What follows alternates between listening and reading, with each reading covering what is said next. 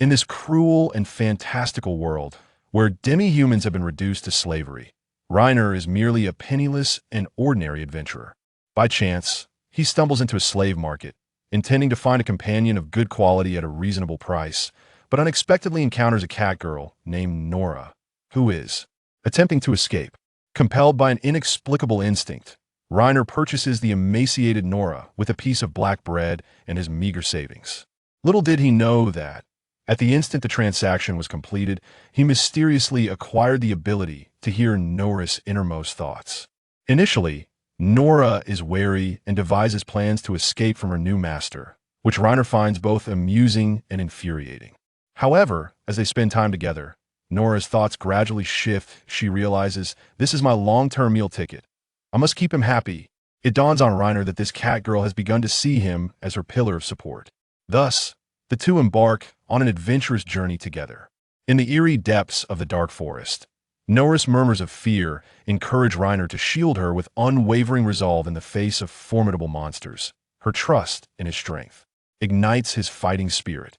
Through her thoughts, Reiner learns of the hidden histories of the demihumans and the injustices they face in this world. He vows to free Nora from the shackles of oppression, allowing her to live freely. Amidst their laughter, quarrels, and perilous escapades, their hearts draw closer, marking the beginning of a wondrous tale transcending race and identity. Chapter 1. The Purchase of a Catgirl's Slave Kingdom of Diaster City of Mellowed. This morning, the rain had fallen, leaving the air damp and chilly, with numerous puddles forming on the filthy, muddy roads. A carriage splashed through the alley, drenching a nearby man in muck. Reiner glanced down at the grime on his cloak, muttering an expletive as he continued to stand in the market corner, observing the various besteered girls queuing along the thoroughfare. He found himself in the largest slave market of the city. Those who frequented this place were either wealthy merchants, pampered nobles, or owners of red light districts, and, like Reiner, adventurers seeking companionship. Just days prior, Reiner's system had unlocked the abilities of appraisal and thought hearing. He had hoped to leverage appraisal to acquire a quality slave at a reasonable price, only to discover that the cheaper slaves were invariably of poor quality. There truly existed no such thing as a good bargain. In this world, a farmer earns approximately 2 gold coins per year. Having traversed into this realm for a year, indulging in food and drink, Reiner had managed to save only a solitary gold coin. He could only afford the most inferior demi-human slaves. Those of slightly better quality required 4 to 5 gold coins. Sighing, he continued to appraise the procession of slaves passing before him. Appraisal complete. 28 slaves, of which 25 are inferior and 3 are ordinary. The quality of demi-human slaves is ranked from low to high in 5 tiers: inferior, ordinary, rare, epic, and legendary. As expected, the majority of this group consisted of inferior slaves, appearing malnourished and skeletal. Reiner's intention in acquiring a slave was twofold: to have a companion in the outside world and a mate at home, and if fortunate, to find one of beauty to share his bed. Clearly, these inferior slaves, barely able to walk, were not within his consideration. Just as Reiner was about to depart in despair, he caught sight of a slave at the end of the line who, seizing the moment when the slave trader was distracted, darted into a narrow alley. She was small and nimble, moving with the grace of a cat. Reiner followed her into the alley. After tracing her footprints for a while, he reached a corner where the marks abruptly vanished. At that moment, a thought echoed in his mind. "Don't come any closer, just let me go." Following the voice, he turned toward a pile of debris nearby. There, the catgirl was hiding. "Don't come closer." As Reiner took a step forward, a shadow lunged from the debris toward him. Instinctively, he kicked the incoming catgirl away. A sharpened wooden spoon fell to the side. She had intended to use it as a weapon against him. Reiner squatted down, picked up the wooden spoon, and poked it gently at her cat ears. "Are you all right?" As he gazed at the catgirl slave before him, lines of text appeared in his vision. Appraisal complete. Current slave quality, epic. Reiner's interest peaked, and the information about the catgirl unfolded before him. Name: Nora. Hill. Age: 18. Gender: female. Race: cat type. Demihuman. Current status: malnourished, weak, dizzy. Attribute details: strength, D. Endurance, D. Agility. S. Perception, S. Spirit, D intelligence, B measurements, 62, 45, 70 currently affected by malnutrition. Reiner's eyes widened. Her agility and perceptual attributes were truly extraordinary. There was potential for growth in her measurements. He had indeed stumbled upon a rare find. Continuing to poke her with a wooden stick, he called out in fluent demi-human language, "Wake up, it's not time for sleeping." After a few moments, Nora opened her eyes groggily. Upon seeing Reiner, she instinctively recoiled, revealing her sharp teeth. Hiss! Her body trembled, clearly frightened. "Let me go. I beg you." Reiner slowly extended his hand, forcing a smile he hoped conveyed kindness, and began to persuade her. "I am not a bad person. Would you like to come with me? I can help you." Nora hesitated, shaking off the mud and water from her body, yet her gaze remained vigilant. "Do you speak Divant language?" Divant language, also known as demi-human language, was one of many tongues Reiner had acquired through the system upon his arrival, encompassing languages of elves, demons, and beast folk. Theoretically, he was proficient in the various languages of this world. Nora's eyes fixated on Reiner, though she did not speak, her mind raced. "He cannot be helping me for no reason, but I have no other choices." Reiner mused to himself that this was hardly a revelation. There is no such thing as a free lunch. He was likely coveting her talents. After all, having strength attributes was quite rare, even among slaves valued at several gold coins. Before he could finish his thoughts, footsteps echoed from behind. The slave trader, accompanied by a guard wielding a whip, approached. It seemed he had missed his opportunity for a free acquisition. Seeing the whip, Nora instinctively shielded her head. "Don't hit me, don't hit me." The guard raised his hand, ready to strike. "You wretched creature, dare to run away. You'll learn your lesson." Reiner hastily intervened, gesturing toward Nora and tossing his pouch of coins. "He'll buy this slave." The slave trader scrutinized Reiner, then glanced down at the pouch, likely counting the coins. He then smirked cunningly. "Not enough money. How much do you require?" A cat-type demi-human is a natural beauty, highly sought after among nobles. Furthermore, she is a virgin. Untouched, I require at least 1 diaster gold coin, plus 3 silver coins. This pouch contains, at most, a single gold coin's worth. Upon hearing this, Reiner retrieved another cloth pouch from his waist and tossed it directly. Inside is a slime magic core, redeemable for 2 silver coins at the adventurer's guild. Seeing the slave trader in contemplation, Reiner added, "Considering her emaciated state and the fact that she nearly attacked me, please sell her to me. I shall frequently purchase slaves from you in the future. Let us be friends. Deal." The slave trader secured his belongings and turned to leave. "Follow me. This slave needs to be branded with a contract mark." Contract mark? Once branded, she would be bound to serve Reiner for life, rendered nearly incapable of resistance. Should Reiner suddenly perish, she would succumb to despair and die as well.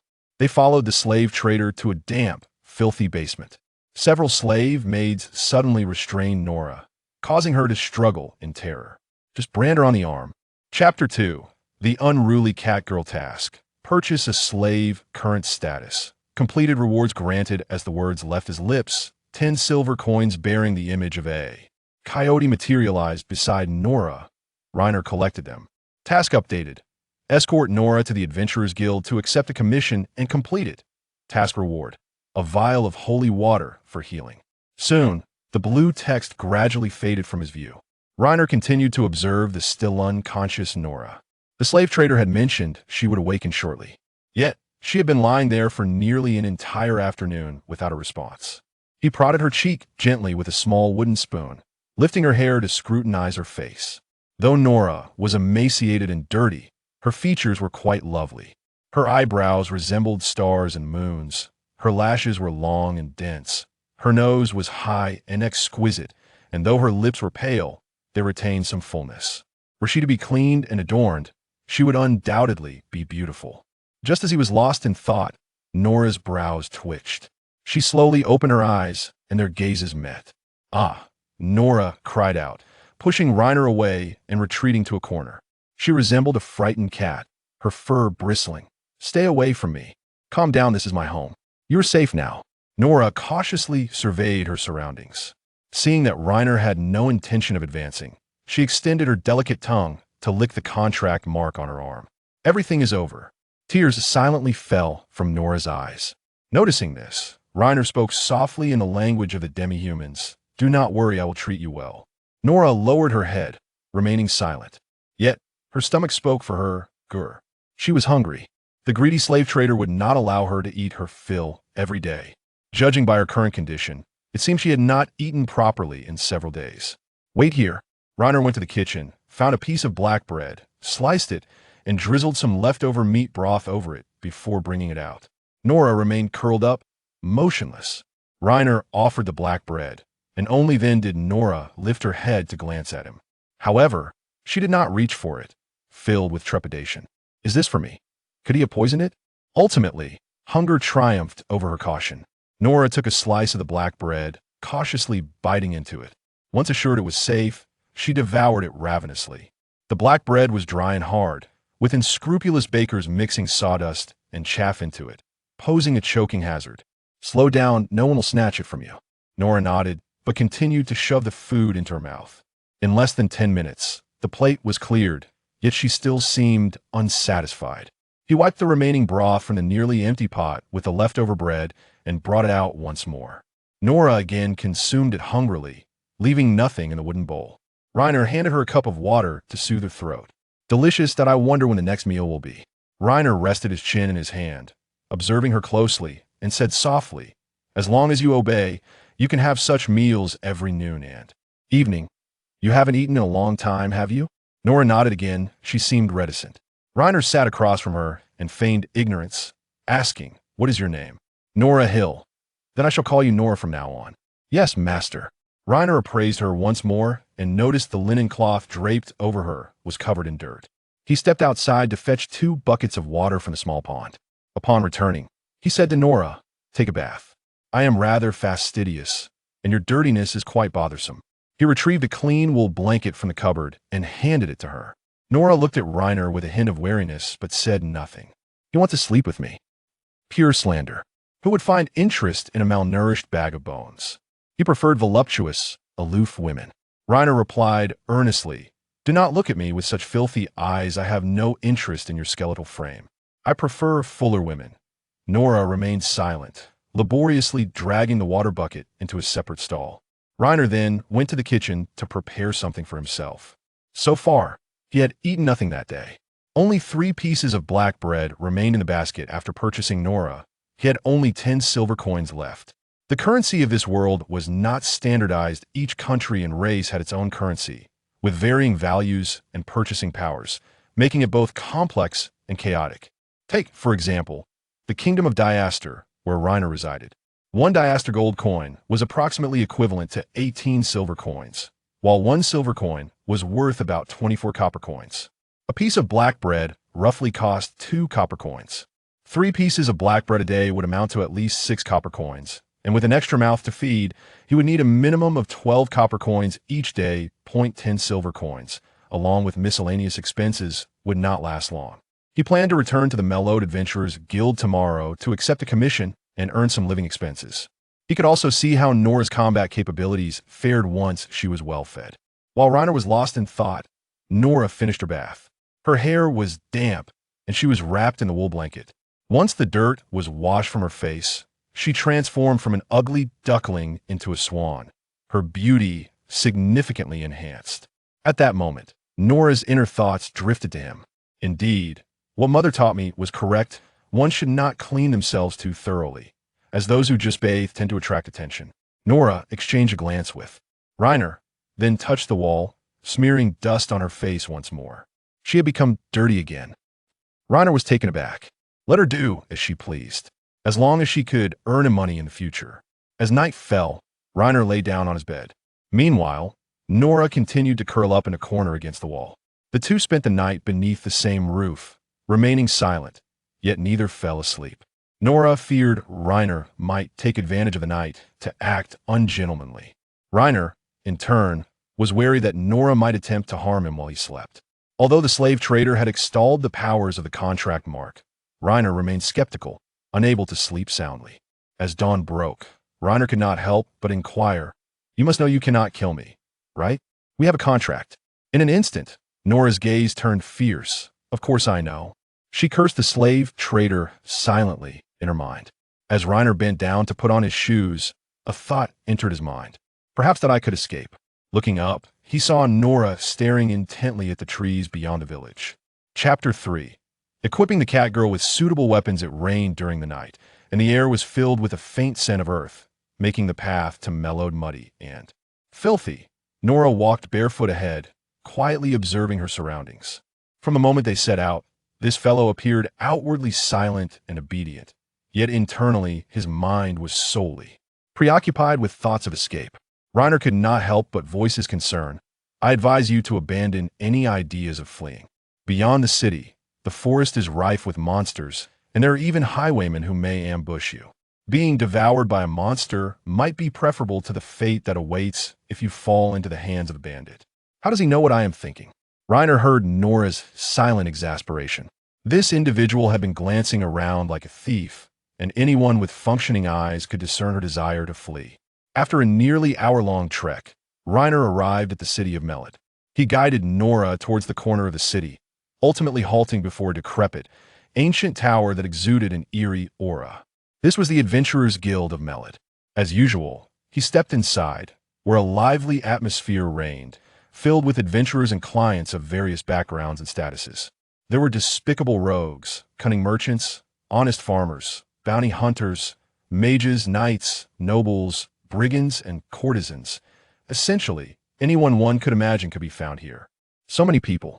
Nora closely followed Reiner, clearly uncomfortable in crowded spaces.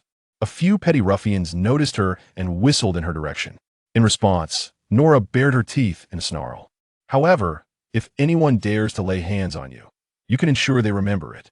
This world was characterized by its rough-and-tumble nature, with an abundance of scoundrels and beasts.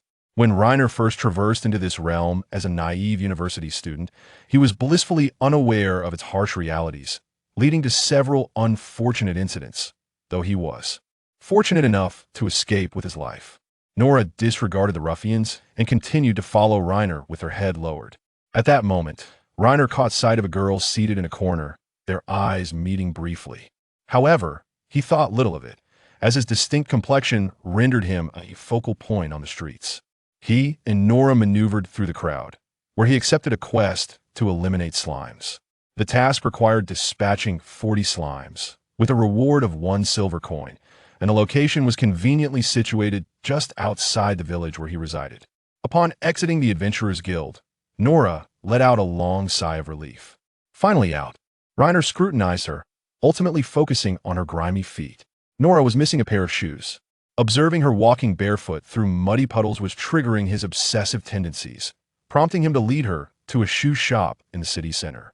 After reluctantly measuring her foot size, the cobbler suggested a few common styles, though most were rather unattractive. After much deliberation, Reiner spotted a pair of short boots that somewhat aligned with his aesthetic, though their exquisite craftsmanship and decorative gems indicated they were certainly not inexpensive. Inquiring about the price, he learned that these boots cost 15 silver coins. Currently, he was financially strapped, and purchasing them would have to wait. The immediate concern was equipping Nora. With that in mind, he purchased a pair of inexpensive straw sandals for her, spending a total of 20 copper coins. Nora looked down at the sandals and softly murmured, "Thank you." Reiner then guided her to a nearby weapon shop, knowing she lacked a suitable weapon. The old blacksmith, reeking of alcohol, approached them as customers. However, upon hearing Reiner was buying weapons for a demi-human slave, the blacksmith's demeanor darkened. He pointed to a pile of rusted scrap in the corner and flatly stated, "Weapons for demi-humans are over there." Reiner glanced at the assortment. The assorted weapons were all rusted, and he had no interest in such rubbish. Ignoring the blacksmith's words, he said to Nora, "Choose a weapon that suits you." Nora nodded and walked directly to a shelf brimming with daggers. In less than 5 seconds, she selected a short, sword-shaped dagger, asking, "Is this one all right? Are you sure?" Reiner countered, eye in his eyes. A dagger was the most inferior of weapons. Short and lacking in damage, it might suffice against humans, but against skeletons and slimes, it was utterly useless. Reiner wielded a mace, which could subdue both humans and monsters alike with a single, well-aimed strike. Requiring little practice, just a forceful swing would suffice, relying on sheer strength to achieve remarkable results. However, Upon examining Nora's attributes, he noted her exceptional agility, while her strength and endurance were rather average. Thus, a lightweight weapon like a dagger would indeed suit her well. Nora nodded vigorously at that moment. The blacksmith approached them, irritation evident on his face as he added, "Do not let the demi-human touch my—" Reiner interjected, "How much for this dagger?" The blacksmith furrowed his brow. 6 silver coins. Reiner pulled out the silver coins from his pocket and placed them on the counter, declaring, "This dagger is mine now." He then turned to Nora and inquired, "Is there anything else you need?" Nora surveyed her surroundings, her gaze settling on a set of sharp throwing knives. She merely gazed at them, not voicing her desire. This could be useful. 6 knives, 3 silver coins. Reiner handed over the remaining coins and exited the shop with their acquisitions. The 10 silver coins earned from the previous day's quest had nearly been depleted, leaving him with a paltry 4 copper coins, just enough to buy 2 pieces of black bread for lunch. Reiner glanced at Nora, noticing her timidity.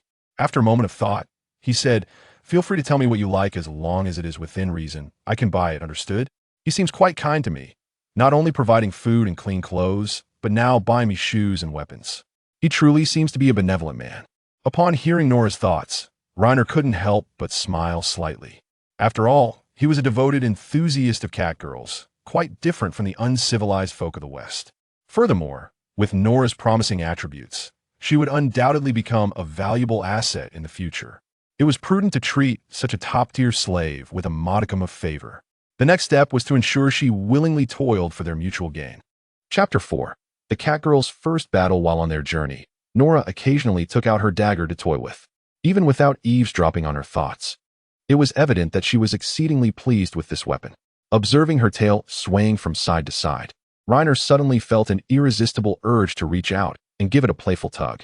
Nora, sensing Reiner's gaze, turned to hide her tail behind her, inwardly grumbling, "Why does he always stare at my tail?" Reiner, feeling embarrassed, cleared his throat twice and hastily turned to climb the wooden ladder up to the protective wooden wall of the village. Glancing outside, he could vaguely see several pulsating green slimes in the dense forest, seemingly drawing closer to the village.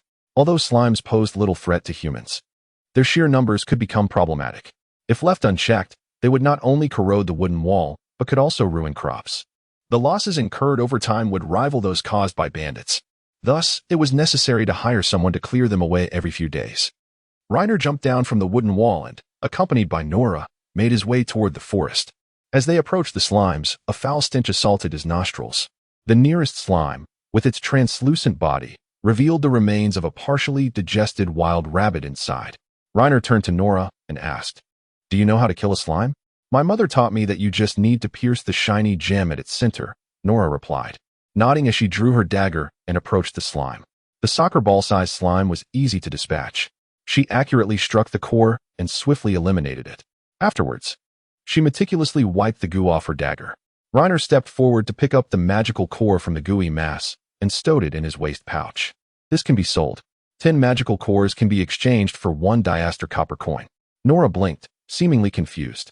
"What does that mean? What is a copper coin?" "In our world, we generally trade goods like food, animal hides, or bones," Reiner explained. The barter system made sense, considering the absence of a monetary concept. He waved the magical core in front of Nora before pointing to the black bread hanging at his waist. 20 of these gems can be traded for a piece of black bread. Nora's eyes lit up with understanding, and she nodded eagerly before returning to her task of slaying slimes. With her as a companion, their efficiency in defeating slimes doubled. Reiner felt confident that he had made the right choice. In the future, once he had money, he would certainly purchase more slaves, thus significantly increasing his earning potential. Perhaps within a few years, he could attain a comfortable life in this otherworldly realm. The process of exterminating slimes was somewhat monotonous, yet the two soon filled a bag with magical cores. After counting carefully, Reiner found only 36 cores, 4 short of their goal. It seemed they would have to venture deeper into the forest, a territory rife with bandits and brigands, where they might even encounter goblins. Typically, Reiner avoided such depths.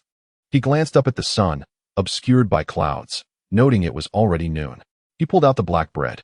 "All right." Nora stowed her dagger and watched hungrily as Reiner held the bread, swallowing hard.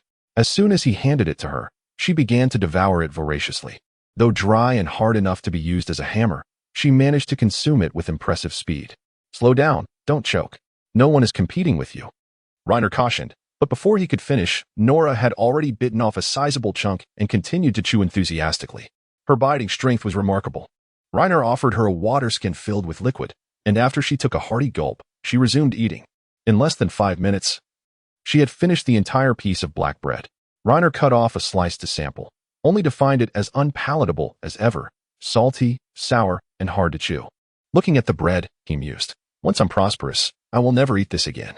Nora, puzzled, asked, "Then what will you eat?" "White bread." Nora paused, her eyes wide. "What is white bread?" "It's a finer bread, lighter in color, more nutritious, and crafted without bran or with shavings. It often includes eggs and milk, yielding a soft texture that is infinitely more delectable than this black bread. If you spread sweet jam on it, it becomes even better." Before he could finish, Nora's thoughts echoed in his mind. "I can't understand, but it must taste wonderful. How I wish I could try it." Her mouth watered at the thought. This reaction was understandable. The slave traders likely fed her nothing but scraps or slop to extract more money from her. Only those slaves deemed useful or attractive would be afforded better food. "Wipe your mouth and work hard. Once we earn money, I'll buy you white bread," he encouraged. Nora's eyes sparkled with excitement, and she nodded vigorously. The allure of white bread was evidently great. However, the price difference between the two types of bread was significant. A piece of black bread, about the size of a face, cost 2 copper coins, while a piece of white bread, the size of a palm, required 20 copper coins. A farmer's annual income was roughly 2 gold coins, which meant they could purchase about 43 pieces of white bread. The vast majority of commoners could hardly afford such an exorbitant price, leaving it accessible only to nobles or wealthy merchants. Yet, seeing Nora so eager, Reiner decided that after completing their quest, he would treat her to a piece of white bread to satisfy her curiosity. He broke off half of his black bread and handed it to her. "Here, eat up. You're too thin. You need to gain some strength." Nora looked momentarily taken aback, but carefully accepted the black bread. As she ate, she stole glances at Reiner. He was different from others. He treated her kindly. "Master, there's a slime over there," she mumbled with her mouth full, placing half of the bread into her pouch. Following her pointed direction, Reiner indeed spotted a bouncing slime. Nora's perceptive abilities were remarkable. She could hear the sound of the slime from such a distance. With a decisive swing, Reiner dispatched the slime and collected the magical core, delving deeper into the forest. Before long, he had completed the task of defeating 40 slimes. Shaking the bag filled with magical cores, he heard a delightful jingling sound. Just then, a voice from the system echoed in his ears. Chapter 5. Not bad. Rewarding the catgirl with white bread. Task: take Nora to the Adventurers Guild to accept and complete a quest. Current status: completed. Reward issued. As soon as the words faded, a small vial of transparent, holy water appeared in Reiner's palm. He had never heard of holy water before and was unaware of its effects. Task update: buy Nora a piece of white bread. Task reward: a small jar of jam. Reiner was already inclined to do so. Completing a task would yield a silver coin, and earning more was not a problem. He patted Nora on the shoulder, preparing to speak when he heard her voice in his mind. "Something feels off. Master, we are being targeted by bandits." Nora slightly crouched, reaching for her pouch at her waist. No sooner had she spoken than an arrow shot toward her. She was unable to evade it, and the arrow pierced deeply into her right arm. 2 more arrows flew their way. One missed, while the other was deflected by Reiner's wooden shield. Nora, gritting her teeth against the pain, hurled 3 throwing knives into the thicket from where the arrows had come. A cry of anguish echoed from the brush. Simultaneously, 4 masked bandits clad in leather armor and wielding short daggers leaped from the surrounding foliage. Nora perked up her ears and quickly threw her remaining 3 throwing knives, instantly downing one of the assailants. 3 remaining figures rushed forward, brandishing daggers and roaring with ferocity. One flanked behind to confront Nora, while the other 2 advanced towards Reiner. Over the course of the past year, Reiner had encountered numerous dangers and had grown adept at dealing with bandits. He seized the moment to block a strike with his shield, then swiftly swung his hammer towards the assailant's knee, incapacitating him. Another bandit attempted a sneak attack, but Reiner leaned back just in time to evade the incoming dagger, retaliating with a blow that splattered brain matter. Turning around, he found Nora had been knocked to the ground. With a powerful swing, Reiner sent the bandit who was pinning her away. Unfortunately, it was too late. A dagger was embedded in Nora's chest, blood gushing forth. She gazed at Reiner with evident anguish before losing consciousness within moments. Reiner hastily retrieved the healing holy water he had just acquired. Item name: holy water. Usage: pour it onto the wound for rapid healing. Note: cannot be used on deceased beings. Without hesitation, Reiner pulled out the dagger and lifted the woolen blanket covering Nora. Her chest was tightly bound with strips of cloth. With no time to untie them slowly, he resorted to slicing them apart with his dagger. He then poured the holy water into the wound. Miraculously, flesh and blood began to regenerate, and within mere seconds, the wound was completely healed, albeit leaving a faint scar. Confident she was out of danger, Reiner draped the woolen blanket over her and patiently waited nearby. A few minutes later, Nora stirred awake. She lifted the blanket covering her and looked at the wound, her eyes wide with astonishment. "How is this possible? I was so close to death," Reiner inquired. "How do you feel?" Although Nora was bewildered by the situation, she instinctively covered her chest and said, "Thank you, master." She then glanced at the arrow lodged in her right arm and attempted to pull it out. With that, Reiner stood and searched the bodies of the bandits. He discovered 3 hunting bows and 5 somewhat rusty daggers. After finding no money, he stripped them of their possessions. Their fur garments would fetch a decent price. The location of their encounter was not far from the village, and 20 minutes later, Reiner returned home. He placed the items down and retrieved a roll of bandages from a wooden box. First, he wrapped Nora's arm several times to apply pressure and stop the bleeding. He then carefully snapped the arrowhead before finally removing the projectile. Fortunately, the blood loss was minimal. "Bear with it," he said as he rinsed her arm with clean water, then applied a bit of strong alcohol for sterilization. Nora grimaced in pain, her sharp fingernails leaving scratches on the wooden table. While comforting her, Reiner took some plant ash and applied it before wrapping the area with several layers of bandage. "All right, try not to move your right arm for the next few days. I will change the bandage daily to check for any signs of infection." Nora nodded and softly murmured her thanks. Simultaneously, her heartfelt thoughts drifted into Reiner's ears. "I am fortunate to have been purchased by such a kind-hearted person." Reiner instructed her to rest at home while he ventured into the village to sell the spoils acquired from the bandits. Ultimately, he sold the hunting bows to the local hunter, the fur garments to a villager engaged in farm work, and the rusty daggers to the village blacksmith. Due to the impending winter, many villagers were seeking additional clothing, and he received a satisfactory price for the fur garments, totaling 4 silver coins. Upon returning home while it was still early, Reiner took Nora toward the city. He first visited the Adventurers Guild to redeem his rewards. He still had 5 silver coins and 4 copper coins remaining. Next, he stopped by the bakery to buy 2 loaves of white bread, which Nora had longed for, along with 10 loaves of the cheaper black bread they usually consumed. This left him with just 3 silver coins. Reiner sighed softly. How impoverished. Nora's mouth was nearly watering. "Can I just have a taste?" Yet she remained silent. Reiner glanced at her with a mischievous smile. "You must be hungry. Come over and have some bread." Meanwhile, the quest updated. Quest: buy a loaf of white bread for Nora. Current status: completed. Reward dispensed. No sooner had he spoken than a jar of deep red jam appeared in his hands. Quest update: head to the Dawn Forest north of Mellet. Quest reward: 5 silver coins. Reiner paused for a moment. The Dawn Forest was located just north of Mellet, not too far away. He wondered what the purpose of going there could be. Though perplexed, he resolved to undertake the task once Nora's arm had healed, adhering to his principle of completing quests rather than letting them accumulate. Coming back to the present, Reiner noticed Nora had not yet approached, so he repeated his invitation. Nora hesitated, then incredulously pointed at herself. "Me?" Reiner sliced the loaf of white bread and spread a thick layer of jam on it. "Indeed, I promised you. I am quite pleased with your performance today. This is your reward." Nora hurried over, receiving the bread with both hands, her expression serious as she gazed at it. Her gravity mirrored that of a devout believer in a church, reverently observing their deity. "Little cat, you may enjoy the delicious white bread." Nora nodded and opened her mouth to take a bite, savoring it. Moments later, tears streamed down her cheeks as she exclaimed, "It's so delicious." Chapter 6. The numerous events that could occur with a catgirl over 10 years in the days following, due to her injured right arm. Reiner primarily engaged in slaying slimes around the village. Through their interactions, he sensed that Nora was a girl with a cool exterior but a warm heart. Though she spoke little, her inner curiosity about the unknown was quite lively. Most importantly, she no longer harbored thoughts of escape. Nora, expressionless, stated, "My family is gone. My father was bitten by a monster while hunting, and my mother fell off a cliff while gathering herbs not long ago. Just as Reiner pondered her calm demeanor, Nora shed a few tears.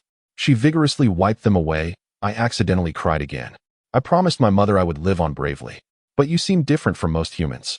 You are polite and treat me well. Reiner nodded, offering reassurance. It's all right. From now on, I will treat you well. As long as I have food to eat. You shall never go hungry. After a moment of silence, Nora cautiously asked, Master, can I buy my freedom? Buy your freedom? Reiner chuckled and nodded. Of course. But it will require quite a sum. How much? Let me calculate. Reiner picked up a small stone from the ground and pretended to tally up on the wall. The cost of purchasing you, accommodation and food expenses, the holy water for healing, clothing, and weapons. After a theatrical pause, Reiner declared earnestly, as a friend. If you manage to earn me 20 diaster coins, I shall grant you your freedom. Should Nora truly manage to procure such an amount, he would immediately set her free and then head to the slave market to select a new slave. Nora tilted her head slightly, puzzled. How much is 20 coins? Reiner continued his calculations. 1 coin is roughly equivalent to 432 copper coins, so 20 coins would amount to 8640. That is about 300 loaves of black bread. Nora blinked in confusion and asked, and how much is that? Reiner slapped his forehead. This world did not offer 9 years of compulsory education. The literacy rate was likely below 5%, and those who could do arithmetic were probably less than 1%. Reiner frequently encountered vendors in the market miscalculating prices. For instance, the price of a loaf of black bread was clearly 2 copper coins. When he purchased 10 loaves, the expected cost was 20 copper coins. Yet he often found himself being charged 22. Even the cultural level of humanity has sunk so low, let alone the lifestyle of the subhumans who resemble primitive man. Reiner made a rough analogy. The half of a village could be filled with black bread, and that would be about right. Nora's eyes widened. So much? Reiner nodded, then added with a touch of persuasion. If you save for 10 or 8 years, you will surely be able to repay it. That's not too long. I will work hard for you, and when the time comes, you must keep your word. Nora spoke earnestly. I promise to keep my word. As long as you are willing to leave, I will never hold you back. Reiner nodded. To be honest, the likelihood of her wanting to leave might be even greater by then. After all, for subhumans, this world is fraught with turmoil. Who would want to leave when there is a stable source of sustenance and a certain degree of freedom? Reiner then asked, if you truly gained your freedom, where would you wish to go? Nora pondered for a moment, looking up at Reiner without speaking, yet her unvoiced thoughts drifted to him. I have heard there is a forest to the north of this city, suitable for our habitation, lush with water and grass, a wonderful place to live. If one day I regain my freedom, I must go there. Reiner was momentarily taken aback. Was that not the Forest of Dawn? His next task location was precisely there. He could conveniently take Nora to see it while completing his mission. However, the kind of place that Nora envisioned likely did not exist. Although the forest was expansive, reportedly covering hundreds of square kilometers, it was still too close to the city. If subhumans truly existed there, it would undoubtedly become a popular hunting ground for slave traders. If Reiner were a subhuman seeking a safe place to settle, he would certainly venture far from the city, into desolate areas, rather than remain so near. Nora remained unaware that her innermost thoughts had been completely overheard by Reiner. She apologetically said, I'm sorry, Master, I cannot tell you. Reiner chuckled. There is a forest to the north of the city, particularly beautiful in the early morning, and many subhumans reside there. You wouldn't want to go there, would you? Nora froze, looking at Reiner in disbelief. How did he know? It was impossible. After a moment of internal conflict, she could no longer resist asking, Master, have you been there? No, I heard someone mention it by chance. The locals have even given it a lovely name, the Forest of Dawn, Reiner replied with a smile. Nora softly acknowledged, then pretended to act nonchalantly as she stood up to stretch her arms. Don't move around. It will affect your healing, Reiner couldn't help but advise. He unwrapped the bandage to take a look. The spot where the arrow had pierced was now merely a dimpled wound resembling a dimple. Movement did not seem to be hindered at all. One must admit, the recovery ability of subhumans is several levels superior to that of humans.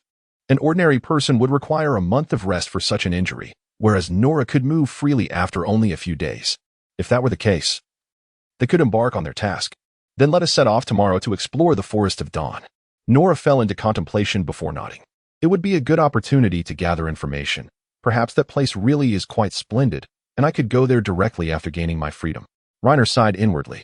Even if she truly gained her freedom, it would likely be 10 years down the line. The information available now may no longer be accurate by then, rendering it of little reference value. Reiner gazed at her lively, adorable cat ears, suddenly feeling an impulse to touch them. After a moment's thought, he couldn't help but say, "I want to touch your ears." Nora blinked in surprise, covering her beast ears with her hands and shaking her head in strong refusal. "Why would you want to touch my ears? No way. What about your tail then?" Her fluffy, agile tail must feel delightful to the touch. Nora shook her head even more vigorously, instinctively shifting away, her gaze growing increasingly wary. "Absolutely not." Nora lowered her head slightly, speaking earnestly. "I promise to work hard to earn money, so please do not harbor any strange thoughts towards me. I beg you." Reiner narrowed his eyes at her. This catgirl is rather intriguing. Chapter 7. The catgirl endures embarrassment, willing to have her ears touched before heading to the Forest of Dawn. Reiner purchased a set of throwing knives for Nora in the city. He had learned that the road leading to the Forest of Dawn was currently plagued by banditry, and a group of goblins had emerged from somewhere in the forest, making it quite unsafe. They might encounter danger on this journey. However, fortune favored them. After a day's travel, they had not encountered the rumored bandits. Moreover, fresh hoof prints were frequently visible along the way, indicating that the road was often traveled. Nora walked ahead alone, occasionally casting furtive glances at Reiner, her eyes resembling those of a startled mouse. "He wants to touch my ears. I must be cautious." Reiner was momentarily at a loss for words, unable to resist saying, "Come here. I will not touch your ears anymore." Nora hurriedly approached his side, defending herself. "I am merely scouting ahead. My senses are keen, making me suitable for this task." Reiner replied earnestly, "There are only the two of us. Scouting is of little significance. We are about to enter the forest. Just stay close to me." Nora softly acquiesced and obediently followed him. The trees ahead grew denser, and the dirt path they walked upon came to an end, giving way to vast expanses of pine trees. They had now surely entered the Forest of Dawn. Perhaps due to the evening hour, Reiner failed to notice any difference between this scenery and an ordinary forest. Task: proceed to the Forest of Dawn north of Mellowed. Current status: completed. Rewards dispersed. The system eagerly validated Reiner's thoughts. Simultaneously, 5 cold, hard silver coins appeared in the palm of his hand. The scattered earnings from the past few days, minus the cost of Nora's throwing knives, combined with the task reward, now amounted to 8 silver coins in his pocket. With a bit more saving, he could return to the slave market to purchase a slave. Task update: preliminary exploration of the Forest of Dawn. Task reward: 5 silver coins. Reiner sighed as he looked at the updated task. He despised tasks lacking clear standards. Preliminary exploration did not specify how long it would take to complete the task. "What is it?" Nora asked, slightly taken aback, then continued, "It's nothing. I was just wondering if we still need to travel, as it is already dark." Due to the insufficient light, her pupils appeared larger and rounder, making her look exceptionally cute. "Let us find a place to spend the night." Reiner kindled a campfire behind a large rock. After finishing their dinner, they took turns resting. Only in the morning did Reiner fully grasp why this place was called the Forest of Dawn. As golden sunlight broke through the mist and warmed Reiner's body, he felt as though the entire world had become more inviting. With each deep breath, he could savor the fragrance of flowers and earth, refreshing his spirit. He surveyed the landscape. This sunlit forest resembled a tranquil and beautiful painting, with them nestled within its embrace. No wonder Nora spoke of its beauty. In his old age, he too wished to settle in the Forest of Dawn. The rumors held true. This place was indeed splendid. Reiner opened his water skin and took a sip. Nora stood still lost in thought.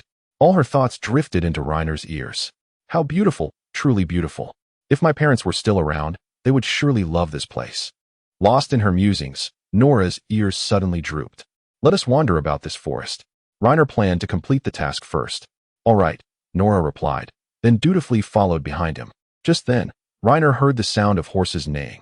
He sought the source of the sound, and then concealed himself within the thicket to observe. Who? Upon hearing the rustling from the bushes, 2 guards drew their swords and stepped forward, blocking the path of the slave trader. Reiner emerged from the underbrush. "Hey, no need to be alarmed. I merely happened to pass by," he said with a smile, attempting to appear friendly. The slave trader's expression soured. "Don't hide in the bushes and scare people. This area is rife with goblins, and everyone is on edge. Be careful not to get hurt." Reiner nodded, glancing at the demi-human slaves tethered to the cart, and inquired, Are there demihumans in this forest? Humph, you didn't know? I thought that news had spread long ago. The slave trader chuckled lightly. But you're too late. Most of the demihumans in this forest have already been captured. If you have nothing else, don't block the way. We're leaving. Rainer stepped aside, watching them depart. At that moment, Nora's inner voice reached Rainer's ears. Beasts. Despicable scum. Nora clenched her fists, glaring furiously at the retreating figure of the slave trader. It was evident that had she been capable, Nora would have struck out. Let us go. Let's wander around a bit, she said, quickly approaching Rainer and cautiously asking, Master, are you going to capture us demihumans for sale too? Rainer shrugged, no. Nora exhaled a sigh of relief, then took Rainer's hand. Losing freedom is already a tragedy. If we are bought by malicious people, that would be utterly hopeless, she said passionately, tears welling in her eyes. Nora seemed momentarily confused, as if she did not fully grasp the implication of his words. Observing her bewilderment, Rainer repeated himself. Embarrassed, Nora pondered for a moment before tightly shutting her eyes. Please touch. If you must, it's just ears. I can handle it. Nora opened her eyes, casting her gaze elsewhere, a flush of shame coloring her cheeks. The two strolled through the dawn forest for a while when suddenly, Rainer's system task updated. Task: Preliminary exploration of the dawn forest current status. Completed rewards have been issued. Rainer's pouch gained 5 silver coins. Ever since he purchased Nora, he felt a surge of fortune. Just as he was reflecting on this, the system's voice chimed in again. Task update. Triggered a hidden task in the dawn forest and completed it. Rainer felt exasperated. Another obscure task. The triggering conditions were not even stated. Was this pure torment? While Rainer was lost in thought, Nora gently tapped his shoulder. Master, it seems someone is in danger. Chapter 8. Capturing a legendary racehorse girl. Hidden task triggered. Rescue the endangered demi-human girl. Task reward. A vial of holy water for healing. Nora led the way, and soon Rainer arrived at the source of the commotion. It was a black-haired demi-human, battered and bruised, wielding a dagger against 4 goblins clad in leather armor. She bore severe wounds on her legs, as if something had pierced through, and was clearly at a disadvantage. Surrounding her lay several goblin corpses. Rainer observed from the bushes for a while but could not discern her species. She appeared to possess long limbs, exuding strength and ferocity. From her ears, she resembled a cow or horse. It was only when her ponytail emerged that Rainer confirmed she was indeed a horse. As Rainer continued to watch, the Beast King girl began to falter. Stay back. Go away, she cried, brandishing her dagger with a quavering voice. In the next moment, a goblin lunged forward with a spear, knocking her dagger from her grasp. Seeing the situation grow dire, Rainer resolved not to remain a mere spectator any longer. He signaled to Nora, who sprang up and hurled a throwing knife at one of the goblins. 2 knives were deflected by the leather armor, while one found its mark, piercing the gap between the helmet and the armor, ending the goblin's life. Hidden task completed. Rewards issued. Task update. Decide the fate of the demi-human girl. Kill, release, or enslave. Note, different choices will have profound impacts on the task line. Task reward. Unknown. Different choices yield different rewards. Rainer tucked the holy water into his pocket. A new task with choices? In this scenario, he would certainly try to recruit her. If that was not possible, he would release her, depending on the situation. Nora hurried over to support the injured demi-human girl, asking with concern, How are you? Are you hurt? I'm fine. I just need to rest for a bit, the demi-human girl gasped, catching a glimpse of Rainer. Startled, she picked up her dagger, pointing it at him with trembling hands. Don't come any closer. Then she pressed the dagger against her own neck, threatening, Don't force me. Nora quickly restrained the dagger, hesitating for a moment before saying, He is a good person. Don't be afraid. Rainer halted, reiterating, I'm here to help you. Please calm down. The demi-human girl blinked in disbelief, her eyes wide with astonishment. You actually speak Divantian. Rainer nodded. Tears welled in her eyes as she lamented, Why do you treat us this way? We just want to survive. She rambled on, while Rainer was left perplexed. Once she finished venting, Rainer countered, I'm not a slave trader. What you say to me is of no use. Simultaneously, he used his appraisal skill on the demi-human girl. Name, Martina Shelley. Age, 19. Gender, female. Species, demi-human horse type. Current status, severely injured, bleeding. Starving. Talent details: strength, endurance, agility, perception, spirit, intelligence. Measurements, 86, 50, 89. Her talents appeared even more formidable than Nora's. If trained as a warrior, She would undoubtedly become a veritable bulldozer within the team. Appraisal completed. Current slave quality, legendary. Legendary? Jackpot. Moreover, her physique surpassed even that of Nora S. Judging by appearance, she seemed to be of exceptional quality. Such a top-tier demi-human was not someone Rainer could afford to let slip away. He must ensure she became part of his entourage.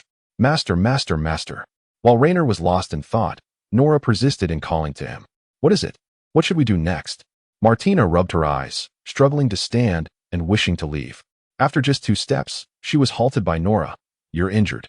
The green-skinned creatures will follow the scent of your blood. You can't escape now. There are many slave traders outside the forest. If you go out, you'll be captured and suffer worse than death. Martina looked at Nora, her eyes filled with helplessness. I have nowhere to go. Rainer realized it was time for him to take action. How about you come with me? Martina glanced at Rainer, skepticism evident in her voice. Huh, I don't believe humans can be so kind. You must have ulterior motives. She clutched her chest, disdainfully remarking, is it for my body or something else? Certainly. It must be for her body. After all, he had never encountered a demi-human with such remarkable attributes before. Before Rainer could respond, Nora interjected, though I, too, harbor disdain for humans, my master is different. He not only does not mistreat me, but also provides me with delicious food. He has never forced me to do anything against my will. Martina furrowed her brow, incredulous. How can there be such kind-hearted humans? Nora earnestly replied, I swear on my soul. Martina fell silent. Rainer then slowly spoke. Of course, I want to take care of you for free. You will need to contribute your fair share of labor and sign a contract to follow my commands. A contract? Martina asked, puzzled. Nora pointed to the pale circular mark on her arm. This is it. Once imprinted, we cannot resist our master, or we shall face death. Beyond that, there is no difference. In other words, after receiving that mark, even if you regret it, I have no means to do anything about you? Rainer nodded, clarifying, believe it or not, once I have earned enough money, roughly in 10 years, I want to stop you from leaving. Martina fell into deep contemplation, her heart filled with conflict. Humans are the craftiest, but to survive, this is my only path. After a long silence, she finally spoke again. Will you truly set me free then? The money you earn for me could buy 2 of you at the slave market. If that is the case, why would I want to keep you? It would be better to let you go and accumulate some merit. Martina lowered her head and fell silent. Mom and Dad, please bless me. 10 years is too long. 5 years of freedom. Rainer let out a long sigh, ultimately agreeing. He did not wish to miss out on such a capable slave. 5 years would suffice. In this world, filled with malice towards demi-humans, there is hardly any safe place to dwell for long. And so much can happen in 5 years. Rainer readily agreed. Deal. Chapter 9. Contracting with the racehorse girl. Rainer dragged a set of tattered leather armor he had removed from a goblin, intending to take it to the Adventurers Guild to see if he could sell it for some coin. After a day's journey, he finally caught sight of the distant city of Melward. At that moment, a thought echoed in his mind. When can we eat? I'm so hungry. It was not his intention to starve her. It was simply that this girl had an insatiable appetite. She needed at least 2 loaves of black bread at each meal. They had only brought enough food for 3 days. It was now noon, and since morning, they had eaten nothing. The 2 demi-human stomachs were growling. Martina, aware of her voracious appetite, felt somewhat embarrassed to ask, let us wait a bit longer. Once we enter the city, I'll buy you something to eat. Martina nodded silently. Soon, the 3 of them entered the city, where the crowd thickened. Martina's thoughts were swirling in Rainer's mind. There are so many people. I was really foolish to come with him. No, even if I want to run away, I cannot. She blinked and pushed the thoughts aside, taking large bites of the black bread instead. During this time, Rainer sold the leather armor at the Adventurers Guild, but the incomplete, tattered item was hardly worth anything, fetching only 10 copper coins. Rainer sighed as he led the 2 towards the slave market. Before they approached, Martina seemed to sense something and began to struggle. Where are we going? To the slave market, Rainer softly reassured her. Don't worry, I want to sell you. We're just going to sign a contract. Nora turned her head to her, saying, the master won't deceive you. You can rest assured. Martina fell silent again, her mind still racing with thoughts. Entering the slave market, the sight that greeted her filled her with dread. Groups of demi-humans stood on platforms for noble selection. If the slave traders were displeased, they would be whipped mercilessly. In the corners lay dozens of demi-human corpses, crawling with maggots. Martina's composure seemed fragile, trembling in fear. Nora, however, was stronger. She felt no fear upon witnessing the scene and cursed the slave traders in her heart. Don't be afraid, I want to sell you. Martina remained silent, praying silently. Mom and Dad, please bless me. Rainer casually grabbed a slave trader and, after explaining his purpose, was led to the basement. Martina sat on a chair, her hands tightly clutching Nora's thigh, unwilling to let go. The slave trader took a keen interest in her. Where did you buy this slave? She looks promising. With her long, strong limbs, she would be excellent for farming or training as a warrior. Her face is also that of a beauty, if she weren't a mare, and had a slightly smaller stature. A noble would surely pay a handsome price for her. The trader then revealed a lecherous grin. Nora and Martina could not understand the human language. They looked at Rainer anxiously, doubt creeping into their hearts. Nora said, he wouldn't sell us, would he? No, the master promised me. He is a man of his word. Martina thought, it's over. He will definitely sell me. How about you make an offer to sell her to me? If she is a virgin, I could pay even more. Rainer sharply refused. Mind your own business. I will not sell this slave. 5 gold coins. Seeing Rainer frown and about to speak again, the trader hurriedly raised his bid. 8 coins. No more than that. Rainer scoffed. A legendary demi-human could create value far exceeding 8 gold coins. He was not short-sighted. I will not sell her. The slave trader sighed. What a pity. Before leaving Melord, Rainer made a special trip to the bakery to buy several loaves of white bread, intending to win some favor. Martina sat quietly in the corner, watching Rainer. He actually didn't sell me. It seems humans can be both good and bad. No, it's too early to make a judgment. I need to observe further. A slight smile crept onto Rainer's lips as he beckoned the 2 beast-eared girls. Come, let us have dinner. Afterward, we'll wash up, and I will tend to your injured leg. He produced the white bread and jam, and upon seeing this, Nora immediately ran over and settled down at the table. Martina limped over, sniffing the white bread and the jam, and exclaimed sincerely, it smells so good. Rainer spread a layer of jam on the white bread and handed it to Martina. She tentatively took a bite, and upon tasting the deliciousness, she devoured it hungrily. After finishing, she licked the remnants off her lips, tears streaming down her face. Her reaction mirrored that of Nora's at the time, looking particularly pitiable. However, the taste of the white bread was rather ordinary. Don't cry, let us earn money together. I promise you will have white bread at every meal. Martina and Nora nodded in unison. At that moment, the system's voice emerged. Task: deciding the demi-human girl's fate completed. You have chosen to take her as a slave. Task rewards have been issued. Rainer felt several heavy objects in his hand. Looking down, he discovered 3 coins embossed with a dragon design, Dyer's coins. This task reward was unprecedentedly generous. Achievement unlocked: Master of Beast-Eared Girls. Bonus effect: easier to gain the favor and trust of demi-humans. You may check your current achievements at any time. Rainer scratched his chin. This achievement seemed quite favorable. If he encountered another worthy beast-eared girl in the future, perhaps he could more easily win her over. Task updated: clear the goblin nest in the Dawn Forest. Task reward: 10 gold coins. Rainer was momentarily stunned. Such a task of this level would typically require the kingdom to dispatch troops. He was merely a third-rate adventurer. How could he manage this? Just as Rainer lamented the system, Martina, before his eyes, began to unwrap the linen cloth she was wrapped in. Chapter 10. Be obedient and look at your legs. Martina's skin was a wheat color. Her muscular lines were distinct, particularly in her legs, which appeared remarkably firm. Her waist and abdomen were flat and tight, showing no excess fat, with faint outlines of a muscle line visible. She was well proportioned in the front, rounded in the back, embodying the unique beauty of an athletic girl. Just like the aloof senior of the University Athletics Club. However, there is a slight flaw. Both she and Nora prefer to wrap their private areas tightly with cloth strips. Perhaps I should exercise caution, as he seems to be contemplating my physique. Martina bent down to pick up the linen cloth and wrapped it around herself again. Her expression quite complex. Why put it on? You're going to take a bath soon. Afterward, I can check your wounds, he remarked. Oh, Martina reluctantly untied the linen cloth. Sitting with her legs crossed at the table, waiting, Rainer poured the 2 buckets of heated water into the wooden tub, and upon finding the temperature suitable, he beckoned her over. Come, it's time for your bath. Martina slowly approached, peering into the partition. What do you mean? I want to bathe alone, she insisted, shaking her head vigorously.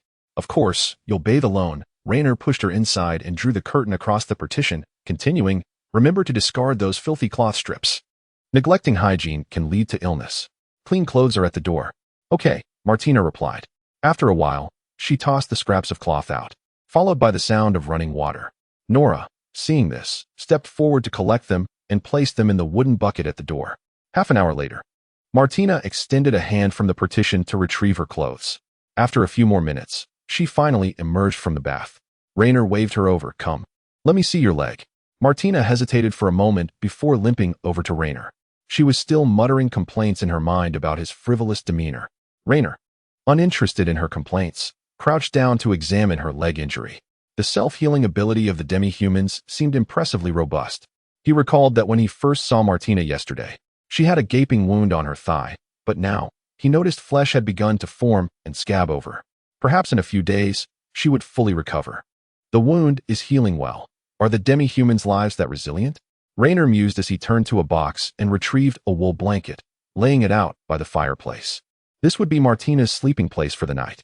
Yes, as long as there is food and water, even severe injuries can heal, Martina nodded. Rainer suddenly felt curious about how such a formidable race could be defeated and enslaved by humans.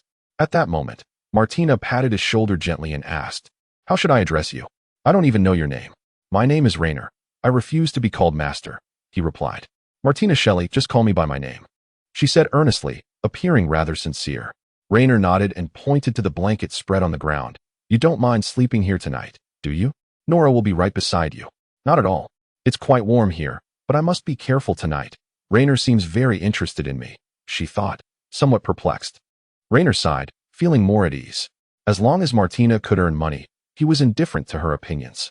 After taking a bath, Rainer lay down on the bed, yearning for a restful sleep after several exhausting days. Just as he was about to drift off, a voice floated into his ears. "Nora, Martina has finally fallen asleep. But it seems the master is also asleep." Rainer's mind filled with questions. What did she intend to do? Perhaps I should wait until tomorrow. Waking the master now wouldn't be considerate, as he must be quite tired. Rainer opened his eyes to find a pair of blue eyes fixed intently on him, reminiscent of a scene from a horror film. "What are you doing awake at this late hour?" Rainer inquired, puzzled. Had it not been for Nora's comment, he would have nearly forgotten. "Come, sit on my bed," he invited, finally relishing the freedom to pet a cat. Nora shook her head, appearing quite wary. "You can only touch my ears.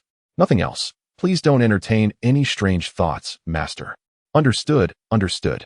You're almost skin and bones. I'm only interested in your ears," he replied. "If that is truly the case, then that is fine. It's just ear rubs," she conceded. "All right then, I'm coming over." Nora moved lightly, turning her back to Rainer as she sat on the bed. Her fluffy black cat ears twitched playfully. Rainer reached out to grasp them, causing Nora to jump in surprise. "Ugh, I really dislike having my ears touched, but the master seems to enjoy it. I suppose I can endure it a bit longer. Don't you like it?" Rainer asked knowingly. He slowed his movements, gently poking the soft fur in her ears. "Thank you for saving me. If you had neglected me back then, I might be dead by now." "No problem. You're working well now. Do you have any particular favorite foods? Having black bread is already quite satisfying. Since you're working for me, I'll take care of your needs. Just tell me what you want to eat." "If only there were meat," Nora replied, and Rainer silently noted her request.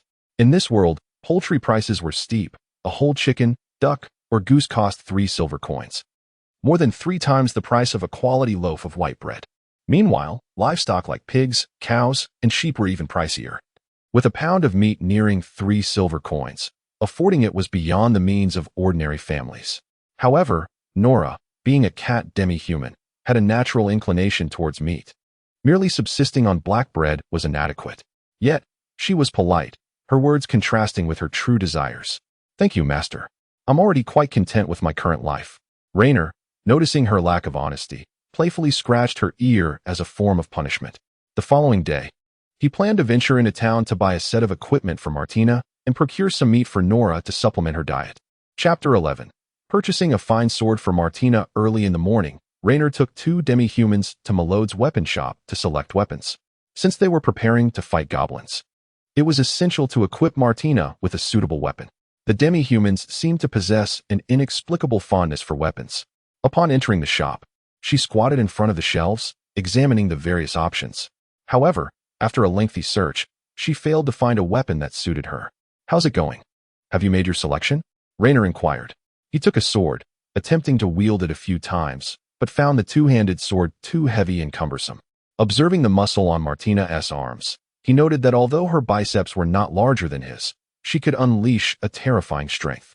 Martina remarked, "If the blade were wider, it would be perfect. Right now, this sword feels too light for me. I desire something heavier and sturdier." Rainer relayed her words to the old blacksmith nearby, who grumbled after glancing at Martina, "Beasts are just beasts, all muscle." Though most people in this world harbored an innate hostility towards demihumans, Rainer felt a twinge of irritation at the blacksmith's casual insults. The old blacksmith retreated to the storeroom, laboriously hauling out a heavy, elongated wooden box. After prying off the wooden top and pushing aside the straw covering it, he revealed a gleaming, brand-new great sword.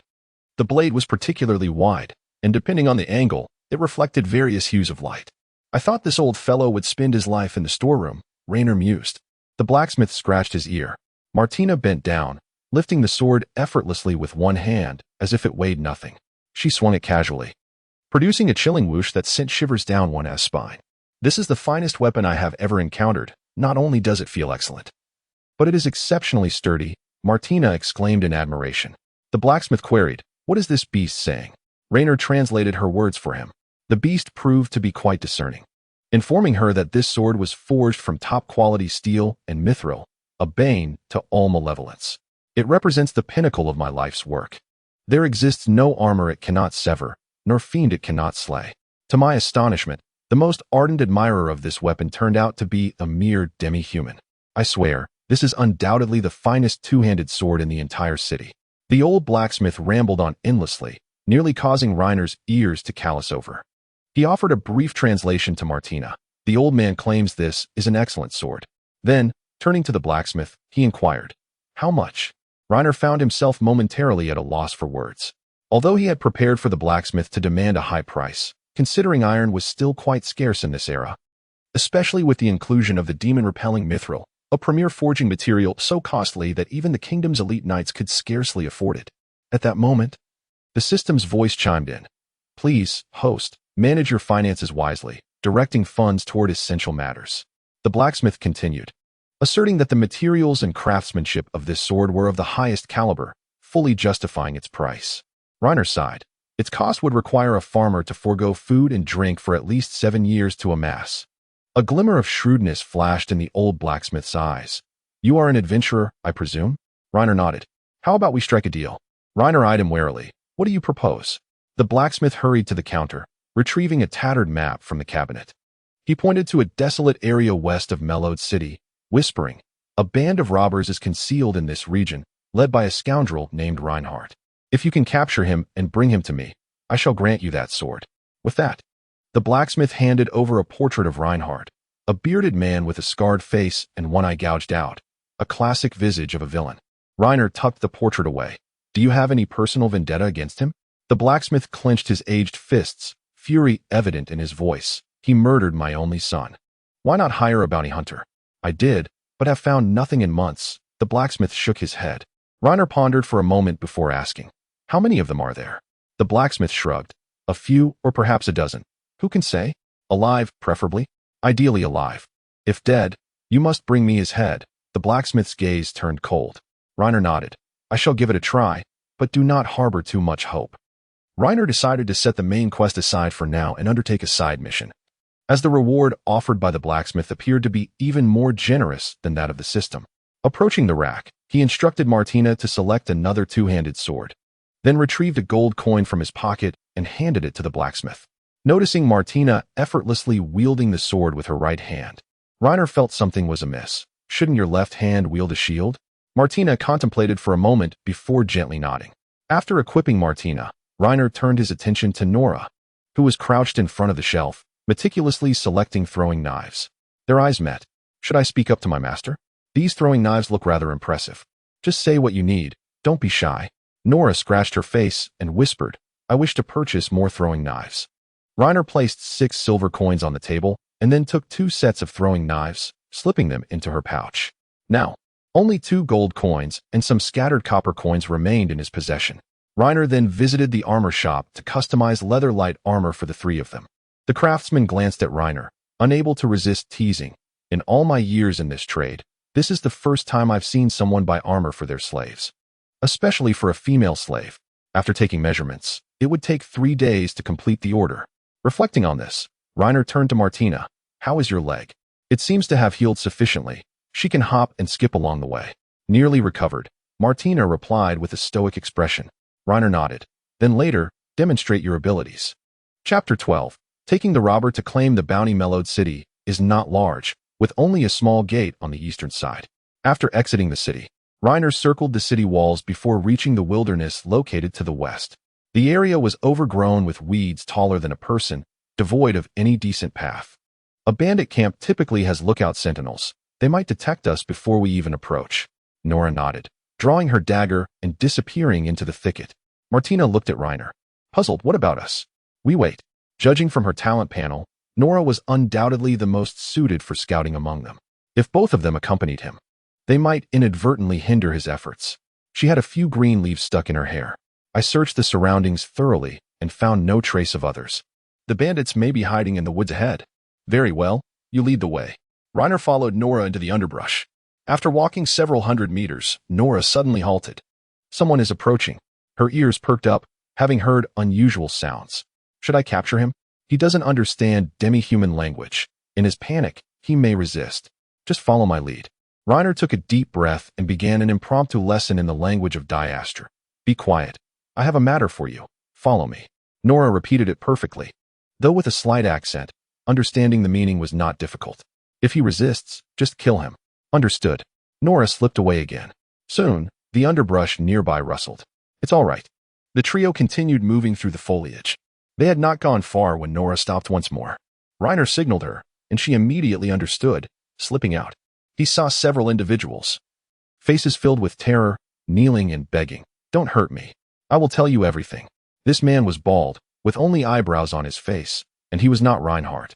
Reiner produced the portrait for him to see. Do you recognize this person? The man glanced at it and exclaimed, Yes. That's our leader. Where is your camp? Seeing the man hesitate, Nora pressed a little harder, her dagger drawing blood from his neck. No. The camp is in the woods ahead. Please let me go. Reiner signaled to Nora. The man instantly had his throat cut. The three continued towards the woods. After walking several hundred more meters, Nora stopped again. Master. I hear their voices. I will scout ahead. You two wait here. Very well. Be cautious. Nora slipped away once more. Were you injured? No, while scouting. I dealt with a lookout. This is his blood. Nora wiped her face with her arm, continuing. I only saw 15 bandits, including the man in the portrait. Reinhardt. Are there other lookouts nearby? Nora shook her head. I only saw one. Reiner took a deep breath, lost in thought. 15 individuals. Facing them head-on would surely lead to defeat. Nora, you will assist us from the shadows. Eliminate as many as you can while we draw their attention in the front. Stay safe. You too. Nora stealthily slipped away, appearing quite furtive. Understood. After waiting for a moment, Reiner suddenly stood and headed toward the woods. It was now evening, and the sky was growing darker. Not long after, Reiner spotted a flicker of firelight through the trees. That must be the camp Nora mentioned. He pressed forward until he saw several bandits gathered around a campfire. Among them was a man, none other than the infamous Leonard, as mentioned by the old blacksmith.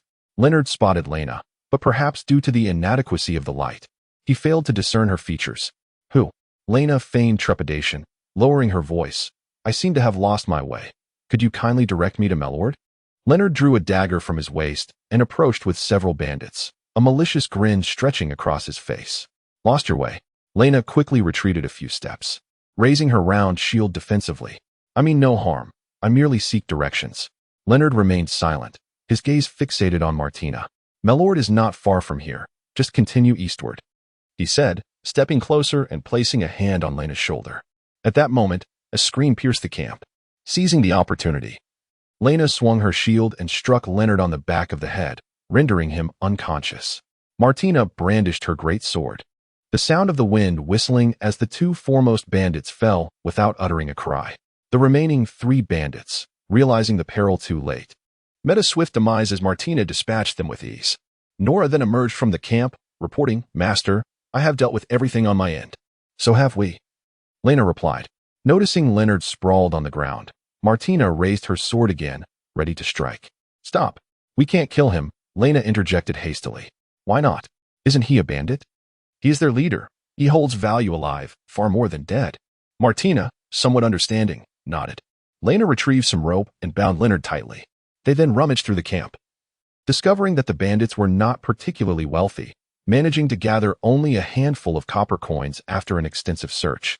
As night began to fall and the desolate wilderness grew increasingly unsafe, Lena called for Nora, hoisting the still unconscious Leonard onto his shoulders as they departed. Chapter 13. May I touch your ears? All right. All right. This was all a misunderstanding. If you let me go, I will reveal the location of a considerable treasure. Leonard pleaded as he regained consciousness, persistently attempting to bribe Lena. Where? First, tell me where it is. You must first release me. Otherwise, how can I ensure your trust? Lena turned to Martina. Our friend is quite talkative. Please help him sleep for a while. With a dull thud, Leonard fell unconscious once more. Lena brought him to the blacksmith shop within the town. Although it was still early evening, the shop had already closed for the night. Lena knocked firmly on the door. After a prolonged wait, the old blacksmith finally opened it, peering at Lena with a flickering candle, his expression exuding impatience. It's you? What brings you here? I've brought Leonard to you alive. The blacksmith's body trembled visibly. Grabbing Leonard by the hair, he brought the candle closer for inspection, then delivered a swift punch, cursing profusely. Isn't it time to fulfill your end of the bargain regarding that sword? Of course. I am a man of my word. Please wait a moment while I gather my tools. Lena watched as he produced a myriad of implements, including sickles and fire tongs. Leonard would likely not survive the night. After a brief wait, the blacksmith finally dragged a wooden chest from the storeroom. The items you requested are inside. Lena opened it, confirming its contents were satisfactory, and instructed Martina to take the sword before departing. The events that followed were of no concern to him. As he passed by a brightly lit tavern, the aroma of smoked meat wafted through the air, prompting Lena to recall that he needed to purchase some meat for Nora to replenish her nutrition. Had he not already spent all his money on 3 sets of leather armor, he would have certainly bought a pound or 2 of smoked pork for Nora to enjoy. The 2 beast-eared maidens were covered in blood, and Lena requested that they wash up first before eating. He then set about roasting chicken before the fireplace. As he tended to the fire, Nora suddenly sat beside him, her damp hair glistening. Her eyes were fixed intently on the spinning chicken, drool pooling at the corner of her mouth. It smells so good. I haven't had meat in ages. Lena pinched her cheek playfully. Wipe your mouth. This is specially for you, and it will be ready soon. Thank you, master. Her gaze remained glued to the chicken. Martina soon emerged from her bath, splashing dirty water outside as she approached to inspect. Meat? Yes, do you eat meat? Martina shook her head. I prefer grains and vegetables. It seemed the only way to reward her for now was with white bread. Let me see your leg injury. Martina extended her leg. Her wound was nearly healed, though the scab had yet to fall off. Well, that's of no concern. Go to the kitchen and grab some black bread. The jam is in the cupboard. Spread it yourself. Okay. Martina gleefully dashed away, leaving Lena and Nora by the fire. After a while, the chicken was ready. Lena removed it from the fireplace and placed it on the table. Despite Nora's evident hunger, she refrained from diving in, instead quietly watching. Let us wait a bit longer. It's still too hot. Noticing that Martina had not yet returned from the kitchen, Lena reached out to touch Nora's cat ears, finding them still damp. He retrieved a towel from the cupboard and began to dry her ears. You must ensure your ears are dry after washing. Otherwise, you might catch a cold. Understand? Nora lowered her head, softly replying, Yes, I remember. Only my parents used to help me dry my ears when I was little. Master, you are so kind to me. It feels so warm, but why is that? Lena tore off 2 chicken legs and placed them in her bowl. Eat now, don't overthink things. Nora nodded eagerly, devouring the chicken with great enthusiasm, clearly starved. Chew slowly, don't choke. I bought 2, so there is plenty. Soon, only the chicken carcasses remained on the table. Lena himself had not eaten meat in quite some time, and this meal felt especially delicious. He resolved that once he had the means, he would aim for a standard of living that approached the comfort he had known before his journey. As he daydreamed about the future, Nora suddenly stood up. Master, you should rest. I will clean up. That would be a great help. Lena picked his teeth, sat at the table for a while, and then went to the pond to fetch a bucket of water to bathe. After bathing, he lay down on his bed, fatigue quickly overtaking him. Martina had long since fallen asleep before the fireplace, clutching her great sword. Just as Lena prepared to cover himself with a blanket, a whisper echoed in his mind. Master, you're not asleep yet. are you? It's time for me to touch your ears. Simultaneously, Nora quietly called out beside him, Master. Lena opened his eyes to find her squatting at the bedside, gazing at him with longing. What is it? Lena lay on his side, feigning ignorance. Touch your ears. Lena patted the edge of the bed, and Nora naturally climbed up. What followed was a gentle caress of her ears. As he continued, Nora suddenly emitted a distressed whimper. My ears are so itchy. I really don't like having my ears touched. Upon hearing her thoughts, Lena slowed his movements. This pace is acceptable, just maintain it. After a while, she found the sensation tolerable. By the way, I should take this opportunity to express my gratitude. Nora suddenly spoke. Thank you, Master, for your care. I truly appreciate it. It's nothing. Cats are naturally carnivorous. I will ensure you have more meat in the future. Why are you so kind to me? What is the reason? Is it because of my body? Master, may I ask you a question without you growing angry? Go ahead. Nora fell silent, seemingly contemplating. How could I harbor such thoughts? I am disgraceful for even considering it. Nora, you should be ashamed. She scolded herself harshly in her mind, employing nearly every unpleasant term imaginable.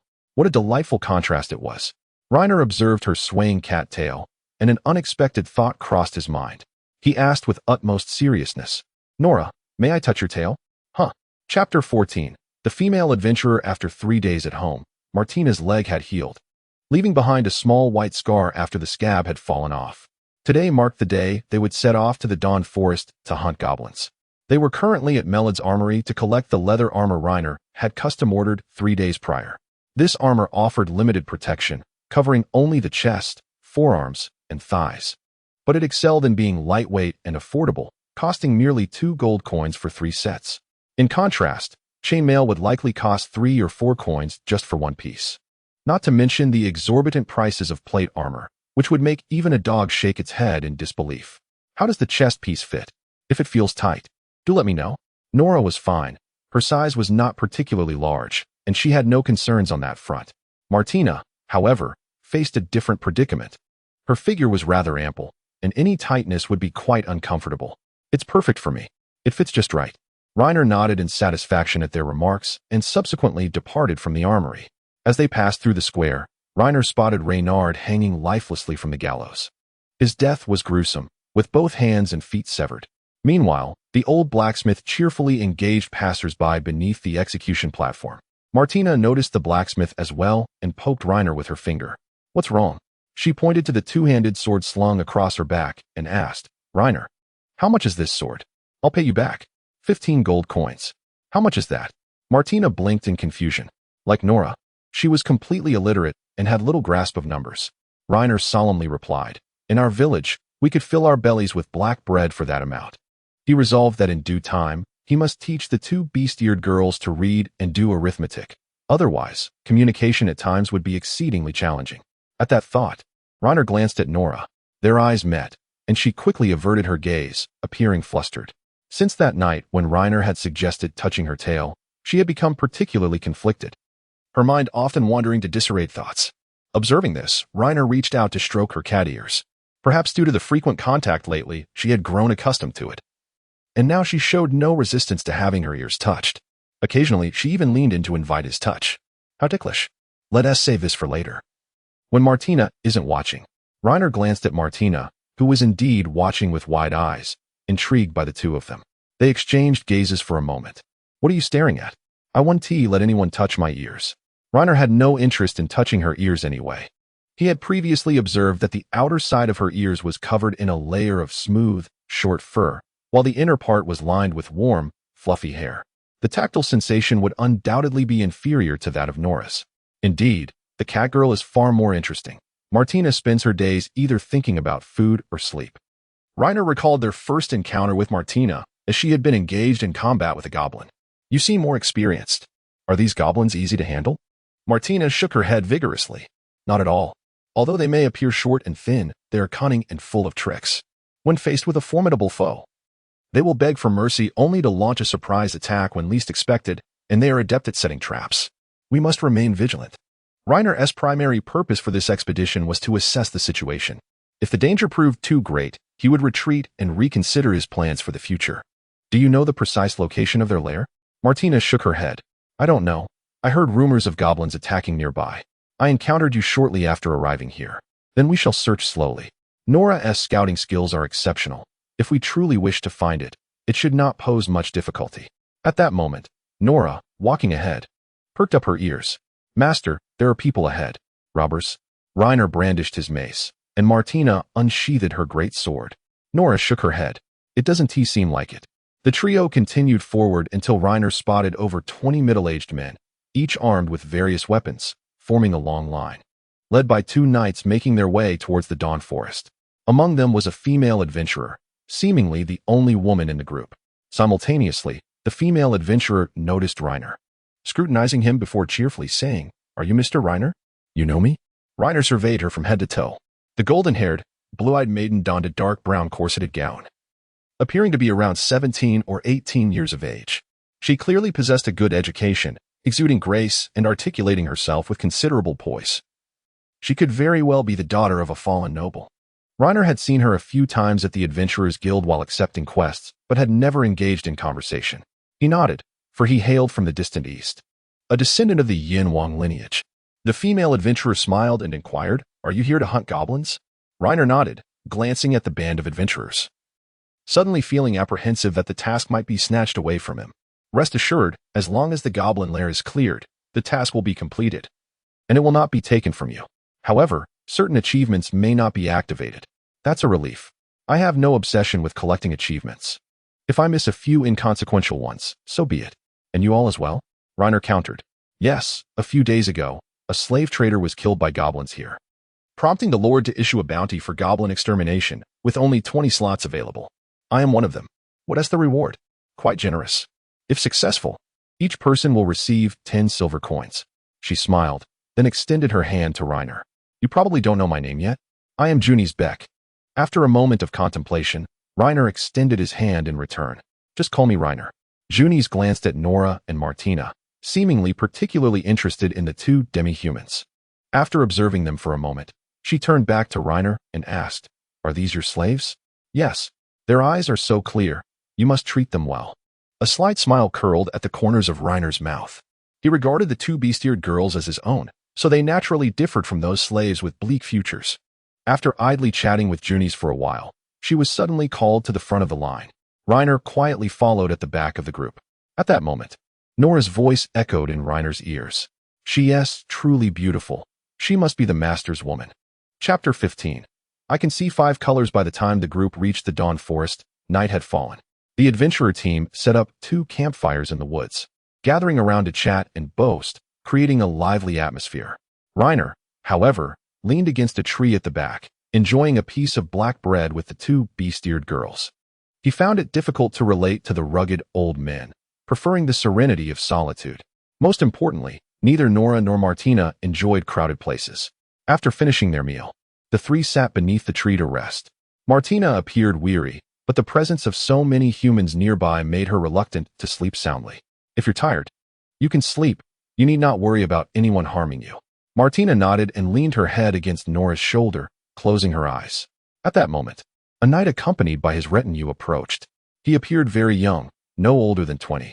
"I don't think I've seen you before," the knight said, raising his head slightly, exuding an air of arrogance. The knight remained silent, his sharp gaze causing unease in those who met it. "What's wrong? Speak with a bit more respect next time." The knight spoke coldly before turning away from him. 100 questions arose in Reiner's mind. What did it mean? Did he really have to refer to him as Sir Knight or Lord Knight? Reiner cursed under his breath as he watched the knight's retreating figure. Martina, beside him, muttered, "What's there to be arrogant about? He may not even be as formidable as I am." She then closed her eyes and drifted back into a deep slumber. Reiner glanced at Nora beside him and reached out to touch her fluffy beast ears. "Aren't you going to sleep?" "Master, you rest while I keep watch. I'll wake Martina later to take my place," she replied. "That's unnecessary. You should rest first, and I will call you when I need you later." Reiner scratched the fluff in her ears. Nora yawned sleepily, squinting at Reiner. "Then I will really sleep." "Sleep well." With Reiner's consent, she shut her eyes.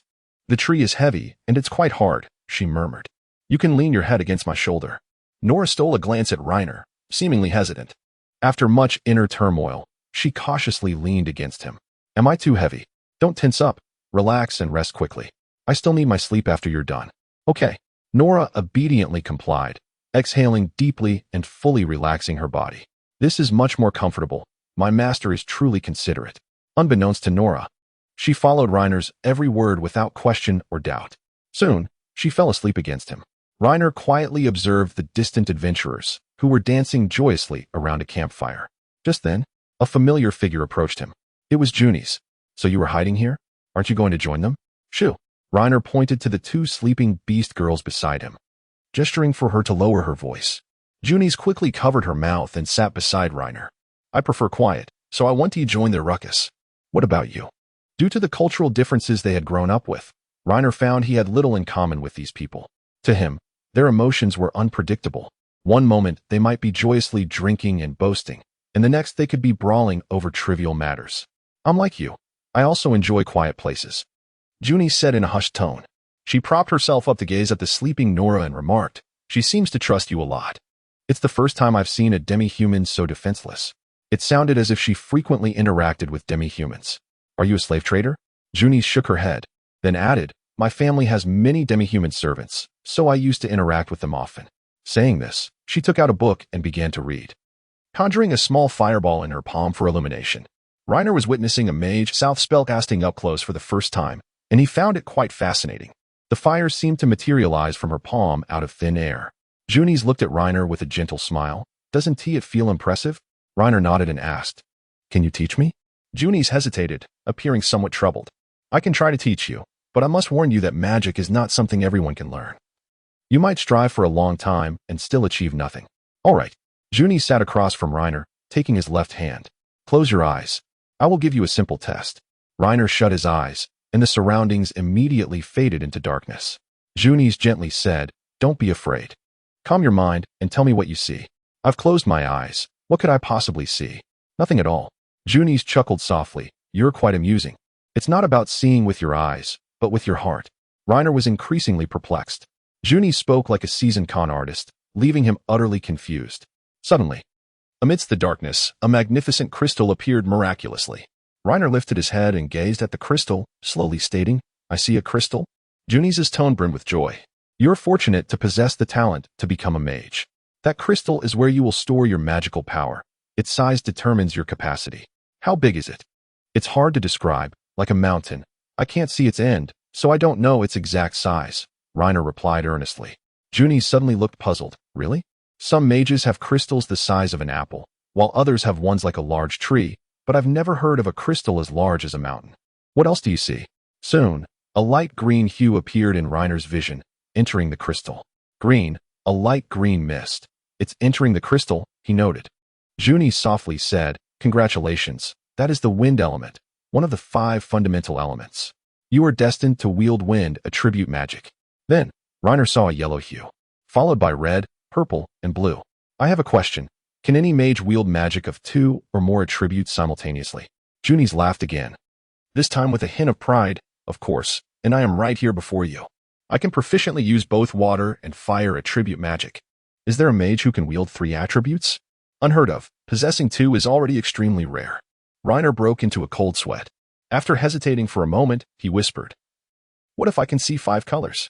Chapter 16. A once-in-a-million magical genius. Nora trailed closely behind Reiner, glancing at him occasionally. What did my master do last night? When I woke up, it was already bright out, and that human woman had been by his side the entire time. Reiner yawned.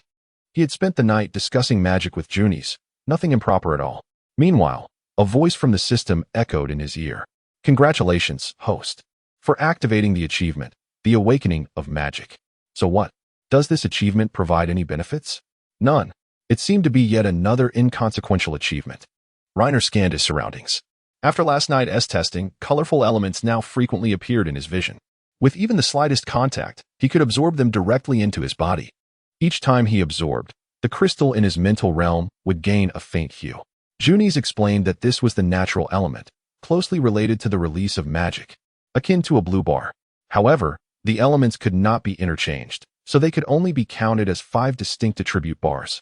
At that moment, Nora gently tapped Reiner's shoulder, whispering, Master, would you like to take a short nap?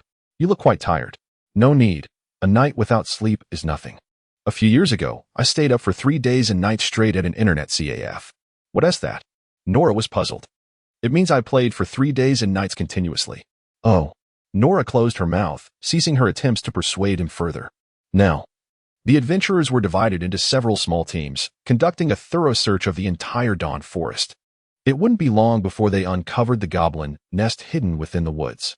Master, do you need me to help? Nora inquired again. No. Reconnaissance isn't a safe task. Let us avoid it if we can. Reiner reached out to stroke Nora's ears. He didn't want his beast-eared companion to face too much danger. They could assist once the nest was truly found. Martina nodded earnestly and declared, Reiner is clever. At least smarter than I am. Being called clever by a beast girl of notable intelligence did not make Reiner feel any joy. Just then, Junies tapped him on the shoulder from behind, asking curiously, what are you doing here? Just wait. I'll assist once they find me, Reiner stated earnestly. Then turned to Junies and inquired, what about you? Searching for the lair is not my mission. I am only needed if someone is injured. Junies replied, sitting down beneath a tree with her staff, her head drooping as she began to fish. Remember to call me before you leave. All right. Reiner patted Nora and Martina on the shoulders, suggesting they take a moment to rest. After a brief pause, he settled beside Junies and, gathering his courage, asked, May I borrow your spellbook for a moment? Junies opened her eyes and, without hesitation, handed over the tome she held close. In this world, books, particularly those containing spells, are precious commodities. Although Reiner was unaware of the exact value, it was certainly not inexpensive. He caressed the rough, worn cover and gently turned to the first page while Junies observed quietly beside him. After a long silence, she softly asked, Can you read? Of course. Not only can I read, but I also understand many languages. After all, with a system auxiliary at my disposal, I can translate anything I do not comprehend instantly. Suddenly, Junies spoke in another tongue. The weather is splendid today. The kingdom of Rosno is a neighboring land to Diest, and the distance between them is not great. Typically, only a handful of frontier dwellers speak such a language. Reiner conversed with Junies in several different languages. Occasionally, she responded, but most of the time she remained silent. This interaction left Reiner feeling somewhat pretentious. Junies looked at him with admiration, exclaiming, I never imagined you could master so many languages besides the common tongue. How impressive. Reiner offered an awkward smile. If you have time, feel free to visit the Adventurers Guild. I will be there most of the time. Understood. After completing this task, he could enjoy a brief respite with the 10 gold coins he earned. Junies was a well-mannered young woman, and being with her made Reiner feel fulfilled. He immersed himself in the book while Junies focused on her fishing. At that moment, a thought drifted into Reiner's mind. Master seems to be enjoying a delightful conversation. I envy the rapport they share. He glanced at Nora, who was peeking at him while hugging her knees. Their eyes met, but she quickly diverted her gaze, pretending to be busy. Oh no, have I interrupted, Master? Reiner reached out to gently rub her ear and resumed his reading. The spellbook contained only records of fire magic. Glancing at the table of contents, he began his studies with the most basic fireball spell. He raised his hand, reading and reciting the incantation simultaneously. After a considerable effort, there was no reaction. Junies awoke, smiling as she said, You need to concentrate when casting spells. True mastery requires consistent practice. Reiner silently memorized the incantation, then closed the book and focused his attention. Soon, he felt a faint burning sensation in his palm, and wisps of smoke began to rise from his hand. Junies gasped in astonishment, exclaiming, Your talent surpasses mine. You learned the fireball spell just by looking at it a few times. But I haven't mastered it yet. It extinguished before it even ignited. You're almost there. Just maintain the balance of elements within your body, and soon you'll. Before Junies could finish, a small, blazing fireball erupted from Reiner's palm. Nora and Martina gasped in amazement, clearly witnessing magic for the first time. Reiner felt a searing heat in his hand. How do I launch this? He stammered, flustered. Do it like this, then that. Junies stumbled over her words, momentarily at a loss. Unable to contain himself, Reiner stood and hurled the fireball, which struck a pine tree squarely, igniting it instantly. Junies quickly raised her staff and softly chanted an incantation, sending a water sphere to extinguish the flames. That was close. She said seriously, Reiner, I am now even more convinced that you are an unparalleled genius. Chapter 17. Exploring the goblin lair. As Reiner was learning spells, the knight he had seen the previous night rode up on horseback. He wore no helmet and approached Junies with a glum expression. Come here. We have located the lair. Understood. The young knight's gaze then fell upon Reiner. who remained silent. Reiner glanced at him but did not engage in conversation. Junies, sensing the awkward tension, patted Reiner's shoulder and explained to the knight, "This is my friend." The knight remained reticent, merely casting a silent glance at Reiner before riding away. "Do you know him?" Reiner asked Junies. "Indeed, Meliodas Demas. He is a righteous and selfless knight, the Lord's son, who often aids the impoverished. However, as you can see, he tends to be rather curt with strangers." Reiner made a mental note of his name, squinting as he muttered, "I noticed. He is indeed rather surly." Junies smiled and continued, "Let us follow him." Just then, Nora's thought floated into Reiner's mind, tinged with a hint of resentment. "Master seems to be having such a good time, yet does not speak to me." When their eyes met, she quickly averted her gaze, feigning interest in her surroundings. After following the knight for a while, Reiner arrived at a small hillside covered in pine trees, where several goblin corpses lay scattered. Looking up, he spotted a cave entrance obscured by the trees. Adventurers were already lying in ambush on either side, weapons drawn. The knight tethered his horse to the hillside and then climbed up on foot, with Reiner closely following. Another knight pointed his sword at the cave entrance and coldly stated, "Demas, they have taken refuge inside. We should proceed." Although Reiner had not personally slain many goblins in this world, he knew from experience that goblin lairs typically had multiple exits. It would be impossible to trap them entirely within the cave. They would undoubtedly have opportunities to escape if they desired. Junies raised her staff and stepped into the cave center. After a brief incantation, she launched a fireball deep into the cave. In an instant, the entire cavern was illuminated, and Reiner caught a glimpse of the goblins who had failed to hide. Their numbers did not seem overwhelming. "Let us light our torches and venture inside." The adventurers quickly retrieved their torches and ignited them. Demas and another knight took the lead with their torches, while the rest of the adventurers followed behind. Suddenly, the usually silent Martina spoke up, expressing her confusion. "Reiner, what are they doing? Are they not afraid of death?" "What do you mean?" "These are no ordinary goblins. They will set traps within the cave. If a boulder falls, there will be nowhere to hide, and they will be turned into mere pulp." After Martina finished speaking, she added, "Such recklessness could cost them their lives." As they continued deeper into the cave, and aware that Junies was among the group, Reiner called out in urgency, "Wait." He translated Martina's warning aloud, but it only elicited laughter from the others. "Goblins don't set traps. They are merely a bunch of green-skinned beasts. Young man, you should not be so timid." The group pressed on into the depths of the cave. Reiner found himself at a loss for words. Respect for the fates of others, and letting go of the urge to assist. Although Martina did not understand the Daist language, she grasped the situation and shrugged, saying, "Let them go to their deaths. They are truly a foolish, arrogant bunch. There are foolish and wise people among humans, and goblins, too. Can distinguish between the clever and the dim-witted." Junies rushed over, breathless, and asked, "Reina, is what you said true?" "I cannot say for certain, but it is highly likely." "Then I shall go persuade Demas." Reina shook his head. "He will not listen. Stay with us. I am merely trying to alert them." Junies lowered her head, seemingly deep in thought, and after a moment, she said, "Then I will follow you." Reina nodded. The four of them trailed behind the group at a distance. They hadn't walked far when Nora tugged at Reina's sleeve. "Master, it seems there is trouble." "What?" As soon as the words left her lips, a heavy stone wall crashed down behind them, shaking the entire cavern. Their retreat was completely sealed off. Escape was impossible, and they could only press onward in search of a way out. Reina drew his hammer. "Nora, stay alert from now on, and inform me if anything arises." "Understood." The four ventured deeper into the cave. They glanced back at the stone wall, puzzled. What just happened? Reina pointed behind them. "A trap has been triggered. Our way back is blocked." Junie shrugged. "It seems you were right. Demas 1T, heed your warnings. I have cleared several goblin nests, but this is the first time I've encountered such oddities." Upon reflection, it was indeed peculiar. This was the first time she had seen goblins capable of crafting armor. Before Junies could finish her thought, a wail of agony echoed from ahead. The four rushed forward. An adventurer had stepped into a trap, impaling his calf on wooden spikes, and he was now screaming in pain. "Bear with it." Demas swiftly severed the wooden spike with his sword and, with the help of his companions, pulled the adventurer to safety. Junies stepped forward, forcefully extracting the spike, and a stream of water surged from her palm, enveloping the wound. Miraculously, the torn calf soon stopped bleeding and began to heal. Demas ordered the injured to stay behind while he and the remaining adventurers pressed on.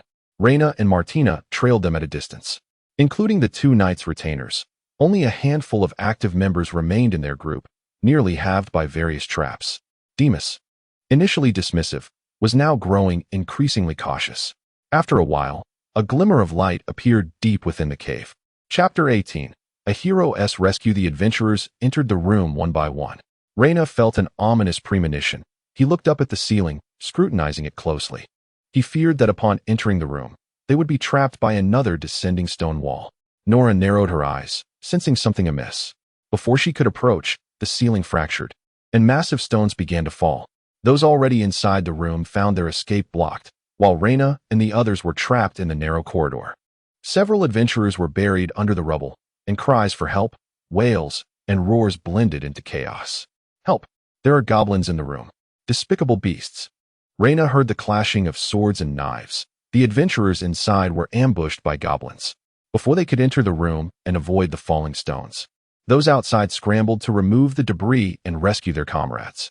Even Junies was struggling to shift the stones, doing her utmost to assist. We will help. Nora and Martina responded to the command and bent down to move the rocks. Soon, they managed to free one person, but alas, he was bleeding from every orifice. The stones had smashed his chest, and he was beyond saving. There's still someone alive. Over here, dig. An adventurer shouted. The crowd gathered, and after clearing the stones, they pulled the person out. Remarkably, although both legs were crushed, he was still alive. Junies treated him while Reyna continued digging with the other adventurers. Suddenly, the ground trembled, and small stones tumbled down.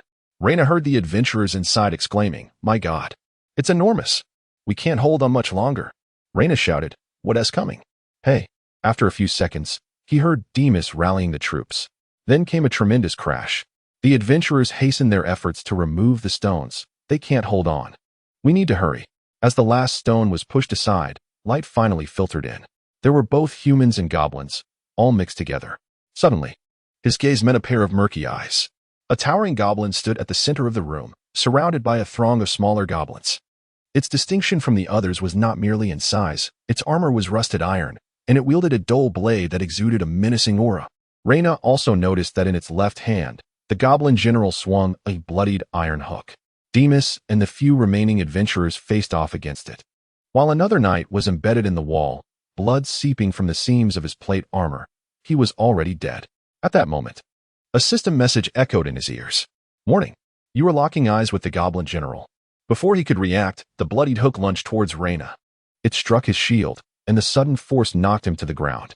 The goblins surged forward, engaging Demas and the others in combat. A few cunning ones attempted to flank them, only to have their heads severed by Martina's sword. "Nora, blind it with your daggers." Without hesitation, Nora hurled 3 throwing knives, one of which pierced the goblin general's right eye, eliciting a roar of agony. Junies cast a fireball at it, but it seemed to have little effect on the tough-skinned goblin general. The chaos erupted once more. Martina, find an opportunity to deal with it. As soon as Reyna finished speaking, Martina charged forward like a wild stallion. Nora took her place, assisting Reyna in fending off the goblins attempting to sneak around. With Martina's assistance, Demas and the remaining adventurers pressed forward, quickly reaching the goblin general. Just then, the goblin general unleashed a powerful charge, crashing into their formation like a rampaging bull, swinging its blade and slaughtering several adventurers in succession. Clash. During another confrontation, Martina managed to chip off a portion of the goblin general's blade. Realizing it was outmatched, the goblin general threw out its chain hook, ensnaring Martina's great sword.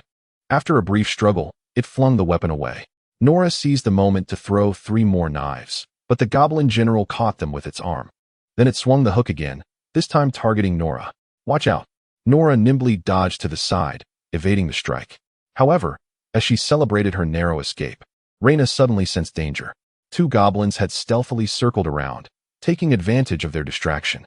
Frowning, Nora stabbed one with her dagger, but the other grabbed her arm.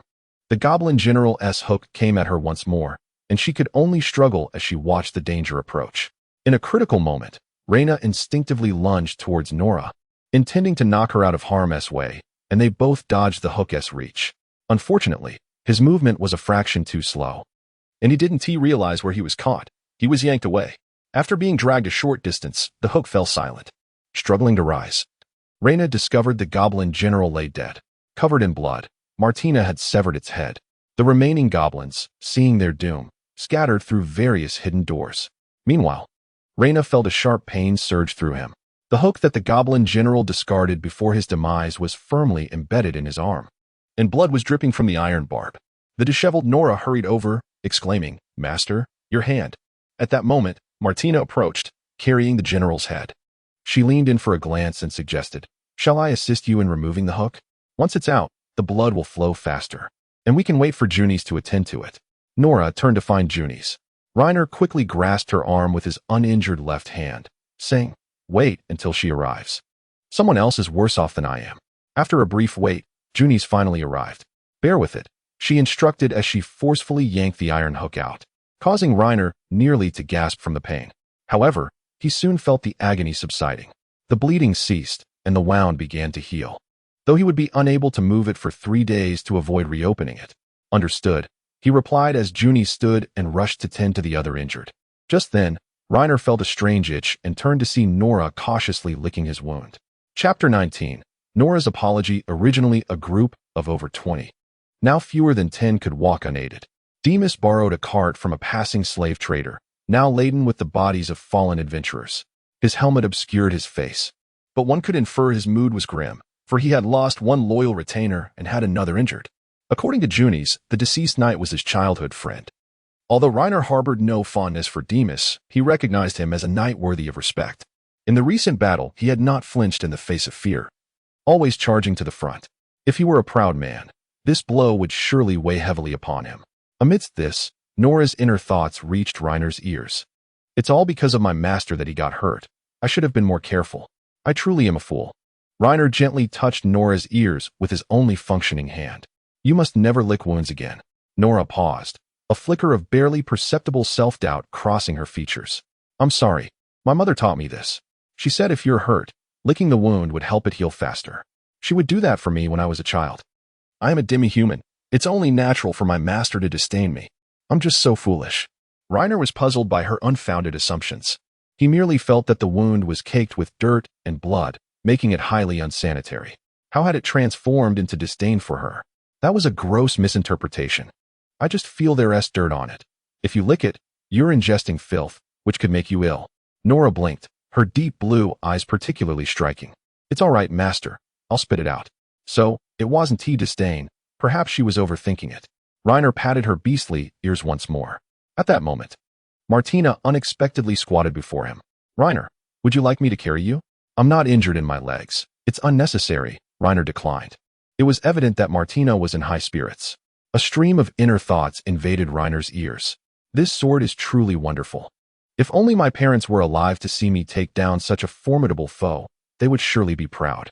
Just then, Junies caught up from the back of the group, breathless and pale.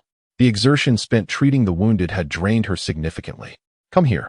As Junies continued her ministrations on Reiner, Nora's resentful thoughts wafted into his ears. "This woman took so long to arrive, causing my master to lose so much blood." Reiner glanced at Nora, who frowned slightly, seemingly upset. This was understandable, as many others were far more grievously injured than he. His arm was pierced by a hook. It was painful, yes, but it paled in comparison to the adventurers with severed limbs. "Thank you," Reiner said. Junies smiled. "It's nothing." Reiner felt utterly exhausted. After a brief farewell to Junies, he stepped away from the group. Just a few paces away, a male voice called out, "Reiner." Turning around, he saw Demas, mounted and looking down upon him. "What do you need?" Demas tossed a bag toward him. "This is your share." Reiner glanced at the pouch, filled with copper coins and a few silver ones. He didn't wish to take advantage of a task he accepted. Demas threw the bag again. "Take it. You've worked hard. Also, I apologize for my earlier rudeness." Without giving Reiner a chance to refuse, he turned his horse and departed. Reiner looked at Nora and shrugged. He went to the tavern to buy 2 smoked chickens and then took the beast-eared girls to find an inn in the city center to rest. Upon entering the cramped, shabby room, reminiscent of a dungeon, Reiner began to doubt whether he had indeed booked a luxury double room. Especially concerning were the moldy pillows, raising hygiene concerns. He feared waking to find mushrooms sprouting from his head. Reiner went downstairs intending to inquire with the innkeeper, but inadvertently spotted a large dormitory where 7 or 8 people were sleeping, promptly abandoning that idea. Comparatively, his room was indeed a paradise. Seated at the table, he took out the dark bread and smoked chicken. Martina eagerly approached to eat, while Nora sat on the bed, hugging her knees and watching the two. "I'm sorry. I'm not worthy to eat today." Reiner was momentarily at a loss for words. He had no intention of blaming Nora. "Why don't you come eat?" Nora shook her head. "I'm not hungry, master. You eat?" Reiner set down the dark bread. "Is that so? Look me in the eyes and say that again." Nora met Reiner's gaze but quickly averted her eyes, guilt washing over her. "My hand is injured. I need someone to feed me." Martina blinked, looking up at him. Reiner urgently gestured for her not to interfere. Nora understood and quickly walked over. "Let me feed you." She sliced the dark bread thinly, offering piece by piece to Reiner. Then she tore off a chicken leg and held it to his mouth. Perhaps Nora didn't even realize it. Seeing the meat, she couldn't help but salivate. "Take a bite for yourself. I know you must be hungry." Noticing Nora still hesitating, he emphasized, "Do you need me to feed you personally?" Nora shook her head vigorously and then stuffed the meat into her own mouth. Guilt washed over her once more. "Nora, you fool. Why do you always make Master angry?" So foolish, so foolish." Reiner was rendered speechless. Yet, he lacked the energy to pursue the matter further. He planned to clarify things with Nora the following day. After finishing his meal, he lay back on the bed and fell asleep. Time passed, and in the pitch-black room, he could hear Martina snoring and felt Nora poking his face. "Master seems to be waking up. What's wrong? Is there something you need?" Chapter 20. Petting the cat punish you? How would that be done? Reiner reached out to stroke Nora's ears. The fluffy sensation captivated him. Suddenly, Nora began to stammer, struggling to articulate her thoughts. Yet, her inner voice floated into Reiner's ears. "Touch my tail." Reiner chuckled and, following her thoughts, replied, "I have an idea. How about letting me touch your tail?" To his surprise, Nora promptly rejected the suggestion. No. Reiner was taken aback. Did she agree in her heart, but refuse verbally? Was this the fabled contradiction of the mouth and the body? Were her left and right brains at odds?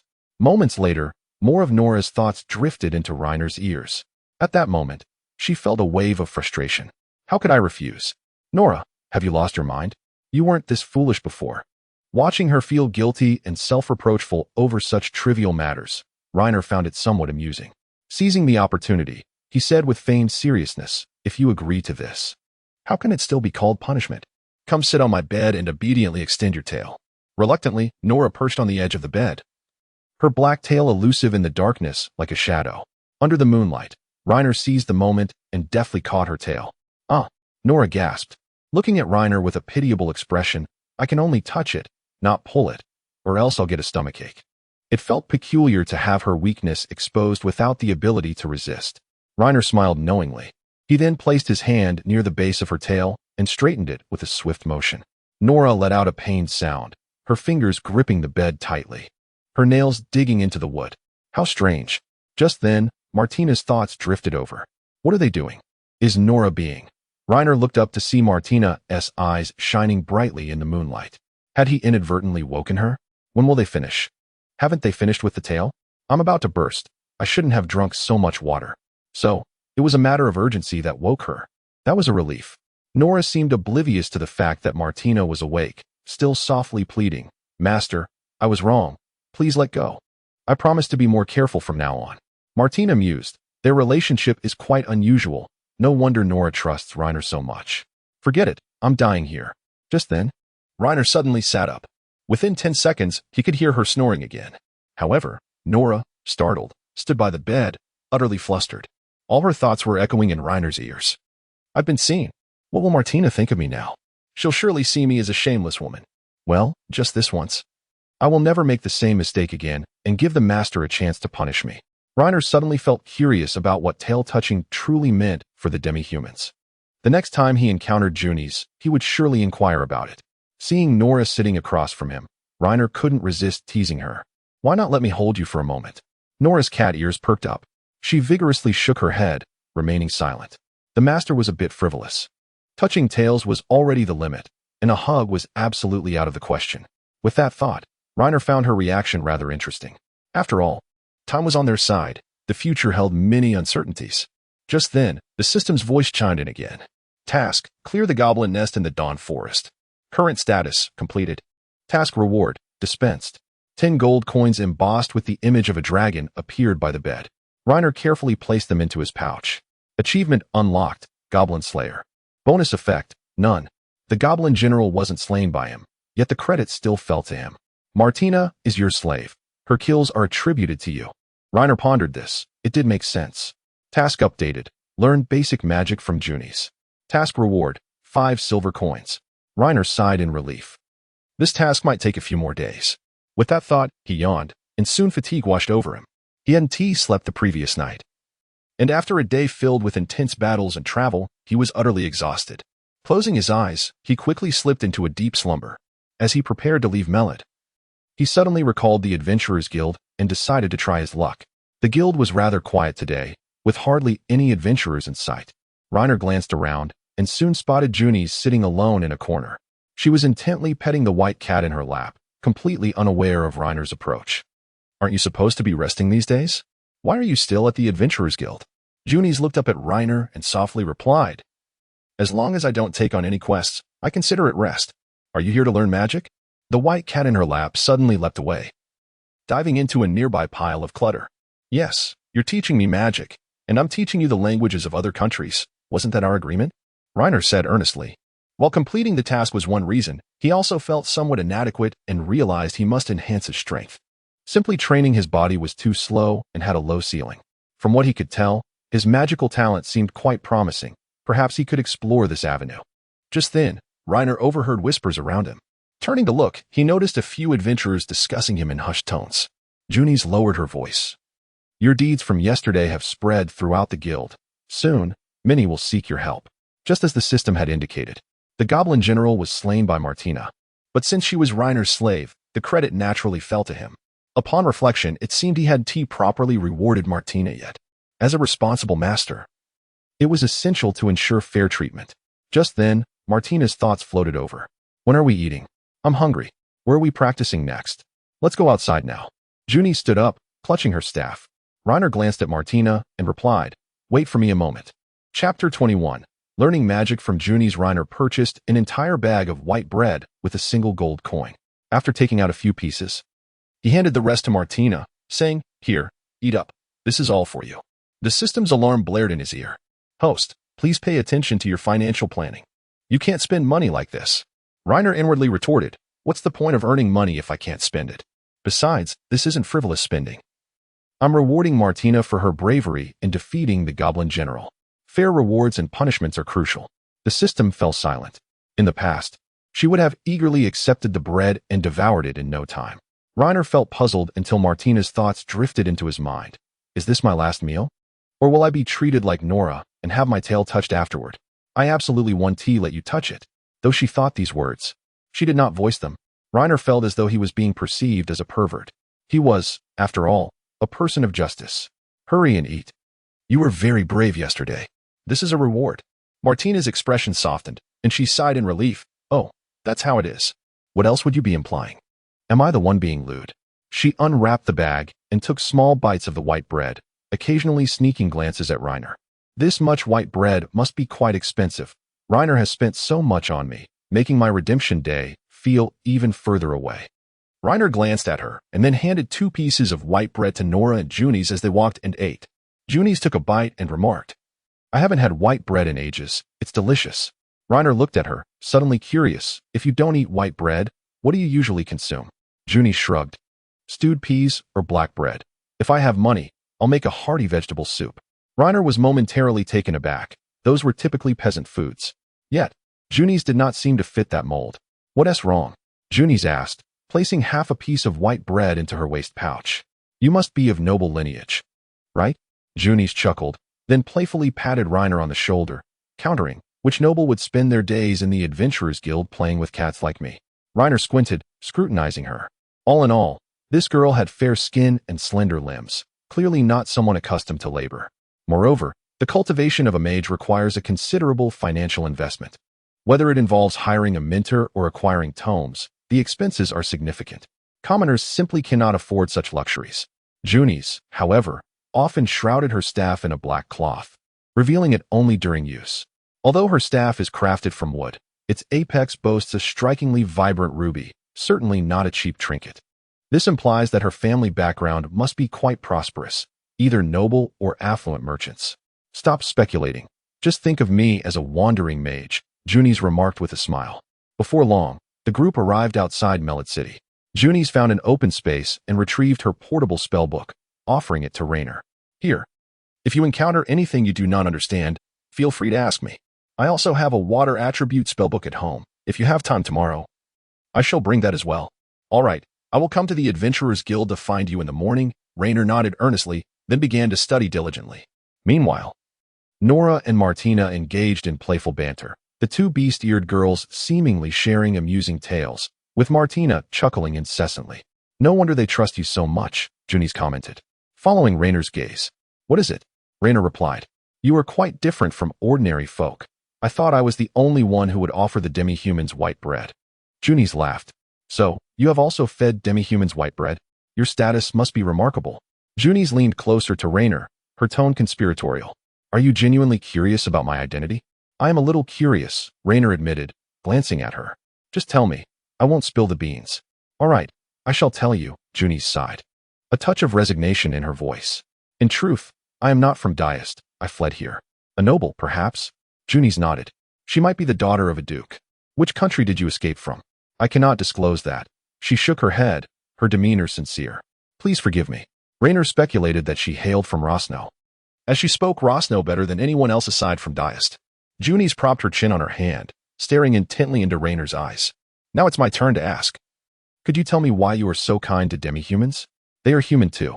From my observations, aside from their greater strength, they are not much different from us overall.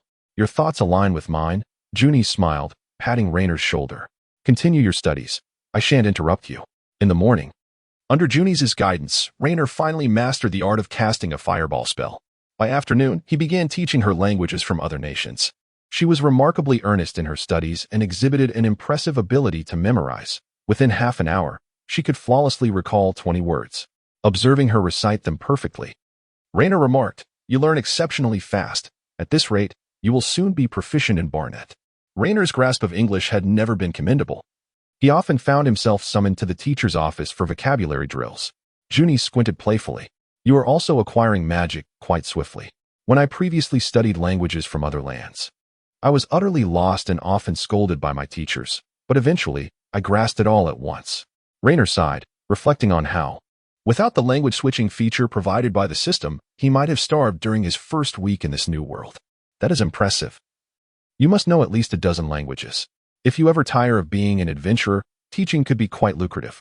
Junies closed her notebook, rising from the grass and brushing off the dirt from her backside. Rainer glanced at the sky. Evening was approaching. Martina suppressed a laugh while Nora's cheeks flushed. Yet neither spoke. Chapter 22.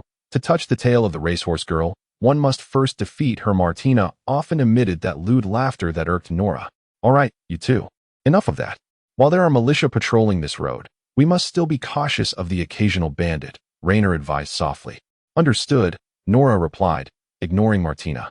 The two beast-eared girls appeared oblivious to the fact that their thoughts had already reached Rainer's ears. Martina mused. She must have a thing for Rainer if she enjoys having her tail touched. It won't be long before they get together. Rainer deduced that Martina likely witnessed Nora's tail being touched the previous night and teased her about it. He thought it was a trivial matter. But once he had touched Nora's tail, he would consider Martina next. Upon returning home, the two resumed their playful chase inside the room. Ultimately, Nora outperformed Martina, easily capturing her by the tail. I was wrong. Please don't pull my tail. Nora let out a soft huff, releasing Martina before picking up an axe and heading outside to chop firewood. Rainer, with utmost seriousness, stated, I want to touch your tail as well. Huh, absolutely not. Simultaneously, her thoughts drifted into his mind. Why not? Nora can touch it. Martina waved her hand dismissively. The tail holds special significance for us. Women may touch each other's tails. But you are a man, Rainer, so that is off limits. What about the ears? Nope, that too. You are too weak, Rainer, Martina replied earnestly. Lies do not wound. It is the truth that cuts deep. Rainer felt the sting of her words. In a one-on-one confrontation, he indeed could not best Martina. Then I will utilize the power of the contract. Martina quickly covered her ears. If you can defeat me, I will willingly let you touch my ears and tail. But you cannot force me. When I agreed to work for you, there was no mention of tail touching. A true man never breaks his word, so Rainer, As long as you defeat me, I shall grant you that privilege. Raynor pondered her performance from the previous day. Martina had effortlessly grasped a goblin by the neck and tossed it aside like a sack of sand, demonstrating her monstrous strength. Defeating her would be a formidable challenge, let alone avoiding her wrath. However, once he mastered magic, the tide of battle could very well shift. You said it yourself. If I win, I can touch your tail. Correct?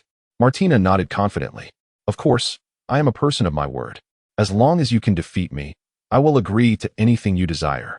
Humph. You will never defeat me. I can take on at least 20 humans barehanded. You said that. Indeed, I will not go back on my word. Martina declared earnestly, successfully igniting Raynor's competitive spirit. After defeating Martina, she would certainly face consequences for her bravado. Master, I have prepared hot water for you. You may bathe now. Raynor expressed his thanks and then fetched a change of clothes before stepping into the partition. His right arm remained somewhat incapacitated. Any significant movement would inflict a sharp pain. Just then, the curtain of the small compartment was drawn aside. Nora entered. Without uttering a word, her thoughts pierced his ears. I am merely helping. There is nothing to worry about. Your hand is injured, and bathing with one hand is challenging. I am just here to assist. Raynor envisioned the image, him exposed and Nora behind him, scrubbing his back. It felt a bit awkward, as he was the type of person who would wear shorts even in communal baths. As he lost himself in thought, Nora finally spoke up. Master, let me help you wash. After all, your hand is injured, and it might be inconvenient to do it yourself. Her cheeks were flushed, and it was evident she too felt shy. Raynor hurriedly declined. No need. You should rest. Nora let out a long sigh as she left the small cubicle. I will take my leave to rest now. Good night, master. Raynor struggled to finish his bath. As for his clothes, he left them to Nora. Emerging from the cubicle, he found two beast-eared girls nestled together in slumber. Just as he was about to exclaim how adorable they were, Nora's thoughts floated to him. Master has finished bathing, and Martina is already asleep. It's my turn now. It turned out she was only pretending to sleep. Raynor sat on the bed as Nora approached him. They were both accustomed to this routine. After a few gentle rubs, Raynor felt slightly bored. He glanced at Nora's swaying tail and conceived a bold idea, decisively reaching out to grasp it. Ah! Nora exclaimed, turning to Raynor. Martina, disturbed by the noise, merely rolled over but did not awaken. What's wrong? Nora said, looking quite aggrieved. You can't touch my tail. With that, she cautiously drew her tail away from Raynor's grasp. You could touch it yesterday. Nora lowered her voice. That was a punishment. It's different. Raynor, suddenly channeling his inner dramatist, clutched his right arm. Suddenly it hurts so much. It feels like my skin is splitting. How could it suddenly hurt? He just wants to touch my tail. Nora turned away again, exposing her tail. Go ahead and touch it, but please don't wake Martina. Otherwise, she will tease me again tomorrow. Raynor wasted no time in grabbing her tail, exploring it with his hands. As he relished the sensation of fur slipping through his fingers, he felt utterly rejuvenated. However, Nora's experience was quite the opposite. She remained tense, terrified of having her tail pulled. This left Raynor puzzled. What significance did touching a tail hold? After much hesitation, Nora finally spoke. Only very close companions can touch each other's tails. As soon as she finished her sentence, her thoughts echoed again. Between the opposite sexes. Only my husband can touch my tail. If I let others do it casually, I would be seen as a promiscuous woman. Raynor suddenly understood why Nora was so resistant. Yet, Nora found herself at a loss for words, unable to refute her own statement. In the end, she had no choice but to offer her tail, allowing Raynor to manipulate it. Chapter 23. The Goblin Attack. Early in the morning, Raynor heard the two beast-eared girls arguing outside the room. You definitely let Raynor touch your tail last night, Martina teased. I did not. Nora vehemently protested, though her conviction seemed lacking. Poor Nora, you've strayed down a wrong path. I will never let Raynor touch my tail, not even for a moment, Martina proclaimed confidently. They say it's gone. Raynor yawned, and suddenly the sounds outside ceased. He guessed that Nora had noticed he was awake. After tidying up, he took them outside. He had arranged to meet Junies today to study magic. Upon arriving in Melid, Raynor saw several knights surrounded by citizens in the square, with Demas among them. Moving closer to listen, he learned they were recruiting soldiers, so he decided to walk away. When he reached the Adventurers Guild, Junies was already waiting for him. Today, she wore a black cloak, wrapping herself tightly within it. Raynor, come here quickly. What's the matter? Is someone following you? He asked, noting her unusual attire. Junies blinked, looking down at her outfit, and then realized, You mean this?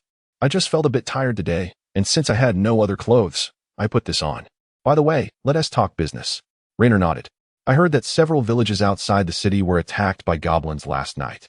Those goblins came from the Dawn Forest, and the Lord is recruiting soldiers to thoroughly cleanse that forest. Should we go as well? Upon hearing about the goblins again, Raynor's face reflected his reluctance. Didn't you say you wanted to rest for a few days? That is true. Hearing you say that suddenly makes me not want to go. Junie sighed heavily. Most importantly, after the last encounter, I feel that fighting goblins is still somewhat dangerous. They are not only numerous, but also equipped with armor. If we encounter a leader, there is a real risk of death. Junie's nodded in agreement. You're right. It's too dangerous. Those are not ordinary goblins. The cost and benefit do not balance out. Let us go and continue our studies outside the city. Raynor waved, and Junie's followed. She was very punctual, bringing along another water magic book. Raynor opened the table of contents, eager to learn and eventually went against Martina to touch her tail. Junie's explained, water is very gentle, and the water element is quite calm. Water magic is the complete opposite of fire magic. It does not possess particularly strong offensive capabilities and mostly consists of supportive spells that can effectively restrain enemies or heal allies. I recommend starting with Healing Water or Water Ball. They are not particularly difficult. Although Nora was agile, her body was relatively fragile, and if injured by an enemy, the wounds would often be severe.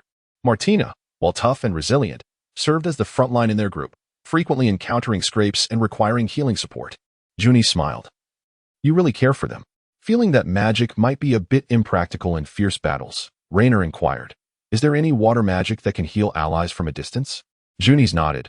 Of course, but it's quite complex and consumes a lot of magical energy. Consumption of magical energy? That is not an issue for me. Raynor's magical crystal was immense, and his mana reserves would undoubtedly be impressive. For days, he had been absorbing various natural elements around him, so he was not concerned about depletion. Can I learn the magic you mentioned directly? Junie suddenly laughed, as if recalling something amusing, and after a long pause, shook her head. No, you must start with the basics. Raynor shrugged. In that case, I will take it step by step. Junie's handed him the magic book and flipped it to the page on healing water. Just like learning Fireball, memorize the incantation first. Once you have it down, you can think about casting.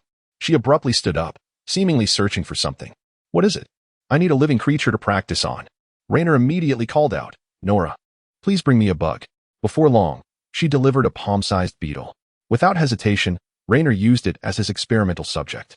A day passed, and Raynor had grasped the basics of healing water.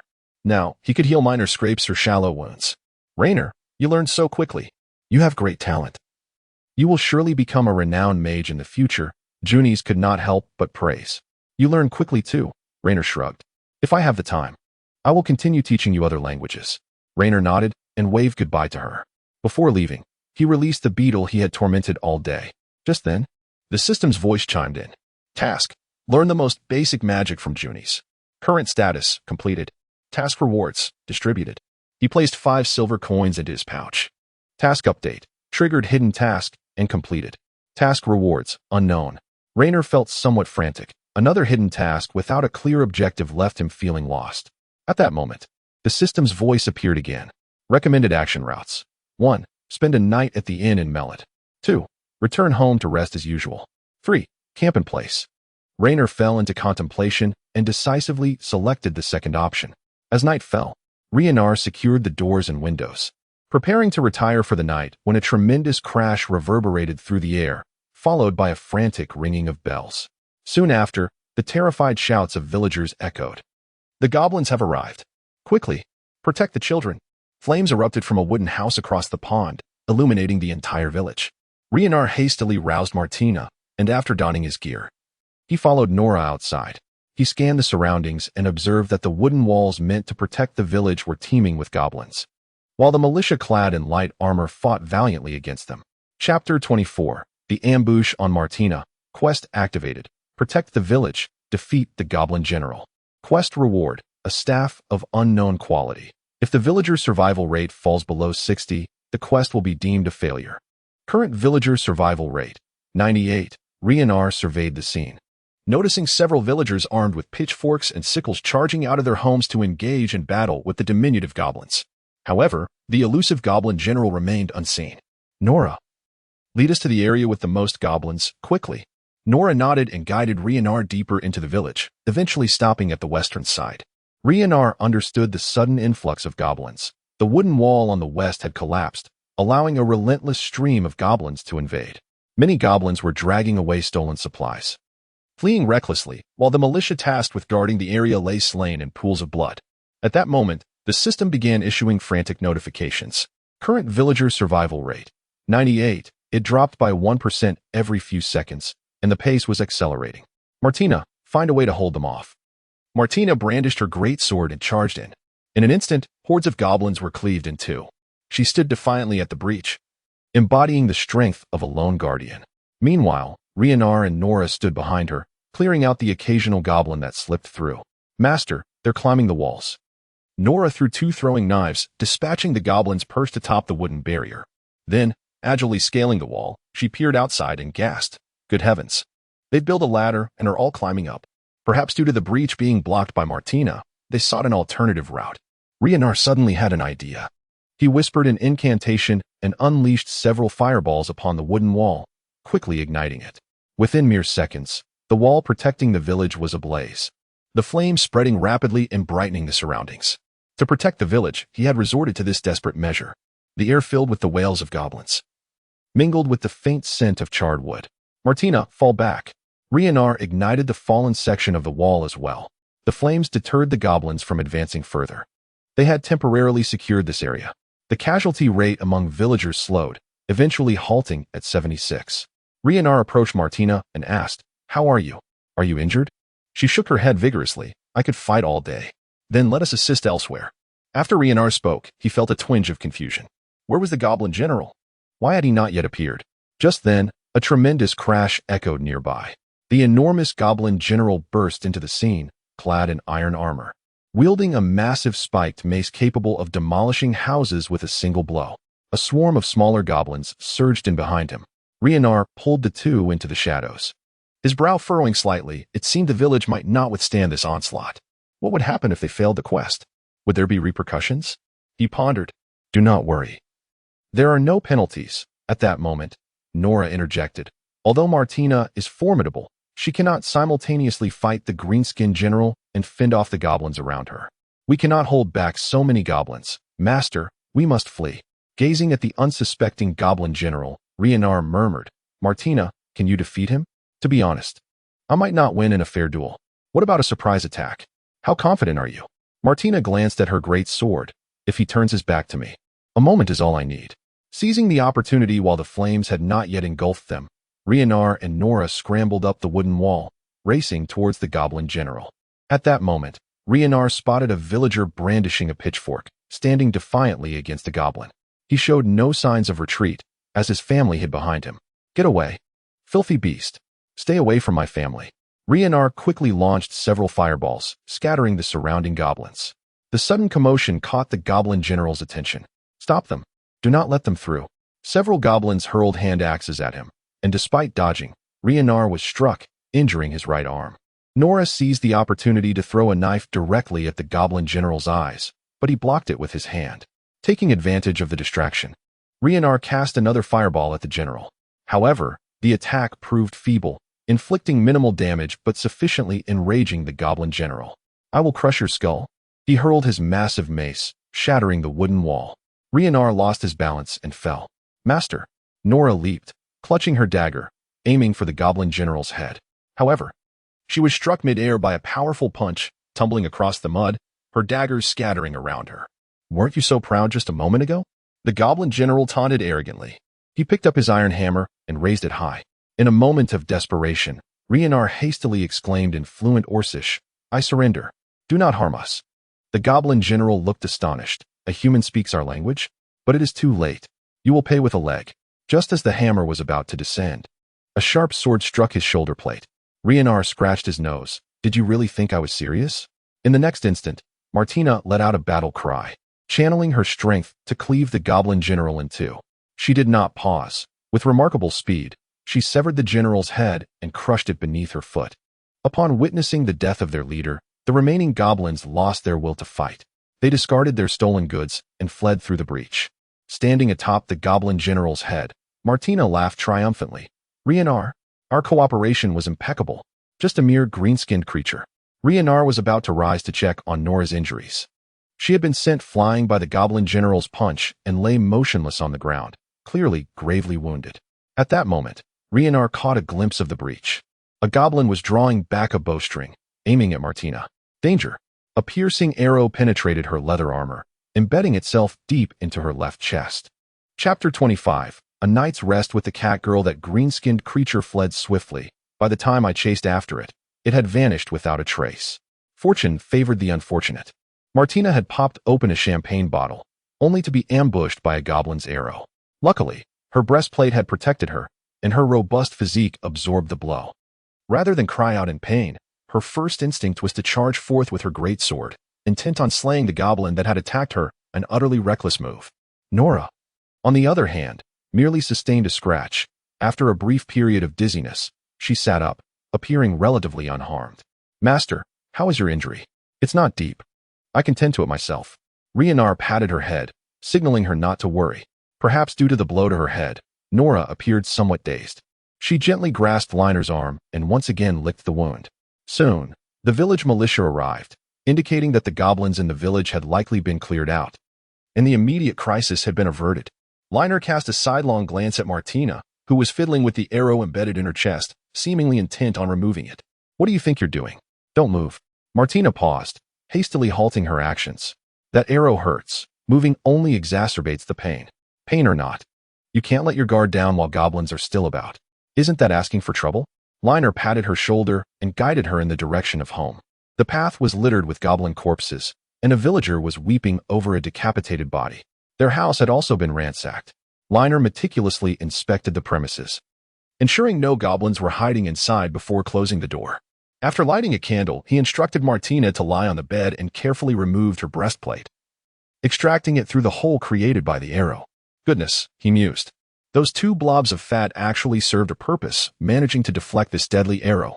Observing Martina's wound, he fell into contemplation. Though she was valiant, she was prone to injury. It would be ideal to acquire a more formidable set of armor for her. Shaking his head to dispel such thoughts, he reminded himself that treatment was paramount.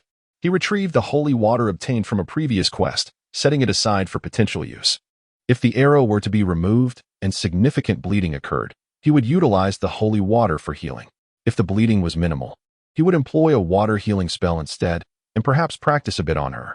However, just as Liner brandished his dagger to cut the cloth binding her chest, Martina seized his wrist.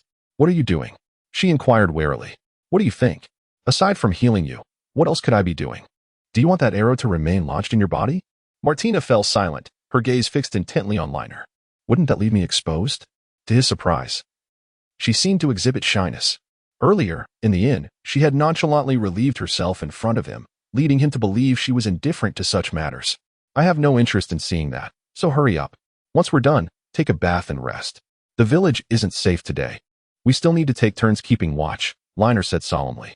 Martina, begrudgingly acknowledging Liner's words, nodded.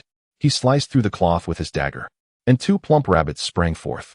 One of the rabbits was injured, an arrow lodged in its body. What are you looking at? That gaze of yours is filthy. Martina half covered her face with her hand, urging him, hurry up. Liner swallowed hard, gripping the arrow. Just bear with me. He pulled the arrowhead out, crimson blood oozing forth. But fortunately, no major blood vessels were harmed, resulting in only a modest amount of bleeding. Stop touching it. Hurry up and heal it. The blood turned the water a pale red. Yet, Martina's wound began to heal at a visibly rapid pace, ultimately leaving only a small seam. All done. Try not to disturb the wound for the next few days. Suddenly, Martina sat upright, rummaging through a cabinet until she produced a strip of white cloth. Don't bind it just yet. Let it breathe for a few days. Once the wound has fully healed, you can wrap it however you please, Liner interjected. Moreover, binding it could impede growth. If you keep that up, it may not develop properly. Not developing properly is a good thing. Why would I want it to be that big? What a hassle. Martina replied, her tone laced with irritation. Liner noticed her cheeks seemed to flush. This is embarrassing. Nora will definitely seize the opportunity to tease me tomorrow. You're covered in blood. Go take a bath and then rest. You'll be on watch during the latter half of the night. Understood. Martina donned her clothes and then carried a water bucket outside. Liner glanced at Nora beside him and gently patted her head. How are you feeling? Still unwell? Yes, he hit me on the head, but it's all right. I just need to rest. Liner opened the system to check her status bar. Name: Nora Hill. Current status: weak, dizziness. After confirming there was no indication of a concussion, Liner felt relieved. You rest. I'll keep watch with Martina tonight. Nora nodded, lying down on Liner's bed. Within seconds, she was fast asleep, her breathing steady. Liner covered her with a blanket, giving him the chance to tend to his own arm's injury. If not for the dull ache in his arm, he might have forgotten that his right hand had been struck by an axe. Fortunately, the wound was shallow, and he quickly staunched the bleeding with a water-healing spell. Liner removed his leather armor and sighed in relief. Observing that Nora hadn't even removed her armor before sleeping, he realized it must be uncomfortable. So he assisted her in taking it off. Just then, drowsiness suddenly washed over him. After a moment of contemplation, he lay down on the bed. Martina, you keep watch for the first half of the night. I'm tired and want to sleep for a bit. Wake me for the latter half. Understood. A cold breeze wafted in through the window, and Liner felt a chill, prompting him to burrow beneath the covers. Gazing at Nora's unguarded sleeping face, he felt an overwhelming urge to embrace her. Just as he prepared to do so, Nora stirred slightly, inching closer to him and wrapping her arms tightly around him. As Liner pondered this unexpected intimacy, Nora emitted an adorable little sound. Perhaps she too felt cold and sought warmth. Liner cautiously reciprocated the embrace. Upon closer inspection, he realized how delicate Nora's frame was, akin to a fragile blade of grass. A faint scent of sweat lingered on her, oddly comforting. Liner's eyelids grew heavy with fatigue. Chapter 26, Acquisition of the Exclusive Staff. In the morning, Liner awoke to find Martina sitting at the head of his bed. She clearly had pulled an all-nighter, faint dark circles under her eyes. Upon noticing Liner was awake, she offered a knowing smile, followed by her thoughts drifting toward him. Finally awake, Nora was holding on quite tightly. Liner glanced down to discover Nora still curled up in his embrace. The warmth of the blankets was astonishingly inviting, making him reluctant to rise. Simultaneously, his hand instinctively reached for Nora's tail. There's nothing quite like a morning spent petting a cat. Just then, Nora shifted slightly, stretching comfortably in his arms as if she believed she was still asleep beside Martina. Her hands kneaded against Liner's body like a kitten kneading milk. Suddenly, she sensed something was amiss and opened her eyes. Typically, upon waking, she would see a pair of massive, bulbous eyes. But today she was met with the solid chest of Liner. Slowly lifting her head, she locked eyes with him. You're awake? Following this, a barrage of thoughts rushed into Liner's mind. Why am I on my master's bed? Oh, I remember now. Yesterday I felt dizzy and had a headache. And once I closed my eyes, I fell asleep. Just sleeping, nothing else, right? I still seem to be wearing my clothes. Nora lifted the blanket and peeked inside. Seeing her attire intact, she gently covered herself again. Thank goodness my master didn't do anything. Otherwise, Nora vigorously shook her head and then got out of bed. She said nothing, remaining turned away from Liner, yet she seemed unaware that her ears had turned a deep shade of red. Liner decided against embarrassing her and swiftly changed the subject. Didn't we agree I would keep watch during the latter half of the night? Why didn't you wake me? Huffed. Cough, cough. Nora, who was drinking water, choked and shot an angry glare at Martina. Liner washed up briefly before stepping outside. The trio skipped breakfast that day, as the goblins had invaded their home the night before and left the kitchen in disarray, making off with several loaves of black bread. The villagers spontaneously cleaned the village and constructed walls. At that moment, a timid young boy stood in front of Reiner and shyly uttered, "Thank you for saving me last night." After saying this, he scurried away to the side. Reiner nodded and continued on his way. Last night was shrouded in darkness, and he was unaware of the specific villagers he had rescued. However, as he walked, more and more people greeted him, a treatment he had not previously experienced. Upon arriving in Mellowed, Reiner observed that the number of patrolling soldiers at the city gate had multiplied several times. He heard numerous accounts of last night's events from the townsfolk. Mellowed had also come under attack, yet being a fortified town with stone walls and well-trained soldiers, it had successfully defended itself. After purchasing a few loaves of dark bread, Reiner made his way to the Adventurers Guild. Noticing that Junies had not yet arrived, he settled down in a corner with two beast-eared girls and began to heartily devour the bread. Soon, a familiar figure among the bustling adventurers appeared. Junies had arrived. Her hair was somewhat disheveled, as if she had just woken up. "It's all right, let us head outside the city." The two ventured once more to the open area outside the town, preparing to commence their studies. Meanwhile, Martina, exhausted from a lack of sleep the previous night, lay down on the ground and promptly fell asleep. Just as Junies bent down to search for her book, Reiner heard the system's voice resonate in his ear. Mission completed. Rewards are being drawn. Moments later, the system's voice chimed again. Ding. Rewards have been issued. While everyone was preoccupied, a heavy metallic staff materialized in Reiner's left hand. At the top of the staff floated a deep red spiral gemstone, which not only distinguished it, but also lent an air of divinity to the entire staff. In an instant, Reiner felt the magic within him surge, rushing toward the staff. Soon, the grip of the staff began to radiate a crimson glow. Identification complete. Staff name, Breath of the Frenzied Red Dragon. Description, crafted by the most renowned dwarven artisans of antiquity. The fire magic stone at the staff's apex seals the soul of a red dragon, providing an extraordinarily powerful enhancement to fire magic. Note, the original staff was destroyed thousands of years ago. This staff is a replica, but can unleash its full potential. The quality of this staff is legendary. Reiner's eyes widened. Just as he was about to marvel at the system's generosity, he heard its voice again. Mission updated. Eliminate the Goblin Tyrant. Mission reward, 15 Diaster coins. Reiner inhaled sharply. The Goblin Tyrant was likely a Lord-level monster, not to be taken lightly. After all, the three of them had struggled even against a Goblin General. One could only imagine the difficulty of facing a Goblin Tyrant. Junies lifted her head, her gaze instantly drawn to the staff. Wait, what is this? She exclaimed, stepping closer to examine it. Goodness, this must have cost a fortune. Where did you get it? After expressing her astonishment, Junies asked, Can I touch it? Of course. Like a child with a cherished treasure, she approached to scrutinize it, fiddling with the floating red gemstone at the top. If I'm not mistaken, the grip material should be mithril, right? It's not only indestructible but also highly attuned to magic. Most importantly, just a small piece is worth a fortune. Heavens, where on earth did you acquire this? That's a secret, Reiner replied with a subtle smile. Junies was utterly captivated by the staff, then shyly inquired, May I give it a try? Certainly. After receiving permission, she cautiously lifted the staff and began to chant a spell toward the distant open space. A fireball began to coalesce at the staff's tip, constantly shifting in color. Junies' laughter was filled with excitement, but suddenly the fireball extinguished. Chapter 27. What are they after?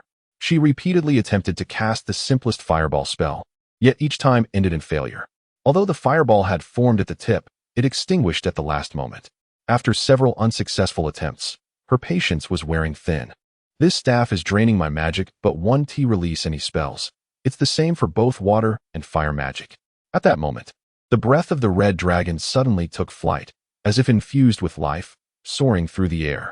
Nora tilted her head to gaze at the staff, exclaiming in awe. Incredible. After a few minutes, the staff seemed to tire, landing back beside Reiner and gently tapping him on the head with its gemstone tip.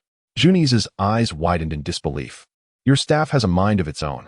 It recognizes its master. No wonder I couldn't cast any magic earlier. It was because it wouldn't let me. To validate her hypothesis, Reiner grasped the breath of the red dragon and began to chant a spell toward the distant open area. As the final word left his lips, a blazing fireball instantly materialized at the staff's apex. With the infusion of magic, the fireball grew larger, ultimately hurtling toward the grassy expanse with remarkable speed. Boom. Startled awake, Martina sat up abruptly, exclaiming in alarm, What happened? Following the thunderous sound, an intense wave of heat rushed toward them. Reiner opened his eyes against the heat, witnessing a fiery vortex materializing on the distant grass, gradually dissipating within half a minute. The area within a 40-meter radius had been completely transformed into scorched earth. Impressive. Junies was left speechless. Even Reiner himself was taken aback. According to certain game mechanics, staffs could indeed amplify a mage's spell power, but this enhancement was astonishing.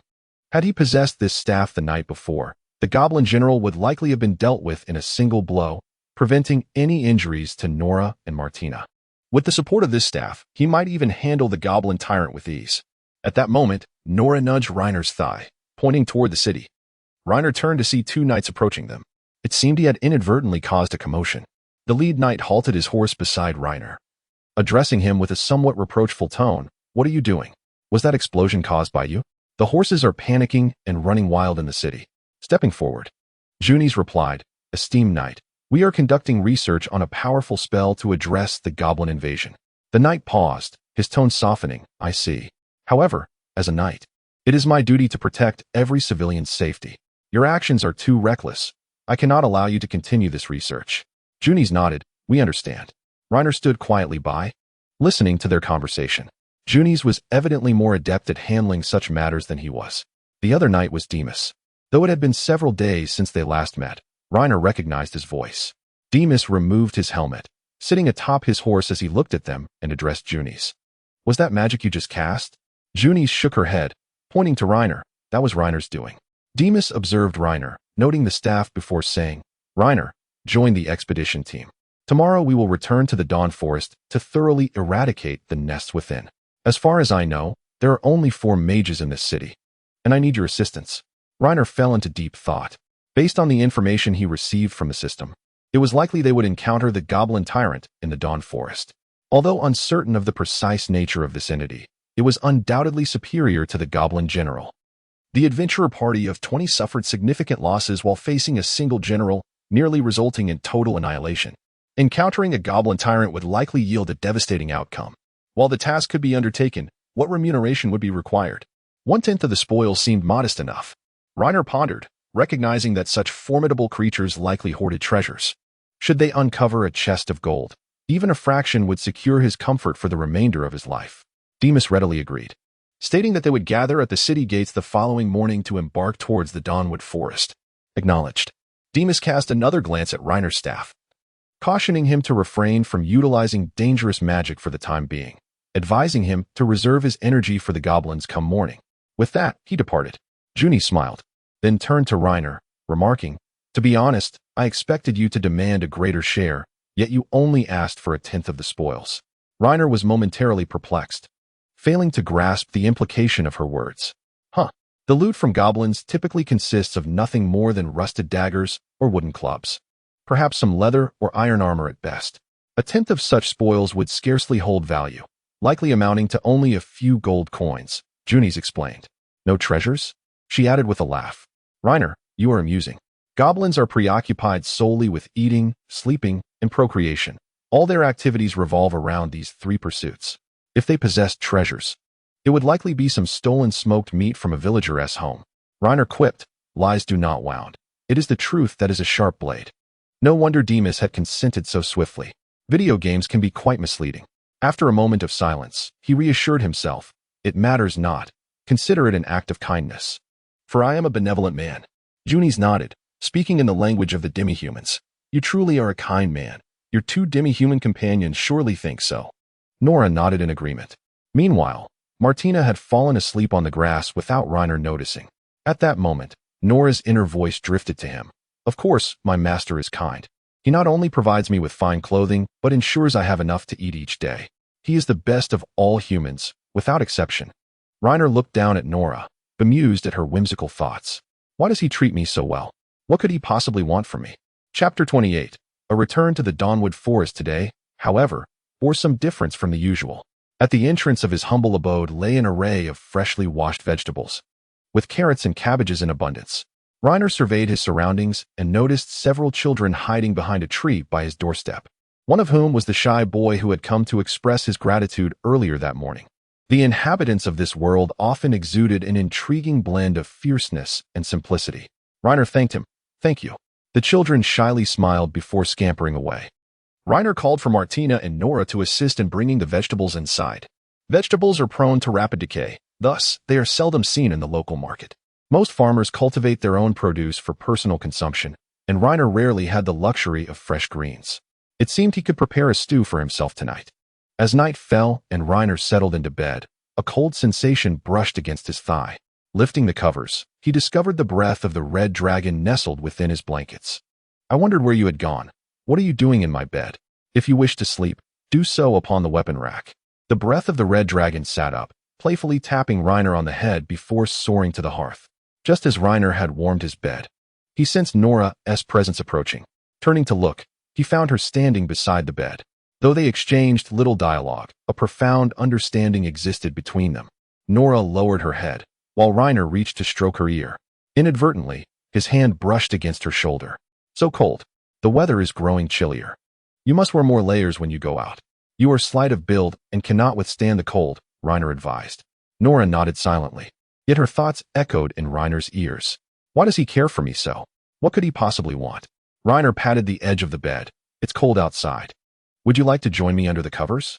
It will be warmer. Nora hesitated, shaking her head vigorously. Yesterday was an accident. Today I am clear-headed and will not succumb again. Come now, you are so chilly. What if you catch a cold? Reiner coaxed. Just for a moment, one tea you? His fondness for the catgirl grew with each passing day. Though she often wore a stoic expression, her inner world was vibrantly alive. A delightful contrast that he found utterly endearing. If he could cultivate a relationship with her, it would be splendid. She was beautiful and possessed a lovely figure. Though a few extra pounds would be even better. Nora was so thin, she was little more than bone. With this thought, Reiner could not resist ruffling her ear. Nora, meanwhile, fell into contemplation. It's all right to lie down for just a moment, I assenti it. After a brief internal struggle, she cautiously nodded. Fine, just for a moment. With that, she carefully lay down on her side. Reiner covered her with a blanket. Give me your hand. I'll warm it for you. Oh, Nora replied, numbly extending her hand, which rested against Reiner's chest. So warm. However, the two maintained a respectful distance beneath the covers. After a while, Nora seemed hesitant to draw closer, turning away slightly. Seeing the little catgirl retreat, Reiner, emboldened, gently cradled her belly and pulled her back to him. Why so far apart? Come closer. Though she did not resist, her mind was in turmoil. His hand is on my belly. What does he intend? For some reason. Nora's body temperature suddenly soared. Reiner held her gently, savoring her soft form. Truly, she was a catgirl. The mere act of holding her was therapeutic. What to do? What to do? What to do? Someone save me, Martina. Alas, the very savior Nora sought was sound asleep, snoring softly. Reiner shook his head, mustering his courage. I'm cold. Let me hold you a little longer. Pursuing a girl requires a thick skin, yet persistence is key. Nora, exasperated, relented. All right. Just one last time. He is so warm, warmer than my own blankets. Let us finish this quickly. I'm quite tired. The moment she spoke, Nora panicked. She shook her head vigorously and began to struggle. No, I really must go, master. I want to sleep alone. Her thoughts were filled with resistance. No, I absolutely cannot sleep together. I've let him touch my ears, my tail, and even hold me. This is my limit. Observing her resolute inner conflict, Reiner recognized that pressing further would yield adverse effects, so he promptly released her. Pursuing the catgirl must be done gradually. Nora spent the night in restless thoughts. Reiner, too, remained awake, eavesdropping on her inner musings. His words had made a significant impression on her. What does he truly want? He asked me to share his bed. Could it be that he harbored such intentions? Impossible. He had mentioned disliking her physique. If he were to prefer anyone, it would be Martina, with her superior form. Could it be that he merely sought companionship? No, that couldn't be right. Reiner was not that kind of person. Reiner yawned. After listening for an entire night, he too felt drowsy. Had he not promised Demas to venture into the Dawnwood Forest to confront the goblins, he might have succumbed to slumber long ago. Upon realizing this, he sat up in bed, awakened Martina, and made a brief preparation before setting off. Upon arriving at the gates of Mellowed, Reiner observed a crowd of approximately 200 individuals. Among them were militia, adventurers, and even a few ruffians. Several knights on horseback stood before this motley assembly, seemingly engaged in conversation. Reiner locked eyes with one of the knights, who nodded gently. Although the helmet obscured the knight's face, Reiner surmised it was likely Demas. While Reiner stood idly in the crowd, a pair of hands pulled him aside. It was Junie's. With a beaming smile, she said, Reiner, let us stick together. I don't know anyone here, so I'll need your help. Reiner was taken aback by her presence. Didn't she say she would rest for a few days? I thought about it and decided to come. Since you're here and I don't know anyone either, I might as well join you. As the two engaged in light conversation, Nora's thoughts drifted over again. Nora, you truly are foolish. Even if the master were truly unfulfilled, he would seek out humans. Not someone like you, a demi-human. Don't harbor such delusions. Chapter 29. The cunning goblin on the road to the Dawnwood Forest, while Reiner chatted with Junies. He frequently caught snippets of Nora's thoughts. What does it mean that the master wants to hold me while he sleeps? It was evident that last night's conversation had troubled her significantly. As they walked, she was lost in her musings. Yet, whenever Junie spoke to Reiner, she would fall back into self-doubt. Nora exhibited not only a lack of security, but also a hint of inferiority. Rainer extended his hand and gently stroked Nora's beastly ears, silently resolving to support her. During their midday break, the four of them sat side by side, gnawing on dark bread. A cold breeze swept through, causing Nora, seated next to Rainer, to shiver. Martina, being larger and more energetic, seemed less affected by the cold. However, Nora particularly despised it, often sneezing when the wind blew too fiercely. Rainer conjured a small fireball in his palm and held it out for Nora to warm herself. As she nibbled on her bread, she whispered, "Thank you, master." Soon after, her thoughts floated over again. The master is so kind to me. Martina blinked and extended her own hand. Rainer, make the fire bigger. My hands are cold, and I want to warm up. Just stick your hands into your clothes to warm up, Rainer replied. Martina squinted seriously at him. Why the favoritism? Is Nora human, and I am not? All right. I'll warm you up too. Rainer continued to channel his magic, and the fireball gradually grew larger. Seeing this, Junies also reached out. Eventually, other unfamiliar adventurers gathered around as well. Rainer, noticing this, casually picked up some twigs and created a campfire for everyone to toast their bread. Once they settled down, he glanced over at Nora, who was quietly rummaging through her bag and pulling out another piece of dark bread. Just as Rainer wondered if she hadn't eaten enough, Nora's thoughts drifted to him again. If I eat more, I'll gain weight. The master said he likes women like Martina. Rainer was momentarily taken aback. He had never expressed a preference for Martina. Though she was beautiful and had an impressive physique, standing nearly 6 feet tall, he preferred women who were petite and softer. However, since Nora thought this way, she likely harbored similar feelings. Yet, given her nature, it would be improbable for her to voice it openly. Rainer moved to sit beside Nora, taking advantage of Martina tending to her great sword and Junies conversing with other adventurers, discreetly slipping Nora's small hand into his clothing. Master? Nora murmured softly, then fell silent. Don't move. I'm just warming your hand. Nora lowered her head, remaining perfectly still. Rainer noticed her cheeks had flushed.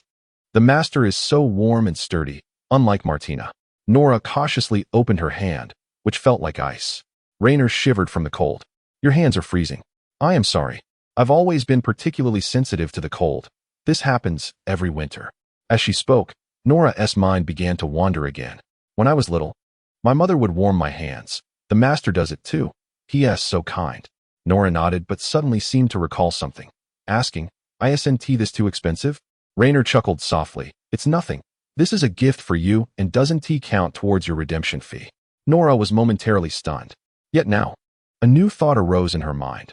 Where else could I go if I leave him? There's no place for us in this world. He may be the only human who treats me well. I need to stay by his side. Upon hearing her thoughts, Rainer was slightly taken aback. He hadn't anticipated Nora's perspective would shift so swiftly, now contemplating the desire to remain. In contrast, Martina seemed preoccupied only with eating and sleeping, never considering such matters. No wonder she was perceived as lacking in intelligence. Just as Rainer was about to voice his thoughts, Martina looked up at him, their eyes meeting. She set down her great sword and blinked in confusion. What are you staring at? Is there food? After hearing her thoughts, Rainer sighed. Let us leave it at that for now. Even if Martina was simple-minded, she would eventually come to understand. After resting for an hour, the group resumed their journey. As they drew closer to Dawnwood Forest, signs of goblins began to appear. Observing the severed goblin corpses strewn along the roadside, Martina slowly remarked, I didn't expect to find greenskin monsters here. Rainer patted her shoulder. Although there are many of us this time, let us still exercise caution. Martina nodded and leaned closer to Rainer, whispering, I have a feeling many will perish this time. Rainer shared a similar premonition, but lightly tapped her on the head with his staff. We haven't even reached the forest yet, and you're already speaking such ominous words. If we encounter danger again, don't be careless like last time. I don't want to treat those 2 lumps of flesh again. Martina huffed softly, muttering, You'd be delighted to squeeze them again, wouldn't you? Hallooed. By evening, the group finally arrived at Dawnwood Forest. Along the way, Rainer had seen numerous goblin corpses, mostly dispatched by the knights leading the charge. Occasionally, news of adventurers getting injured would reach them, which was not a good omen. Rainer, you must be cautious. These cunning goblins have set numerous traps along the way. They are astute, knowing that knights in heavy armor are difficult to kill. They wait for the knights clearing the path to move far ahead before triggering traps to attack the adventurers following behind. Several have already fallen victim and lost their ability to move. Raynor suddenly felt a sense of foreboding. This conflict seemed to have commenced the moment they decided to venture into Dawnwood Forest. Just then, Nora's thoughts floated into Raynor's ear. Something feels off, Master. It seems we are surrounded by greenskin monsters. Nora tugged at Raynor's clothing with urgency. Raynor blinked in confusion. They were on the edge of Dawnwood Forest, with an endless expanse of trees ahead and dense, lush underbrush on either side. Are you sure? Nora's ears perked up. They're everywhere. I can hear them. If you don't believe me, set the surroundings ablaze, and soon enough, the green-skinned monsters will leap out. Junis, sweating nervously, who understood demi-human language, whispered, I'll go inform Demas. Hurry. Chapter 30. The Cyclops Ogre soon. News of being surrounded by goblins spread throughout the group. Though the adventurers continued their actions, they remained vigilant against the goblins lurking in the thicket. Retreating now was unrealistic. Should the goblins perceive that the party was no longer advancing, they would undoubtedly launch a preemptive strike. Therefore, it was more prudent to take the initiative. You ignite the left, I shall incinerate the right. Once you see my spell cast, follow suit, suggested Junis, removing the black cloth that shrouded her staff. The two split up, moving to the outer edges of the group, where they found a relatively open space and began to quietly chant their incantations. As the gem atop the red dragon's breath staff radiated a blinding crimson light, Raynor suddenly aimed his staff at a nearby patch of grass and unleashed a fireball spell. The magic, empowered by the staff, was terrifyingly potent. A fiery tongue, towering over 20 to 30 meters, erupted from the ground, and a scorching wave swept through, instantly transforming the surrounding foliage into a sea of flames. Following this, the thicket erupted with heart-wrenching screams as goblins, engulfed in flames, charged forth, engaging the adventurers in a chaotic melee. Once the two sides clashed, Raynor, wary of friendly fire, refrained from using any further magic. Instead, he and Nora stood back to back, wielding the staff as a bludgeon, taking down any goblin that approached. The staff, forged from adamantine, was nearly indestructible, though Raynor worried about whether the fiery magic gem at its tip would shatter under the blows. Fear not, host. This weapon is nearly indomitable. Hitting a few goblins won't damage it, the system reassured him. With this encouragement, Raynor swung with greater force. He had to admit, the staff, with its forward balance, felt akin to a war hammer, and the grip was quite satisfactory. Martina, assist the others. Nora and I can hold our ground, he instructed.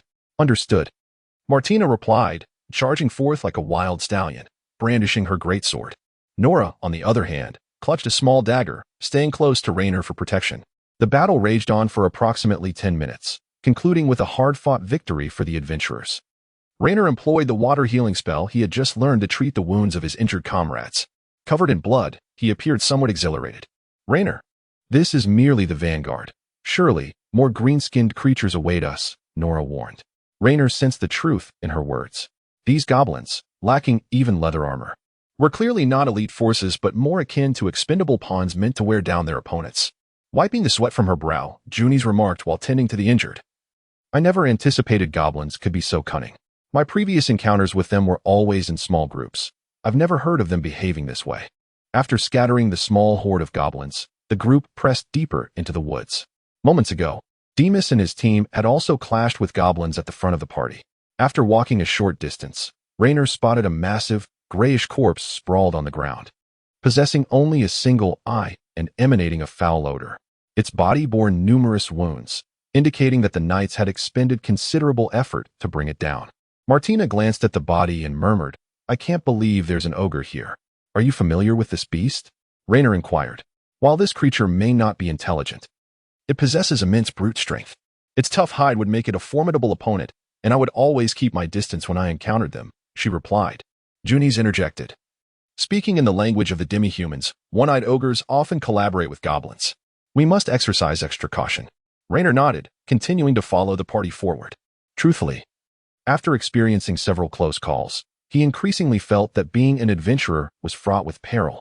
Danger seemed to lurk around every corner, and a moment's inattention could cost one their life. He hoped to earn enough to retire comfortably within a few years, purchasing a home in Melid and living a peaceful life with Nora. However, at present, he needed to allocate his funds elsewhere. Since the incident where Nora was knocked unconscious by the goblin general and Martina was struck by an arrow, Raynor had been contemplating upgrading his armor. The lightweight leather armor was indeed light, but offered insufficient protection against more intense attacks. If faced with archers, he would undoubtedly be pierced through. Yet, if he switched to chainmail, the likelihood of sustaining injuries would dramatically decrease.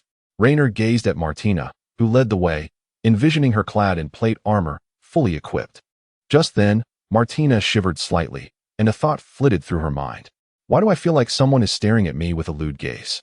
Their eyes met, and Raynor squinted, asking, "What are you looking at?" "Focus on the path." Martina turned her head without a word, but her thoughts drifted back to him.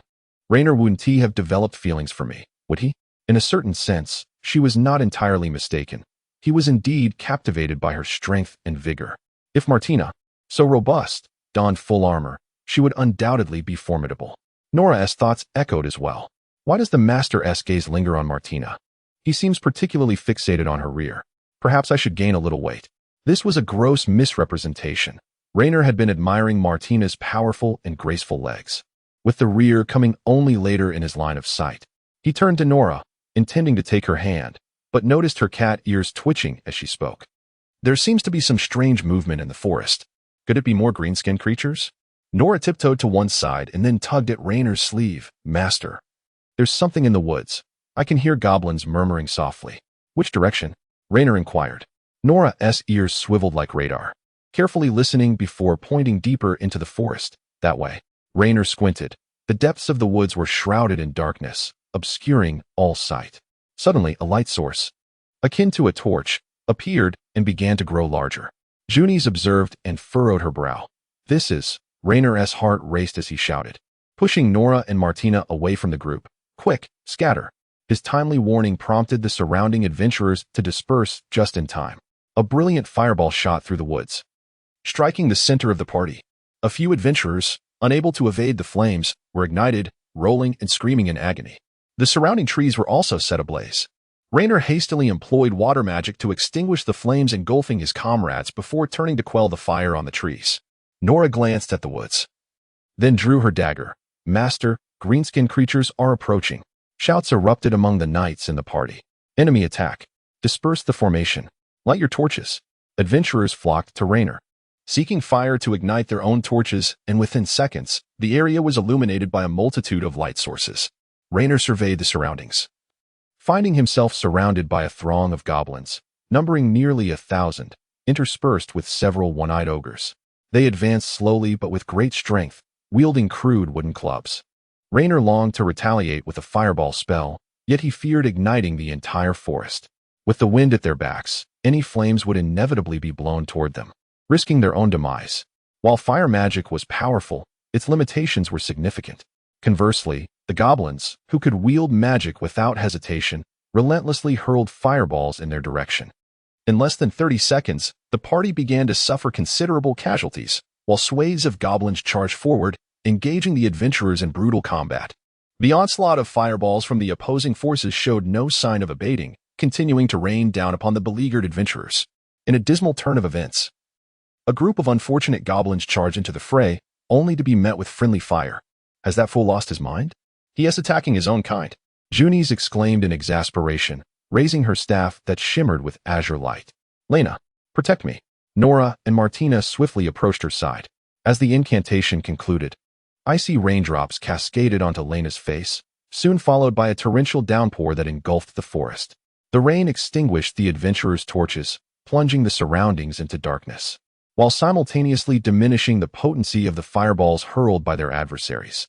In perfect harmony, Lena and Junies summoned fireballs through their staffs, illuminating the gloom amidst the downpour. Shielded by the elements of water and light, the tides of battle began to shift. Though the frail goblins were numerous, their quality left much to be desired. With the adventurers' coordinated efforts, they dispatched wave after wave of the diminutive foes. However, the massive cyclopean ogre tore through their defenses with ease, sending several adventurers flying with a single swing of its club. Martina, fixated on the towering brutes, resolved to eliminate them as soon as they drew near. "All right," she declared, charging forth with her sword poised to strike down the ogre. Such creatures, unarmored and vulnerable, stood no chance against the might of Martina's blade. The tide of battle shifted decisively, invigorating the spirits of the adventurers. Gradually, knights surged into the thicket, clashing fiercely with the goblins. At that moment, a voice crackled through the air. Warning, you are being watched by the goblin high priest. Warning, your life is under severe threat. Warning. Before the system's warnings could fade, Lena heard the ominous rumble of thunder overhead, sending a shock of fear coursing through him.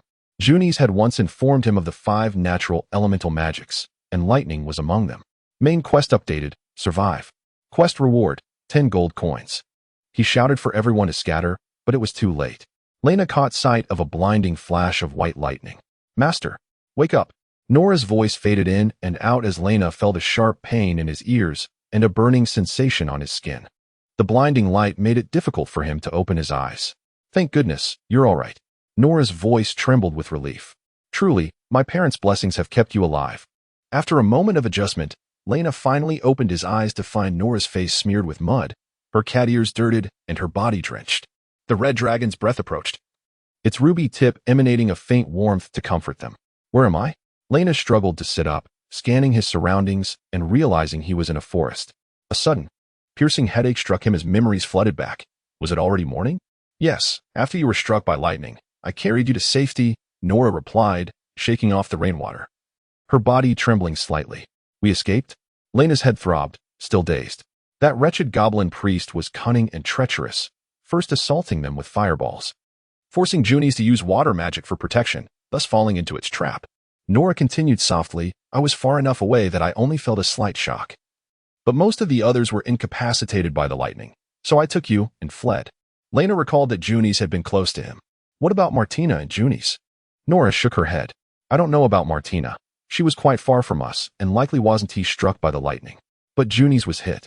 She was still on the ground when I took you away. Lena gasped. If what she said was true, Junies was likely lost. Seeing Lena's pallor, Nora hastily apologized. Master, I'm sorry, I couldn't carry both of you. It's not your fault.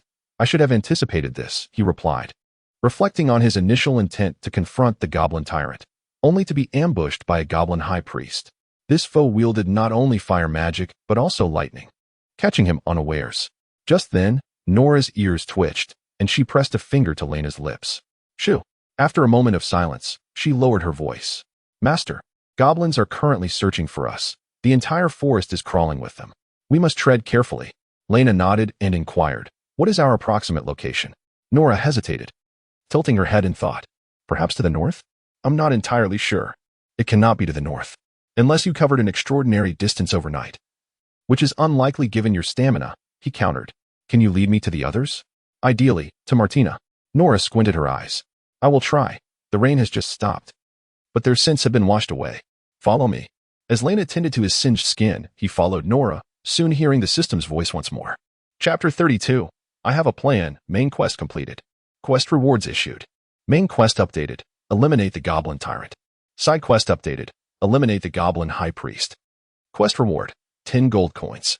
The area appeared to have been thoroughly cleaned. The heavy rain had washed away the blood from the previous night, leaving only muddy ground in its wake. Although Nora frequently bickered with Martina and occasionally clashed with her, she felt a deep sense of unease. Per Martina, no matter how formidable, could not withstand the onslaught of so many goblins. She must have been devoured. Lena glanced at her, offering reassurance. With over 200 individuals, the goblins cannot possibly consume them all at once. Martina still has hope. With so many captives, the goblins could only cook around 50 in a day. Let us hope they do not fancy women of her robust stature. At that moment, Nora pinched her nose, whispering, Master, I think I smell meat, human flesh. A chill ran down Lena's spine. He swallowed hard and urged, lead me there. Nora bent low, guiding the way as they navigated through the dense underbrush. After a considerable time, Lena too caught a whiff of the strong aroma of meat. However, the thought of it being human flesh churned his stomach. After some time, Nora suddenly halted in the thicket, slowly parting the foliage with her hands. After a glance, she motioned for Lena to take a look. Master, you should see this. Lena peered out, his pupils dilating in horror. The goblins had cleared a sizable swath of forest, erecting crude, flat-roofed wooden huts. In front of the cluster of huts, several large cauldrons were set up, simmering with dismembered limbs, much of the flesh a sickly green. The thought of these monsters resorting to cannibalism surpassed Lena's darkest imaginings. Adorned with bizarre runes, their faces obscured by grotesque masks, The goblin priest brandished a staff topped with severed heads. This was undoubtedly the same goblin priest that had launched the surprise attack and unleashed magic upon them. In the center of the clearing stood a throne carved from stone, upon which reclined a corpulent goblin, oozing with sores and seemingly devoid of combat prowess. Its crimson eyes burned with malice, crowned by a pale yellow diadem. This creature was likely the goblin tyrant the system had referenced. Help! Ah! Two robust, cyclopean ogres were mercilessly slaughtering the selected adventurers, who were bound to the ground like insects. They were divided into two groups. It appears that one group is intended for slaughter, while another is temporarily kept in captivity. Reiner did not see Martina and Junies among those present, but he did spot Demas. The armor he wore had been stripped away, and his woolen clothing was muddied. Nevertheless, he did not relent, continuing to curse the goblins with the most malicious words, even though the goblins could not comprehend a single word. Nora's ears suddenly perked up. She pointed towards the nearby thicket and whispered, "I can smell Martina and Junies. Master, let us proceed." Reiner followed her through the underbrush. Moments later, she emerged from the foliage. Suddenly, a large sword swept toward her head, but it fortunately halted just in time. "Nora?" Martina turned to Reiner, her furrowed brow easing.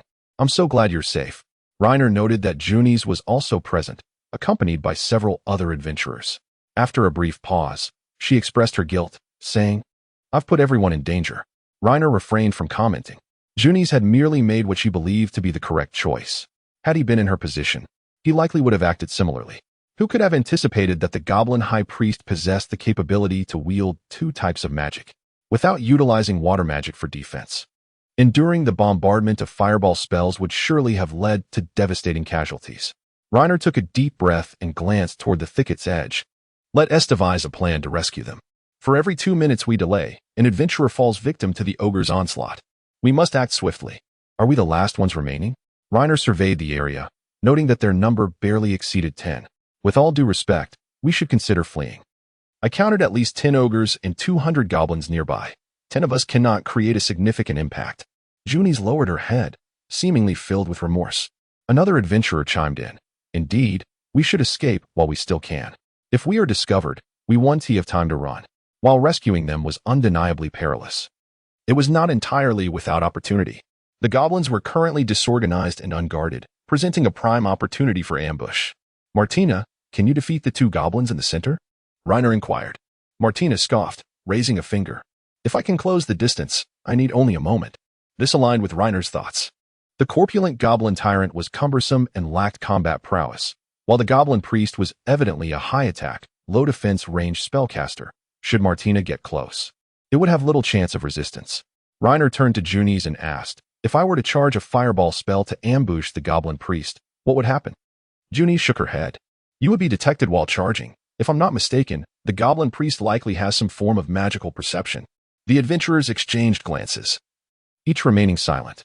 "Then let me rephrase. Who among you is willing to join?" Reiner scanned the group. "I will. Demas saved my father on the battlefield. And I," another voiced. "Lord Adney once aided me. Thanks to him, I can afford my sister's treatment. My brother is inside. I shall join as well." Seeing their willingness to participate, Reiner gathered them together. "I have a plan." Chapter 33, Goblin Tyrant. Reiner peeked outside, noticing the goblin priest still preoccupied with stirring the seasoning into the stew. He propped his staff against the thicket and began to chant incantations in hushed tones. In an instant, the distant goblin priest sensed something amiss, surveying the surroundings until he finally spotted Reiner preparing for an ambush. Lifting his staff, he bellowed, "Goblins, seize him!" The surrounding goblins abandoned their tasks, brandishing weapons and rushing toward Reiner. The one-eyed ogre responsible for slaughtering adventurers charged at him with a cleaver, while several other ogres positioned themselves to guard the priest and tyrant. Reiner gripped his staff tightly, aiming at the approaching goblins. After a moment of contemplation, he raised his staff slightly to target the goblin priest in the distance. However, the goblin priest did not flinch, exhibiting no fear. The fireball grazed the ogre's body and struck the goblin priest, but the anticipated explosion did not occur. Instead, an invisible force diverted its path, causing an explosion in the open field. Simultaneously, the bone talisman hanging from the priest's neck shattered. Reiner frowned. What was that? Some sort of talisman? The goblin priest laughed, breathless, resembling a malfunctioning bellows. Meanwhile, the goblin tyrant, who had been sitting on his throne, seemed to have lost patience, roaring, "Kill that human." The goblin priest resumed chanting. Reiner struck down a nearby goblin with his staff and fled towards the wooden house, using it as cover. To his surprise, the goblin priest showed no regard for his allies, unleashing a fireball that sent Reiner flying and ignited several huts. With his backside ablaze, Reiner cursed and hurriedly extinguished the flames with water. As goblins surged from all directions, he pushed them back with fire while shouting, "Junis." No sooner had he called her name than a fireball was hurled at the goblin priest, only to be deflected once more by that mysterious force.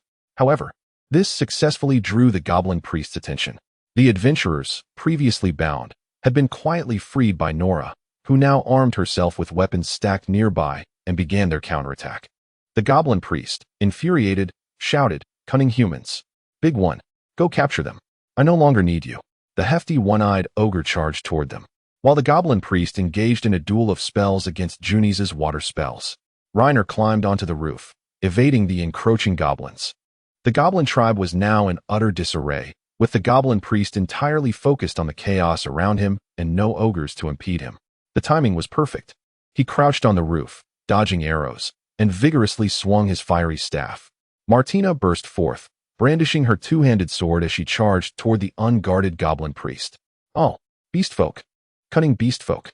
The startled goblin tyrant tumbled from its throne. The priest began to incant a spell to launch a fireball at Martina, but he was a moment too late. Martina's sword struck at his neck. The goblin priest's head fell, and his towering form slumped backward. Martina nonchalantly flicked the blood from her sword. "Well done," Reiner praised, observing from the roof. "Quick, protect the king." The one-eyed ogres, witnessing the scene, abandoned their skirmish with Demas and Junis, rushing toward the goblin tyrant. However, Martina's two-handed sword was no trifling weapon.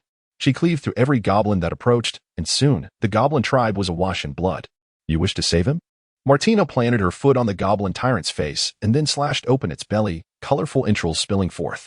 "Ah!" The goblin tyrant howled in agony. Reiner, perched on the roof, couldn't help but retort, "Enough already. That thing is filthy. Aren't you disgusted?" Martina, equally exasperated, thrust her sword into its throat, delivering the final blow. Subsequently, he plunged into the midst of the goblins, commencing a brutal slaughter. Suddenly, Reiner felt an unsettling shift in the atmosphere. The corpse of the goblin priest began to writhe ominously. "Martina, behind you." Unfortunately, she was ensnared by the goblins, unable to extricate herself in time. Junis also sensed something was amiss. She instinctively cast a fireball, only to be repelled by an unseen force once more. Demas charged forward with his longsword, but was sent flying several meters away. The goblin priest raised his staff and roared as he ignited his own body. Instantly, a multitude of goblins collapsed inexplicably to the ground, transforming into desiccated corpses within mere seconds, while their green souls coalesced at the tip of the staff. Martina lunged forward, swinging her dual swords and once again slaying the goblin priest.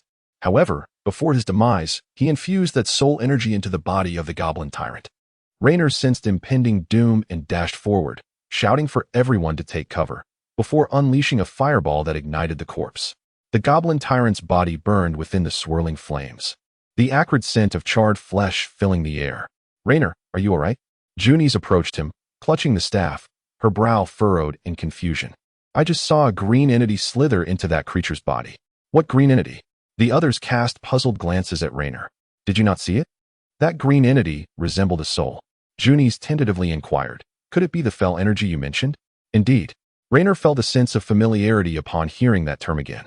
Before his transmigration, he had encountered it in various films. "My mentor said that only a select few can perceive the flowing fell energy in this world. It derives from the power of demons. If what you say is true, then we must." Before Junis could finish, Reiner saw the flaming goblin tyrant rise to its feet. Its skin was charred black, its bloody entrails exuding a foul stench, and the veins on its emaciated legs bulged grotesquely. "Everyone get back." Nora reacted swiftly, yanking Junis away. However, the two adventurers closest to the tyrant were not so fortunate. They were seized by their throats, their milky white souls drawn from their orifices, and they instantaneously became desiccated corpses. The flames enveloping the tyrant extinguished, and its mangled form began to mend, yet it quickly succumbed to decay, appearing to suffer immensely. "Altogether, let us finish him." "Ah!" The tyrant moved with astounding speed, hurling two desiccated bodies at the group, causing them to stumble. It then seized the ogre's butcher knife, roaring as it charged at the adventurers. Chapter 34. Is your magic crystal really as large as a mountain? Blood and flesh splattered everywhere. Unarmored adventurers were as fragile as chaff before it, with dozens slain in a single encounter. The fireballs launched by Rainer and Juni's ignited its body, yet failed to impede its relentless movements. It can heal itself. Such attacks are futile. Martina let out a battle cry, using her shield to stagger the tyrant, subsequently severing one of its arms in the process. The tyrant glanced at the severed limb, and a new arm, slick with slime, sprouted forth. Martina furrowed her brow. This is truly astonishing. Aim for its head. No sooner had Rainer spoken than the tyrant surged forward, violently colliding with Martina and charging at him in a frenzy. A knight clad in armor stood in its way, bravely absorbing a blow. The knight's plate armor was rent asunder by the strike. Even a goblin general would not possess such unparalleled strength. Run! Rainer turned and fled. The tyrant grasped the knight by the waist and hurled him against the wall with tremendous force. Soon after, more armored knights rushed to the scene, their longswords wildly hacking at the tyrant. Their strength proved inadequate, failing to cleave through the tyrant's bones. The tyrant swung its butcher knife, causing sparks to fly as the knight's armor was battered, forcing them to retreat several meters. Archers concealed in the shadows released a volley of arrows, but these proved utterly ineffective against the tyrant. Out of nowhere, Martina appeared, leaping onto the shoulder of a knight and decapitating the tyrant midair. Yet, the colossal beast did not fall. It continued to flail its butcher knife wildly. What a monster! It refuses to die. Martina's eyes gleamed with fervor. She felt no fear, charging back to the tyrant's side and swiftly severing its two legs. However, in her retreat, the tyrant's wild swing severed her left arm entirely. Seizing the opportunity, Nora dashed in, cradling Martina's severed arm and rolling off the battlefield. Rainer, let us roast him alive. Juni shouted urgently. She unleashed a fireball, setting the tyrant ablaze. The regeneration of its severed limbs slowed significantly in the flames. As its legs regrew, Martina, dragging her injured body, advanced once more to sever them anew. Meanwhile, Rainer continually chanted incantations, compressing the fireball atop his staff, its color gradually shifting to a stunning azure. Get back! The adventurers retreated, distancing themselves from the battlefield. Seeing the tyrant regrow its limbs, Rainer hesitated no longer, launching the fireball. Boom! The moment the azure fireball struck the tyrant, an overwhelming heat wave swept through the forest, and the ground trembled violently. Rainer was hurled backward, his cloak igniting instantly. He tore the burning cloak away and looked up at the indistinct figure within the flames. He could vaguely see its flesh being stripped away, ultimately reducing to a pile of ashes. The fire raged on for an indeterminate duration. When Rainer regained his senses, he felt a searing pain on his skin. He had been burned. Confirming the goblin tyrant was thoroughly vanquished, Rainer turned to Martina and swiftly approached her. This creature was formidable, despite having lost an arm. It remained eerily composed, as if unaffected. Does it not hurt? I'll treat it myself shortly. The healing spell will mend the burn swiftly. He gently patted Nora's beast ears, murmuring, You performed exceptionally today. Nora nodded, her voice drifting over. It was merely what I was meant to do. Her face had turned pale, and she had succumbed to unconsciousness. During the battle, she had continuously cast fireballs, evidently exhausting her magical energy, leading to her fainting. Just lying down should suffice. It's likely nothing serious. Rainer grasped her arm, applying pressure while using the healing spell to aid in the wound's recovery. Even someone as resilient as Martina, subjected to such treatment, began to break out in a cold sweat, her body trembling uncontrollably. It hurts, it truly hurts. Feel free to cry out. No one will mock you. No need, just hurry. Martina whispered, her breaths growing increasingly labored. Rainer had overestimated the healing spell's efficacy. The gash on her arm was too extensive, and the bone had been completely severed. As soon as the arm was reattached, it fell away again, causing Martina to shed tears. If it comes to that, so be it. I will still be formidable with one arm. At that moment, Demas approached. Rainer, I need your assistance. Many are injured. Just a moment, I'll be right there. Rainer retrieved holy water from his pouch. He had carried this remedy since acquiring it, preparing for any unforeseen circumstances. Rainer poured a bit of holy water onto Martina's severed arm before pressing it back into place. In no time, the flesh began to heal at a horrifying pace, leaving only a faint scar. Martina gazed at her arm, exhaling in relief, before incredulously exclaiming, "My arm no longer hurts." "Rainer, you're amazing. Even if it doesn't hurt, refrain from moving. Just remain seated and wait for your arm to recover." "All right." Rainer turned and made his way toward the other injured adventurers. Many had also lost arms. He had no experience in treatment whatsoever, so he could only attempt to reattach the severed limb using water magic and then secure it with a wooden board. Whether he would succeed in healing the patient remained uncertain. They would have to wait for Junies to awaken to ascertain the outcome. After a while, noticing that the crowd had thinned, he finally spoke up. "Rainer, I owe you another favor. We are in an employment relationship. I merely fulfilled my duties," Rainer replied. "If it weren't for you, we would likely have become souls beneath the blades of ogres." Rainer waved his hand dismissively, lowering his head to heal his burns with water magic. "It was merely luck. Any slight misstep could have cost you your lives." Demas nodded in agreement, but refrained from further comment. After a prolonged silence, he spoke again. "Should you require assistance in Melod, do not hesitate to seek me out." With that, he turned to approach a group of knights. Rainer remained silent, continuing to tend to his injuries. Out of the corner of his eye, he noticed Junie stirring a short distance away. "Are you all right?" Junie struggled to sit up, clutching her staff, and nodded weakly. Chapter 35, Nora is my woman. Before their return, the adventurers thoroughly decimated the goblin tribe, incinerating their wooden huts without mercy. Demas chose a scenic brook to bury the fallen. Although this expedition completely eradicated the goblin threat, the losses were equally devastating.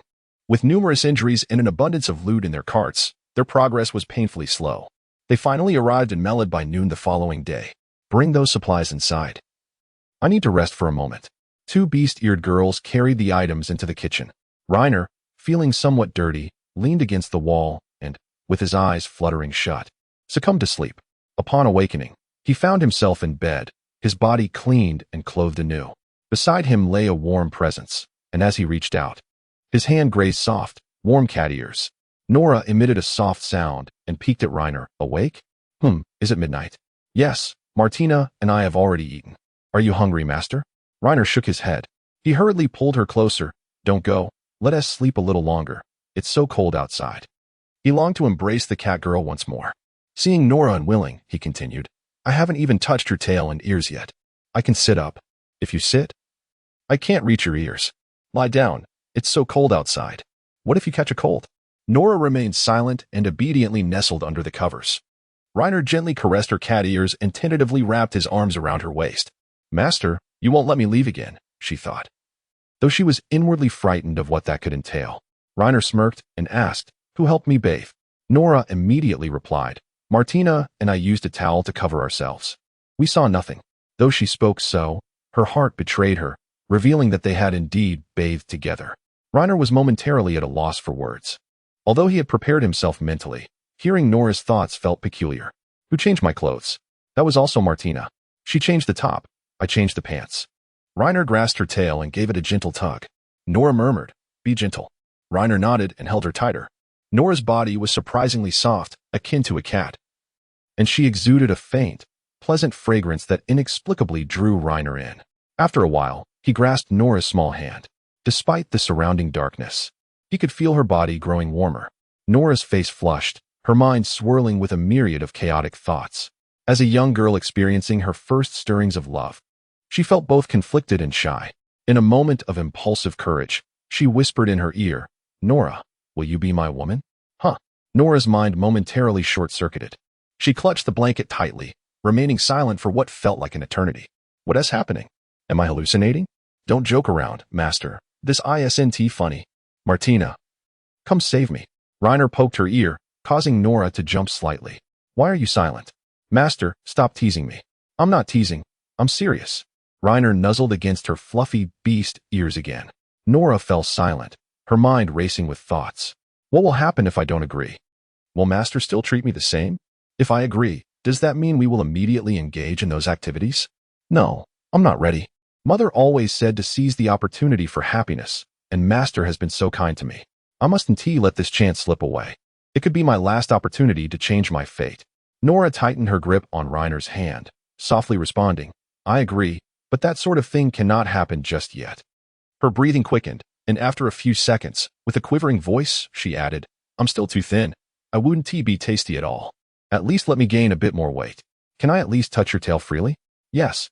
Reiner no longer held back, stroking her tail from base to tip. The texture of her feline tail was indeed delightful. They lay in bed, whispering sweet nothings for quite some time. Exhausted, Nora soon drifted into slumber. In her dreams, Reiner even caught a glimpse of her thoughts, filled with joy and excitement. Mother, I have a home now. The following morning, Reiner was met first by Martina's scrutinizing gaze as she crouched by the bed with her sword in hand, observing the pair. What are you doing? Reiner exclaimed, startled. Martina squinted her eyes and, in a serious tone, interrogated, why are you two sleeping together again? Their conversation roused Nora from her sleep. Martina's tone turned grave. Reiner, did you bully Nora again? A powerful male should never bully a female. Reiner immediately retorted, when have I ever bullied her? Don't slander me. He then wrapped his arms around Nora's waist. Martina looked down, her eyes widening in surprise at the sight. Reiner slowly confessed, to be honest, Nora is already my woman. She agreed to me last night. Martina was even more astonished, asserting, you must have threatened Nora. That's nonsense. As the two argued, Nora finally spoke up. It was my choice. I fell in love with Master, and I want to have a home. Martina scratched her head. Though she remained silent, her thoughts betrayed her. This isn't right. How could Nora fall for Reiner? Just because he helped her bathe? It's not that significant, is it? Reiner felt somewhat offended. Chapter 36. Get them a set of proper armor early in the morning. Reiner led them to Mellet. Along the way, he occasionally stole glances at Nora, and the two, seemingly in sync, would often meet each other's gaze. Caught again. It's so hard to sneak a peek, he thought. Reiner took her hand. But it was not long before Nora pulled away. She was rather shy. Whenever Martina glanced her way, she instinctively withdrew her hand. Unbeknownst to them, the trio had already arrived in Mellet. Reiner's purpose for this trip was to find suitable armor for Martina, and if funds permitted, to rent a room in the city. Much of Reiner's activities required him to be in Mellet, whether to accept quests at the Adventurers Guild or to purchase weapons and armor. Everything was generally conducted within town. He had recently become quite affluent, initially possessing 10 gold coins. After successfully completing 3 quests in the Dawn Forest, he now boasted a total of 45 gold coins. Thanks to the system's tasks, he had amassed wealth equivalent to what a farmer would earn in 20 years in a remarkably short span of time. Although this sum of money is insufficient for him to transcend social classes, it is adequate for his immediate needs. As soon as he entered the city gates, Reiner heard a familiar voice. Hey, Reiner. Turning around, he saw Demas standing with his hands on his hips atop the city wall, clad only in a chainmail shirt. He produced a pouch of coins from his waist and tossed it to Reiner. Upon receiving the pouch, Reiner opened it to find it filled with silver coins, estimated to be worth 3 gold coins in total. So much. The spoils must have sold for a considerable amount, Reiner remarked. Demas nodded and then threw another pouch. This one, though smaller, felt heavy in Reiner's hands. Opening it revealed a collection of gold coins, no fewer than a dozen. Are you serious? Reiner exclaimed, his eyes wide. Of course, this is the bounty from the tyrant and the priest. Since you contributed the most, the majority of this reward rightfully belongs to you. Reiner shook the pouch and tucked it into his waist bag. All right, thank you. Just as he was about to leave, Demas called out to him again. What's the matter? Having second thoughts? Demas shook his head and continued, if I have no other business during the day, I will mostly be here on the city wall. The two clearly had little to say, observing Demas engaging in idle chatter with a nearby knight. Reiner departed with the beast-eared girls. He first sought out a cobbler, replacing their worn straw sandals, which had been in use for a month, with fitted ankle boots. The weather was growing colder, and it was time for a change. It was evident that Nora was quite pleased with her new shoes, often crouching down to carefully wipe them. Even the typically carefree Martina was seen cherishing her footwear. These shoes are truly wonderful. You humans really know how to indulge. Martina remarked earnestly. Nora nodded in agreement. Reiner shot her a glance and said nonchalantly, the cost will be deducted from your ransom. Deduct away. I'm quite happy to work for you. At least I won't have to worry about going hungry, Martina replied seriously. Just as Reiner was about to lead Martina to the armor shop, the system's voice emerged once more. Quest updated. Initial exploration of the ruins south of Mellet. Quest reward, 5 silver coins. To be honest, Reiner had become so affluent that he regarded these 5 silver coins with disdain. However, adhering to the principle of completing quests, he decided to investigate further. But first, he needed to find a set of armor for Martina. Despite her bravery, she was still flesh and blood, and as the front line of their party, protection was imperative.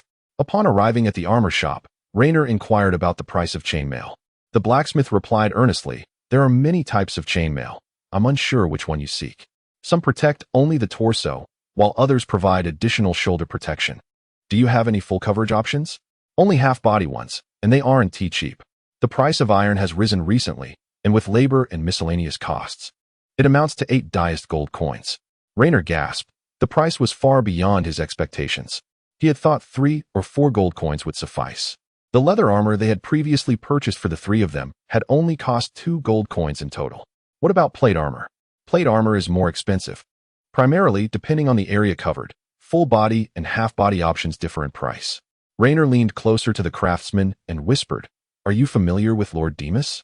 "Of course. He is a noble knight worthy of respect. Can you procure that kind of plate armor?" Raynor was quite impressed with its defensive capabilities.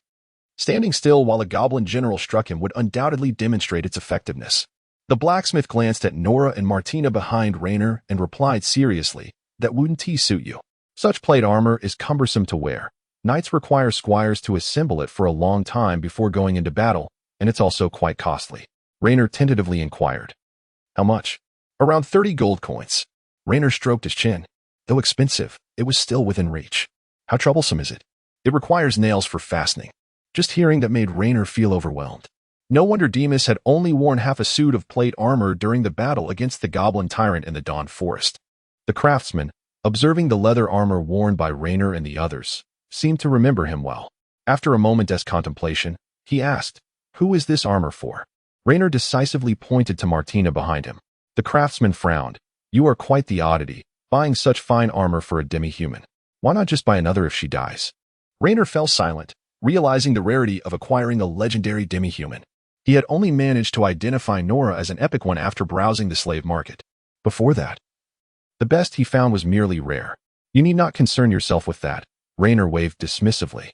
The craftsman sighed and, after a moment's thought, said, "A full set of chainmail for the upper body, complemented with half-body shoulder plate armor, along with arm and hand protection. For the lower body, a fashionable skirt armor has recently become popular among noble women, being both aesthetic and practical." Raynor pondered. While this option offered some protection, it lacked practicality. Pairing the skirt armor with greaves would yield a comprehensive protective ensemble. How much would all that cost? The craftsman picked up a stone from the ground, marked the wall, and turned to Raynor. "A total of 18 gold coins." Chapter 37. Sooner or later, I must kiss Nora. Raynor discussed the matter with Nora and the others. This complete set of chainmail and plate armor weighed nearly 20 pounds. Martina was unfazed. She had boundless strength and could wear a cumbersome bucket helm afterward. However, Nora clearly could not manage that. Forcing her to bear 20 pounds while jumping around would surely exhaust her. Moreover, her greatest asset was her agility, and wearing too much might be counterproductive. After considerable thought, Raynor abandoned the idea of outfitting her with chainmail, opting for a different arrangement. As for himself, he discarded the skirt armor and reinforced his leg and greave protection. He had little fondness for skirt armor. After taking measurements and paying a deposit, Raynor departed with them. He then sought out the tavern owner. As a crucial hub for information in the town, the tavern operator excelled at interacting with various individuals, often being one of the most knowledgeable locals. With their assistance, Raynor swiftly located a single-story house for sale at the corner of the town. The house featured wooden flooring, appearing clean and tidy, with a total of 4 rooms, 3 for living and 1 for storage, along with a fairly well-equipped kitchen. Additionally, the backyard contained a small 9-square-meter vegetable garden where he could grow some vegetables in his spare time. The only drawback was that the small washroom and toilet were rather cramped and rudimentary. Nevertheless, it was significantly better than the little wooden house in the village. Raynor felt tempted. What is the rent for this house? The owner, an elderly man leaning on a cane with graying hair, spoke in a weak, halting manner. 2 diest gold coins a year. How much to purchase this house? The old man did not immediately respond. He surveyed the surroundings with his murky eyes and slowly spoke. 40 gold coins. This house was a gift from the Lord in my youth, and I still have the deed. Let me think it over. Raynor paid the rent. The villagers appeared quite reluctant to see him leave, yet they helped him move his belongings. After toiling until nightfall, Raynor finally finished relocating his home. Looking at the disordered house, he set about tidying it up. By the time he was done, it was nearly midnight. After taking a bath, Rainer knocked on Nora's door and, seeing no response, gently pushed it open. Seeing the empty bed, he turned and went to Martina's room. Nora was indeed there. The two of them burrowed under the covers, their large eyes fixed on Rainer. Nora's cheeks were slightly flushed, and they seemed to have shared some secret. "What are you two up to? You look rather sneaky," Rainer inquired with confusion. "Nothing," Martina replied, the corners of her mouth curving upwards as if struggling to contain a laugh. Their silent thoughts were incessantly whispering into Rainer's ears. Martina remarked, "I can't answer Nora's question. After all, I've never been with a man. But I never expected that Nora would start to consider such matters. However, following Rainer does seem like a good refuge. If I find myself without a place to go in the future, perhaps I'll just work for Rainer indefinitely. But I certainly don't intend to engage in that sort of activity with him." Nora added, "Luckily, I have keen ears. I covered my mouth as soon as I heard footsteps. It would have been too embarrassing if the master had overheard us." Rainer could surmise that they had been discussing secrets between women. "Are you two planning to sleep together tonight?" Nora remained silent, lost in her thoughts. Martina nodded. "It's a bit chilly in here, and there is no fireplace, so I plan to share warmth with Nora. Tomorrow, I intend to bring some burning coals for heating." Rainer narrowed his eyes, speaking earnestly. "That could be deadly. Don't do that." He explained, "Charcoal burns and produces carbon monoxide in low-oxygen environments. This substance is colorless, odorless, and toxic, reacting with hemoglobin, reducing the blood's oxygen-carrying capacity, leading to poisoning. It can cause nausea, vomiting, dizziness, and even pose a life-threatening risk." Martina scratched her cheek, her expression blank. "What is oxygen? And what is hemoglobin?" Afterward, she turned to Nora and asked, "What is Rainer talking about? Can you understand?" Nora shook her head as well. It was a pity that the world lacked a 9-year compulsory education system. In the future, I must ensure they acquire essential knowledge about life. In any case, remember my words. Do not light charcoal in the room. If you must, ensure the doors and windows are open for ventilation, or you risk death. Do you understand now?" The two bestiated girls nodded and then repeated Rainer's warning. As the night wore on, Rainer heard the sound of the door opening.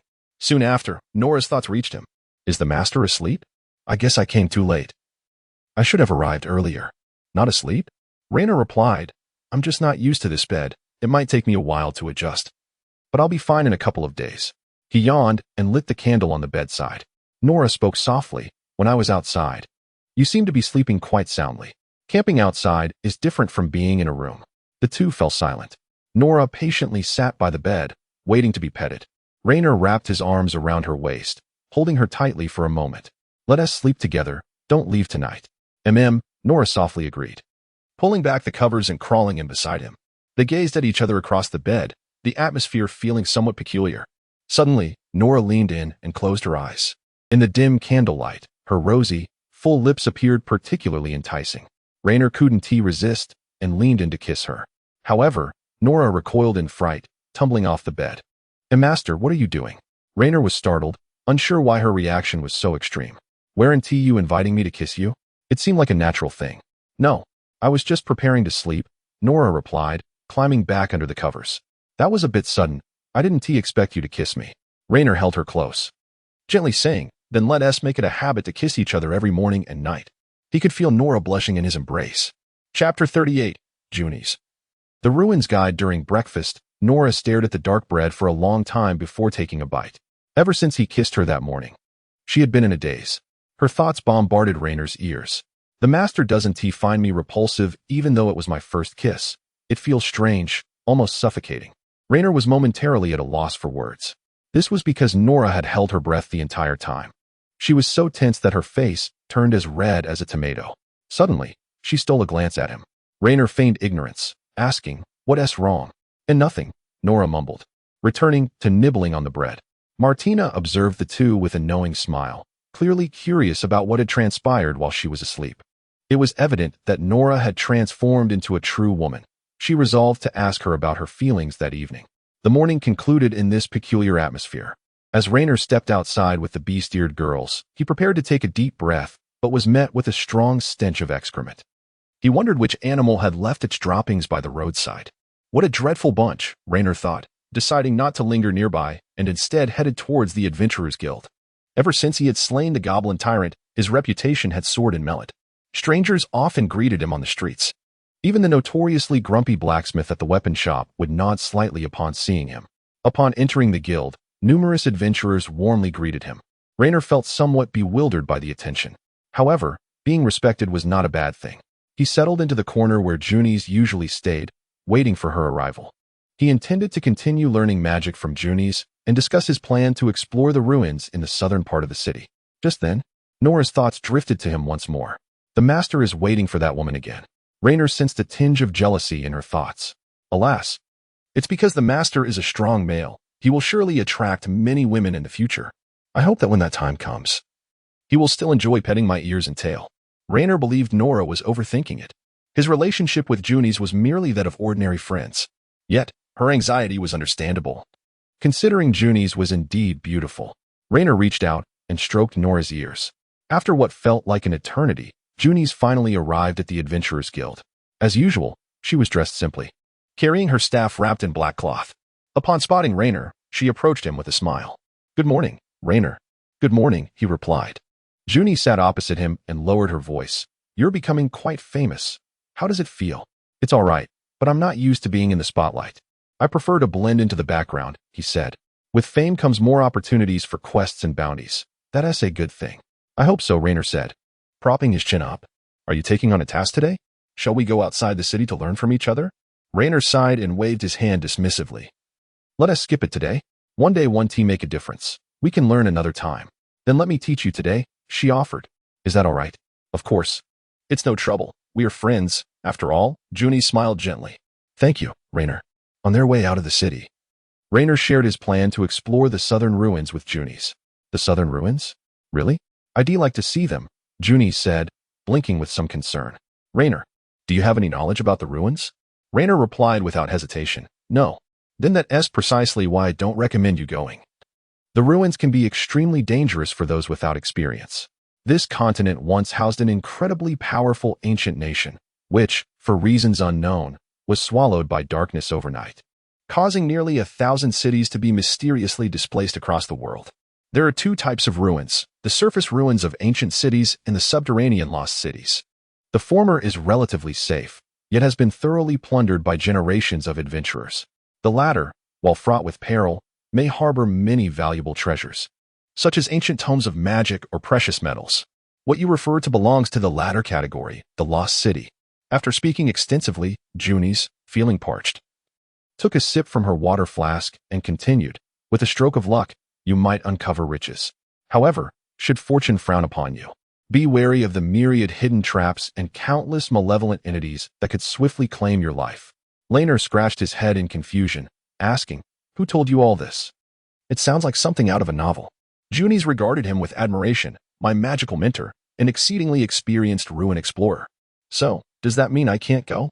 Junies, who had initially appeared serious, suddenly smiled. "You can certainly go, but be prepared and ensure you have a guide." Rainer scratched his head again. Noticing the peculiar look on Junies' face, he casually inquired, "What's the matter? Do you know a ruin guide?" With a proud puff of her chest, Junies declared, "Rainer, you are conversing with a guide of considerable experience. Is that reliable?" Rainer narrowed his eyes, feeling a sudden sense of doubt about her credibility. This question seemed to make Junies a bit uneasy. She lowered her head and cautiously replied, "I've accompanied my mentor to the surface ruins twice and the lost city once, so it should be manageable." "Really?" Junies nodded earnestly. "Yes. While it might be a slight exaggeration to call myself experienced, I am familiar with the basics." "Do you charge for guiding?" Rainer asked, noticing her eager demeanor. Junies placed her hands on her hips and replied earnestly, "This is an excellent opportunity for gaining experience, so of course I wish to go. But if we find any valuable treasures, remember to share a portion with me as a token of gratitude." Thus, they reached a consensus. Rainer said, "I've ordered armor from the armory, and once it's ready, we can set off. It should take about a week. Just let me know a day in advance when you're ready." Junies smiled. Chapter 39. Nora's mother. A week swiftly passed. During this time, Rainer spent most of his days learning magic from Junies while occasionally accepting commissions to earn some extra coin. As the deadline for the armor approached, he eagerly made his way to the armory. The blacksmith had brought out the completed items from the storeroom. "Everything is here. Try them on." Rainer nodded and helped Nora put on the armor with great anticipation. Admittedly, donning plate armor was somewhat challenging, requiring the straps to be pulled tightly for a secure fit. However, as each piece was fastened, Rainer's spirits soared. As he secured the final piece, the greaves, Martina exclaimed, "You look so cool." Laner stepped back to admire Nora, whose appearance reminded him of a character from an anime, with her black hair and beastly ears. He took Martina's two-handed sword and handed it to Nora. "Lift it up and take a look." Nora obediently raised the sword, and Laner squinted, feeling satisfied. "Master, the sword is quite heavy." Nora's hands trembled under its weight. The sword weighed at least 20 pounds. Laner returned the sword to its rightful owner and patted Nora's waist, saying, "Move around a bit and see if it affects your agility." Nora flexed her limbs and concluded with an impressive backflip. Despite the added weight, she made almost no sound, and the fit was perfect. "It seems there are no issues," Laner remarked as he turned to help Martina don her armor. Initially curious as to why Martina's armor was a size larger than Nora's, he soon realized the reason when her ample bosom snugly filled the chest area. It was because of those two features that he had to spend an additional 20 silver coins. Once fully armored, Martina exuded an imposing presence, her movements radiating a sense of formidable power. The entire ensemble weighed at least 40 pounds. However, with the slightest motion, the metal armor clinked together, a sound reminiscent of what he had heard on Demas. This noise could potentially compromise stealth, which was unavoidable. "Laner, I feel invincible." Martina puffed her chest proudly, declaring, "I feel as if I could single-handedly take on 1,000 greenskin monsters." Her sword-swinging demeanor resembled that of a true warrior, yet something felt amiss. Glancing at Martina's beautiful face, Laner realized she's missing a helmet. He grabbed a metal bucket helmet from the shelf and placed it atop Martina's head. "How does it feel?" "It's a bit loose, and it obstructs my vision, but it's manageable." Laner tried on the helmet himself and walked around. To his surprise, the helmet barely hindered his sight. He could see everything clearly through the gaps. Indeed, Nora's greatest strengths lay in her perception and agility. The helmet would adversely affect her hearing and visibility, so it would be best if she did not wear it. Laner handed the helmet back to the blacksmith. "Do you have a smaller size?" "No, hardly any women come to buy from me," the blacksmith replied, measuring Martina's head with a soft tape. "I can have a helmet ready for you by the day after tomorrow at the latest." "All right," Laner said, handing over a gold coin. "This is for the helmet."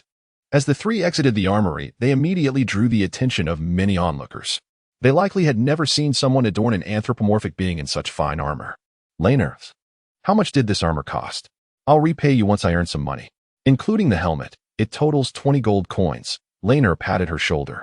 "You might as well forget about redeeming yourself and just stay with me for life." Martina chuckled and then replied earnestly, "Since you've said that, I guess I'll stick with you from now on." Laner nodded, thrilled by the prospect. If he could keep her, a legendary anthropomorphic being, by his side, that would be ideal. Wearing armor is somewhat inconvenient.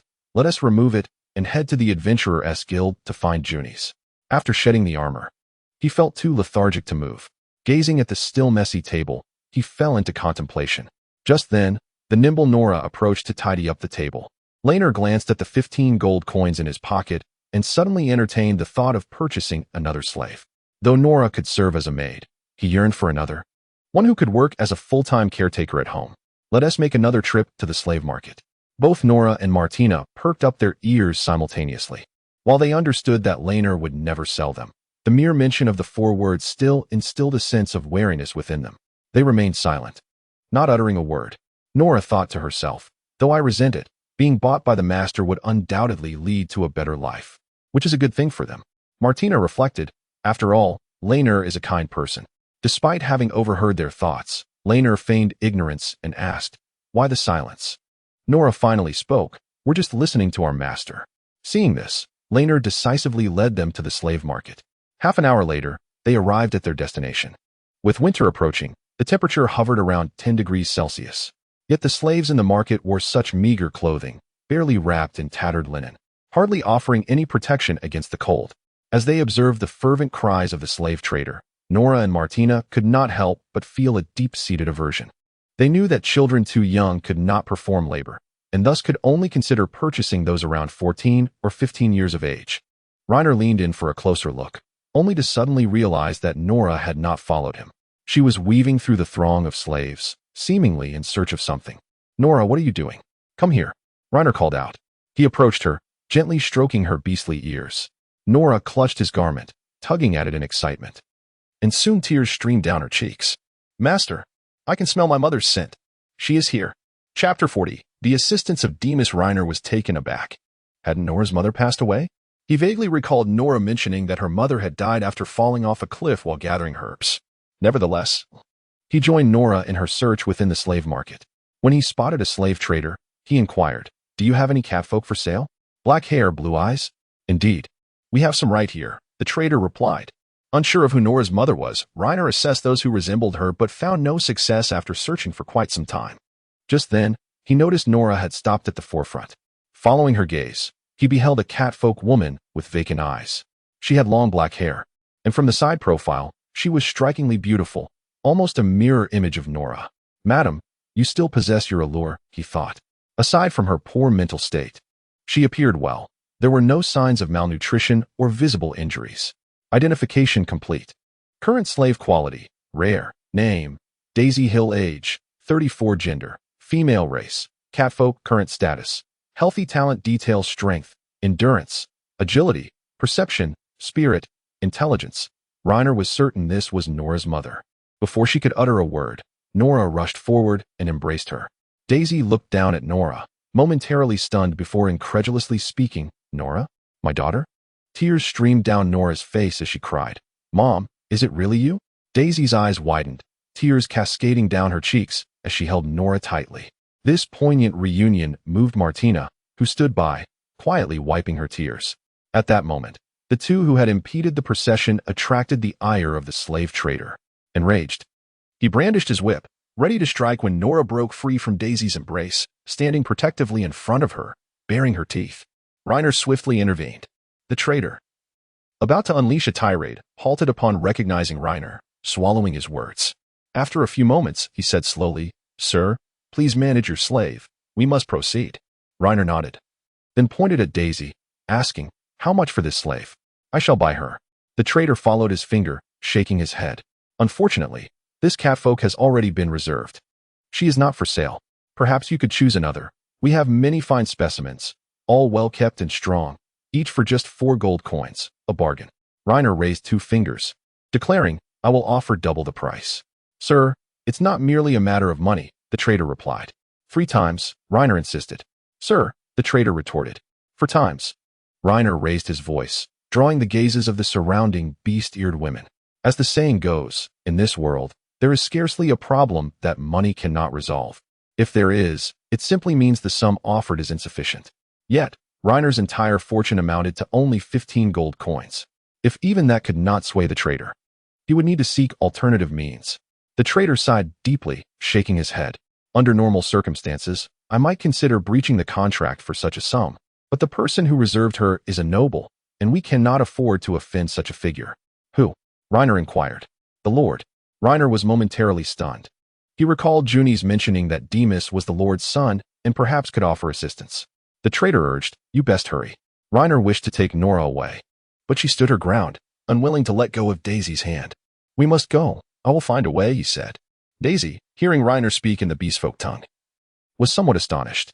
"Sir, you speak our language? Please take care of my daughter. She is a very intelligent child. Be kind to her." After saying this, she gently stroked Nora's hair, softly assuring her, "Do not worry about me. I will survive well." The trader urged them onward, and the procession resumed. Nora rubbed her eyes. Her head bowed in despair as she choked out, "Master, that's my mom." "I know. Do not be disheartened," Reiner consoled her. Then, Nora's heartfelt thoughts reached Reiner's ears. "Nora, you must not burden your master any further. He has already treated you well. I cannot ask for more. But if bad people buy my mother, then everything will be over." Reiner patted her ear in an attempt to soothe her. He too was uncertain whether seeking Demas would yield results. After leaving the slave market and searching for quite a while at the city gate, he found no sign of him. Typically, Demas would be seen atop the city wall, gazing into the distance, but today was an exception. The usual spot where he sat was empty. Out of desperation, Reiner randomly approached a few patrolling soldiers to inquire. Eventually, he learned that Demas was training the militia in a clearing outside the city. Reiner made his way eastward, and soon he spotted Demas clad in chainmail, training a group of militia alongside several knights. They wielded spears, thrusting them at straw dummies. Reiner approached, waving at Demas. When Demas drew near, Reiner cleared his throat and greeted him somewhat obsequiously. "Lord Demas Russell Mellid, good morning." Though reluctant to say such words, he adopted the respectful demeanor of other adventurers. Knowing he needed Demas's help, Demas squinted, remaining silent for a moment before replying with a neutral expression. Reiner, you can simply call me Demas. There is no need to speak so formally. Now, what brings you to me? I will assist you within my means. Demas's face briefly displayed a hint of respect, but he quickly returned to his usual composure. What does the catfolk look like? A catfolk woman with long black hair and blue eyes. She is a premium slave. Understood. Demas whistled, and his warhorse trotted over. I must take my leave. You should come along. With that, he mounted his horse and rode toward Mellet. Reiner and Nora followed closely behind. Nora quickened her pace, diving into Daisy's embrace. Chapter 41. Bringing the mother-in-law home. Nora held Daisy tightly, whispering her thanks. Reiner, serious in demeanor, retrieved 5 gold coins from his pouch and offered them to Demas. Demas merely glanced at them and declined. I am helping you not for the sake of money. However, Reiner argued, I cannot request your help and not compensate you. He extended his hand, insisting, please accept this. Although it may be trivial to you, I do not wish to take advantage of you. After a moment of contemplation, Demas accepted the coins. All right, goodbye. Watching Demas depart, Reiner exhaled a sigh of relief. Yes, they have not seen each other in so long, and there is so much to say. Upon returning home, Nora chattered incessantly. It was the first time he had seen her so talkative.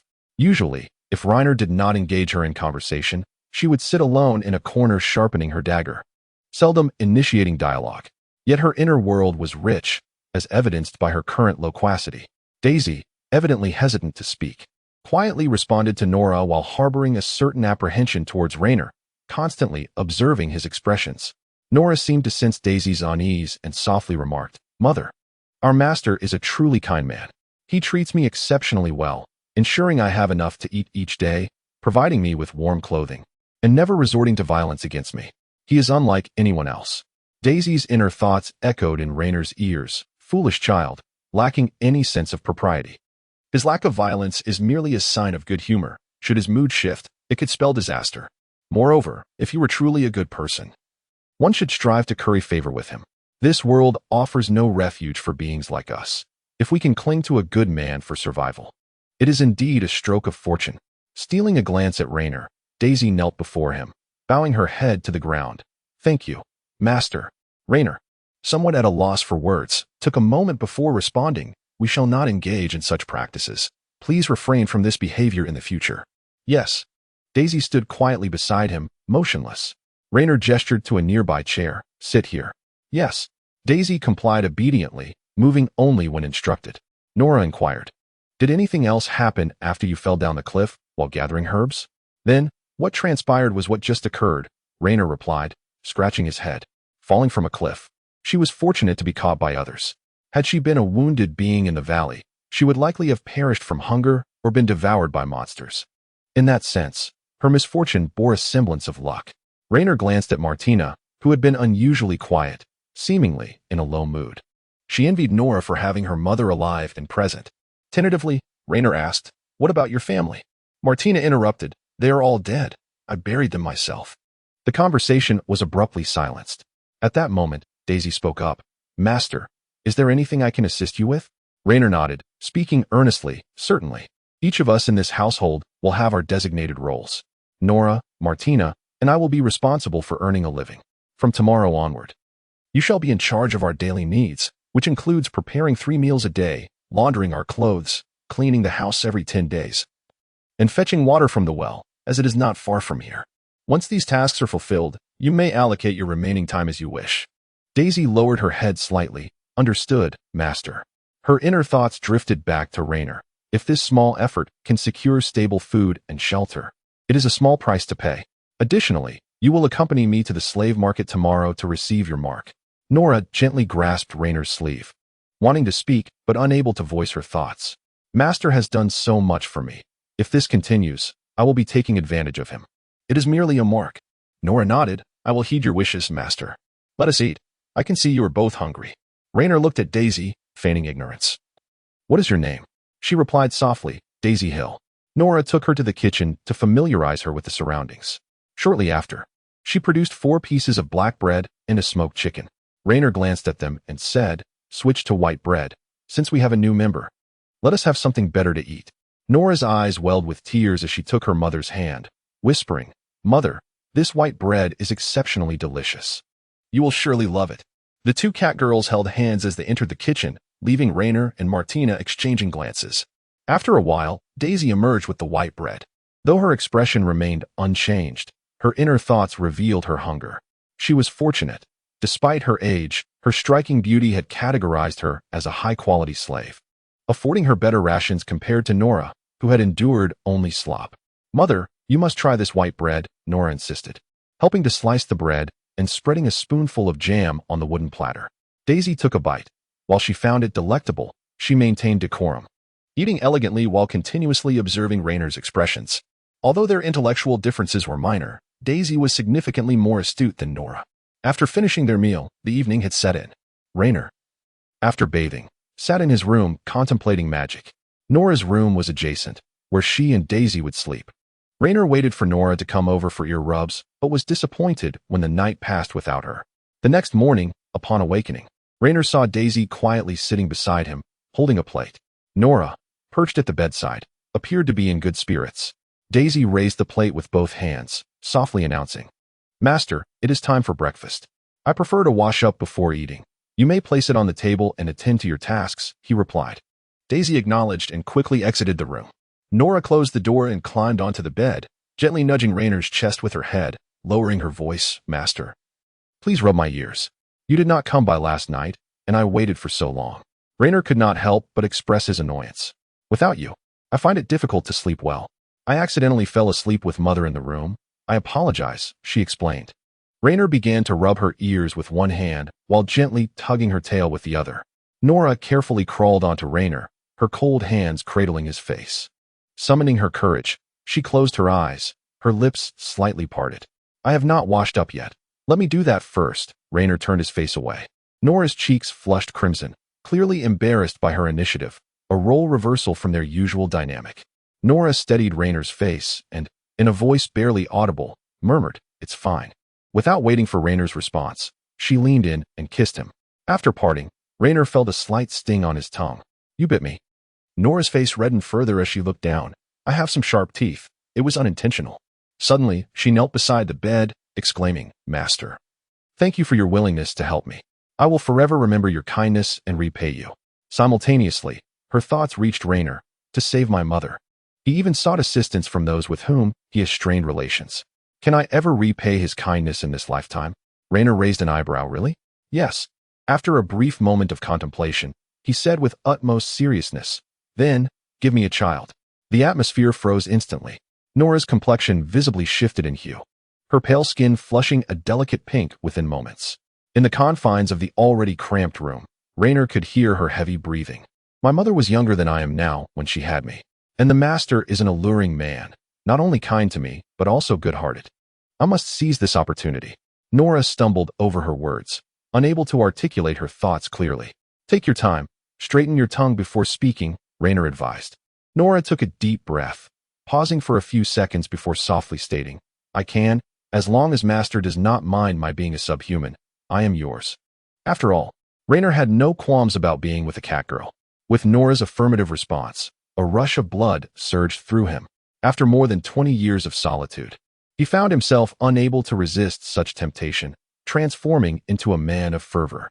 Noticing his change, Nora instinctively recoiled. Master, you cannot do this during the day. Having spoken, she swiftly dashed out of the bedroom, leaving Raina cooling off alone in the room. After finishing breakfast, Raina, accompanied by 3 beast-eared girls, made their way to the slave market.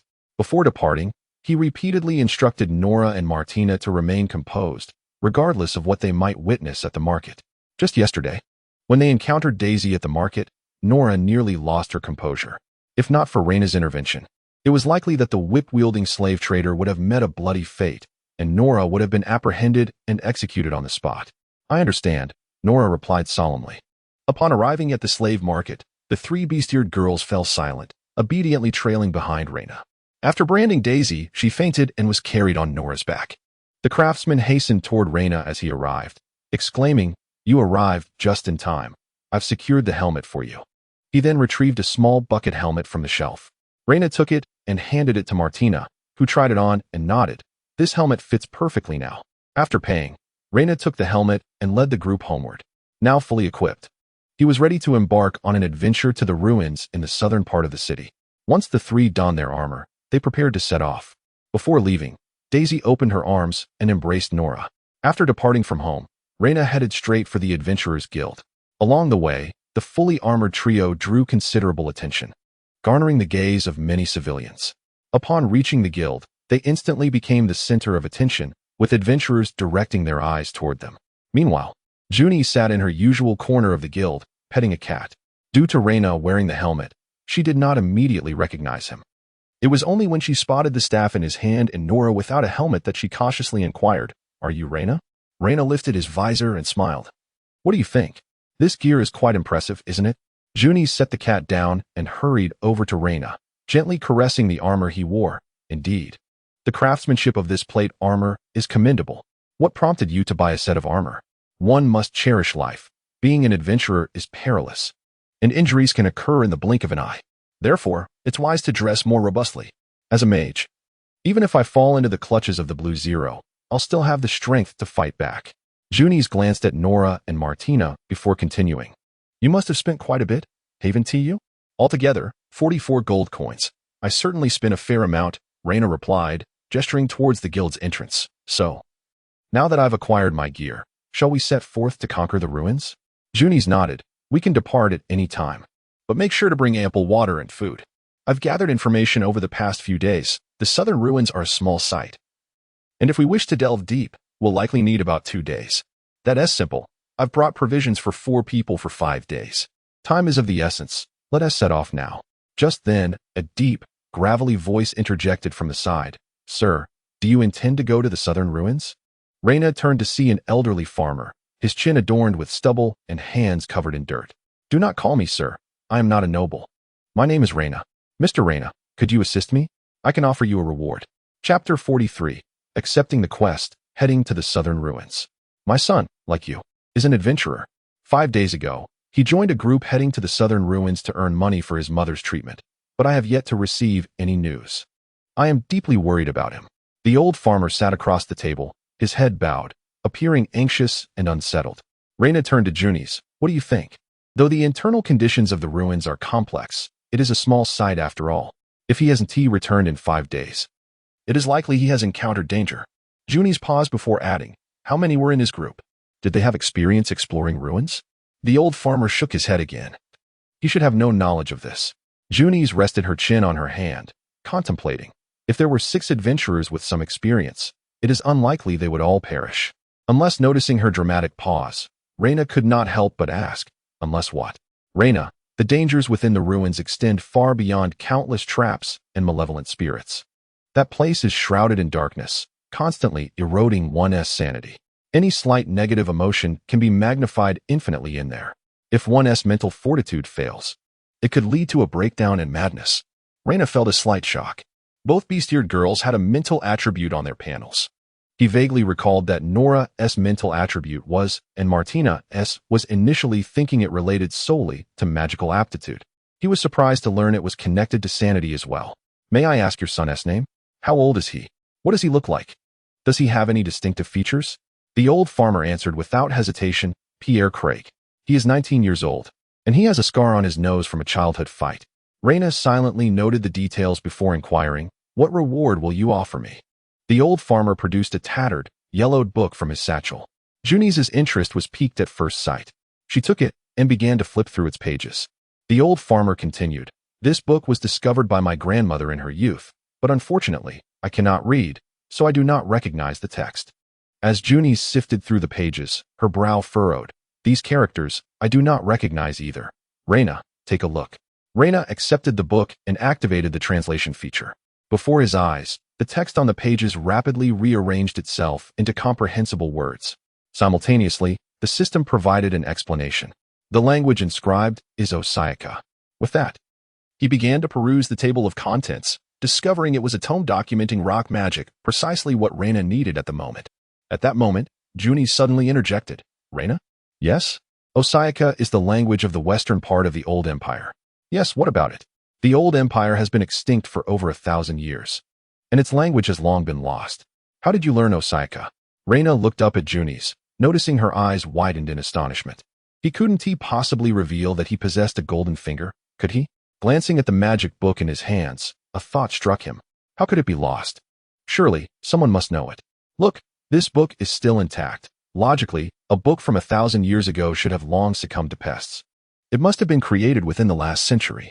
Juni's narrowed her eyes, her expression earnest. Many ancient texts have received sacred blessings, making it easy for them to remain uncorrupted for millennia.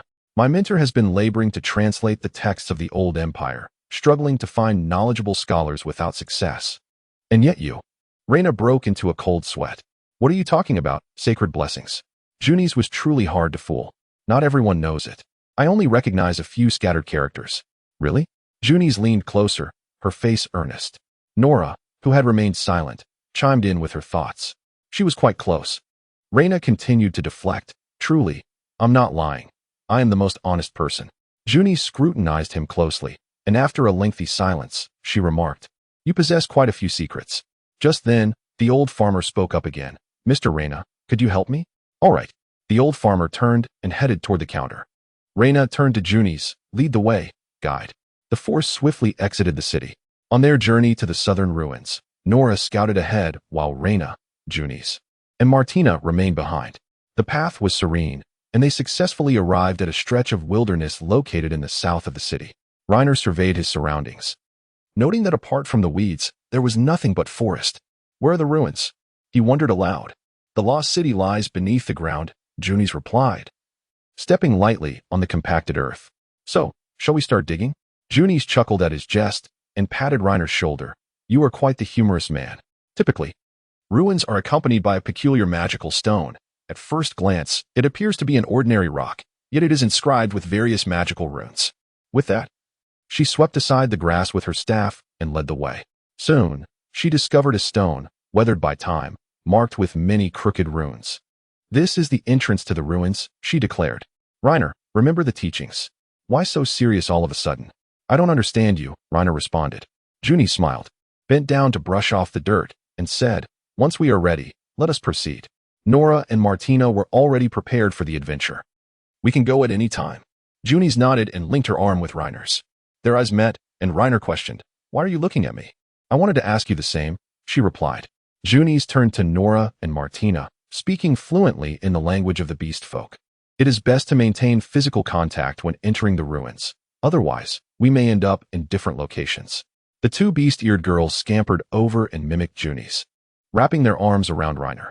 It doesn't have to be like that. As long as Nora and Reiner are in contact. Martina, you can hold on to Nora, Juni's clarified. Oh, Martina promptly released Reiner and took Nora's arm instead.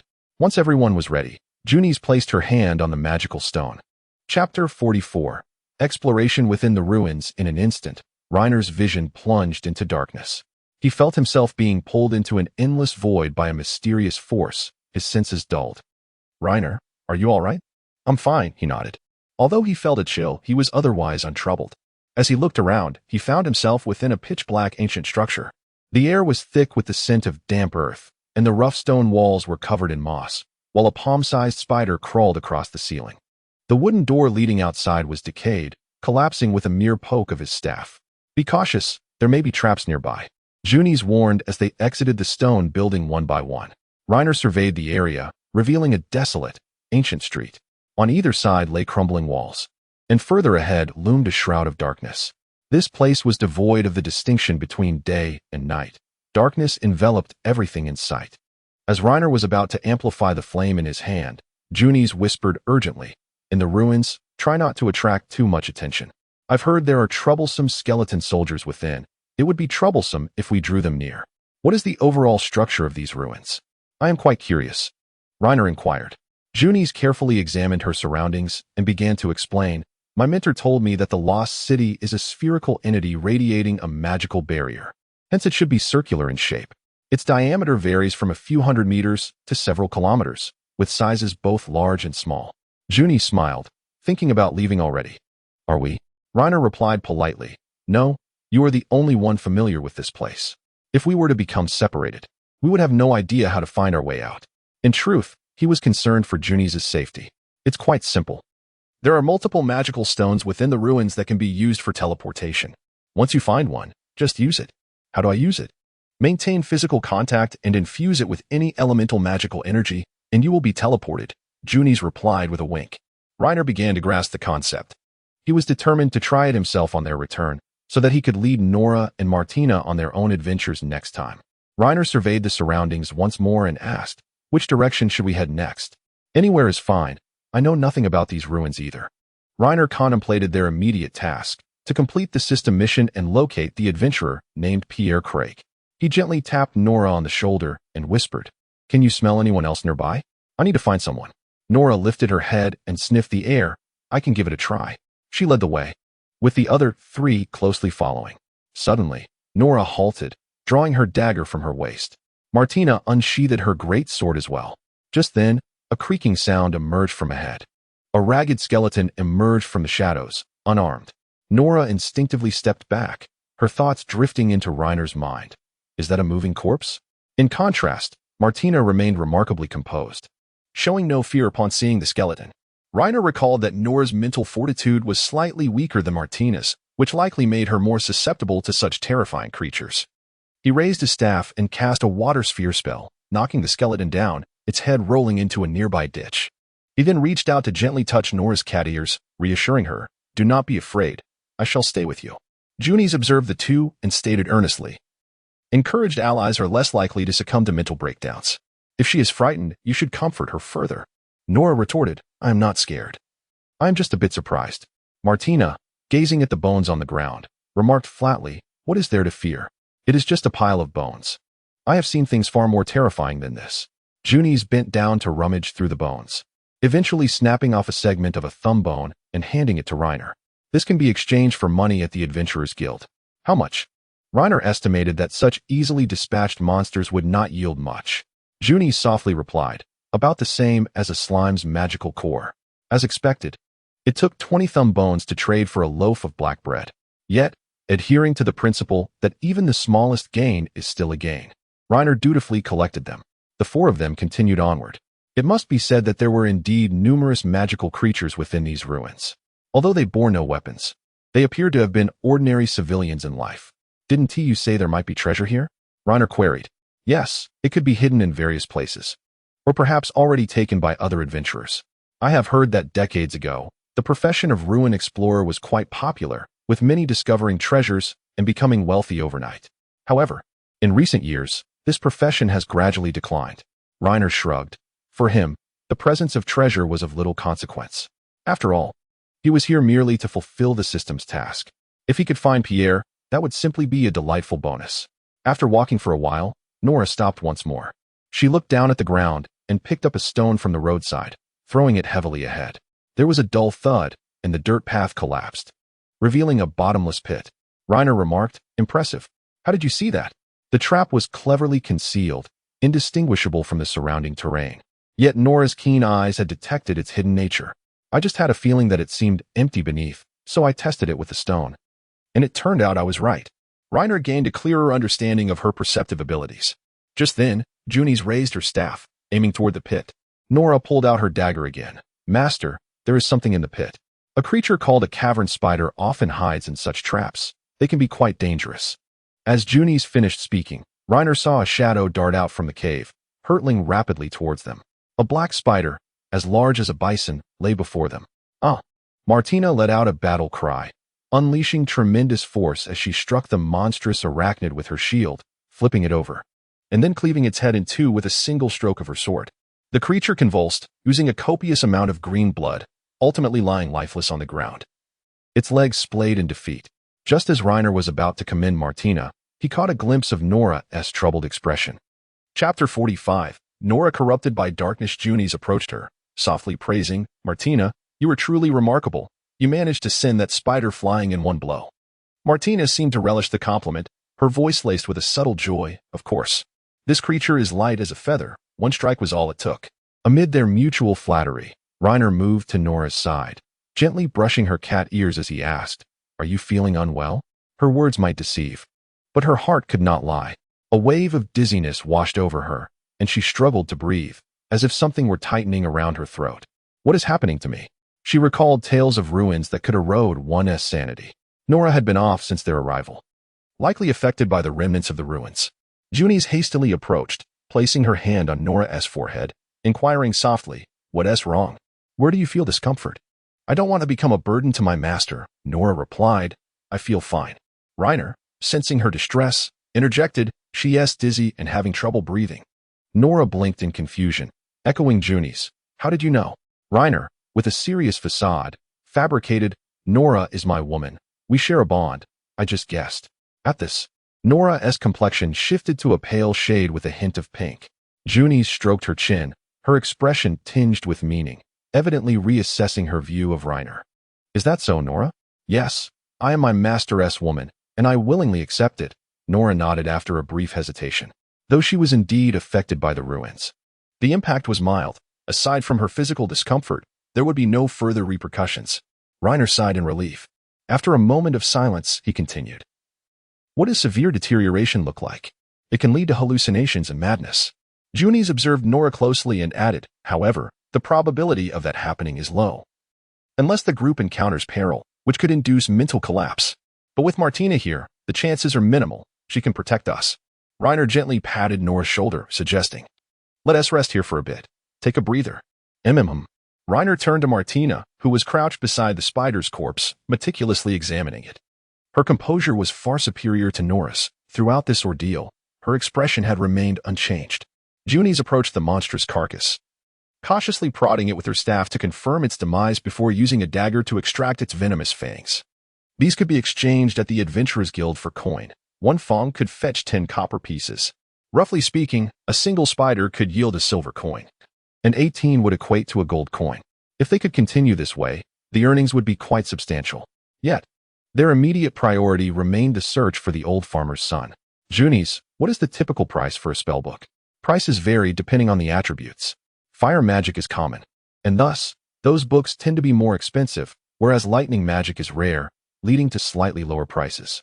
Junis glanced at Reiner and inquired, "What is your interest? Are you looking to buy a book? Is the earth magic book expensive? How much might it cost?" "Of course, keep in mind that it is a spellbook." Junis inferred quickly. Reiner nodded. "Indeed, it contains ancient earth magic." "You just revealed that to me." Junis blinked, her earnest expression appearing rather endearing. "Should I keep it to myself?" "If I were you, I would keep it to myself." Junis chuckled. "After all, you wouldn't understand the words in that book. I could easily deceive you and send you off with a handful of coins." Reiner couldn't help but retort, "You're truly something else, but I must admit, I had the same thought initially. Once we find the farmer's son and obtain the book, I'll share some of the coins with you." Junis waved her hand dismissively. "No need. I was only joking. Keep the book for yourself. I merely wish to accompany you on this exploration of the ruins." "Understood. Noble lady, you need not worry about finances," Reiner said, reaching out to gently touch Nora's cat ears. Junis smiled, remaining silent. Reiner suspected that she might indeed be in need of money. They say it's difficult to transition from luxury to frugality. As a noble, if she truly possessed wealth, she ought to be dining on fine bread daily. Having known Junis for quite some time, they often exchanged knowledge when time permitted. Her lunches were invariably simple black bread. Reiner sighed deeply. Why dwell on it? Junis was not his wife. Why speculate endlessly? Just then, a chilling wind swept along the path ahead. Nora suddenly stood, sniffing the air intently. "What's wrong? Are you feeling better?" Reiner teased, playfully poking at the fluff within her ears. She was accustomed to it, maintaining her composure. "Master, I smell blood. Follow me." With that, Nora drew her dagger and continued down the street. Clearly, something ahead had attracted a horde of skeletons. Martina took the lead, swinging her great sword to clear the path of the undead. Junis glanced down at the bones beneath her feet, murmuring, "That sword in Martina's hand seems particularly formidable." The skeletons disintegrate upon contact. The blacksmith mentioned it contains mithril. I wonder if that's true. Most likely, as mithril is a bane to the undead, Junis remarked. Turning to Reiner, curious, "I imagine it cost a pretty penny, didn't it?" Reiner shook his head, rounding it off. It was practically a steal from the old blacksmith. Yet, witnessing Martina wielding the sword, it seemed unlikely that it would last much longer. Moments later, without anyone else intervening, Martina had efficiently cleared the street of skeletons. Reiner approached her, peering down. Before him lay 3 mangled corpses. 2 were beyond recognition, exuding a pungent stench of decay, making identification impossible. Chapter 46. Willing to rest peacefully in Reiner's arms, could Pierre Craig, whom we've been searching for, already be dead? Junies leaned closer for a look, decisively kicking aside the two decomposed bodies. Reiner, these are not humans, they are ghouls. Ghouls. Martina removed her helmet, beads of sweat dotting her forehead. I forgot to mention. One just lunged at me moments ago, but I didn't think much of it and killed it right away. Then the rest no issue. Reiner crouched before the corpses, steeling himself to turn one over. Though the body was grotesquely gnawed, he could discern that it was a middle-aged adventurer, likely in his 30s or 40s. Not our target. Junies prodded the body with her staff, noting its remaining elasticity. It appears he died not long ago. Perhaps our quarry is nearby. Reiner discreetly took note of her words, then took Nora's small hand in his. The surrounding mass of corpses made her visibly uneasy, causing her body to tremble uncontrollably. Do not fear. I am here with you. I'm not scared, Nora insisted, her bravado faltering. Unbeknownst to her, her thoughts were as clear as day to Reiner, echoing in his ears. Can you still detect the scent of other adventurers? Nora shook her head. I can't smell anything, but I can search around. Reiner surveyed their dark surroundings. It was shrouded in shadow. He had no idea what time it was outside. After all their efforts, it was likely evening. Junies, should we rest for a while or continue searching? I'll follow your lead, she shrugged. However, noticing Nora's poor condition, he began to worry that if things continued this way, an accident might occur. Thus, he decided to take a brief respite. The four of them found a relatively sturdy old stone house nearby, checked it for dangers, and after confirming it was safe, they sat inside to recuperate. Nora's appetite was lacking. After nibbling on a piece of black bread, she stowed the remainder in her waist pouch. Still feeling unwell? Nora stubbornly replied, I'm fine. Just speak honestly. I dislike it when others put on a brave front, Lena said seriously. Nora was slightly taken aback. Her voice softened. She pitifully admitted, I do feel a bit unwell. Lena turned to Junies and asked, in her condition, could sleep provide some relief? It could, but in this environment. Will she be able to sleep? Junies looked around, noting the cobwebs that had accumulated on the ceiling due to years of neglect. If memory served, Nora wasn't particularly afraid of insects. Yet, after her mental state was disturbed, she found herself fearful of them. Master, I don't really want to sleep, Nora mumbled softly, her thoughts drifting. If I sleep here, those bugs will bite me. Lena squinted, removing his bracers, plate armor, and chainmail in succession, then gently patted his chest. Take off your plate armor and come sleep here with me. Nora shook her head. I can't sleep. Martina and Junies were watching. It was rather embarrassing. She's just stubborn. She needs a bit of coaxing to comply, Lena thought. He helped her remove her plate armor and then picked her up effortlessly. Master, Nora cried out in panic, her complexion changing. Shoo, it would be troublesome if we attracted the skeletons. You need to rest now. I can't sleep. How will you know if you don't try? Lena cradled the soft Nora, gently stroking her cat ears. If it weren't for the presence of others, he would have relished the opportunity to give Nora a proper massage. At first, Nora was reluctant to lie in his embrace, but eventually, she curled up, her eyes heavy with drowsiness. Master feels so warm. It always brings me comfort. I wish I could be held like this forever. The two nestled in a corner, while Martina and Junies sat stiffly across from them. Suddenly, Junies called out from across, Nora. How did you come to love Lena? Upon hearing this, Nora felt her body heat up. After a long silence, under everyone's gaze, she finally spoke, I don't. Junies set aside the few bites of black bread she'd taken and infused her staff's fireball with more magic. It's nothing to be ashamed of. Why not just speak your mind? The first time I saw you was at the Adventurers Guild. You accepted a mission and left. And I was secretly watching you from the corner. Back then, the way you looked at Lena was so wary, like a frightened hedgehog. Yet, just over 2 months have passed, and the way you gaze at Lena has changed. You seem increasingly willing to rely on him. Nora covered her ears, trying to block out Junies' words. She was internally scolding Junies. Stop it, stop it. I admit I like my master. Is that not enough? He saved my life, ensured I was well fed and warm, and treated me so kindly. Who wouldn't like such a man? Hearing Nora's inner thoughts, Lena felt a bit embarrassed. Ultimately, it was the harsh reality of the world that made the plight of beast-eared girls so difficult. Even treating them with the same regard as ordinary people would be considered a privilege. Martina, chewing on her black bread, mumbled indistinctly, Nora won't admit it. She's just stubborn. In my opinion, it's the powerful men who are most attractive, and Lena is too weak. I feel nothing for him.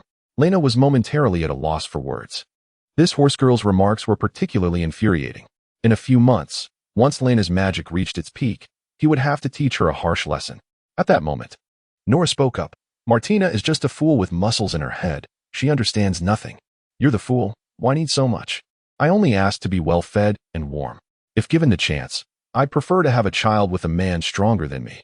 A fool with muscles in her head, Nora muttered softly again, then shifted in Lena's embrace and closed her eyes. Lena whispered soothing words, and soon, Nora fell asleep. The three who remained awake fell into a shared silence. After a long while, a scream shattered the tranquility of the ruins. It was a man's scream. Not too far away. Nora was startled awake, exchanging glances with the others. What was that sound? It's rather eerie. Martina donned her helmet. Lena and Nora hastily donned their armor. I don't know. Let's go check it out. Perhaps it's the person we're looking for. Chapter 47. Finding Pierre, the group navigated through the dark alley, running for several dozen meters until they encountered a horde of skeleton soldiers. These skeletons were unlike those they had previously faced. They wore incomplete rusty armor and wielded chipped swords. Martina was about to charge in to slay them all when Lena stopped her. Let me handle this. I'm a bit faster. He raised his staff and unleashed a fireball at the approaching skeletons. The creaking sounds of the advancing skeletons were drowned out as the fireball ignited them, turning the surroundings into a sea of flames. The air was thick with the acrid scent of charred flesh, and before long, they began to topple en masse. Lena noticed that Junies was staring at him intently, prompting him to ask, "What's wrong? Is there something on my face?" Junies hesitated, then shook her head. "I'll ask you once we're out." After clearing the alley, Nora peered out onto the street. "Master, there are monsters out there eating people." Lena stepped forward for a look and saw a group of ghouls gathered at the corner of the street, surrounded by several skeleton soldiers. They were feasting ravenously on corpses. "Martina, clear them out, but be cautious. These skeletons are armed." "Don't worry."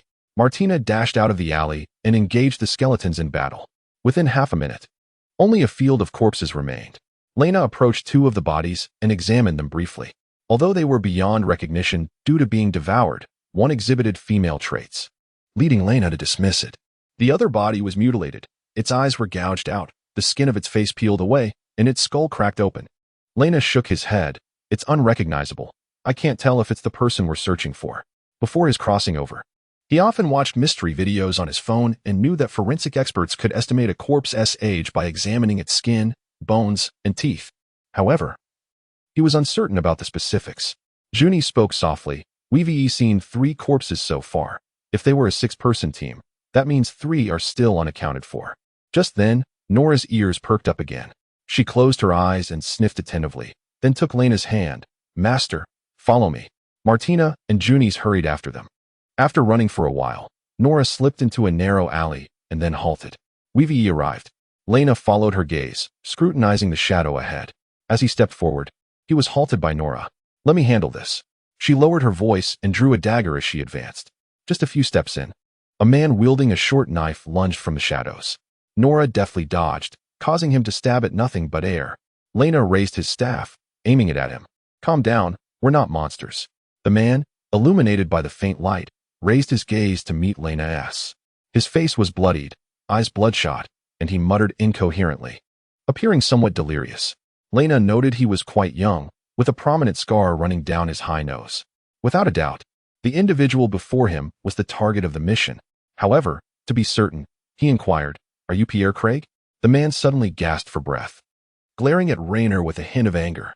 Junies grasped Raynor's shoulder and pulled him back slightly, cautioning, "Be careful. He has been driven mad and is now in a frenzied state." Few adventurers dare to enter the ruins, and Pierre's characteristics aligned closely with the description. It was likely him. What shall we do? Has he truly lost his mind? Raynor couldn't help but worry about Nora. Although she had improved significantly after a good night's sleep, we must take him out. He will return to normal soon. That is fortunate, but what if we don't? Junies continued. He will either be killed by monsters or suffer a mental breakdown, becoming one with the abyss. No sooner had she spoken than Pierre lunged at them. As Nora dodged, she tripped him, causing him to fall face first onto the ground. Rising from the dirt, he yelled in fury. Raynor turned to Martina. "Let him sleep for a while." Martina quickly stepped forward, evading a knife swipe and knocking him out with her shield. Raynor approached, kicked the knife away, and bound him with rope.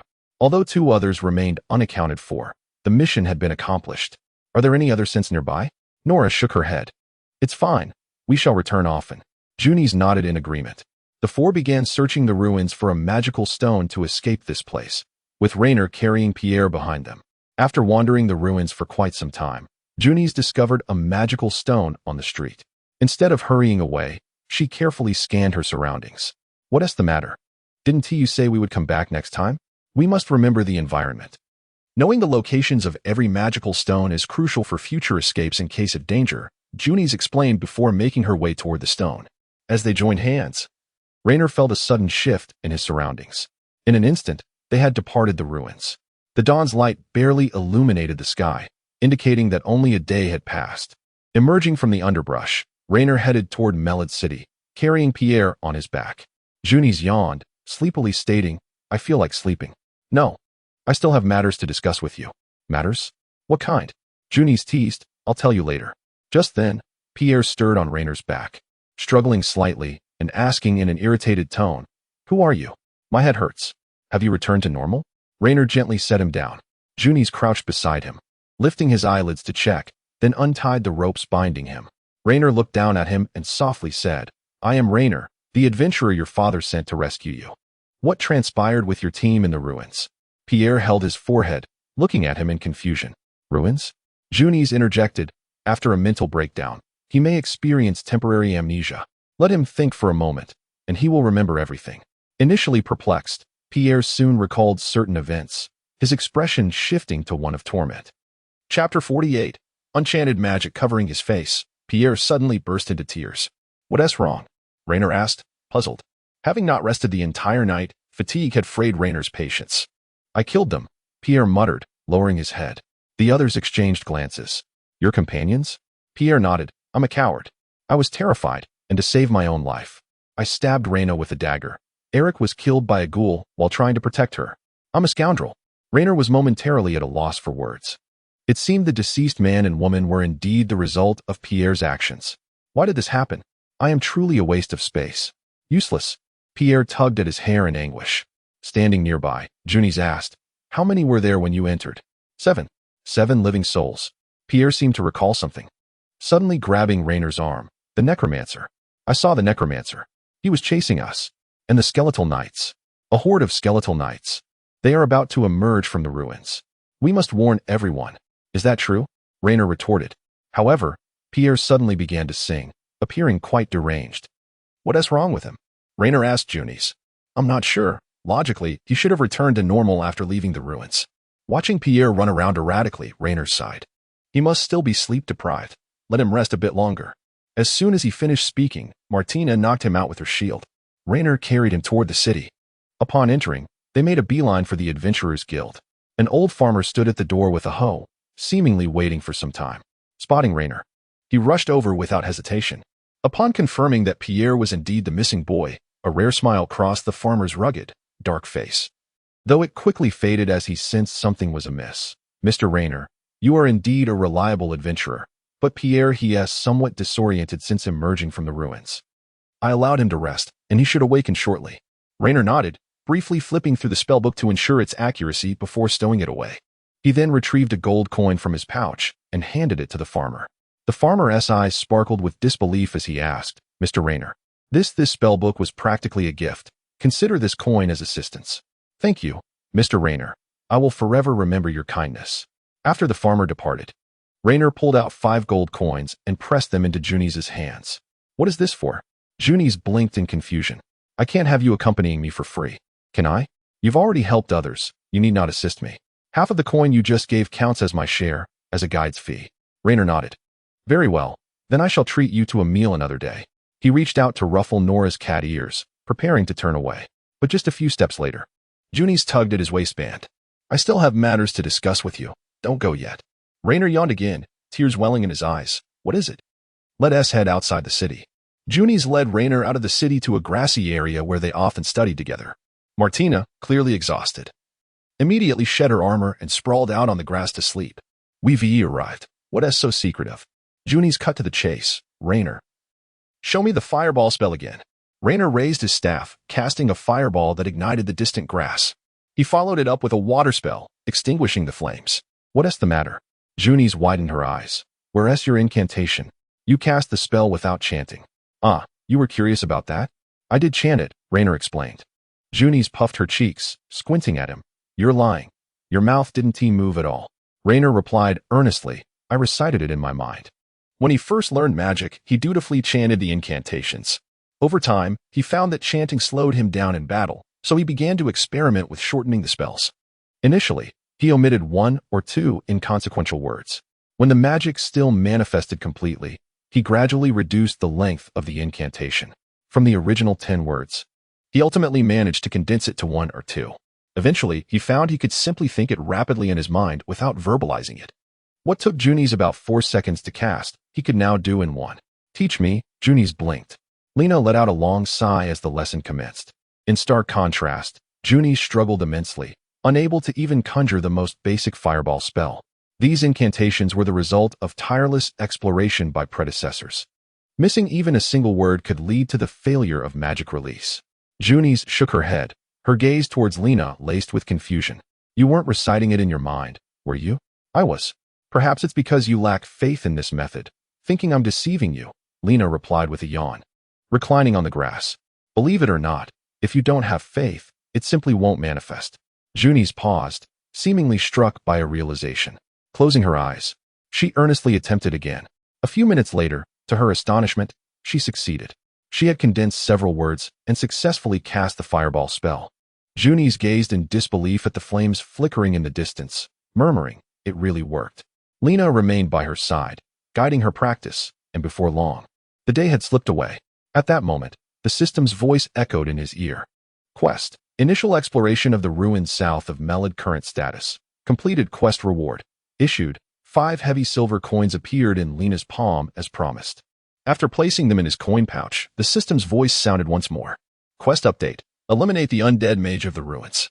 Quest reward. 10 gold coins, another task at hand. However, based on his previous experience battling the goblin priest, this foe was likely to be formidable.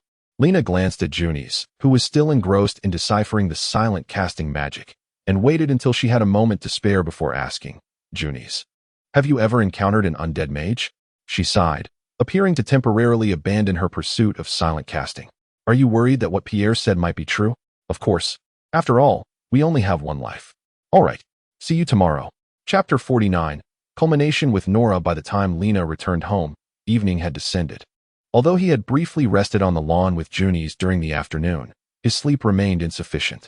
Consequently, while teaching Junie's silent casting magic, he struggled to concentrate and failed several times in succession. As he observed the stew that Daisy brought him, he fell into contemplation. Despite its enticing aroma and appearance, Lena found himself lacking appetite. All he desired was a hot bath followed by a bit of reading before surrendering to sleep. "Daisy, is the water ready? I've prepared everything for you." "Master, you may bathe at your convenience. Then I'll take a bath and head to bed. You all enjoy your meal." With that, he rose and made his way to the bedroom, grabbing some clothes before slipping into the bathing chamber. Once he settled into the wooden tub, the day's fatigue melted away instantly. After his bath, Lena grabbed a piece of black bread from the kitchen and lay on the bed, nibbling thoughtfully. He intended to study the magic book he had acquired that day. At that moment, Daisy entered the room, her striking blue eyes fixed intently on Lena. "What is it? Do you need something from me?" Lena closed the book, looking at her curiously. Daisy sat at the edge of the bed and softly asked, "Master, would you like me to warm up the stew for you?" "No need. Tonight I'll just nibble on bread and then sleep." Immediately, her thoughts drifted into Lena's ears. Men are all the same. There's nothing to be nervous about. It will be over soon. Lena felt a flurry of questions arise within him. What was Daisy planning? Just as he pondered, Daisy spoke slowly. "Master, allow me to serve you." With that, she climbed onto the bed, her delicate fingers resting on Lena's shoulder. "I've wanted to say this for a long time. I feel you are special and always provide me with a sense of security." Daisy's alluring gaze and slender waist subtly brushed against Lena's arm. Incredible. No wonder slave traders claimed that catfolk were particularly favored among the nobility. At that moment, Daisy's thoughts reached Lena again. "To ensure my daughter has a stable place to go, this small sacrifice is nothing." Lena quickly pushed her away. It seemed she intended to sacrifice herself to win his favor. Yet, what she did not know was that Nora had already made an agreement with him. Compared to this mature woman, Lena preferred someone closer to his own age, like Nora. Daisy paused, a glimmer of confusion flickering in her eyes. It appeared she had not anticipated Lena's response. Nevertheless, she was resolute. I'll take the plunge. I don't believe you can resist. Although I'm not young anymore, I still possess some allure. She placed her hand on her button and slowly began to undo the woolen garment draped over her. Daisy's skin was fair and beautiful, though not as supple as Nora's. Just then, the door burst open. Nora stood at the threshold, her demeanor fierce, having just emerged from the bath. Steam still rising from her body. Clearly, she had overheard their entire conversation. Daisy shot her a warning glance. Silly girl, what are you doing? Close the door quickly. I'm helping you. But Daisy hesitated. Mom, I didn't tell you before because I didn't want you to worry, but I have become his woman. Daisy's brain stalled for a few seconds. She whispered already. Nora's face flushed. Her choice of words was somewhat imprecise. In any case, it's nearly that. I've grown up. So don't treat me like a child. Daisy pondered for a moment before asking, was it voluntary? Yes. Upon hearing this, Daisy ceased to say more. Her emotions complex as she exited the bedroom. Lena placed the book aside, sensing the atmosphere had grown awkward. Nora quickly approached the bed, her expression stoic. You wavered just now. Lena replied earnestly, do not accuse me. I was quite firm in my refusal. You must not harbor inappropriate thoughts about my mother. Don't let your imagination run wild. She is nearly 40. I'm not that desperate. Nora puffed out her cheeks, remaining silent. I barely believe you. Nora extinguished the candle and deftly slid under the covers. Lena instinctively wrapped his arms around her. Almost immediately, an unusual reaction ensued. Nora's skin grew increasingly warm. Mother was right. Men's minds are filled with nothing but chaotic thoughts, even if it's the master. Are you ready to fulfill your promise? Lena bit her ear playfully. Nora shyly nodded. Rather than let the master constantly linger on his thoughts, it would be better to let him possess her. After all, he treated her well. And she no longer wished to wander aimlessly, yearning for a stable home. Lena's hands caressed her abdomen, feeling only a thin layer of fat. You should eat a bit more. You're still too thin. Then, her slightly melancholic thoughts floated into Lena's ears. He clearly prefers a better figure. I'm not Martina. I'm sorry. Lena had no such thoughts. Both women had their own merits and flaws. While Martina appeared to have a better figure, she was a powerful female warrior, undoubtedly possessing considerable muscle and would never be as soft as Nora. With that thought, Lena couldn't help but use his appraisal skill on her. Appraisal complete. Current slave quality. Epic. Epic? A smile crept onto Lena's lips. With a mere thought, all of Nora's information unfolded before him. Name, Nora Hill. Age, 18. Gender, female. Race, catfolk. Current status, healthy. In love measurements, 71, 47, 76. It turned out there had been some changes. However, her tendency to bind herself with objects made it difficult to discern from her appearance alone. With this in mind, Lena found himself unable to resist. Nora softly protested. Not yet. Martina and my mother haven't gone to sleep. Let us wait a bit. Time seemed to slip away unnoticed, until suddenly, Lena heard Martina's gentle snoring. It was evident that they had both succumbed to slumber. Unable to contain himself any longer, Lena initiated a playful invitation. Is it time now? Yes, it is. He embraced her, and soon they were entwined together. Outside, a light rain began to fall, and a chill breeze seeped through the cracks of the window. Nora, breathless, clutched Lena's arm tightly, her sharp nails gradually piercing his skin. Chapter 50. Cherishing the morning with Nora in the early hours of dawn. Lena felt an absence in his arms. After searching the bed in vain, he reluctantly opened his eyes. Nora was nowhere to be found. Leaving him alone in the expanse of the bed, the side where Nora had slept was already meticulously tidied. She moved so lightly that it was no wonder he had been awakened. Lena yawned, covered his head, and intended to drift back to sleep. Upon hearing the creaking of the door, he peeked out. It was Nora, clad in a thick woolen sweater, her cheeks slightly flushed from the cold. Appearing just as she always did. Having finally roused from sleep, there was no need for embarrassment. All he had to do was act as if nothing had transpired. Nora approached the bedside and gently nudged Lena's shoulder. Master, breakfast is ready. Shall I bring it to you? No need. Stay with me a little longer. But no buts. Lena pulled her into the warmth of the blankets and began to unbutton her clothing. I still need to help Mother with laundry later, Nora protested, lightly punching Lena's shoulder. Her mind swirling with chaotic thoughts. A moment longer, one tea hurt, Lena coaxed, his embrace tightening. Fine, just for a bit, Nora relented, lying on her side and allowing Lena to continue his playful ministrations. Thankfully, there were no bandages to untangle, or else it would have been quite troublesome. Really? You're so energetic so early in the morning, she remarked. It was tea that Lena lacked restraint. It was simply the vigor of youth that surged forth in the morning. Initially, Nora's skin merely flushed, but it wasn't long before she covered her mouth with her hands, and ultimately, they collapsed into each other's arms. Breathing heavily, her mind blank. She lay there for a long while. Finally, Lena poked her belly softly and whispered, "Feeling weak? Shall we continue?" Nora shook her head, her voice weary. "Please let me be, master. If you really want, we can continue tonight." "Agreed," Lena replied, gently embracing her. Nora's petite form felt delightful in his arms. Though she seemed slight, she was surprisingly soft and comfortable. The slave trader had once claimed that catfolk were born to be enchanting. Initially, he had dismissed it as mere marketing, but now he was a believer. Lena caressed her cat ears and softly said, "From now on, you are not allowed to rise before me." "Ah, that tickles." I understand. Please don't blow on my ears." Nora scratched her ears, then playfully nipped at Lena. Just then, the system's voice echoed in his ears.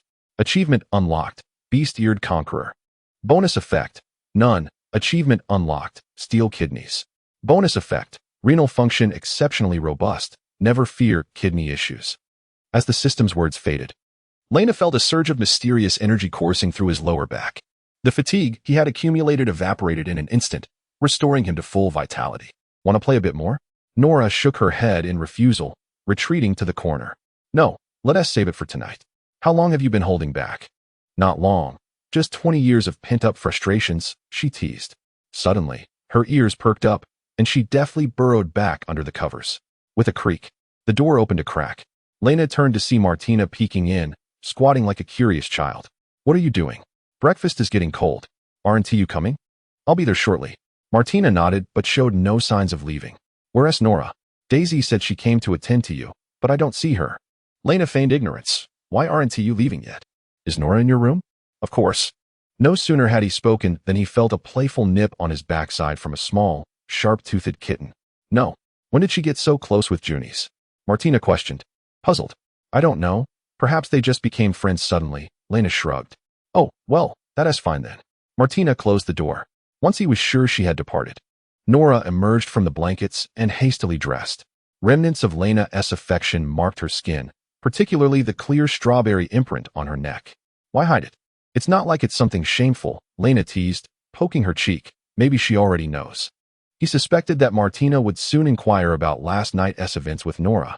"I just don't want to tell her. Otherwise, she'll laugh at me for waking up earlier than her. She didn't see me just now, so it's easy to pass it off. I could climb out the window and pretend to knock," he mused seriously. "Is it possible your mother has already told her? She enjoys playing with you, after all. If you vanished early in the morning, she would surely ask." Nora's expression faltered, and her hands paused in dressing. "Then I won't pretend anymore." She sighed, finished dressing, and strode directly to the bedroom door. Upon seeing Nora, Martina's ears perked up in surprise at the dining table. "Oh, you were in Lena's room? How come I didn't see you earlier?" "Because you're a fool," Nora retorted, sipping from her cup and settling down to eat her dark bread.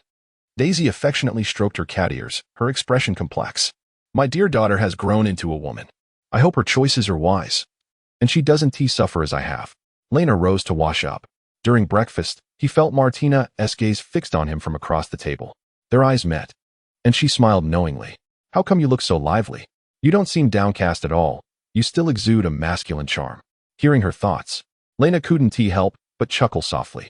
A few encounters were hardly sufficient to leave him bedridden.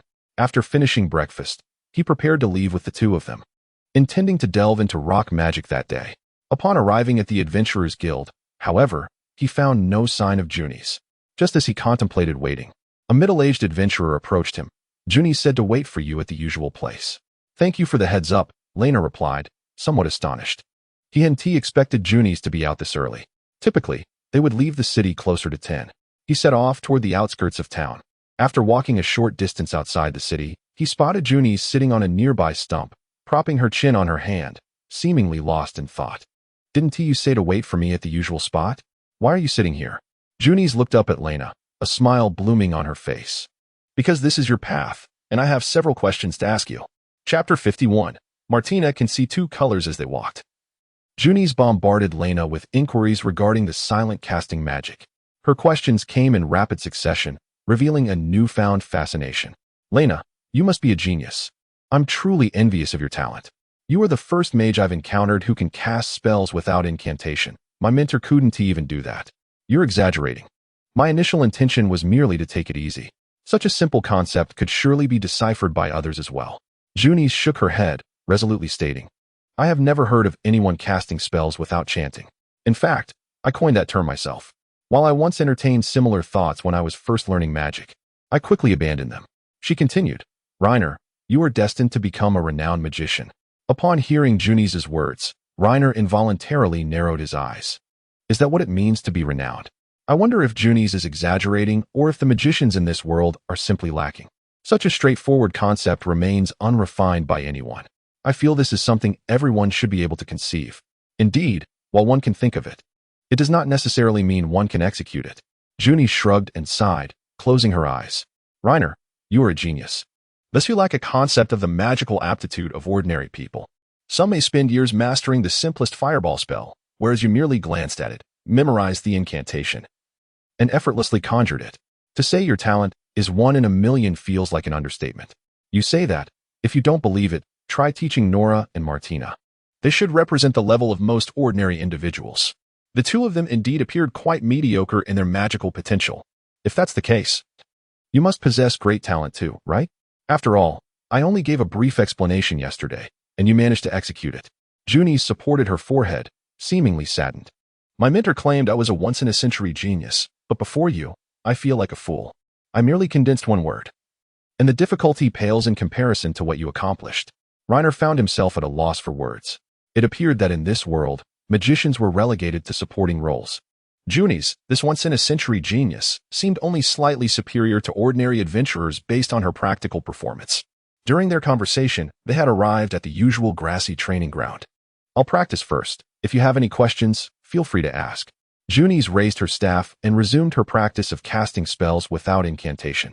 Reiner turned to the two beast-eared girls, suddenly feeling inclined to teach them magic. After all, having multiple skills never hurts. The fireball spell could serve as both illumination and a means to start a fire, proving exceedingly convenient. As he chuckled to himself, the inner thoughts of the two beast-eared girls floated into his ears. Nora, what do you want to do? Out here in the wilderness, I won't partake in such things. Martina, are you thinking of me after finishing with Nora? Don't even think about it. I am a woman you cannot have. Enough of this nonsense. I'll try it myself. You continue practicing. Reiner patted the grass, signaling for the two to sit down. Nora complied obediently, while Martina curiously inquired, what are we doing? Aren't we free to roam today? Indeed, from today onward, you two will study with me. Martina loudly protested, I want to play. You are already 19. It is time to learn some skills. Be obedient. I won't lead you astray. Reiner sighed, surprised to find himself in the role of a mentor after his reincarnation. However, the two indeed knew almost nothing. To integrate into human society, mastering the language was paramount. On top of teaching them the language, he planned to instruct them in basic arithmetic. But first, he needed to assess their magical attributes. Nora, you go first.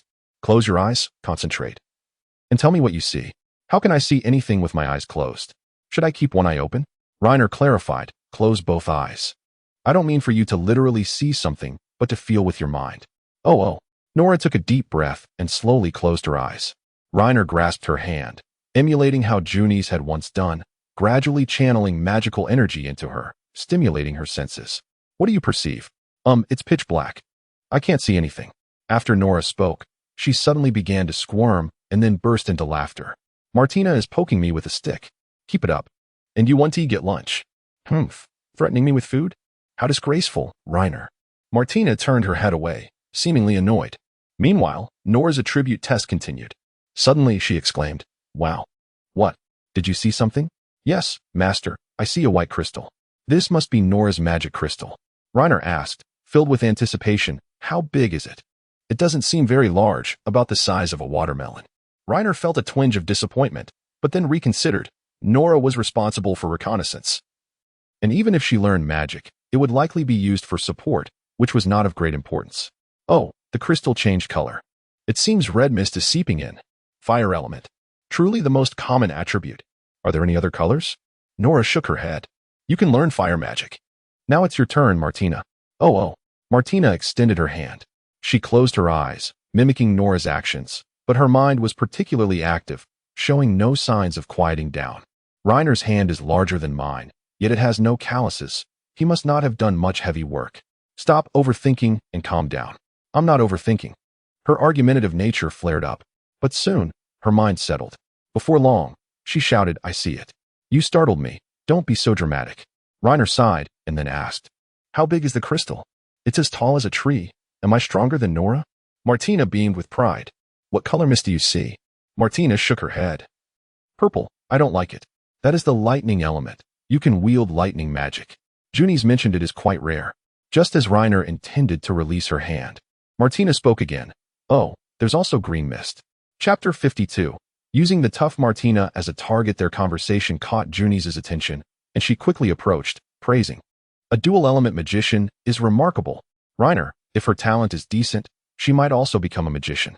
Reiner decisively shook his head. Based on Martina's attribute panel, she was more suited to be a frontline warrior.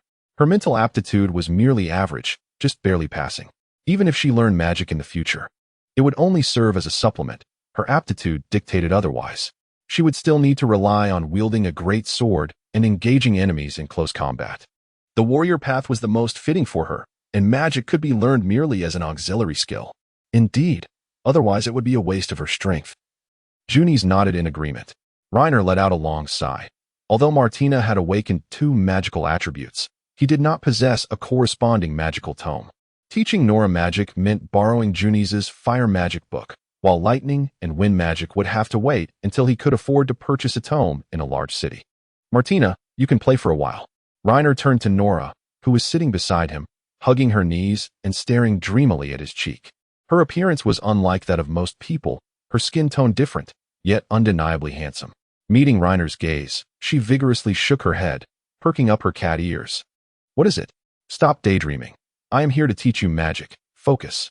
Reiner looked at the earnest Nora and recited the incantation for the fireball spell. Do you understand? Nora shook her head in confusion. Reiner pondered a moment before asking, can you read? Do you know the script of your demi-human language? He could transcribe the incantation phonetically for Nora to practice continuously. After all, casting magic did not require understanding its operational principles. One merely needed to recite the incantation accurately. However, Nora shook her head again. Master, I cannot read. This posed a significant challenge. I will teach you bit by bit. This incantation is not lengthy and can be recited within 5 seconds. Reiner began his instruction with perfect pronunciation. Once Nora had memorized the phrase, he handed her the breath of the Crimson Dragon. However, the moment the staff made contact with her, it flew sideways, lingering for a few seconds before gently tapping Reiner on the head. Never mind, practice with empty hands. This staff does not appreciate being touched. Oh. Nora sat on the ground, repeatedly reciting the incantation. Observing her initiation into practice, Reiner slowly opened the Tome of Earth Magic in his hands, eagerly immersing himself in study. The table of contents detailed a total of 10 earth spells, prompting Reiner to commence with the simplest, the earthquake spell.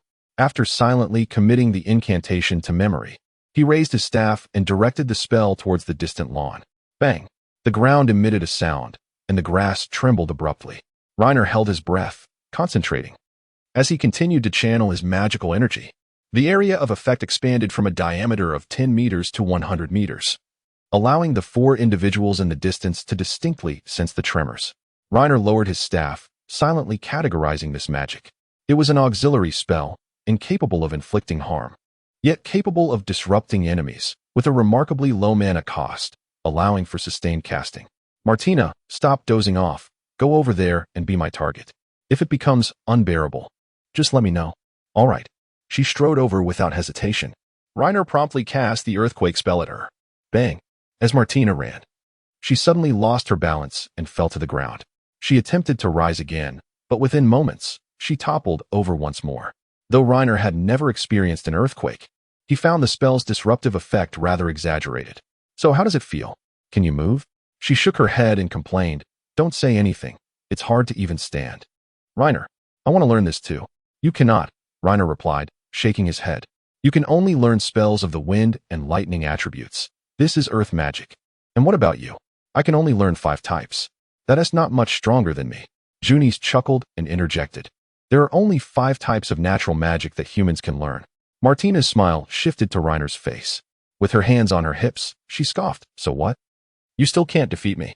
Junie stepped forward and patted Martina on the shoulder, smiling as she said, the greatest challenge for mages in actual combat is the slow release of attacks, which necessitates protection. However, Reiner has independently developed a spellcasting method without incantation, capable of unleashing magic within 2 seconds, which nearly compensates for this flaw. He has achieved such proficiency in just over a month since learning magic. In a few months, his strength will likely surpass yours. Martina flushed with embarrassment. She sulked beside Nora, quietly muttering, regardless, I'm still the strongest. All right, you're the strongest. Martina, with her immense strength, can easily dispatch monsters several times her size, is my most trusted companion. Though Martina maintained a stoic expression, her heart brimmed with joy. Of course, I'm quite formidable. Despite her mature appearance, she resembled a child at heart, her spirits lifted by mere praise. Reiner continued his intense study of magic. Suddenly, Junis leaned in, her smile slightly mischievous. What is the matter, Reiner? I can't shake the feeling that you seem to know everything. You Haventi lived for 1,000 years. Have you? You've merely glanced at ancient earth magic and mastered it. Reiner found himself momentarily speechless.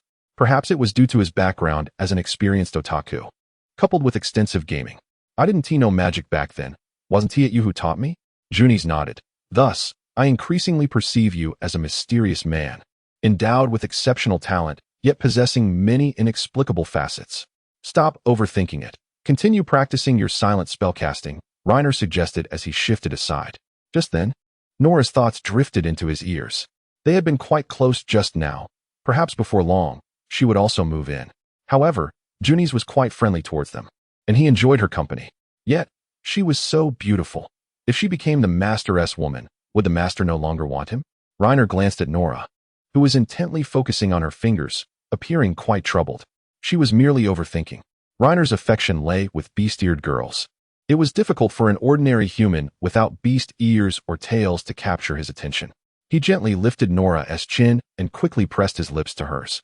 The action drew the gazes of both Martina and Junis. Master, Nora exclaimed, playfully punching Reiner. Chapter 53. I like you the most upon opening the door. Reiner found Daisy diligently cleaning the house with a cloth. Since bringing her home, the place had been immaculate, and the backyard was now adorned with many freshly sprouted vegetables. From now on, don't call me master, just call me Reiner. Daisy hesitated for a moment, then nodded earnestly. You've worked hard too. Take care of your own matters. I'm going to take a bath. Reiner casually set his staff aside and slipped into his small cubicle to soak. At that moment, he heard Martina's somewhat infectious laughter, but he thought little of it, covering his face with a warm towel and continuing to relax. After finishing his bath, he emerged to find Martina seated at the dining table, suppressing a laugh. What is going on? He inquired. Martina shook her head and softly replied, nothing. Just as she spoke, her thoughts wafted over. Nora is so weak. If it were me, Reiner would definitely beg for mercy. Reiner turned to look at Nora, who seemed guilty, her head lowered, occasionally sneaking glances at him, her face as red as an apple. I shouldn't have told Martina. What was so amusing about this? Daisy stood by, smiling as she affectionately patted Nora's beast ears. Silly child, you're still young. In a few years, you'll know how to enjoy yourself. However, as for children, it will take some time, considering we are demihumans and Reiner is human. Most likely, Nora lacked experience and sought to express herself to clarify the questions in everyone's minds. Instead, she was met with Martina's mockery. Navigating a world without Baidu is truly troublesome. As night fell, Reiner had just settled down when the door creaked open. Initially, he thought it was Nora. Instead, it was the breath of the Crimson Dragon, which poked its massive fire magic stone from behind the door. What are you doing? Reiner asked, puzzled. The breath of the Crimson Dragon floated onto the bed, suddenly burrowing into the covers. Its staff, crafted from pure gold, felt like ice in the winter, instantly causing Reiner to jump up. He kicked the breath of the Crimson Dragon out of the bed, exclaiming, I'm freezing. What do you want? A staff shouldn't be in my bed. The breath of the Crimson Dragon suddenly became bashful. It could be cold, but not inappropriate. It had no interest in the staff, as it hardly even qualified as a being. After a while, the door opened again. This time, it was the right person. Nora stood timidly at the doorway, her cheeks flushed. She wore very little, seemingly wrapped in just a layer of linen. Before Reiner could speak, she hurriedly explained. Martina took over my room. A bed can only accommodate 2 people at most. Now that it's cold, sleeping alone might lead to a cold. So I came to find the master. It's not because I wanted to come. She hadn't even put on her usual calm demeanor. Had she been tricked into a major blunder? What foolish idea had Martina concocted? How could she have listened? Oh, Nora was internally frantic. Reiner teased. Listen to how you speak. Have you forgotten what you promised me this morning? Even if you don't want to come, you still have to. Understanding Nora's stubborn nature, he offered her a way out.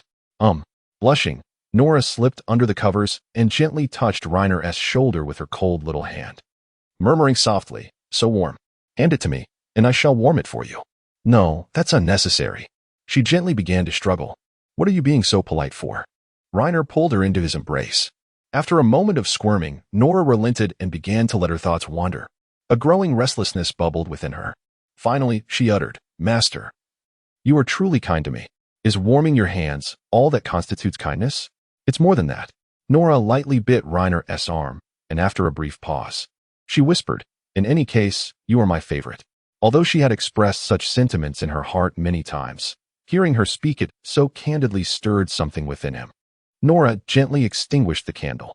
The following morning, Reiner, as usual, visited the Adventurers Guild to meet Junies. Upon entering, he noticed a group of adventurers gathered at the counter, their expressions grave as if something significant had transpired. They greeted Reiner as he walked in and resumed their discussion. Reiner intended to eavesdrop, but upon spotting Junies in the corner, he forgot his initial intention. Today, she was not out and about. Instead, she sat in the corner, nibbling on a piece of dark bread. She waved enthusiastically upon seeing him. I thought you would venture outside the city today as well. I had planned to. But after overhearing the other adventurers' conversation, I decided to wait for you here, she said mysteriously. What is going on? This morning, while training outside the city, the militia inadvertently discovered that numerous undead were emerging from the ruins to the south of the city. They are currently active in that area, though they have yet to attack civilians, causing panic among the nearby villages. Reiner questioned, Necromancers? Junies nodded solemnly. Yes, that's exactly what I was thinking. I heard that the Lord intends to clear the area and then send in the army to eradicate the rampant skeletons. Reiner rubbed his forehead. That will end badly. There are traps everywhere. The cave spiders are quite content to do nothing in their lairs, and then, inexplicably, iron cans fall from the sky. Ruins are only suitable for small-scale explorations. When the numbers increase, there will be more areas that cannot be attended to, and a slight misstep could result in significant losses. Moreover, there is mental erosion to contend with. A chain reaction could lead to the team collapsing under pressure. Junies blinked, her gaze towards Reiner filled with admiration. Reiner, our thoughts are remarkably similar. Although skeletons are not particularly difficult to deal with, they are numerous, and the ruins also house ghouls and cave spiders.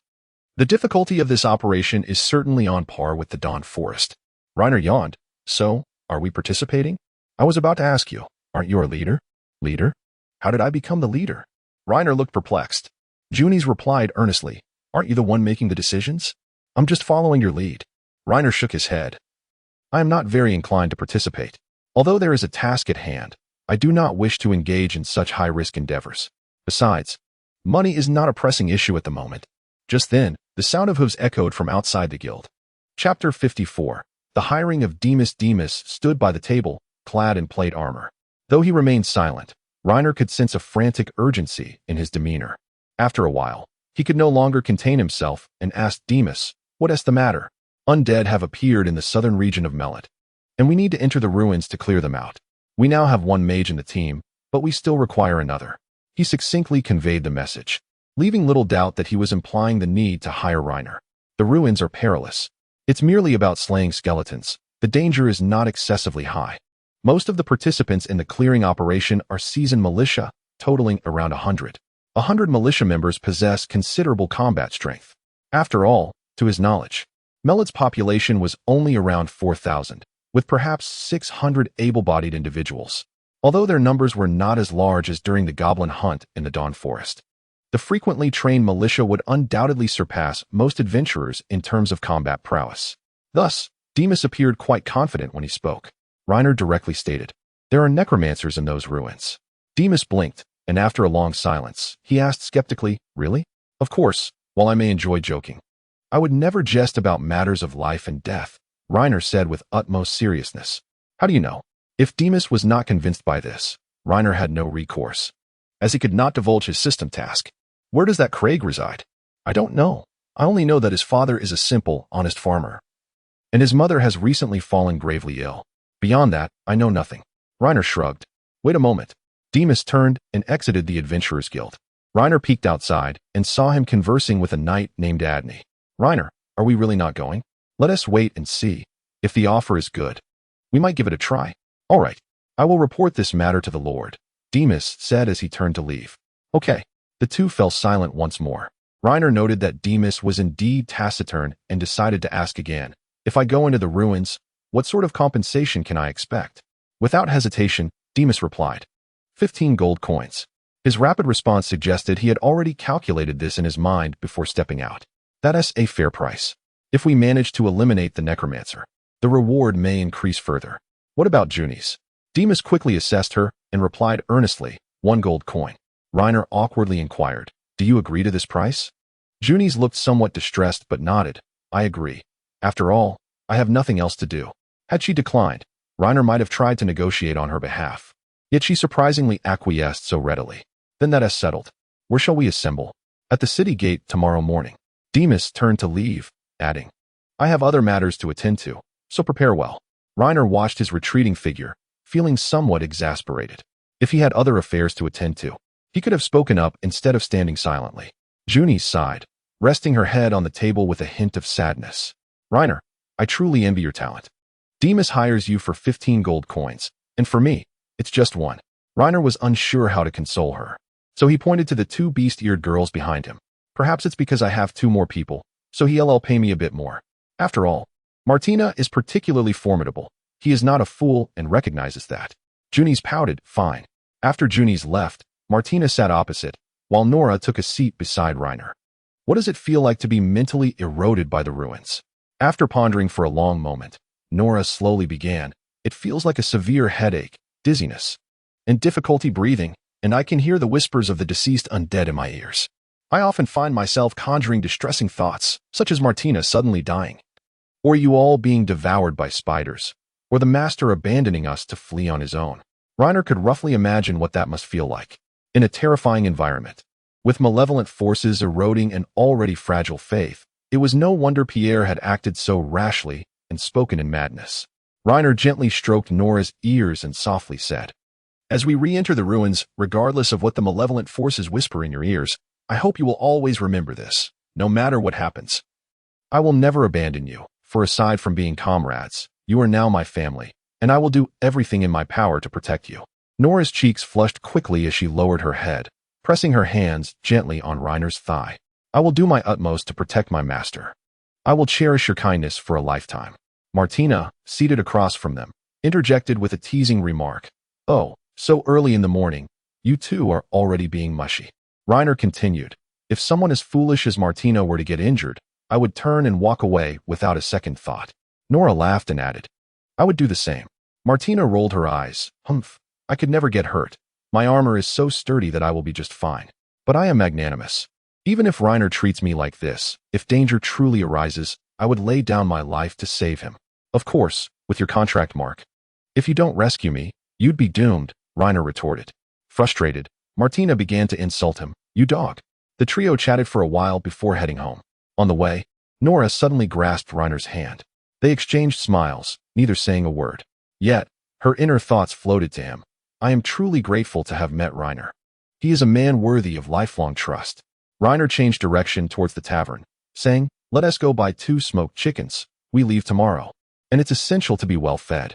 Martina poked Reiner's shoulder, hinting fervently, "White bread, you know? What is going on?" Reiner feigned ignorance, wanting to tease this horse-racing girl. Martina pouted, lowering her voice, "Reiner, I want white bread." The next morning, Reiner arrived early at the city gate with the beast-eared girls, all donned in armor. He spotted a large group of half-armored militia, neatly arranged at the gate. Junis was among them, conversing with another female adventurer. Upon catching sight of Reiner, she waved enthusiastically. "You're here quite early. The team hasn't fully assembled yet." Reiner nodded, priding himself on his punctuality. During his high school finals, he would arrive 30 minutes early to avoid oversleeping, ensuring a teacher would wake him if he did. "I see there are about 100 people here already. Hasn't it gathered yet?" he inquired. "Demas told me he requested 50 more from the Lord," Junis replied softly, her staff in hand. Just then, the female mage, who had been speaking with Junis, chimed in. "Is it reliable? The necromancer is a Lord-level monster. It's quite difficult to deal with." Reiner glanced at her, but remained silent.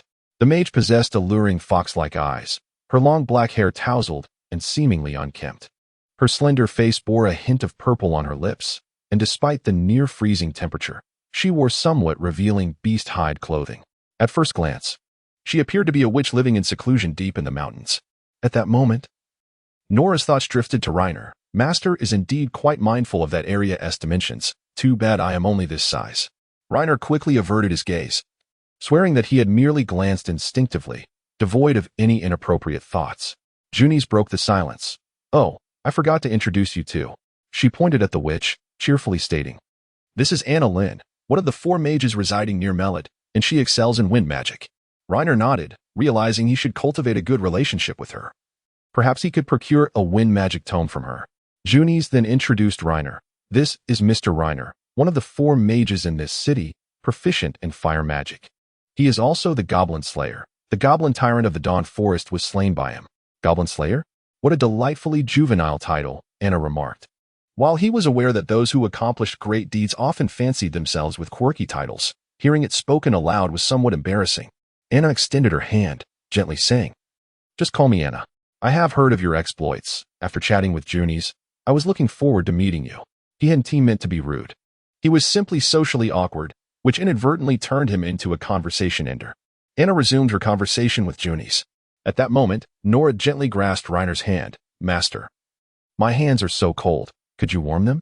"Of course," Reiner replied, conjuring a flame and squatting by the roadside to warm Nora's hands while waiting for the team to assemble.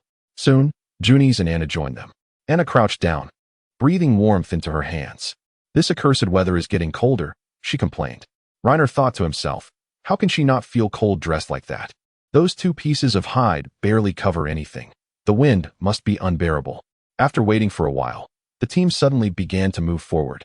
Reiner hurriedly guided the beast-eared girls into the formation. Demas rode to the back of the line to check on Reiner, and though they exchanged no words, they shared a peculiar understanding, nodding at each other. After walking for a time, the group finally reached the entrance to the ruins in the south of the city. Demas called out, "Everyone, place your hands on the shoulders of the person in front of you." The line stretched long as everyone complied, resembling zombies with their hands resting on the shoulders ahead of them. "Where will this long line take us? Will someone unlucky end up stuck in a wall?" Junis shook her head. "The magic stone will automatically transport us to a suitable location. We will likely appear on an open street." Reiner understood. It was an automatic formation. As Demas counted down, they were enveloped in darkness. Reiner and Junis simultaneously conjured fireballs to illuminate the path. The militia members quickly lit their torches from Reiner's flames, passing the fire along like a chain. In less than 10 seconds, the surroundings brightened. Junis's prediction was spot on. They had indeed been transported to a spacious street. Nearby, a few skeletons were lurking in the alley. Demas commanded, "Everyone, follow the group and clear the surrounding skeletons. Do not stray too far from the line." "Are they not afraid of triggering traps?" Junis remarked seriously. "I need to talk to Demas about this." Reiner decisively held her back and pointed to the scattered small teams. "Look, those teams consist of about 5 people, each with a sturdy-looking militia member responsible for detecting traps, while the remaining 4 handle the monsters." Demas is not foolish. He has learned from past experiences. However, Reiner couldn't agree with their method of reconnaissance, as they were merely using sticks to test for traps. One misstep could lead to significant oversight. Suddenly, Nora pointed at one of the militia members. "His foot is about to break." Reiner shot her a knowing glance, and Nora understood, swiftly throwing a dagger. Clang! The hidden bear trap in the mud was triggered, snapping open. Let us make do with this, Reiner thought. Individuals with Nora's exceptional perception were exceedingly rare, and it was impossible for everyone to be so attentive. Moments later, Reiner heard someone screaming in the distance. Most likely someone had triggered a trap. Junies left the group. Reiner, I'll go help. You stay safe. You too. Just then, Anna approached, chuckling nervously. Is Junies your woman? She is quite beautiful. We are just ordinary friends. The team moved forward once more. Chapter 56. The defeated team. As the team advanced through the ruins, Reiner found himself unable to see what lay ahead, compelled to follow the group dutifully. During a moment of respite, his thoughts turned to Nora, and he gently caressed her cat-like ears. How are you feeling? Are you still dizzy from our entrance into the ruins? Humans are inherently social creatures, and the same holds true for demihumans. As long as she was surrounded by companions, Nora would feel a sense of security. To be cautious, Reiner cast a glance at Martina and inquired, How about you? Are you experiencing any discomfort? No, Martina replied. Scratching her head, I feel perfectly fine. Relieved, Reiner was about to tease her when a sudden chill swept over him, causing the team to stir restlessly. Both Martina and Nora shivered. Junies, her brow furrowed, stood on tiptoe to peer into the darkness ahead. Reiner, something seems to be approaching. Out of the corner of his eye, Reiner noticed Nora retreating a few steps in trepidation before drawing a dagger from her waist. Her ears flattened into a more bat-like shape, and her azure eyes were filled with profound fear. There's a monster ahead. Reiner glanced forward, where a profound darkness loomed. Nora, do not be afraid, he reassured her, gently grasping her arm. Just then, a shrill screech pierced the air as a swarm of bats erupted from the gloom. Darting through the crowd, many in the team were startled, scattering in panic. Nora, in her fright, leaped into Reiner's embrace. At the front of the group, Demas raised his long sword and called out, Stay calm. Maintain formation. A chilling crackling sound followed from the shadows, unmistakably the noise of skeletal soldiers in motion. Yet this sound was notably more muted than any he had heard before. A knight shouted, Reiner, illuminate the street ahead. Reiner began to gather energy at the tip of his staff, channeling magic into a fireball. The brilliant orb shot through the street, striking a stone house at the end and dispersing the surrounding darkness. He beheld several skeletal knights, formed from scattered bones, clad in rusty iron armor, slowly advancing towards the team. They wielded heavy hammers, leaving deep grooves in the muddy ground. Behind them stood a diminutive skeleton draped in a black robe, raising a staff topped with a dazzling green gem. This must be the necromancer Pierre had mentioned. Reiner's eyes sparkled with determination as he began to chant a spell, intending to cast an earthquake to hinder the skeletal knight's advance, before seizing the opportunity to eliminate the necromancer. Suddenly, Junies reached out to halt him. Reiner, no, we are underground. The ruins are far less stable than we imagine. A collapse could bury us all. Reiner pondered the implications of a minor spell, believing it would pose little risk. Yet, glancing at the beast-eared girl beside him and the hundreds of militia ahead, he ultimately abandoned the idea. The skeletal knights quickened their pace, charging towards the team. Demas formed a defensive line with several knights at the forefront, actively engaging the nearest enemies. With a single strike, he severed a skeleton's arm. The shimmering hues emanating from the blade suggested it contained mithril, a bane to the undead. The trained militia displayed formidable prowess, their formation impenetrable, allowing few skeletal knights to breach their ranks. Should anyone sustain injuries, reinforcements would step in to replace them. Martina, eager for action, exclaimed, Reiner, I want to join in. Go ahead, but be careful, he replied. No sooner had he spoken than Martina dashed forth like a wild stallion, joining the fray alongside the militia. She was a valiant warrior, having torn apart several skeletal knights with her bare hands. Just as the tide appeared to turn in their favor, the necromancer raised his staff once again. In an instant, countless green souls coalesced from the surroundings, swirling around the staff. A sense of foreboding washed over Reiner. Seizing the moment, he unleashed a fireball. Simultaneously, the necromancer emitted a blood-curdling shriek. A wave of green energy surged towards the team. Master, be careful, Nora interjected, stepping forward to shield Reiner. The fireball dissipated swiftly, extinguishing the torches held aloft by the militia, plunging the ruins into darkness once more. Reiner felt a pang in his heart as the air filled with cries of terror. He hurriedly reignited the flames, casting light across the team. As he scanned the area for Nora, he spotted Junies huddled on the ground, her hands curled protectively. Many militia members shared her fate, collapsing in fear. Junies, do not be afraid. Get up. After a moment of hesitation, she ignited her own flames. Reiner began searching for Nora, who seemed to have vanished. Upon passing an alleyway, He finally glimpsed her cowering in the shadows, her body trembling. Relieved, he prepared to pull her from her hiding place. "So, you were here. Get up quickly." The necromancer is no easy foe. Demas may order a retreat. Before he could finish, Nora lunged at him with her dagger, its blade glinting ominously. Liner barely dodged, the dagger scraping against his armor. Nora's eyes were bloodshot and vacant, murmuring to herself intermittently. Liner stepped back cautiously, calling out, "Nora?"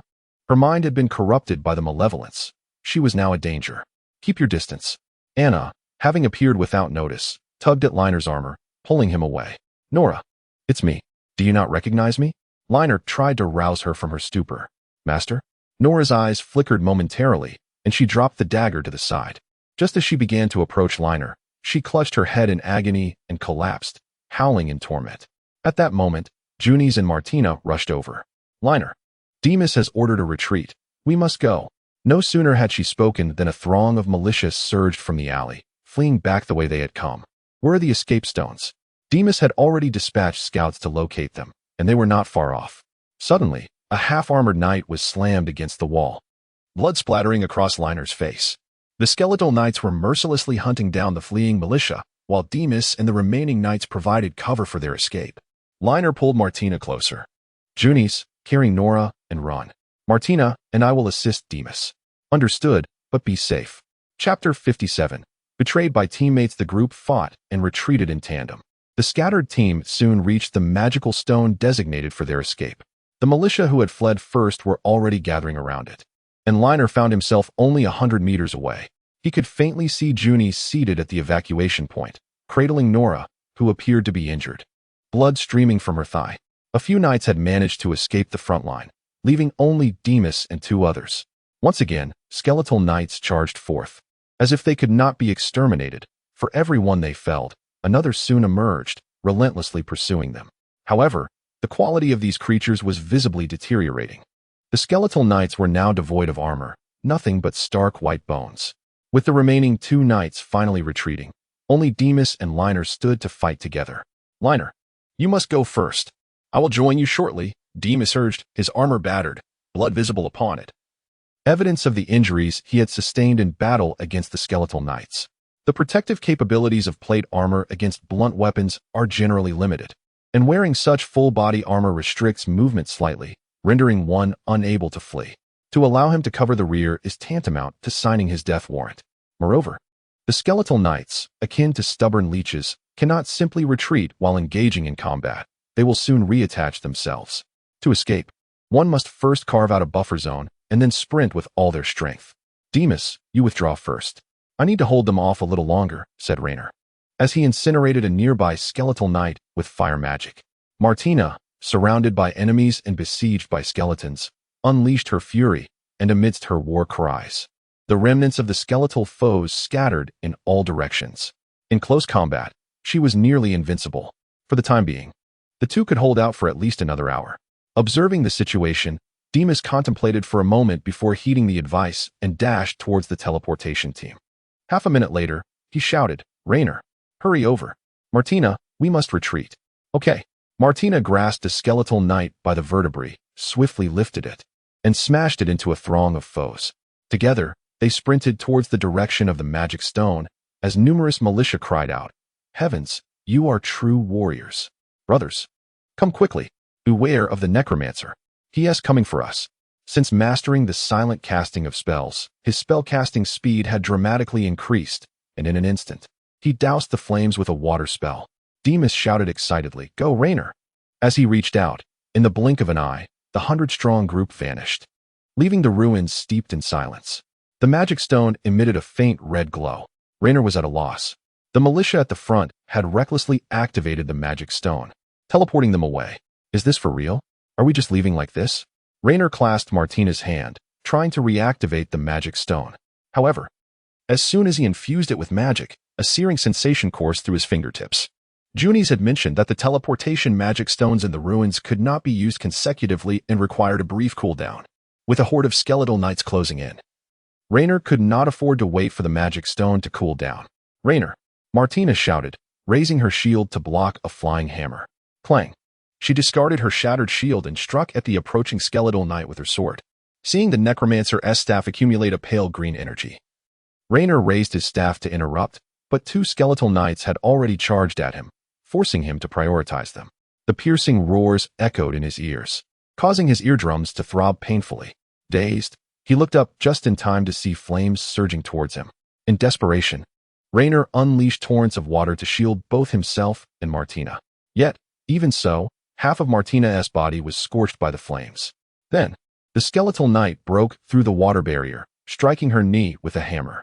Raynor heard a sharp crack, and she staggered back a few steps. Martina was injured. The situation had taken a dire turn. Raynor swept away the skeletal knight beside him with a surge of water and hurriedly pulled Martina from the water shield, dragging her towards a narrow alley. Noticing the skeletal knights were still in pursuit, he disregarded the possibility of the ruins collapsing and, after completing his incantation, unleashed an earthquake spell. In an instant, the surrounding stone houses crumbled. Surprisingly, the soil submerged by the water transformed into a mire under the intense vibrations, ensnaring the skeletal knights. But Raynor had no time to ponder. He sprinted with Martina in tow. Perhaps fortune favored him. As he ran for quite a while, without stepping into a trap, Raynor found a secluded stone house, burst through the decaying wooden door, quickly scanned the surroundings for danger, and then took refuge inside. Martina was gravely injured, sweat glistening on her brow beneath her helmet. Raynor summoned water to envelop her, administering the simplest form of treatment, separating her skin from her clothing to avoid tearing her flesh while removing burnt garments. "Don't move, I'll help you take off your clothes." Martina shook her head, murmuring softly, "No, this is not the time to be shy. Haven't I touched you already? Don't resist." Raynor methodically removed her armor, discarding it aside. He carefully peeled away the clothing that had adhered to her skin. At that moment, both of her legs bore the marks of the fire. Raynor utilized the water healing spell, but Martina, anxious, pushed his hand away, untying the cloth herself. Raynor glanced briefly and noticed burns only on the outer thigh. Performing a simple treatment, the charred skin gradually transformed into a peculiar white hue, likely leaving a scar in the future. Meanwhile, a voice resonated within Raynor's mind. "Once again, I am exposed to Raynor." Enraged, Raynor chuckled bitterly. What time was it to concern oneself with such trivialities? The sooner the burn was treated with the water spell, the more effective it would be. "You humans are utterly unreliable. You abandon your comrades so easily. We were so close to seizing that knight's hand," Martina murmured. Raynor nodded in agreement. That creature's actions nearly cost them their lives, but fortunately, he had temporarily escaped. Curse it, he will not be able to cover the rear anymore. The immediate priority is to consider how to escape. They had no food and could not remain in the stone house indefinitely. Once Martina felt her burns had been treated adequately, she slowly rose, picking up the tattered remnants of fabric and wrapping them around herself. She remained silent. "It would be easier for you to undress," Raynor remarked, uninterested in her plight. He gazed down at Martina's injured knee. "How is your leg?" "Let me see." Chapter 58. "I will ensure your escape." Martina stood up, intending to take a few steps. But as soon as she moved her leg, she nearly fell to the ground. Her leg injury was severe, while it did not appear to be broken. Raynor was not a doctor and could not ascertain the specifics. The water healing spell was excellent for skin tissue repair, but if the bone was damaged, they would have to leave it to fate. "I was in so much pain, my mind went blank." The skeletal knight was incredibly swift. I should have evaded it. Raynor and Martina exchanged glances, neither saying a word. The proud Martina had lowered her head this time. "I have become a burden to Raynor." She had nearly lost her ability to move, and from here on, Raynor would have to carry her, using her sword as a makeshift cane. She limped to a corner and sat down, staring at Raynor for a long time. Her mind was filled with chaotic thoughts. Raynor cannot escape with me. If he dies in the ruins, then Nora and her mother will also perish. After a moment of contemplation, she suddenly spoke. "Raynor, you should go. I will stay here. And what will you eat? What will you drink?" Martina shook her head. "I can go without food for a while. I will find a way to escape." "With your leg injured, how do you expect to escape? Ghouls, cave spiders, whom can you defeat now? Even if by some stroke of luck you find a magic stone, do you know how to use it?" Martina fell silent. She understood she could not escape, yet deep within her, she did not wish for Raynor to abandon her. But reason told her that without such a decision, they would both perish in the ruins. Perhaps allowing Raynor to escape alone would provide a glimmer of hope. After hesitating for a moment, she said, "I cannot escape, but you can. And did you not say that if I were injured, you would simply leave?" You are my servant. You still owe me labor. If you die, I will not earn as much. Rainer patted her shoulder and said earnestly, I will not abandon you. I will do everything I can to bring you out. Martina remained silent. After a while, she smiled with relief. Rainer, it's no wonder Nora likes you. You must have had quite a few women, haven't you? Rainer was momentarily at a loss for words. They were just fleeting encounters. Martina had been injured while protecting him.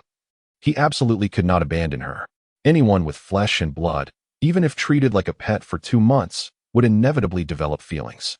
Carrying her carefully, he thought there might still be a chance to escape the ruins. Once we're out, I want to touch your tail. Without a moment's hesitation, Martina replied, No way. Didn't Nora tell you? Only your husband can touch a female beastman's tail. Can't we make an exception since I'm saving you? You brute. A blush unexpectedly appeared on Martina's face. If you want to touch my tail, you must first defeat me in a duel to prove you're a stronger man. Otherwise, you can only touch my ears. Rainer suddenly became intrigued by her pair of agile horse ears. Touching her ears temporarily didn't seem like a bad idea. Hearing her say this, Rainer felt a twinge of affection. Though Martina could be a bit foolish, she was quite endearing most of the time. What nonsense! I will find a way to get you out, he declared, playfully ruffling her horse ears. Her ears, unlike Nora's, felt almost identical to human ears aside from the outer fur, though they were more flexible. The rest he would explore after rescuing Martina. After a brief rest, Rainer crouched before Martina. I'll carry you.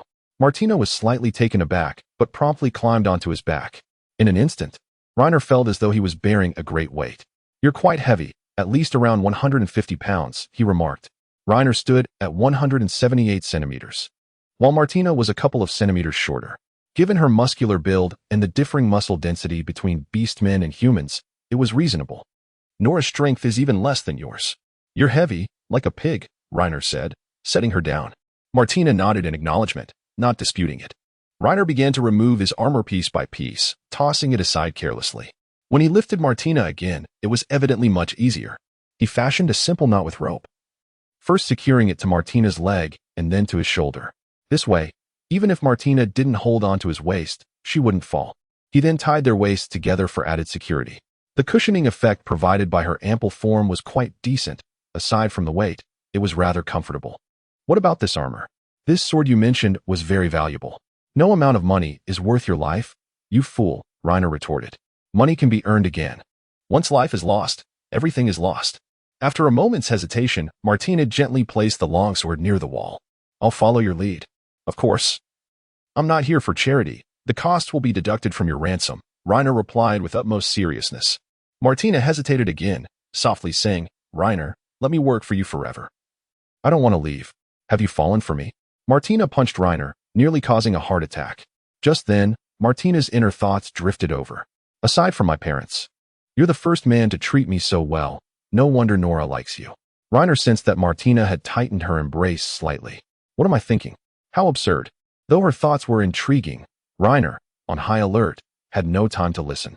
With Nora absent and unable to sense the traps, he could only let the breath of the Crimson Dragon lead the way. At that moment, a pair of hands reached out from the shadows. Startled, Rainer threw a punch, only to feel a dull pain in his wrist. It's me. That voice was familiar to Rainer. Dimas emerged from the darkness, helmetless, accompanied by the mage Anna and 2 other attendants. Chapter 59, I'm not heavy at all. With that, he donned his helmet. Anna held a torch, the light casting an eerie glow on her profile. We've been searching for you for quite some time. There's a magical stone nearby, just a few hundred meters away, and the necromancer isn't far from here. We need to move quickly. Rainer followed the group into a narrow alley. Along the way, he asked Anna, how are Junis and Nora? Junis accidentally triggered a trap during the retreat and injured her leg. As for your slave, I'm not sure. She is still unconscious. Rainer's heart sank, and he couldn't help but worry about Nora. After weaving through the alley for a while, they encountered a few scattered skeletons. Let me handle this. Anna conjured a verdant wind blade and swiftly severed a skeleton's head.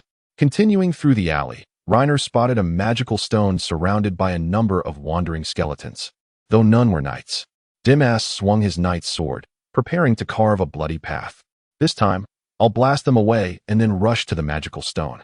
Rainer raised the breath of the Crimson Dragon, gathering energy for a fireball. Boom. He miscalculated the power. The fireball exploded around the magical stone, creating a swirling inferno. The skeletons in the center were instantly reduced to ash, while those further away were blown aside by the heat. This commotion would surely attract the necromancer. Seizing the opportunity, the group hurried towards the magical stone. This time, Reiner was the first to place his hand on it. Once everyone was ready, he infused it with magic and was transported away. The scenery shifted in an instant, revealing a multitude of militia. We made it. Thank God. Truly a miracle. Feeling safe, Reiner let out a sigh of relief. It was still early. The team had spent less than 8 hours in the ruins, and it wasn't even evening yet. Reiner scanned the surroundings, seeking the instigator. Eventually, he found a militia member in a patch of grass, beaten and bruised. When he saw Reiner approaching, he lowered his head. "My Lord Reiner, please forgive me. I thought you had captured Lord Dimas, but upon seeing the necromancer chanting, I panicked and instinctively infused magic. I'm so sorry."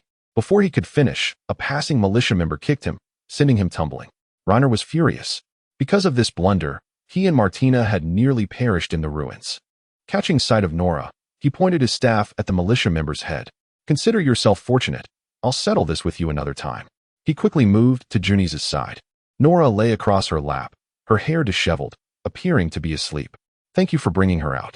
"No need for thanks. Nora is my friend too," Junis replied softly. "How is she now?" "Still unconscious. She has been like this since we exited the ruins. I'm not sure what's wrong. I've never seen this before." Just then, Anna approached, squatting down to examine Nora's eyelids. After a moment of consideration, she said, "Light mental trauma can lead to madness. Severe trauma can result in a deep sleep. About 10 years ago, I encountered a necromancer in these ruins and have some experience." Reiner gently stroked her cat ears and asked softly, "How can we heal her?" "We must eliminate the necromancer that cast the spell." Anna surveyed the surroundings, noting the militia's injuries. "For the time being, they certainly won't be re-entering the ruins, and I doubt you can defeat the necromancer alone." Reiner surveyed the area. Due to the mental erosion inflicted by the necromancer, a considerable number of the militia have succumbed to madness, shouting wildly. Some lie motionless upon the grass. He sighed deeply and gently cradled the unconscious Nora in his arms. Was there truly no other recourse? Those with steadfast wills might recover on their own. But I doubt she possesses such strength, as instances of recovery are exceedingly rare. Anna shook her head and added, "If all else fails, we might as well purchase another slave." He turned to Junis and inquired, "I heard you stepped into a trap. How is your leg? Would you like me to take a look?" Junis scratched her head. "I've used a healing spell. While I can't run, I can walk just fine." Just then, Demas approached from the side, handing a pouch of coins to Reiner. "This is your reward. I appreciate your hard work." Reiner sighed as he looked at the pouch in his hand. It felt like losing both the lady and the soldiers. Martina was injured, Nora lay in a coma, and the necromancer remained unvanquished. The mission was stalled. If only Nora could awaken now. Demas nodded and handed a gold coin to Junis. Reiner reached into the pouch, discovering it was filled with heavy gold coins, certainly more than 15. Perhaps this was Demas' compensation for his mental anguish, though it likely paled in comparison to the value of the equipment he had left behind in the ruins. When they entered, Reiner was fully armed. Upon exiting, he and Martina possessed but a single staff. The plate and chainmail lay abandoned inside. He placed 2 coins into her hand. "Take this. You've earned it." "I don't need it," she replied. Reiner interrupted, "Just accept it." He forcefully thrust the coins into her grasp. Demas glanced at Martina, still being carried on Reiner's back, and asked, "Where's your armor?" "It was too heavy. I discarded it to escape with her." Demas sighed. "This is my fault, and I will compensate you." With that, he turned and walked towards the militia. Though no lives were lost, many militiamen had suffered mental breakdowns. For the time being, Demas would likely refrain from entering the ruins again. After resting outside the ruins for a while, Reiner lifted the still sleeping Nora. Carrying Martina was manageable alone, but with Nora as well, he could hardly move. He set Martina down and used a water spell to break off a thick branch. "Use this as a crutch and walk. You're too heavy for me to carry." Martina puffed her cheeks. "I'm not heavy at all." Chapter 60. Nora awakens. How is she? Martina stood by the bed, leaning on a crutch while gazing at the still sleeping Nora. As a demi-human herself, she felt a flicker of concern. Per Nora, thankfully nothing more dire has occurred. "I don't know. She is merely in a coma and isn't in any peril. She can sip water and eat a little," Reiner said, stroking Nora's cat ears. Daisy's eyes glistened with tears as she dipped a towel in a basin of water, gently wiping the dirt from Nora's face while softly calling her name from time to time. Initially, Daisy thought Nora was just asleep in Rainer's arms until he informed her of the situation, prompting her to break down in tears. How could this happen? Rainer, equally worried, sought to comfort Daisy. She is only in a coma. There is hope. You need not fret excessively. Rainer sighed deeply, feeling a headache coming on. He longed for a moment's respite. I'll return tomorrow morning, Daisy whispered. Rainer nodded. Daisy and Martina exited in succession. As Rainer undressed to prepare for bed, the door swung open once more. Assuming it was the red dragon's breath returning to disrupt him, Rainer dismissed it. Go away. I'm particularly worn out today. Don't come to bother me. Rainer, it's Martina. Rest well. Perhaps in a few days, Demas will send us back to the ruins. Oh. Martina stood at the door, silent and unmoving, her gaze fixed intently on Rainer. Soon, her thoughts drifted into his mind. Aren't you going to pet my ears anymore? To be honest, since learning of Nora's unresponsive state, Rainer had lost his desire to indulge in ear-petting. Yet, seeing Martina's flushed cheeks, he extended his hand, offering her a lifeline. Since I've rescued you, shouldn't you allow me to touch your ears? Martina let out a soft hum, then sat at the edge of the bed, lowering her head. Fine, you can touch them. Rainer reached out, squeezing her elastic, warm horse-like ears. Truth be told, they were not as entertaining as Nora's. Martina glanced up, biting her lower lip, her expression tinged with dissatisfaction. When he touched Nora's ears, he was so joyful. When he touched hers, it was markedly different. Perhaps it was because of Nora's injury that Rainer seemed less cheerful. She hoped for Nora's swift recovery. However, she did not linger in the room, leaving after her ears had been petted. Rainer extinguished the candle, tucked himself under the covers, and held Nora closely. That night, his sleep was restless. It was not until the crowing of roosters that he finally succumbed to slumber after tossing and turning. He dreamt a peculiar dream.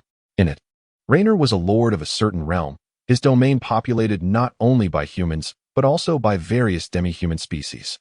In the bustling city, all coexisted harmoniously, living in abundance. As he walked through the streets, many commoners greeted him with bright smiles. Nora's demeanor had also transformed. She now sought to snuggle against him, playfully. However, her left eye had turned a golden hue, resembling that of an exotic-eyed Persian cat, evoking an enchanting illusion. Rainer inexplicably asked, Are you Nora? Nonsense, Nora replied. Cupping Rainer's face, a smile gracing her features, You asked the silly question first. If I'm not Nora, who else could I be? In the dream, he was blessed with 3 wives throughout his life. One was Nora, while the other 2 figures remained obscured, no matter how he strained to see their identities. Just as he leaned in to scrutinize their faces, the dream abruptly dissipated. Rainer awoke to find himself alone in bed. Nora stood by the window, gazing vacantly outside. Nora? Rainer called tentatively. Her petite form remained unresponsive, as though she hadn't heard him at all. He quickly rose and approached her, gently patting her shoulder. When she still did not react, Rainer turned her to face him. Nora's eyes were vacant, appearing somewhat dazed. Rainer softly called her name, then rubbed her beast-like ears. Speak to me. How are you feeling? When she remained unresponsive, he scratched the fluff inside her ears, attempting to provoke a reaction. Finally, her ears twitched vigorously. Rainer realized this approach was effective, so he lifted her onto the bed, playfully tugging at her tail. Nora's cat tail was particularly sensitive, causing her to squirm in Rainer's embrace. Seeing that she was genuinely uncomfortable, he released her tail and held her closely to let her calm down. At that moment, a familiar voice echoed in Rainer's ears. Master? Nora raised her head, extending her delicate hand to tentatively touch Rainer's cheek. Master? Rainer let out a long breath, his eyes misting over. Thank goodness you're all right. How did we end up here? Weren't we gathering at the city gate? Nora blinked rapidly, as if her eyes were somewhat uncomfortable. It appeared she had lost her memories of what transpired afterward. You were in a coma for an entire night. A mage named Anna said you would likely remain asleep until the necromancer was slain, yet miraculously, you have awakened. Nora rubbed her eyes vigorously. I remember everything now. Immediately, she excitedly exclaimed, Master, I believe I have seen a divine being. She is exceptionally beautiful, even more so than Junie's. Huh? Nora continued to rub her eyes. Rainer gently grasped her hand, advising, Do not rub your eyes so frequently, it may harm your health. What is wrong? Nora, a touch anxious, replied, Master, I cannot see out of my left eye. I cannot see anything at all. Rainer lifted her eyelid, examining closely and finding no apparent anomaly. He decisively utilized his identification skill. Name, Nora Hill. Age, 18 gender, female race, cathuman current status, healthy, left eye blindness. Reiner was momentarily at a loss for words. Who was unaware of her blindness in that eye? The system's identification did not provide any reasons. Just then, the door swung open, awakening Daisy from their conversation. Chapter 61. Nora's apology. Daisy tightly embraced Nora, holding her for a long moment, saying, "Thank the heavens." Martina limped into the room, her hair disheveled. Seeing Nora had returned to normal, she expressed her relief. "I knew it would be fine." After exchanging pleasantries, Reiner inquired, "How is your eye? Can you see anything? Has Nora lost her sight?" Martina's brow furrowed slightly. Reiner nodded. She cannot see out of her left eye. In a dream, he had seen her pupil transform into a golden hue, wondering if there was a connection. Unfortunately, this was a different world, where the medical standards were abysmal. Illnesses were treated with bloodletting or enemas, neither of which offered any real remedy, often leaving one in worse condition.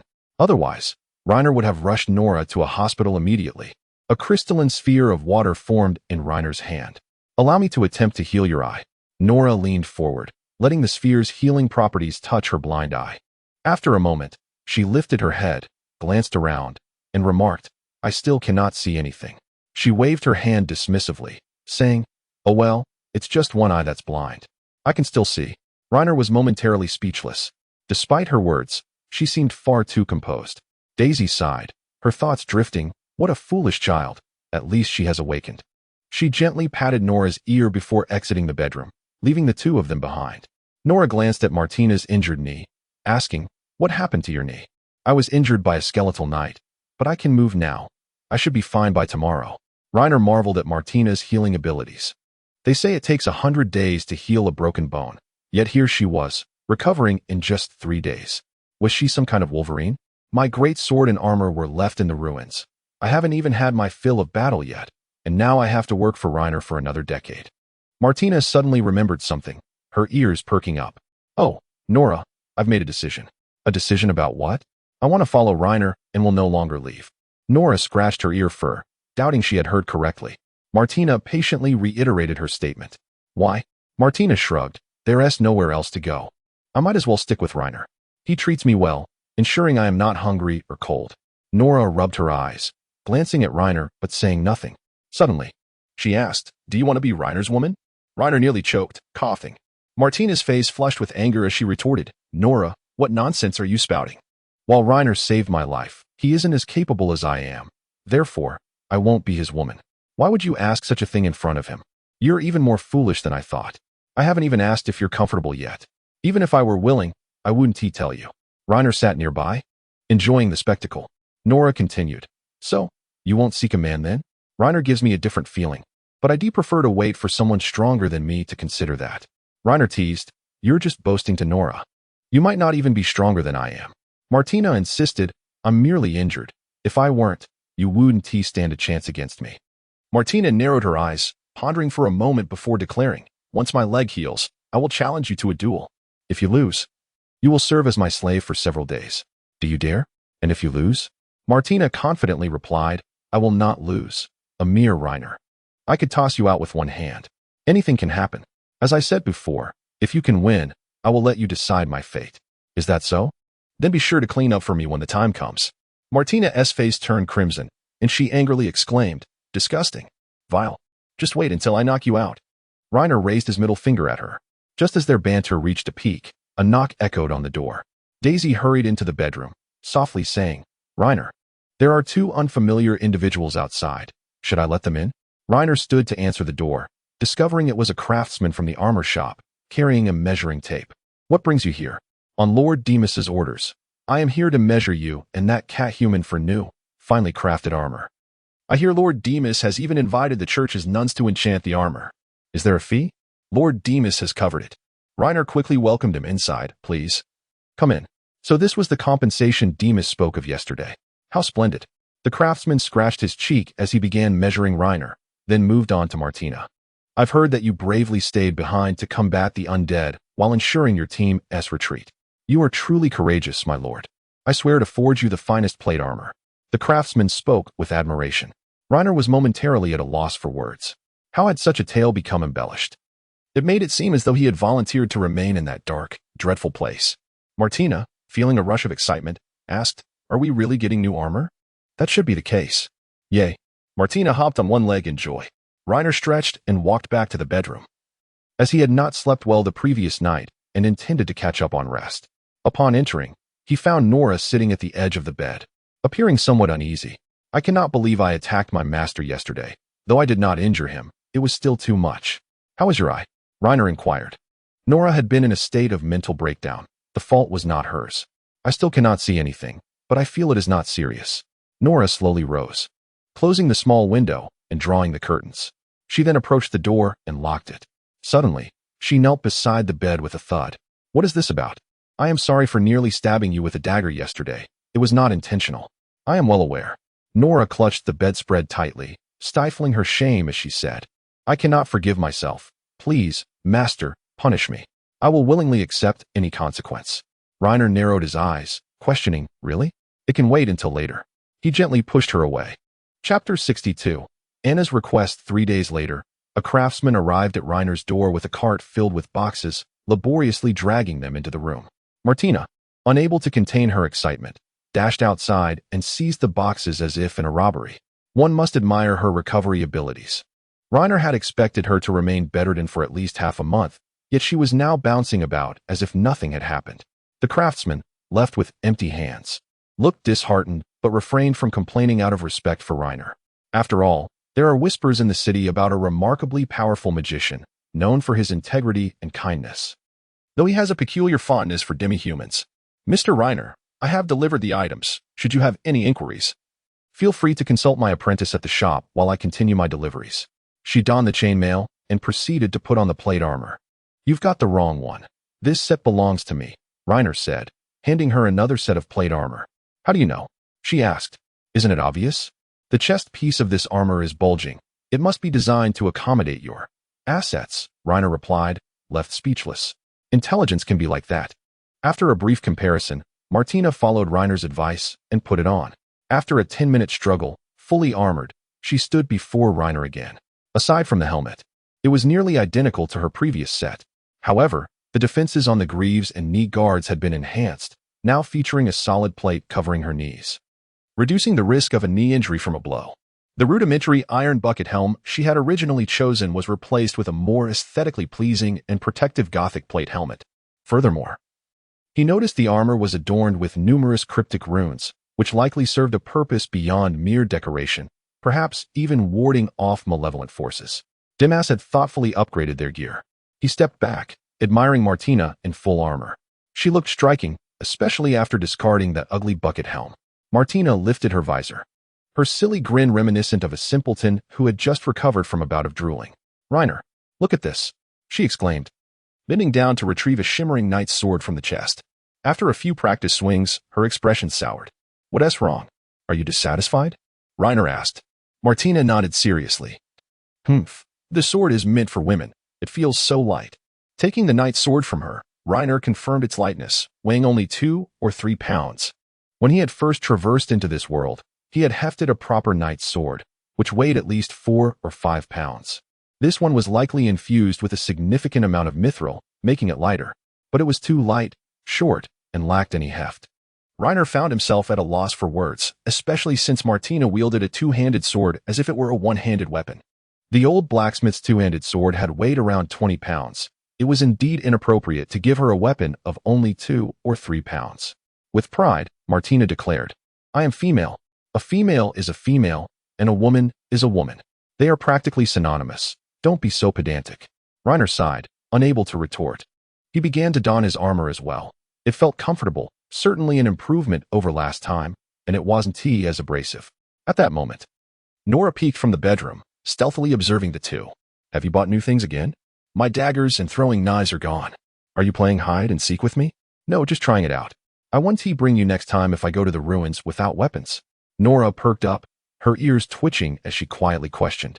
"Why?" It is worth noting that in recent days, Reiner had noticed subtle changes in her innate abilities. Nora's spirit had remarkably jumped from a low level to a higher one. Generally, such innate traits should not be so easily altered. Just then, a system notification echoed in Reiner's ear. A minuscule portion of random events may lead to changes in a unit's innate level. Nora had claimed to have seen a goddess, which might be connected to this.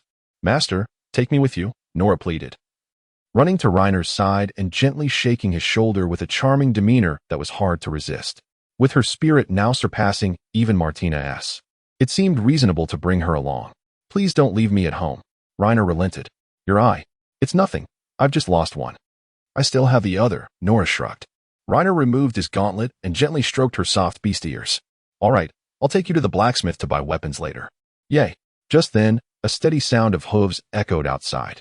In this secluded corner, visitors were rare. It was unmistakably Dimas.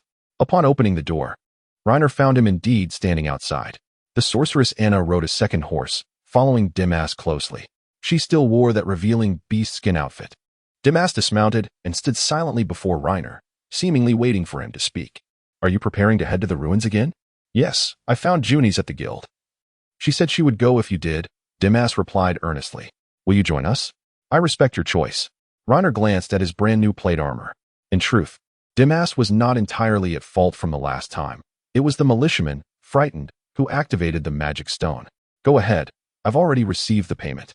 Reiner rubbed his eyes, thinking he might be imagining things. The usually stoic Dimas had a faint smile at the corners of his mouth. See you at the city gate tomorrow morning. I have other matters to attend to. Anna dismounted and tied her horse outside Reiner's door. She approached him, a hint of flattery in her demeanor. Lord Reiner, she spoke, causing him to instinctively take a step back, unsure of her intentions. Speak plainly. With a bright smile, Anna said, during our recent adventure in the ruins, I observed your actions closely. I noticed that when you cast spells, you seem to do so without incantations, and your speed surpasses that of typical mages. If it's not too much trouble, could you teach me? I would do anything for you.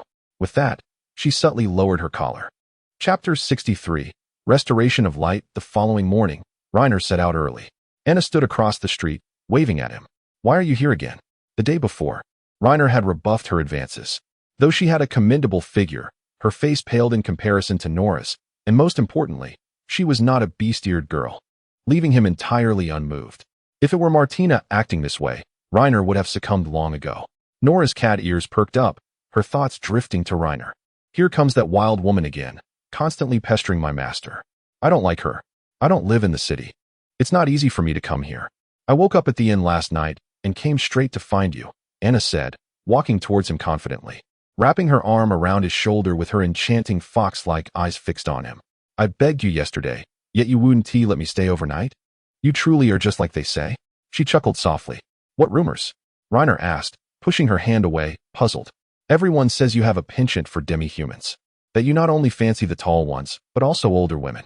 If it weren't for these tales, your admirers would surely line up to the city gate. Reiner was momentarily speechless. The tall and powerful one was Martina, and the older woman was likely Daisy. However, Daisy didn't look old. She appeared no different from a girl in her 20s. Who on earth was spreading these rumors? At first, I didn't believe it, but after testing it yesterday, it seems to be true. Anna continued, my family left early, and I've been surviving in taverns since I was a teenager, learning every trick to please men. If I can't secure a man, there's probably something wrong with him. Reiner scoffed. Only Nora knew how formidable he was. The beast-eared girls were the most adorable beings in this world. They could never comprehend the allure of their kind. So, what would it take to pry open your lips? What do you want from me? Reiner assessed Anna once more, her words striking a chord within him. He eagerly voiced his request. Teach me wind magic. If Lena mastered wind magic, he could also pass it on to Martina, achieving two goals with one endeavor. Anna inquired, puzzled. Aren't you like Juni's? A dual-element mage of water and fire? What purpose does learning wind magic serve? That's not for you to question. Just teach me. Do you have a spellbook? Yes. But can you read? Anna asked, still perplexed. Of course, Lena nodded. At that moment, Nora's inner voice drifted in again. Why are you chatting? Master. Too many women are not good. She was evidently overthinking it. He merely sought to borrow the wind magic book. His funds were still somewhat limited, so he aimed to borrow whenever possible. Her eyes, superficially unchanged compared to before, inexplicably failed to see anything. Over the past 3 days, Lena had attempted to find a reliable doctor for Nora, but to no avail, not even a hint of improvement. Anna squinted her eyes and asked, astonished, do you truly consider her a person? Isn't she human? I see slaves merely as tools, various tools with different purposes, for farming, for battle, or for release. Just tools, nothing more. Lena shrugged. There was no reproductive isolation. Fundamentally speaking, they were just objects. Yet, most people subconsciously regarded demihumans as undesirable beings. It was rather tragic. This unfortunate species of demihumans had committed no wrongdoings, yet had been relentlessly oppressed for centuries. Many capable demihumans had attempted to establish their own nations to save themselves, but were invariably eradicated by the humans of this world for various reasons. In the end, the majority of demihumans existed in small tribal forms scattered across the globe. Lena wrapped his arm around Nora's waist. I don't care what others think. I consider her my woman. She is not spoiled, has a good temper, is hardworking, and quite beautiful. Such women are hard to find in my homeland.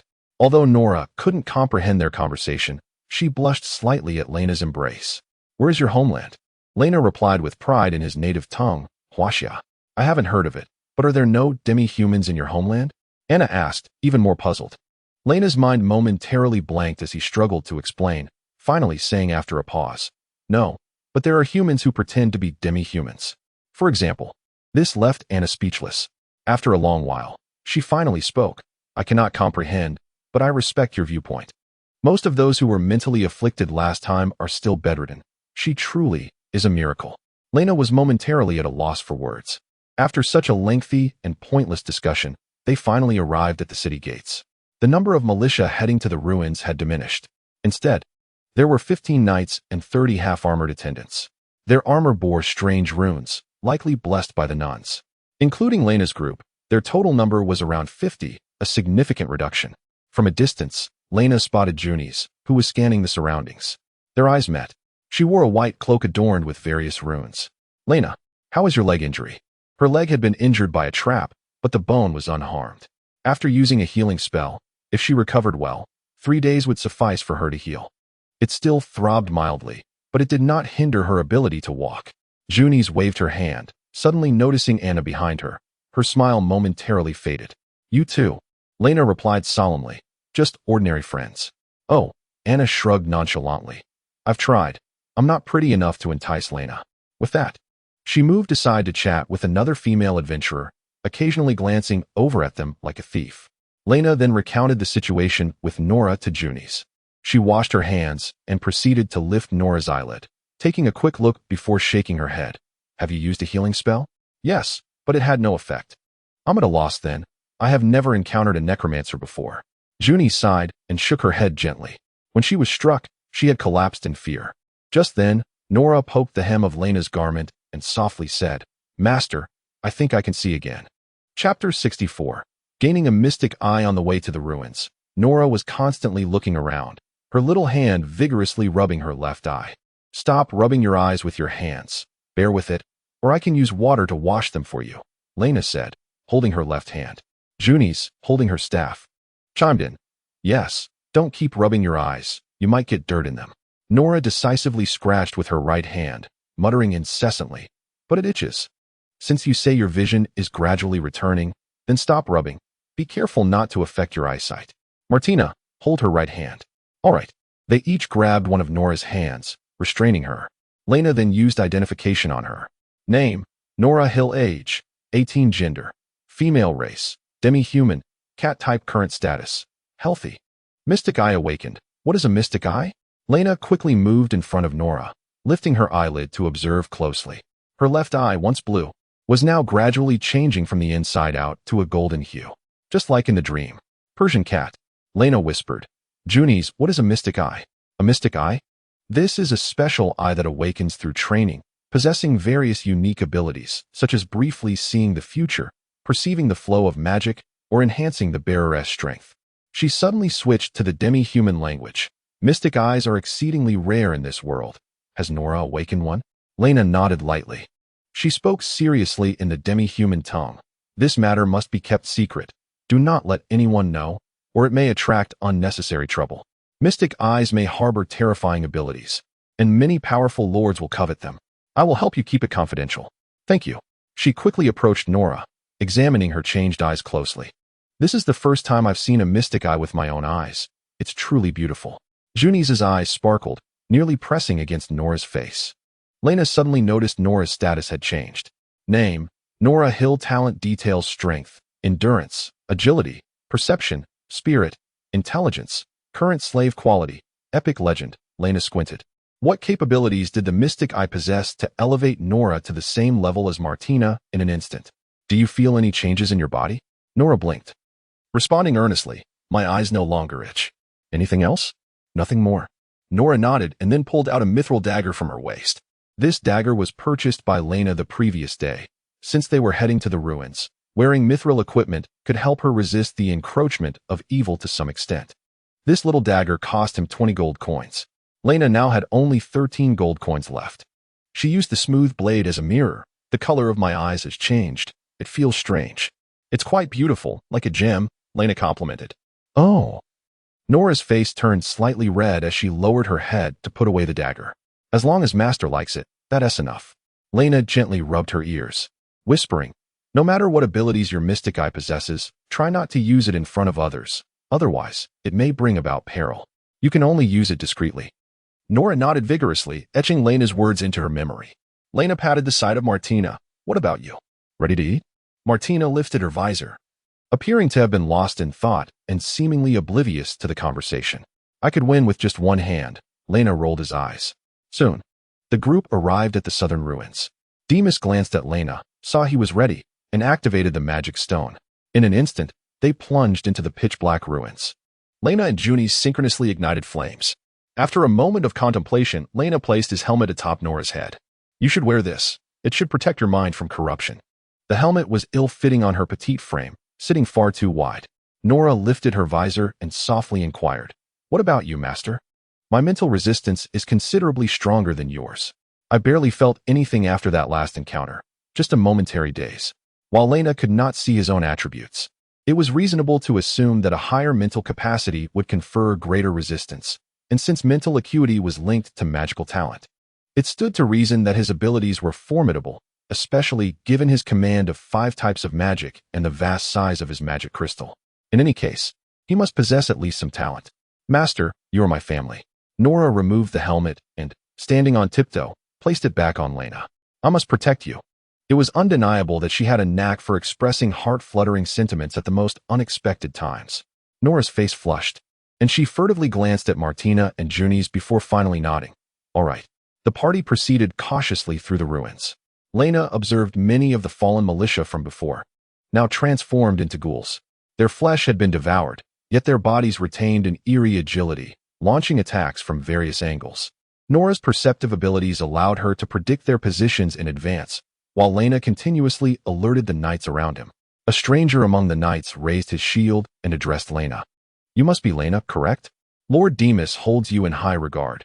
He claims you are an exceptional mage, and the 2 beast folk accompanying you are quite impressive as well. You flatter me, my lord. Do not be overly modest. I have witnessed your magical prowess firsthand, and its astonishing power remains fresh in my memory. I have high hopes for you. Just then, Nora tapped Lena on the shoulder. Master, they are coming. A swarm of bats surged down the street. Simultaneously, the runes on their armor began to glow, radiating a sacred light. The bats, illuminated by the holy light, were instantaneously obliterated, reducing them to ash. Lena, Demas shouted. No sooner had he spoken than a fireball used for illumination surged down the street, temporarily dispelling the darkness. 30 skeletal knights advanced slowly towards the group. The instant the darkness was dispelled, they broke into a sprint. The foremost skeletal knight towered over 3 meters tall, wielding a remarkably familiar greatsword. Lena, that sword is mine. It stole my belongings. I will slay it. Martina shouted, drawing her sword from her waist, eager to charge forward. Then it shall be yours, but do exercise caution. Chapter 65. Slaying the necromancer. Martina charged forward in a fury. Several skeletal knights took notice of her and redirected their attack towards her. Seemingly unaccustomed to the knight's sword she wielded, she struggled to gain the upper hand after several exchanges. Return my belongings, you foul thief. Caw-caw. Realizing she was on the verge of being surrounded, she hastily retreated a few steps, taking refuge behind the shield wall formed by the knights. The necromancer raised his staff behind her, green souls swirling around its tip. Be careful, it's coming again, Demas shouted. No sooner had he spoken than the necromancer's staff struck the ground, unleashing waves of green souls that spread outward, disturbing the minds of the group. The fireball at the tip of the staff extinguished instantly. The glow emanating from their armor began to fade. The ruins were on the brink of plunging into darkness once more. Even Junie's, despite the protection of her cloak, clutched her ears in agony. Though Lena felt no discomfort under the helmet, he could surmise from the others' reactions that this mental assault was particularly harrowing. He instinctively glanced at Nora beside him. The little cat crouched on the ground, covering her ears with a pained expression. After a moment of contemplation, Lena decisively removed his helmet and placed it upon Nora's head. Instantly, he felt something surge into his mind, incessantly disturbing his thoughts, making it difficult to concentrate. After 10 seconds, the magical assault ceased. Lena raised his staff to dispel the darkness. As he saw the throngs of skeletal knights advancing upon the group, the knights roared in fury and charged forward. Observing the necromancer casting a fireball, Lena and Junie's quickly countered with water spells, easily gaining the upper hand. Yet, an invisible barrier surrounded the necromancer, deflecting their water balls away. Lena had encountered a similar tactic from the goblin high priest. It seemed that only more potent magic or melee weapons could bring it down. Just then, Martina's voice rang out again. "Return my greatsword." She was still entangled with the skeletal knight wielding a longsword. Although her weapon was significantly shorter, her strength allowed her to maintain an advantage. Each of her heavy strikes produced dazzling sparks, forcing the skeletal knight to retreat. At that moment, Anna stealthily approached from the side. In close proximity, a wind blade severed one of the skeletal knight's arms, causing its sword to clatter to the ground. Seizing the opportunity, Martina used her shield to knock it down and retrieve the fallen greatsword. With her new weapon, she transformed, charging boldly into the throng of skeletons, unleashing a whirlwind of destruction. Just then, the necromancer raised his staff once more. Demas shouted, "A shockwave is coming. Fall back." Lena instinctively looked around. Where was Nora? He scanned the vicinity, but could not find the little cat. "Lena, hold the necromancer at bay." Though anxious, Lena prioritized the situation and began gathering fireballs at the tip of his staff. Just as the fireball was about to be unleashed, he witnessed the cloaked necromancer pierced through the chest by a shimmering dagger. It was Nora. She materialized slowly from behind the necromancer. The necromancer let out a terrifying roar, his eyes glowing ominously. The surrounding skeletal knights collapsed instantly, becoming heaps of bleached bones. The souls absorbed by the staff scattered, gradually losing their dark green glow. Simultaneously, the system's voice echoed in his ears. Mission: slay the necromancer of the ruins. Current status: completed. Mission reward: dispensed. Undoubtedly, Nora had dealt the fatal blow. Her magical eye ability was likely akin to stealth or invisibility. The knights, hearing the commotion, raised their heads in confusion, just in time to witness Nora, adorned with the helmet, cleanly severing the necromancer's head. Demas let out a sigh of relief. Phew, it's finally over. With that, he collapsed onto the ground, removing his helmet. The knights all gazed up at Nora, who approached holding the necromancer's skull, erupting into cheers. This beast folk is truly formidable. Good heavens. How did she manage that? We have one. Under the watchful eyes of the crowd, Nora approached Lena, still clutching the necromancer's skull. Lena reached out, gently stroking her cat ears, praising, "Nora, splendid work. You are an exceptional warrior." Nora removed the helmet and set it aside. In the presence of many witnesses, she suddenly knelt on the ground, her hands raised high, offering the skull of the necromancer in an act of profound reverence to Reiner, extolling his bravery. Yet in truth, he had done little. They naturally attributed all of Nora's accomplishments to him. "I am not of noble birth, and mercenaries do not partake in rewards. You are quite esteemed and mellowed.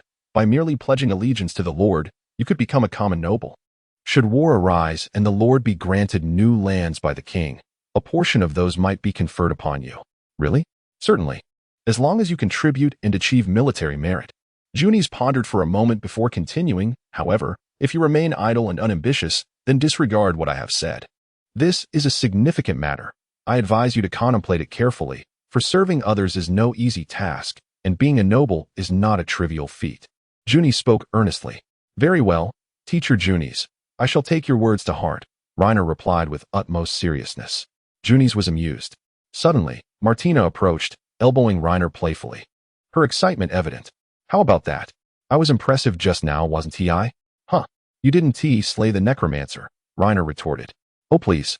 You surely saw me battling the skeletal knight," Martina replied, lifting her mask to reveal a serious expression. Reiner found himself momentarily speechless. as her focus was entirely on Nora. Martina had merely glanced at her. After all, having witnessed her prowess time and again, it no longer struck him as astonishing. Indeed, Martina, you were quite formidable. How wonderful it would be if I could be as skilled as you, Reiner remarked, earning a pleased smile from her. However, she quickly narrowed her eyes. Reiner, are you mocking me? If I don't compliment you, you're unhappy. If I do, you're still discontent. Away with you. Reiner pushed her aside, bemused by the chaotic thoughts swirling in the catgirl's mind. I long to bathe with my master at night, to be embraced by him until I drift into slumber. If only I could, she mused. Reiner merely smiled in silence, contemplating their evening routine. Just then, an irked Martina grabbed Reiner's arm, pointing towards the woods. Let us step outside for a duel. Chapter 66. Testing the eye of magic. Last time, you received over 20 gold coins, Demas continued. That was for compensation and reward. But this is the bounty for the necromancer. Additionally, I appreciate your trust. After a moment of contemplation, Reiner accepted the gold coins. The necromancer's staff would likely fetch a handsome price, and combined with the bounty, he found himself with a considerable sum. Demas nodded and turned his horse to leave. I shall take my leave now, until next time. Holding the gold coins, Reiner decisively headed to the bakery to purchase an ample supply of white bread, followed by a visit to the market for fruits and meats, intending to treat his two beast-eared companions that evening. By the time he returned home, it was dusk. Daisy eagerly accepted the various foods they carried. However, she quickly noticed a change in Nora's eyes. Your eyes, she exclaimed, closing her right eye and pointing to her bright left one. Look, mother, not only has it not diminished, but it has become even more beautiful. Subsequently, she ceased her inquiries and turned to transport the food into the kitchen. Reiner took Nora's hand and led her into a room, ensuring the door and windows were securely closed. Nora quietly perched on the edge of the bed, her left hand resting on her chest, gazing intently at Reiner. I haven't bathed yet. I've worked up quite a sweat battling monsters, and I smell dreadful. Nora carefully declined. Master, we cannot during the day. Reiner squinted, adopting a serious tone. What fanciful thoughts are you entertaining? I merely wish to examine the capabilities of your magical eye. Nora's face flushed involuntarily, her inner thoughts revealing a hint of embarrassment. Oh dear, how have I become like this? My mind is filled with such chaotic notions, she sighed deeply. In that instant, Reiner witnessed the brilliance in her golden left eye, which flickered momentarily before she vanished from the room. Yet, the indentation where she had sat remained on the edge of the bed. Nora? I'm here, she replied. Reiner reached out, though she was invisible. He could sense her presence. Impressive. Enhanced agility and perception, along with the ability to become invisible. This is truly the hallmark of a top-tier assassin. As a child, Reiner had often fantasized about possessing the ability to become invisible. He never anticipated that it would be bestowed upon Nora. Remarkable. You must have used this to maneuver behind the necromancer, correct? Nora reappeared, nodding earnestly. Yes, when I became invisible, the skeletons could no longer see me. At that moment, I realized your situation was perilous, and since I couldn't assist, I panicked and unintentionally became invisible. Reiner's gaze fell upon the dagger at her waist, and a thought struck him. If your equipment can render you invisible, does that mean you could also cloak others? Can you take me with you? Nora blinked and grasped Reiner's hand. Let me try. In an instant, Reiner's body became transparent. In this state of invisibility, his hearing seemed heightened. He could hear his own heartbeat. They could indeed cloak others, but in this state, a vague outline remained, allowing for potential discovery upon closer inspection. Reiner released her hand, and Nora immediately entered a state of complete invisibility. How long can you remain invisible? Nora reappeared. It seemed this skill had no cooldown. She could use it at will. I don't know. I've only tried it for a short while. Then, from now until evening, maintain your invisibility. If you feel unwell at any point, stop immediately. Nora nodded. I shall bathe first, and afterwards, I will remain invisible. All right, I'll bring your dinner in shortly. Just as Nora was about to bathe, there was a knock at the door. Reiner opened it to find Anna standing there with a particularly thin magic book. I've brought the wind magic book for you. Teach me that spell. Let me see, Reiner replied, taking the book and flipping through it. The tome contained only a few wind spells. Far fewer than Juni's two magic books or Reiner's own earth magic book. So few, Anna leaned in closer, pouting. Oh, even if there are only a few, mastering them will surely be powerful. Please teach me, Reiner. If necessary, I can compensate you through other means. One Shun-Ti refused meat offered on a plate. Before she could finish, Reiner heard a voice. What a shameless woman. Turning around, he saw Martina peeking from the bedroom, observing them. Noting Anna's eager expression, and adhering to the principle of fostering friendships, he slowly replied, Very well, I shall indeed teach you. Reiner outlined the principles, and Anna's eyes lit up with understanding. Shouldn't there be a deposit? This is, after all, a valuable item, Reiner casually inquired. Sure, farewell then, he joyfully bid her goodbye. Eager for her to delve into her studies the next day, he decided to set aside the earth magic for now and prioritize learning wind magic. As night fell, Nora remained motionless on the bed. Reiner sat on the edge, gently poking her. How are you? He nestled into the warm blankets, softly embracing the invisible Nora. Your magical eyes ability is extraordinary. Even Martina might not surpass you now. Nora climbed onto Reiner, nuzzling his cheek. Engaging in such actions while invisible felt peculiar. Yet she was inexplicably soft. Reiner suddenly felt a warmth wash over him, and after much hesitation, he ventured, Shall we test whether you would become visible if struck? Nora inquired, How do we measure? Reiner, after a moment of contemplation, gently cradled her face. Chapter 67. A duel with Martina. Nora's endurance was lacking. At the beginning of her invisibility yesterday, all seemed well, but it wasn't long before she became visible again. On their way to the Adventurers Guild, Reiner noticeably felt an increase in the number of people greeting him, transitioning from Mr. Reiner to Lord Reiner. He was somewhat taken aback by the sudden attention. Upon arriving at the Adventurers Guild, the number of such greetings multiplied. Junies was leisurely sitting in a corner, playing with a cat, when she saw Reiner approach. She set the cat down and leaned over the table, beaming, Reiner, your fame is growing, and I truly envy your talent. Enough of that. Let's go out and learn together. After their meeting, the group headed outside the city for further learning. As soon as they arrived, Martina eagerly nudged Reiner. What is up? Reiner asked. Martina pointed to the nearby woods with a serious demeanor. A duel. Have you forgotten our agreement? I can hardly wait for you to experience the taste of being a slave. Are you serious? Reiner raised an eyebrow. If you lose, you'll be turned into some kind of sweet treat. Sweets? What do you mean? Martina furrowed her brow, pondering. After a moment, she lifted her chin dismissively. It doesn't matter. I accept the wager, and no one is allowed to back out. Junies, watching the two with interest from the side, cautioned, Are you both serious? Be careful not to get hurt. Martina shrugged off the comment, then removed her helmet, followed by her plate armor. Reiner, no magic and no armor, will fight barehanded. She bent down to remove her greaves. In a pure test of strength, Reiner knew he could not match her. He likely also lacked the finesse to surpass Martina's skills. Can I use magic? Martina nodded. Of course, otherwise, how could your scrawny arms possibly defeat me? A smile crept across Reiner's lips, as he felt certain of his victory. Though Martina was indeed fierce, she was still a carbon-based life form and would ultimately fall short against magic. Reiner began to remove his armor as well. Nora and I watched from the sidelines. Junies giggled softly and shifted closer to Nora, playfully whispering in her ear. Once prepared, the two of them entered the nearby woods. Martina raised her fist defiantly, declaring, I won't hold back. Reiner, you better give it your all. Seeing her fist, which was the size of a sandbag, Reiner recalled Martina's combat prowess and exhaled deeply. If she truly went all out, a single punch might force him to concede. Realizing this, he took a few steps back. The greater the distance, the more advantageous it was for Reiner. The complexity of the forest would work against him, and without a staff or charging his spells, his water and fire spells would be weak. Furthermore, with her sturdy build, a hit would hardly faze her. Noticing Reiner's retreat, Martina smirked. What? Are you scared? Don't worry, it's just a few days as my slave. I won't bully you.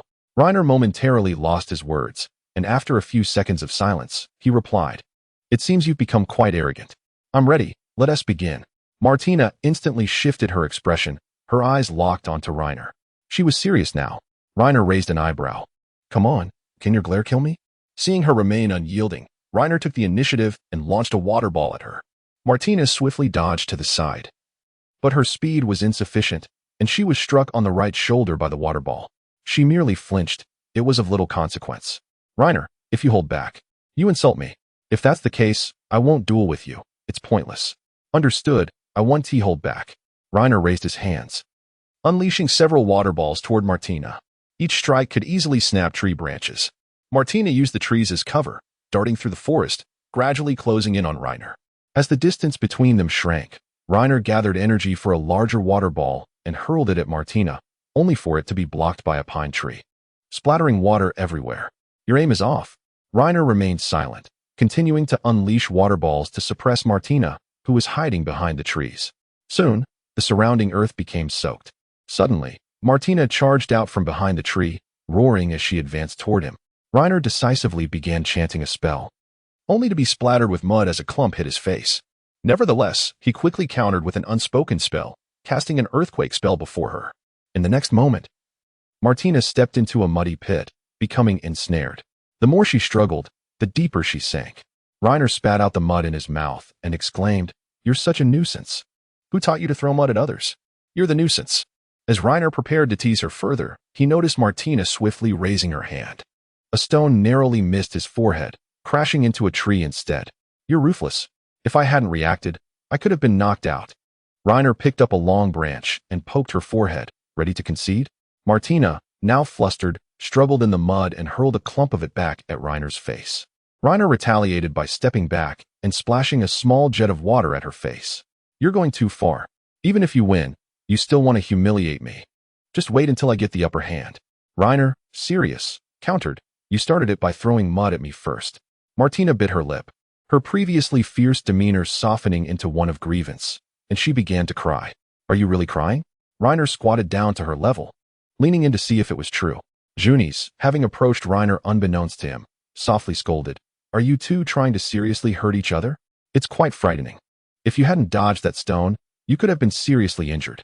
Seeing Martina sinking deeper, Reiner quickly summoned the breath of the red dragon, and, with the combined effort of the three, they managed to pull her from the muddy trap.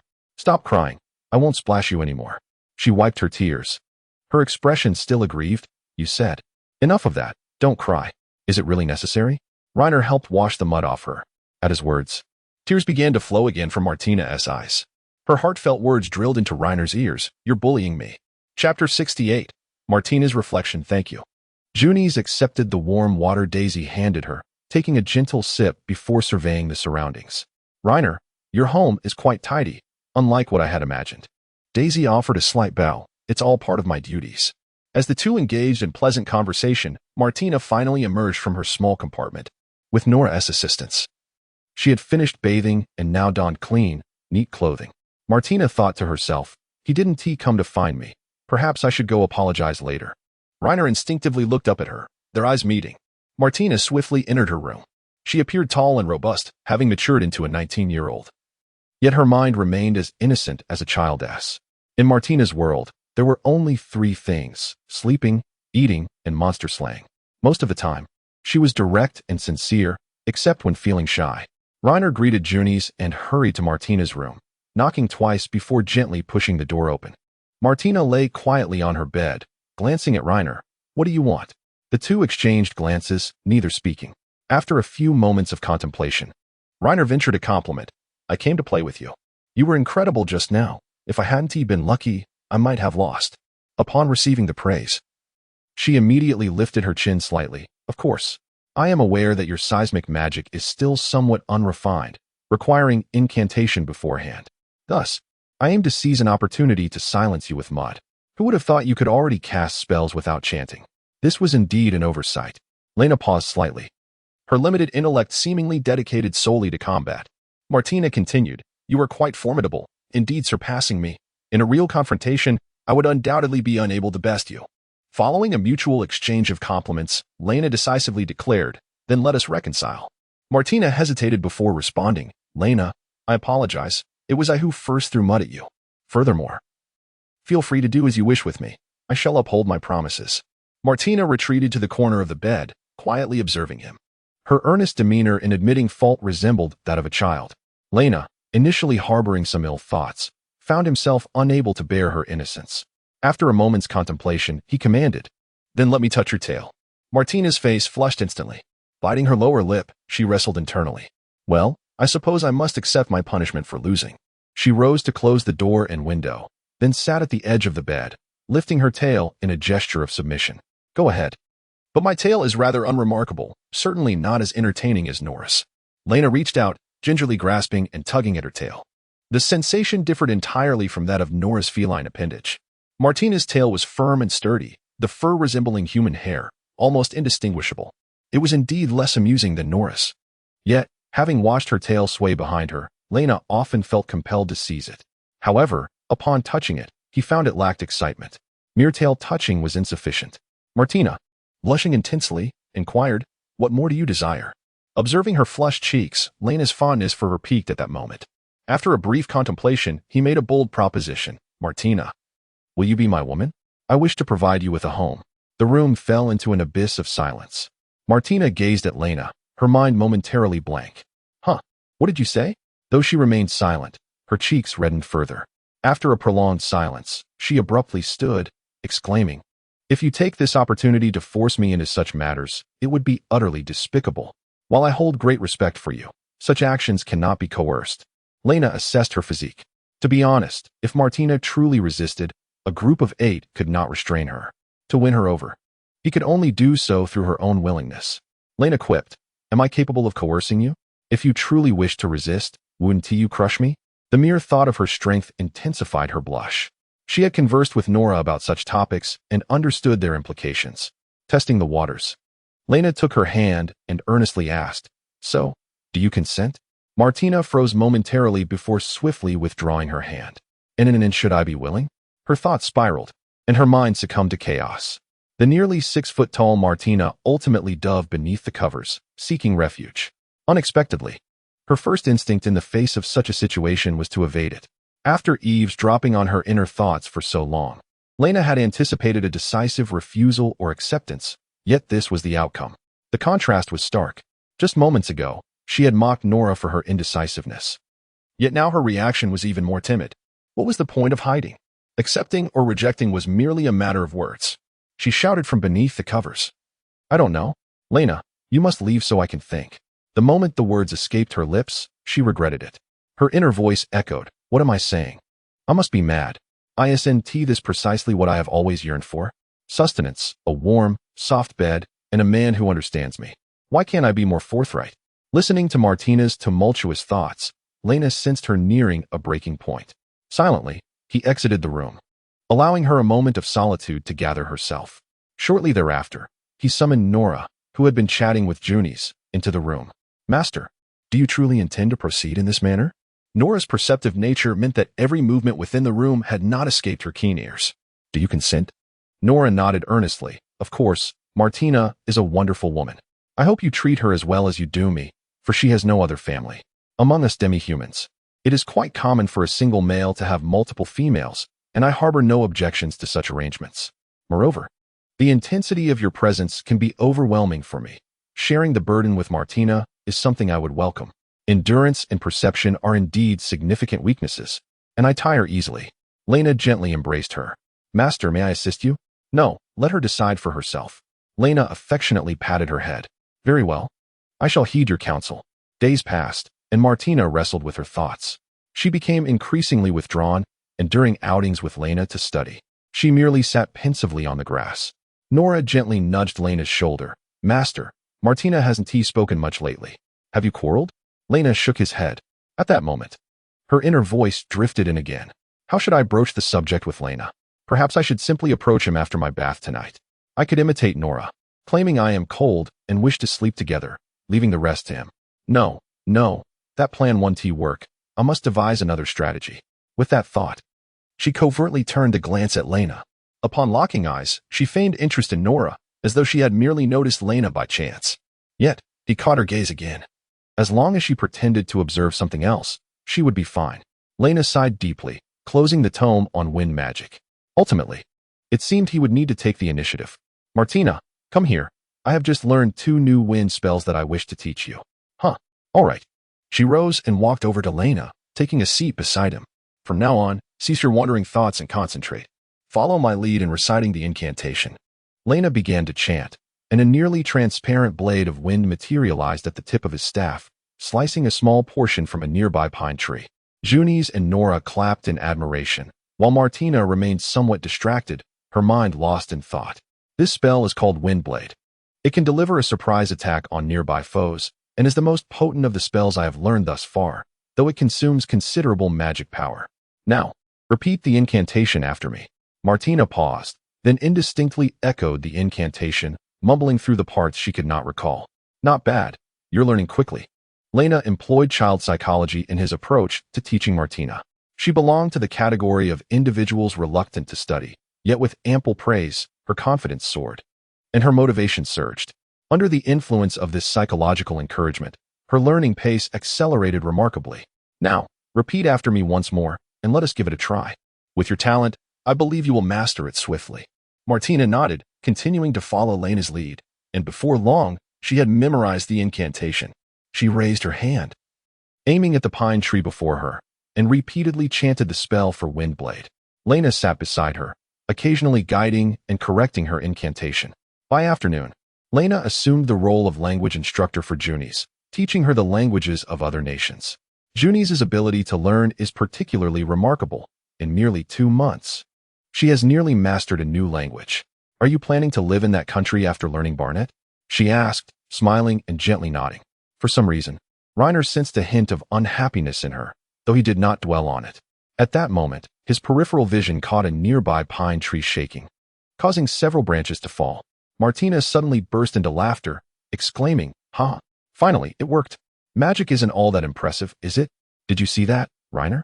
Truth be told, Reiner had only seen the branches tremble and nothing else, yet he still enthusiastically praised her, saying, "Martina, you're amazing." To be honest, he had not anticipated that she would master the wind blade so swiftly. After all, Nora had struggled for a long time to learn the fireball spell and had yet to succeed. With admiration, Nora remarked, "Martina, you're truly impressive." Of course. Martina puffed out her chest. "Try it again," she was encouraged. Martina nodded and recited the incantation once more. Unfortunately, this time she faltered and failed to produce anything. "But I just did it." Reiner encouraged her, "Calm down, don't rush. It's normal to struggle at first. The more you practice, the higher your success rate will become." Martina nodded earnestly. After several attempts, she successfully unleashed the wind blade again, severing several branches. "See, I did it again." Reiner patted her small leg, saying, "I always knew you could. When we see the wind element later, make sure to absorb a bit more to replenish yourself." Martina sat down, letting out a long sigh of relief. Their eyes inadvertently met, and Martina seemed to remember something, her face flushing. Soon after, her inner thoughts drifted to him. "You remind me of my mother." Reiner, who considered himself a robust man, found it absurd to be compared to a woman. Just then, Martina spoke up. "Reiner, you resemble my mother. Do tell." She continued, "When I was young and out picking berries, I could never find the berry bushes. My mother would patiently teach me how to search, encouraging me all the while. But my father always scolded me, saying I was useless." At this, her ears drooped. "After my parents passed away, I lived with companions, but they thought I ate too much and found food too little, ultimately abandoning me. I've always known I was foolish and annoying, but you never seemed to mind me and always encouraged me." "Thank you." Seeing her expression, Reiner felt an inexplicable pang of sympathy. "You're not foolish, at least not when it comes to learning magic. I only learned the fireball spell slightly faster than you." He reached out to pat her head, adding, "You are a very likable person. At least, I like you very much." Martina's face turned completely crimson, resembling a kettle heated to a boil, as she stared intently at Reiner. "Thank you for comforting me. I'm merely speaking the truth. You always charge to the front in battle. Not only are you strong, but you are also clever, a truly valuable person." Reiner continued to stroke her furry ears. "Oh." Martina fell silent, gently shifting her body to lean against Reiner. Chapter 70. Becoming a true woman on the way home, Martina felt a surge of anxiety. Holding Reiner's hand, she appeared visibly tense. "I have a home now. I hope my parents can see me happy. Tonight, my battle plan must succeed. I hope to bear him a strong child." Overhearing her thoughts, Reiner couldn't help but chuckle, curious about how this proud mare would react later. Once they arrived home, Martina hurried to the small compartment to take a bath. Reiner noticed Nora tidying up the bed and removing her own pillow. "What's wrong? Where are you going?" Reiner asked, nodding. "All right. Remember to scratch my ears before bed." "Maybe another time," Nora said with a smile, leaving with her pillow. "Tomorrow, I can tease Martina too." How delightful. Reiner reflected on her retreating figure. This little cat had quite the vengeful spirit, remembering such things even after all this time. Martina quickly finished her bath. Dressed in a white cotton outfit, She glanced at Reiner as she passed, and then hurried into Nora's room, shutting the door behind her. Reiner quietly pressed his ear to the door, eager to eavesdrop on their conversation. However, the next moment, the door swung open. Nora pouted. "Master, you're naughty. I was just passing by. You two carry on," he replied. After a while, the two emerged, their faces flushed to varying degrees. Martina's a light pink, while Nora's was a deep crimson. "Oh my, this is too chaotic. How could they do that? It's so frightening." Reiner sat alone in the room, utterly perplexed. He grew increasingly curious about their conversation, yet neither of the beast-eared girls showed any inclination to involve him, instead tending to their own tasks. Reiner sighed deeply. "I suppose I'll have to wait. I'll find out everything by nightfall." That evening, Reiner lay in bed perusing a book on wind magic. He intended to learn all the spells before returning the book to Anna. Just then, a knock resonated at the door. "Come in." Expecting it to be Nora, he was surprised to find it was Martina. How unexpected. She had never knocked before. Martina stood at the door with a pillow, her face flushed. Soon after, her inner thoughts flowed to him. "Oh my gosh, I'm so nervous. If only I could have a baby right away. I must be bolder later." Nora said he likes passionate women. Reiner, feigning ignorance, asked, "What's up?" Martina feigned calmness, pointing to the window. "It got cold, and Nora sent me away. It's too chilly to sleep alone, so I came to find you. But I'm not here because I like you or anything.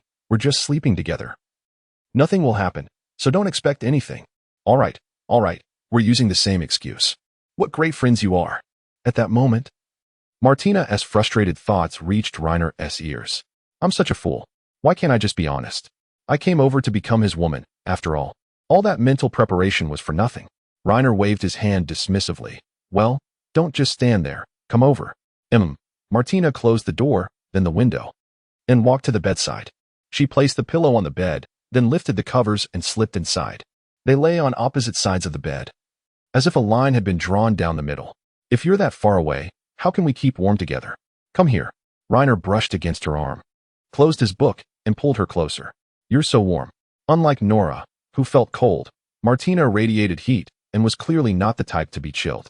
Martina blinked in surprise, looked up at him, quickly averted her gaze, and anxiously said, I snore when I sleep and move around a lot." "Don't," Reiner stated seriously.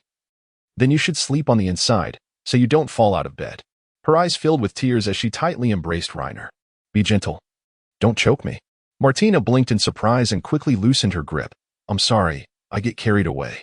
"It's fine, just lie down," Reiner urged, gently pushing her further into the bed and soothing her. "I have muscles and no femininity, I'm not pretty, and my skin isn't fair." Reiner surveyed her thoughtfully. Beast folk are naturally strong and robust, but that doesn't mean she's a muscle-bound doll. Martina was merely tall, with a well-defined muscular physique. Yet her softness remained in all the right places. She resembled a stunning senior from the university track team.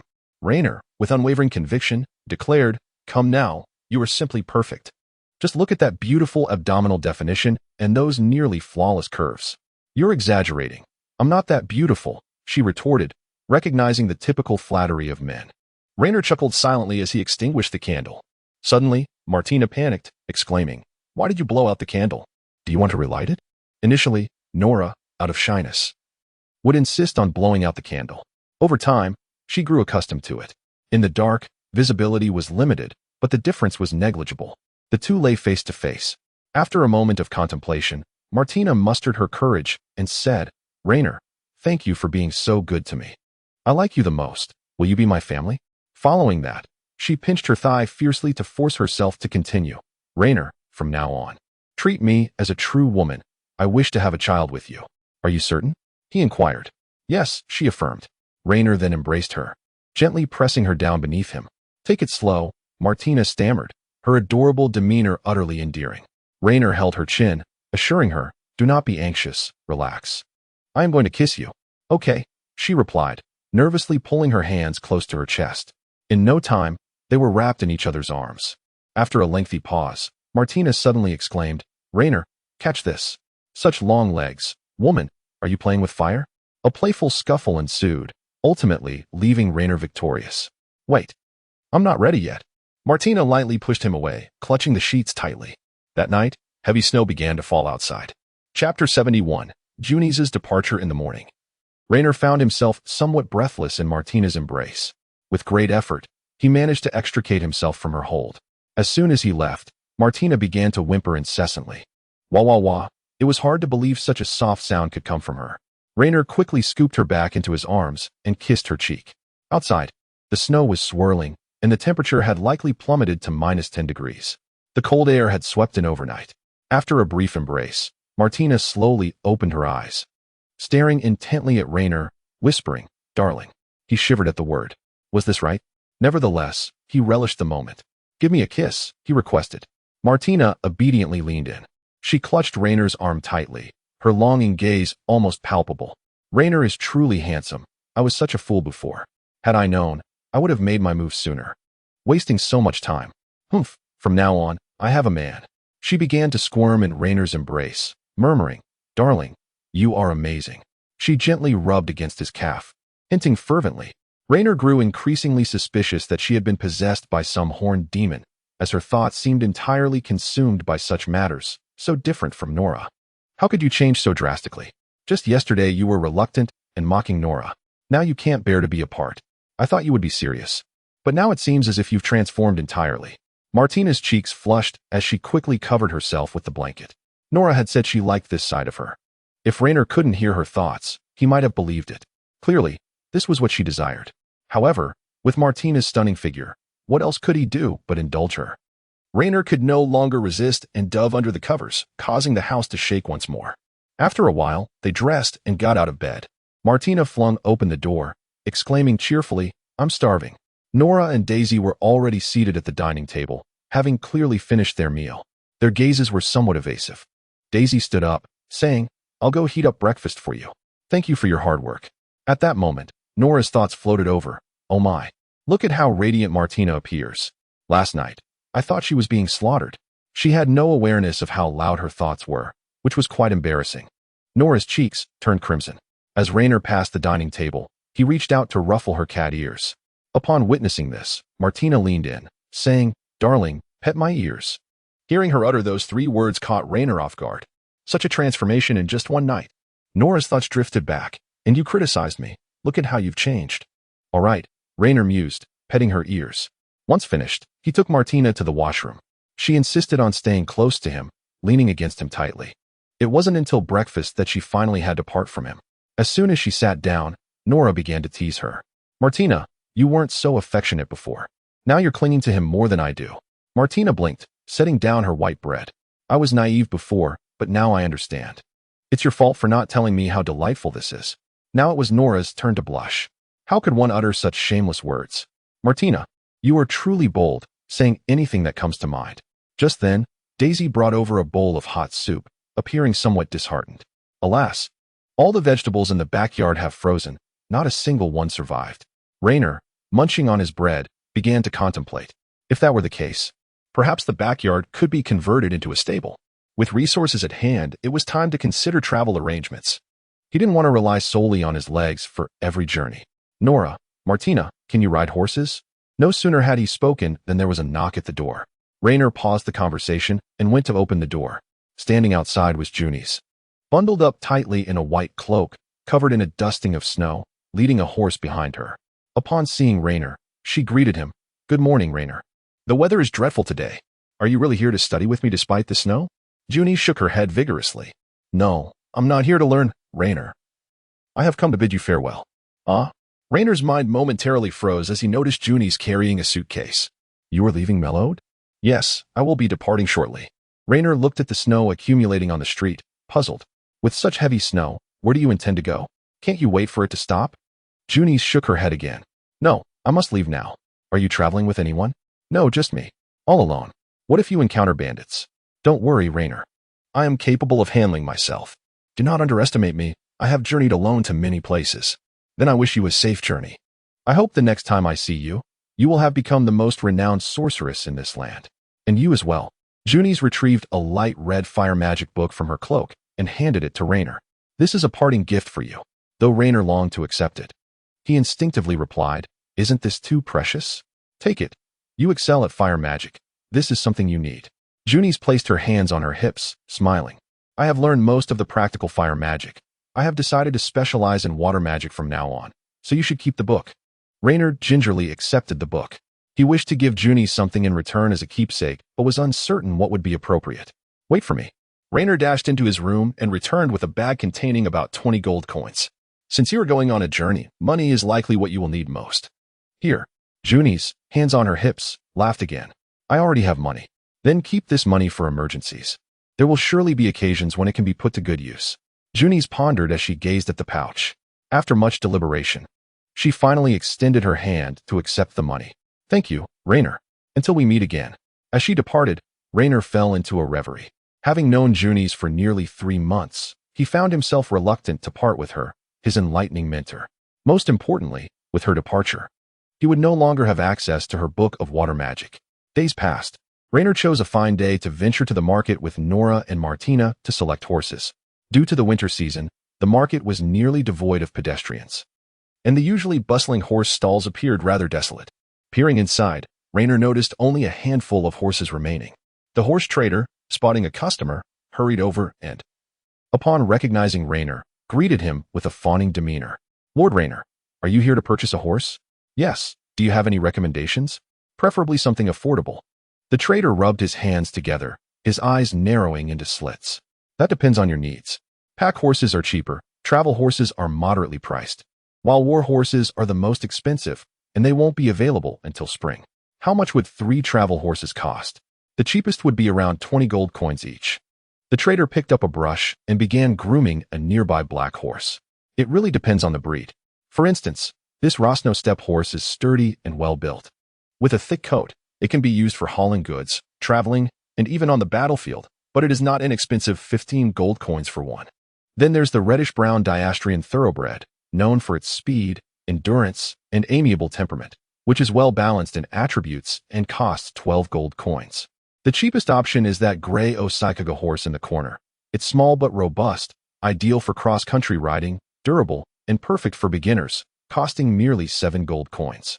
Rainer narrowed his eyes, scrutinizing the horse. Why is it so inexpensive? This breed is quite common, found throughout the Western continent, so the price is naturally lower. Many who come here prefer to buy Osakaga horses. Even some financially constrained knights choose them as their mounts. Rainer stroked his chin and asked, You wouldn't be selling me a sick horse, would you? The trader, beginning to sweat, chuckled awkwardly. My lord, we merchants value our reputation highly. If I were to deceive you, this establishment wouldn't have lasted so long. Rainer considered this. After all, this horse stall had been here since he arrived in this world. I'll take 3 Osakaga horses.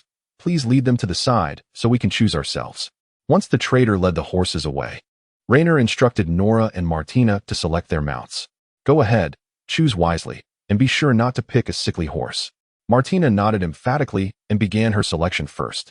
She caressed the mane of one horse, softly murmuring in beast folk language, good horse, let me see you. Nora followed suit, examining her options with care. Both girls, like Rainer, had no experience riding. As Rainer passed by, one horse gently nudged his cheek, exhaling warm breath. Interesting. The trader approached with a serious expression. Lord Rainer, this horse is rather mischievous. I suggest you choose another. Rainer scratched the horse's head and replied, It looks quite clever. I'll take this one. The trader scratched his head, grinning as he handed over the reins and began to adjust the stirrups. The beastfolk girls had also chosen their horses. Martina's mount was as tall and strong as she, with well-defined muscles, while Nora's was slightly smaller but appeared quite agile. Darling, look at me, Martina exclaimed, leaping onto her horse. The sudden weight caused the horse to stumble, taking small, hesitant steps as it struggled. Her gear alone weighed at least 40 pounds. And with her own weight nearing 200, it was a considerable burden. Seeing the horse's unease, Martina waved her fist in front of it. Behave, or you'll see what I can do. At her threat, the horse immediately calmed down. We're of the same kind. There's no need to rush. Don't worry. It won't get hurt, Martina replied, shaking her head. In contrast, Nora was much gentler, skillfully climbing onto her horse and patting its head. Such a good one. Rainer, unfamiliar with riding, chose not to mount for the time being. He was neither as nimble as Nora nor as robust as Martina. If he were to be thrown off, it would likely end badly. After handing the trader the bag filled with gold coins, he found himself nearly out of money. With the weather appearing favorable, He planned to visit the Adventurers Guild later in the afternoon to seek more work and perhaps earn a bit more. As he contemplated these matters, the trio approached their home. From a distance, Raynor spotted a familiar figure. Anna was squatting at the door, gently rubbing her frostbitten shoulders. It was quite cold, yet she still wore that ancestral fur coat. "Why aren't you inside waiting?" Raynor led the horses into the stable he had built in the backyard. Yesterday, he had thought it spacious, but now, with 3 horses inside, it felt rather cramped. However, it was winter, a little tightness was manageable. "So, you came to see me because you've mastered the silent incantation magic I taught you?" Anna shrugged. "Not quite. I've been practicing on my own for nearly half a month. Although I've seen some results, I'm still far from proficient. I wanted to ask if you've seen Junies lately." "Why do you ask?" Raynor inquired, puzzled. Junies had only recently bid him farewell, and he had no idea where she might be. She could have already left Diastra. She had been studying Barnet language. Perhaps that was her destination. Truth be told, Junies was one of the few friends Raynor had, and he found himself missing her after their parting. Recently, some people have been searching for Junies. They have come to me, and I suspect it won't be long before they seek you out as well. As soon as Anna finished speaking, Raynor heard the distant sound of hooves approaching. He stepped outside to find a group of fully armored knights arriving. Judging by the style of their plate armor, they did not hail from the kingdom of Diastra. The foreign knight removed his helmet. Like Junies, he had fair skin, golden hair, and blue eyes, a remarkably handsome young man. He dismounted and walked confidently toward Raynor, first glancing at Anna before turning his gaze to Raynor. "You must be Raynor." "Yes. May I ask who you are?" His expression was inscrutable, revealing no emotion. Raynor, accustomed to such encounters, surmised he belonged to some noble lineage. Since his arrival, he had noticed that nobles, including Demas, often exhibited a haughty demeanor upon their first meetings. Yul entered as well, taking a seat opposite Raynor. "From now on, I shall refer to you as Yul," Raynor said softly. Yul remained silent, neither affirming nor denying. Raynor continued, "So, you are here to find Junies?" "Indeed. I learned from the local Adventurers Guild that she spent most of her time with you." At that moment, Daisy brought him a cup of hot water. The 3 beastfolk girls were momentarily taken aback, surprised that this knight could also speak in beastfolk language. Raynor had an inkling that this man must have some connection to Junies. "Who are you to Junies?" Yul continued, "I am her elder brother." Raynor paused slightly. Realizing that Junies' full name was Junies Beck, and the surnames did not match. However, it was also plausible that she was using a false surname to avoid drawing attention. Her true name was likely Junies Poitrelet. "So what brings you here? You must know where she has gone. It is rumored that you are her closest friend." Since Junies was hiding from them, there must be a reason behind it. Raynor had a notion of where to find her, but he would never betray Junies. "I don't know, but she is indeed my magical mentor. However, I have not seen her since it started snowing." Raynor scratched his head, then feigned an innocent demeanor, saying, "I think she should still be around." Yul narrowed his eyes, scrutinizing Raynor before producing a bag brimming with gold coins. "Tell me her whereabouts, and once I capture her, this money will all be yours." Raynor felt a wave of disdain wash over him. After all, Junies was his magical mentor. How could he betray a friend for financial gain?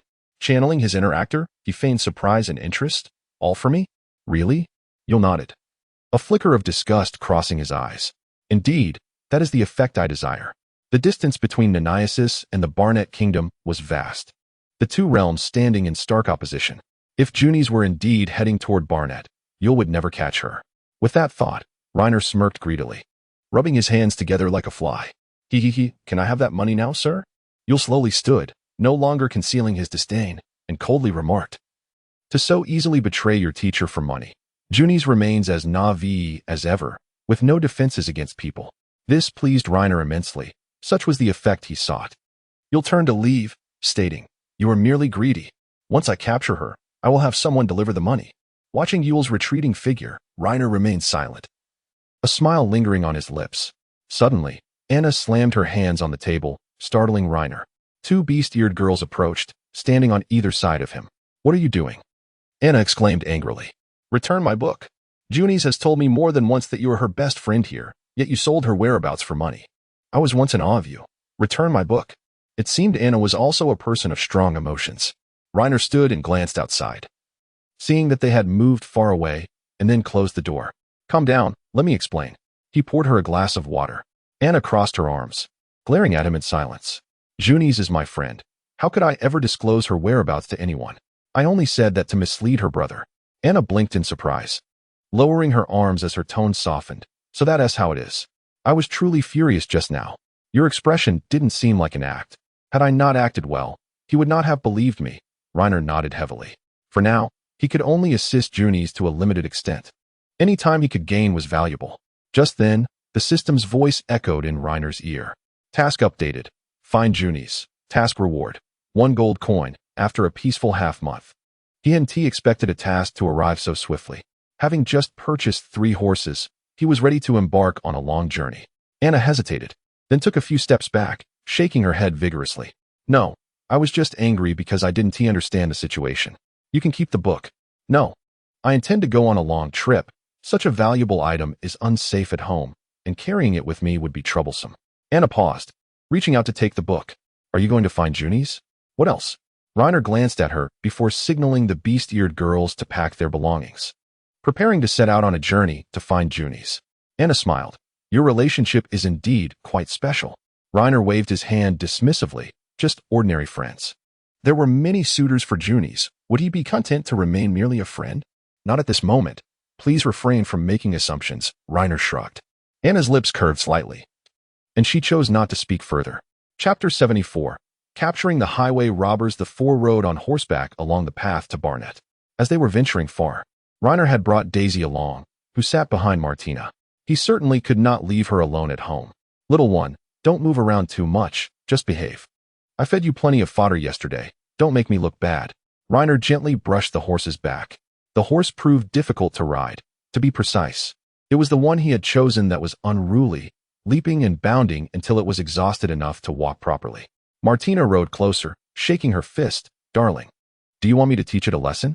She and Nora rode with remarkable steadiness, seemingly born to it. Of course, it could also be attributed to the horses they had chosen. Perhaps not. With one punch, it might not see the light of day tomorrow. Martina lowered her hand, suddenly leaning in to kiss Reiner on the cheek, then gazed at him with an adorably pleading expression. A kiss, please. You haven't kissed me since morning. Reiner was taken aback. He had indeed shared a room with Nora yesterday. He appraised Martina, wanting to give her a proper squeeze, but alas, all the good spots were covered by her armor. He could only make it up to her later in the evening. Master, someone is following us. Did you see who it was? It should be the informant from yesterday. He is also on horseback and moving very quickly. He may catch up soon. Your hearing is exceptionally sharp. You can hear from such a distance? Nora nodded earnestly. Reiner glanced back, decisively releasing a large amount of water to soak the muddy ground, then employed a seismic spell. He quickly covered it with a thin layer of soil to conceal the mire. In less than half a minute, a rudimentary trap was set. Let us go, we'll shake him off. Reiner patted his horse gently, whispering, run quickly.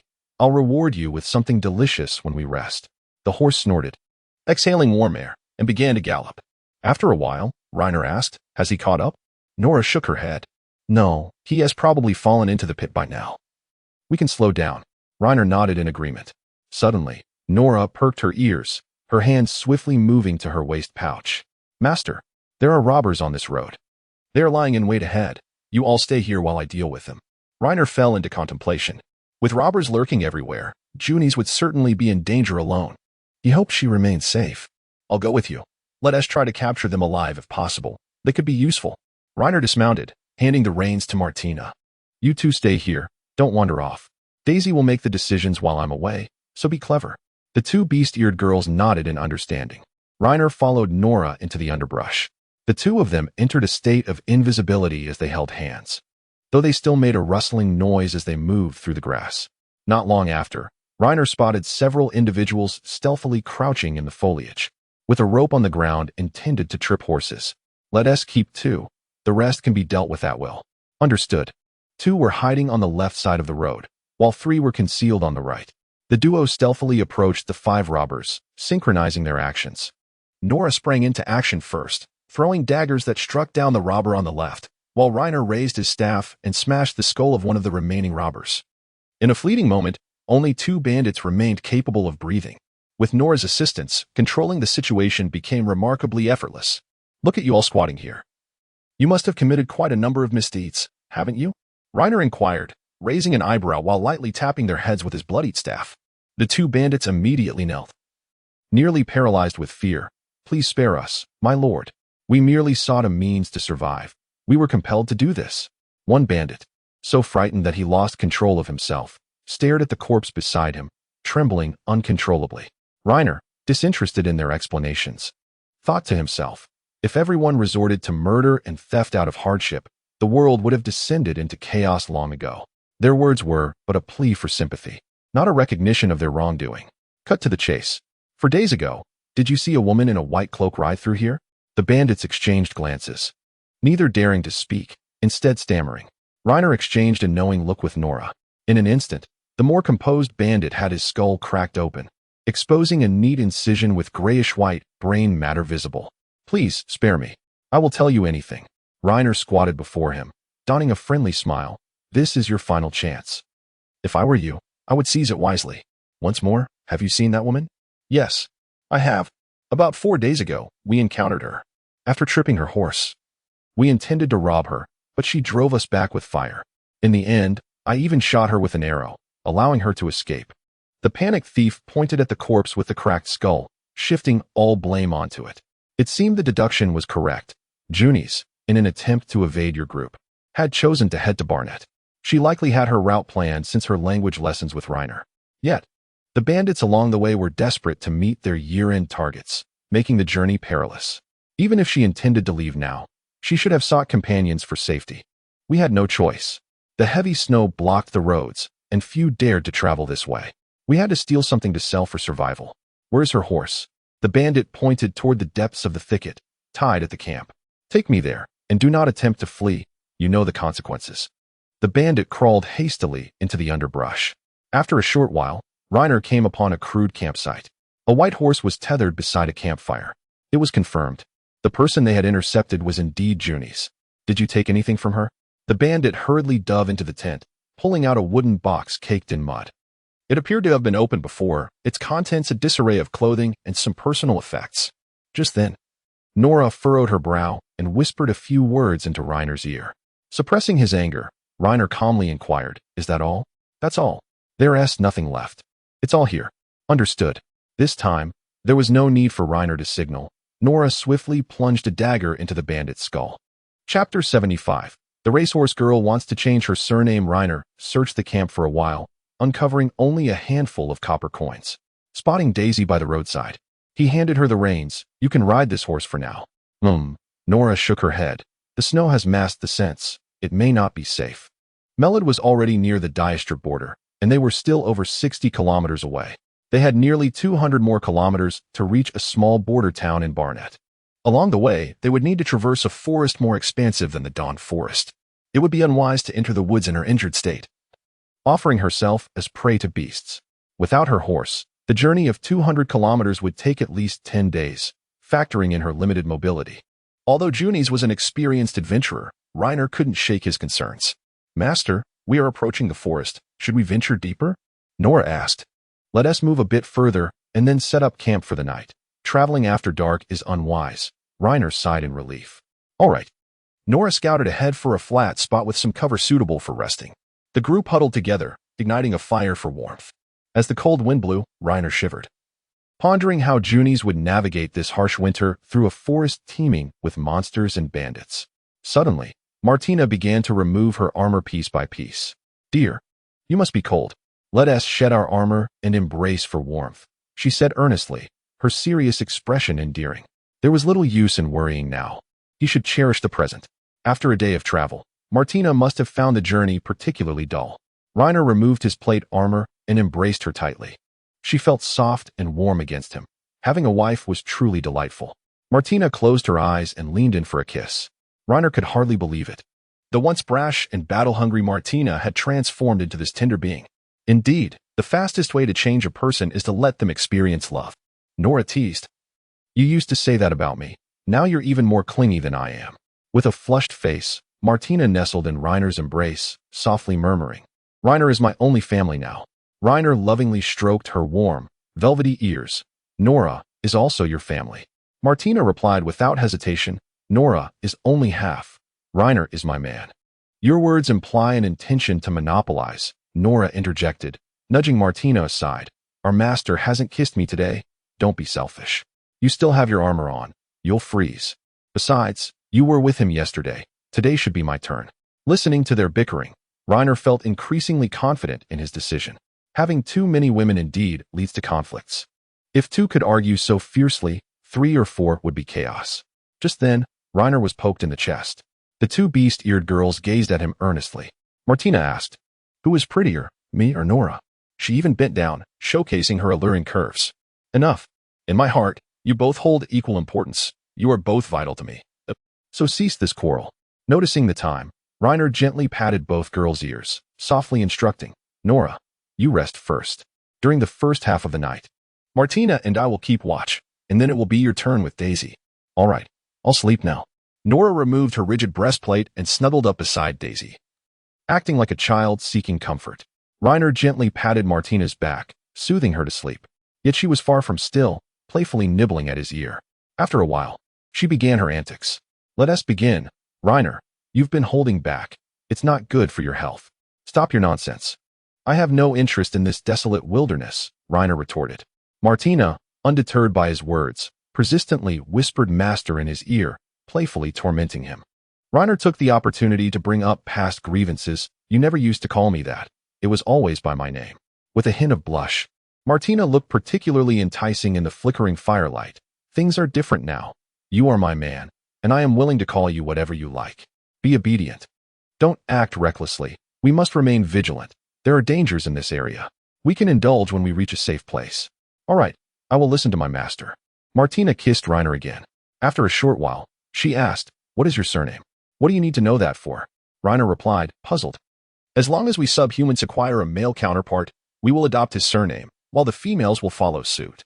"Did Nora not inform you of this?" Reiner shook his head, having never heard her mention it. "Then enlighten me now," he urged. After a long pause, he finally spoke. "My surname is Lily?" Martina echoed, her brow furrowing in confusion. "Indeed," Reiner replied, picking up a twig and inscribing the character Lee in the soft earth nearby. Martina's eyes widened in astonishment. "So, your name is Reinerly?" "Not quite. Reiner is not my true name, merely an alias. I hail from a place far removed." Martina snuggled closer to him. "I'm foolish and don't understand, but you must have your reasons." "Certainly. My real name is rather unwieldy and conspicuous. Thus I thought it best to adopt a simpler one. Then I shall be known as Martina Lee from now on. As you wish, though in my homeland. Such a practice of name-changing does not exist." Reiner gently rubbed her pointed ear, whispering, "Now, rest for a while. Allow me to keep watch. I shall awaken Nora when the time comes." "I want to chat a bit longer. I wish to know you better," she insisted. Reiner chuckled. "Your change in demeanor is quite striking." Martina pouted, "I was thoughtless before. Please do not mock me for it." She tightened her embrace around him and after a brief pause, added, "In the future, I shall bear you many children." Chapter 76. The Blocking Elves' morning arrived. Martina donned her armor with zest and mounted her steed. A playful smile danced in her eyes as she regarded Nora. "You've become increasingly lascivious." Nora, stuffing half a loaf of bread into her pocket, retorted without hesitation. "No need to elaborate. You surely feasted again last night, or else you wouldn't be so merry." Martina refrained from contesting and secured her helmet. Yet, her thoughts drifted. "I have surpassed you, for I now know the Master's surname." Reiner sighed helplessly while observing the 2 figures ahead. The party took a brief respite before continuing their journey. Before them lay a snow-laden pine forest. Barnet was a realm encased in woodlands. Crossing this vast forest would lead them to the border city. Reiner stifled a yawn and unfolded the map, noting a few landmarks to confirm their direction before proceeding into the woods. "Nora, if you sense anything amiss, inform me at once." "Understood, master." Reiner lifted his visor, exhaling warm breath to thaw his nearly frozen hands. After walking for a while, he suddenly felt something was awry. This dense forest should have been home to various magical creatures, tree spirits, snow wolves, or goblins. Yet, nearly half an hour had passed without even a single bouncing slime in sight. "Nora, do you perceive anything unusual? This area is eerily tranquil." She raised her head, peering into the depths of the thicket. Suddenly, her ears perked up. "Master, there appears to be something in the trees." No sooner had she spoken than an arrow shot forth from the shadows. Quick as a flash, Nora threw a dagger, deflecting the projectile's path. The arrow had been aimed directly at Reiner. Had it not been for Nora's keen insight, He might have lain on the ground. Reiner hastily donned his mask. Who goes there? At that moment, the assailants revealed themselves. Two women, clad in gray robes with slender figures, variously colored hair, exquisite features, and elongated ears materialized before them. One wielded a bow, while the other brandished a metal staff, their icy gazes fixed intently on Reiner. To be precise, they were not human but a form of elf. Despite their youthful beauty, they could very well be millennia old. Martina unsheathed her sword, positioning herself protectively in front of Reiner, her voice lowered. Darling, these long-eared folk are not to be trifled with. They are exceptionally powerful. Both subhumans and magical creatures tend to avoid them. Let us proceed with caution. If even she acknowledged their formidable nature, they must indeed be formidable. Have you encountered them before? Never. This is what my father warned me. He said to avoid harming flora and fauna, lest the long-eared folk seek trouble. Reiner squinted, scrutinizing the two elves before him. He was a great admirer of nature, and thus, logically, should not have attracted the ire of the elves. After a moment of contemplation, he addressed them in fluent Elvish. We bear no enmity. Why have you attacked me? The green-haired elf on the left momentarily displayed surprise, but quickly regained her composure, stating flatly, Reiner, this is merely a lesson. Should you disrespect the forest again, you will face more than just a reprimand. You know my name? Reiner inquired, noticing her reticence. After a moment of silence, he continued, I have always respected the forest. I am unaware of any offense I have caused. Please, enlighten me on your beliefs and traditions, so I may be more mindful in the future. She was likely referring to the incident with the goblin priest and the tyrant.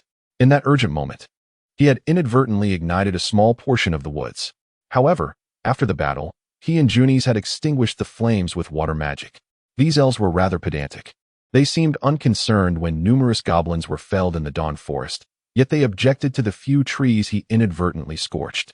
Although he felt some resentment, he remembered Martina's description of them as powerful beings, reinforcing the notion of fostering goodwill. A man must think broadly. Eliminating goblins that would devastate the forest must surely outweigh the negatives. The two elves exchanged glances and chose to remain silent until one finally spoke, indeed. Reiner raised his hands in a gesture of innocence, questioning, then why must I receive a reprimand? The blue-haired elf, who had remained silent, finally spoke. One must keep matters separate. While you have, in some respects, safeguarded the forest, it is undeniable that you have also harmed it. Your assistance will be remembered, and we shall repay you in kind. Was this not somewhat rigid? Though he yearned to voice his thoughts, he swallowed his words, adhering to the principle of not offending others. Noticing the two elves preparing to depart, he hastily inquired, I wish to inquire about a matter. In recent days, have you seen a golden-haired, white-robed human girl with minor injuries passing through this area? She is a dear friend of mine. You know her? This indicated that Junies was not in mortal peril. Reiner exhaled in relief. Martina entwined her arm with Reiner's, puzzled. What were you two just discussing? I couldn't comprehend a single word. This is Elvish. I shall teach you if the opportunity arises. I shan't study such a language. I have no desire to engage with them. Despite their beauty, these long-eared folk possess hearts more ruthless than one can imagine. Martina shook her head in disdain. It was evident that she held a prejudice against elves. Nora nodded in agreement. Daisy, standing nearby, chimed in, when I fled with my father as a child, I encountered some long-eared folk. Most were inflexible, yet they seemed kind-hearted, as I was aided by them on more than one occasion. Reiner shrugged and continued to lead the group deeper into the forest. Chapter 77. That girl is not far from you. The four of them ambled through the forest path on horseback. The terrain was rugged, with snow-covered pines all around, restricting the horse's movement, yet it was still far swifter than walking. After riding until afternoon, Reiner noticed the weariness in his companions and decided to allow them to rest for the night, preparing to continue their journey come morning. The forest exudes an air of safety. We have traversed it for an entire day without encountering a single creature, not even a bandit. Martina leaned against a tree and stretched languidly. Perhaps the presence of elves maintaining order is a blessing. Reiner placed the breath of the red dragon on the ground, and the fire gem atop his staff ignited into a roaring flame. Daisy gathered a few twigs, washed them in water, and arranged them before the fire to toast the frozen, hard white bread. The four prepared to finish their dinner and retire for the night. Is that a bug? Reiner inquired, puzzled. No, dear. Come quickly and see what this is. Daisy beckoned. Reiner stood and glanced in her direction, discovering that the pine tree had sprouted a human face. Its nose had been awkwardly bent by Martina's earlier strike. Initially, Reiner assumed it was merely the work of a bored individual carving a face into the tree until he noticed the corner of its mouth twitch. Martina unsheathed her great sword, raising it to strike. "Monster, prepare to meet your end." "Wait," Reiner pulled her back. The tree emitted a groan and then muttered in Elvish. "Who is there? It's bad enough to wake me, but you dare to strike me?" Reiner patted Martina's shoulder and clarified, "This appears to be a treant, not a monster." Martina leaned closer, murmuring, "Is that so? It seems like a monster to me." Reiner stepped forward to straighten the old trent's wooden nose. "Apologies. This is our first encounter with a treant." She was merely startled. "Allow me to assist in restoring your nose." With that, he cast a healing spell, attempting to mend the trent's nose, though he was uncertain of its efficacy. "Oh," Reiner stepped back, scrutinizing the treant. Aside from the large face on its trunk, it bore no distinction from an ordinary pine tree, firmly rooted and immobile. Just as he pondered, the treant spoke again. "I have slumbered for too long. It is time to awaken and stretch my limbs." With that, the ground around them began to tremble gently. The treant forcibly extracted its 2 legs from the earth, revealing them to be entwined with dense roots. Its massive frame caused the ground to quiver with each movement, while Reiner observed silently. Nora, too, seemed to be witnessing a treant for the first time. Her eyes widened at the sight of the ambulatory pine tree. The old treant squinted kindly, inquiring, "Tell me, have humans and demihumans learned to coexist amicably?" Reiner shook his head. "Not yet. They are still capturing demihumans across the globe." "Oh, so it remains unchanged from 2 centuries ago," the treant sighed softly. "It seems you are not a particularly loquacious individual," the treant remarked. "Indeed, I am not very adept at conversation," Reiner replied, seating himself on the ground as 2 beast-eared girls clambered into his lap, engaging in a playful squabble. The treant observed and asked, "What are they doing?" "They are vying for a place in my lap to rest," Reiner explained, gently tapping Martina's shoulder. "All right, yesterday it was your turn, so today it shall be Nora's. 1 day each. We must remain fair." Martina's ears drooped, and she puffed her cheeks, moving to sit beside Daisy. The treant chuckled lightly, then commented, "They must be your companions, but to compete for affection is quite rare." "Of course, I am indeed a rare gentleman," Reiner replied with utmost seriousness. The treant chuckled again, pausing for a moment before asking, "So, what brings you to this forest? Are you merely passing through, or are you on an adventure?" "I am searching for a friend and happened upon this forest," Reiner stated. "A woman?" "Yes, a remarkably beautiful woman, with golden hair and azure eyes, gentle and patient. She is not only my friend, but also my magical mentor," he affirmed with a nod. The treant laughed once more, this time opening its golden eyes wide. "One woman is not enough. Do you intend to seek a third?" Reiner scratched his face, his gaze drifting elsewhere. "I haven't considered that yet. My primary reason for finding her is rather urgent." "Where do you hail from?" "Diaster, a small town named Melid. I wonder if you have heard of it." "Indeed, I once had a human friend from there. Though that was over 2 centuries ago, he has likely passed away." The treant's tone turned somber. "Humans are so fragile, with lifespans barely exceeding a century." Reiner, cradling Nora in his arms, casually asked, "Is there any magic that grants immortality?" The treant shook its head gently, sending a cascade of snowflakes tumbling from its branches. "To my knowledge, none exist. However, do not despair. Living too long is not necessarily a blessing. I have spent more time in slumber than awake, and I shall likely perish in a few hundred years. My only hope is that when I awaken, I can find something to converse about. May I ask, how long have you existed?" The treant replied softly, "I have been in this forest for millennia." "So you have even witnessed the era of the old empire?" "Indeed, I participated in human wars back then," the treant revealed, extending a gnarled arm.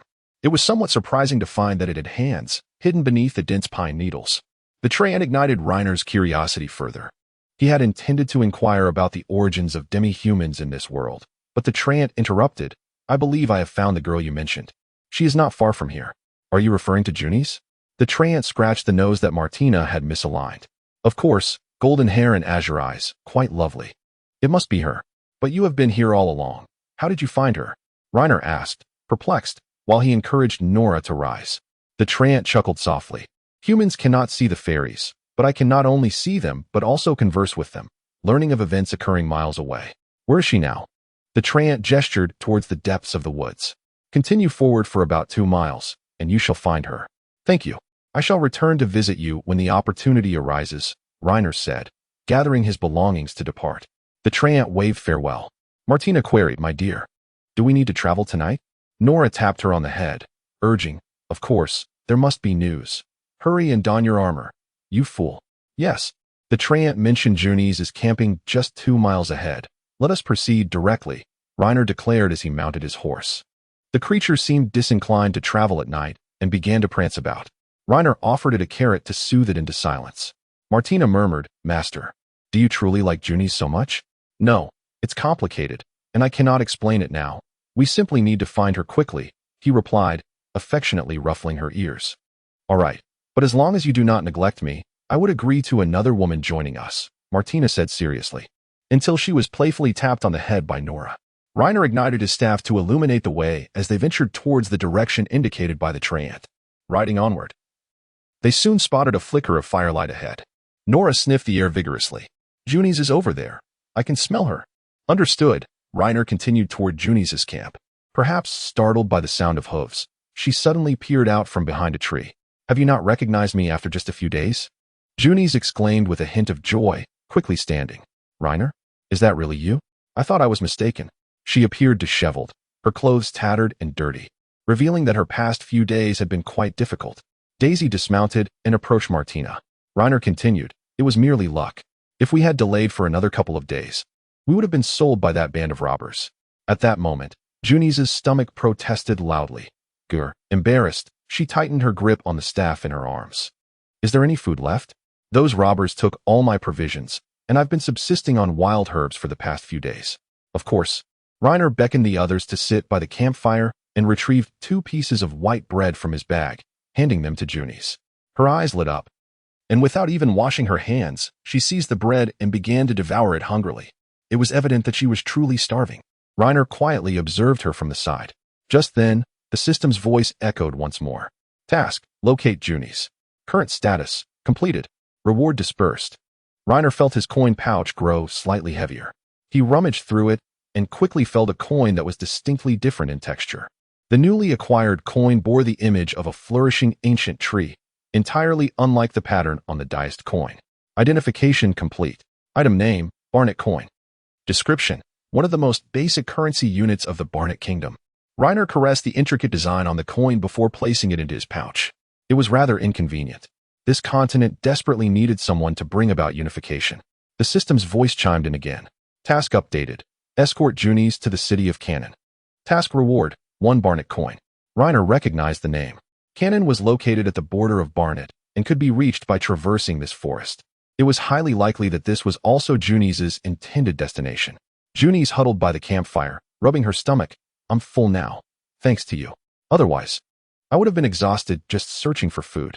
Reiner sighed and replied, we also have plenty of dark bread. If you're still hungry, feel free to have some more. After washing her hands with water, Junies extended her hand towards Reiner. 1 more piece, please. Thank you. Reiner approached the horse and handed her a large piece of dark bread. She resumed her vigorous eating. However, she soon seemed to remember something, looked up at Reiner, and asked, by the way, Reiner, how did you find me?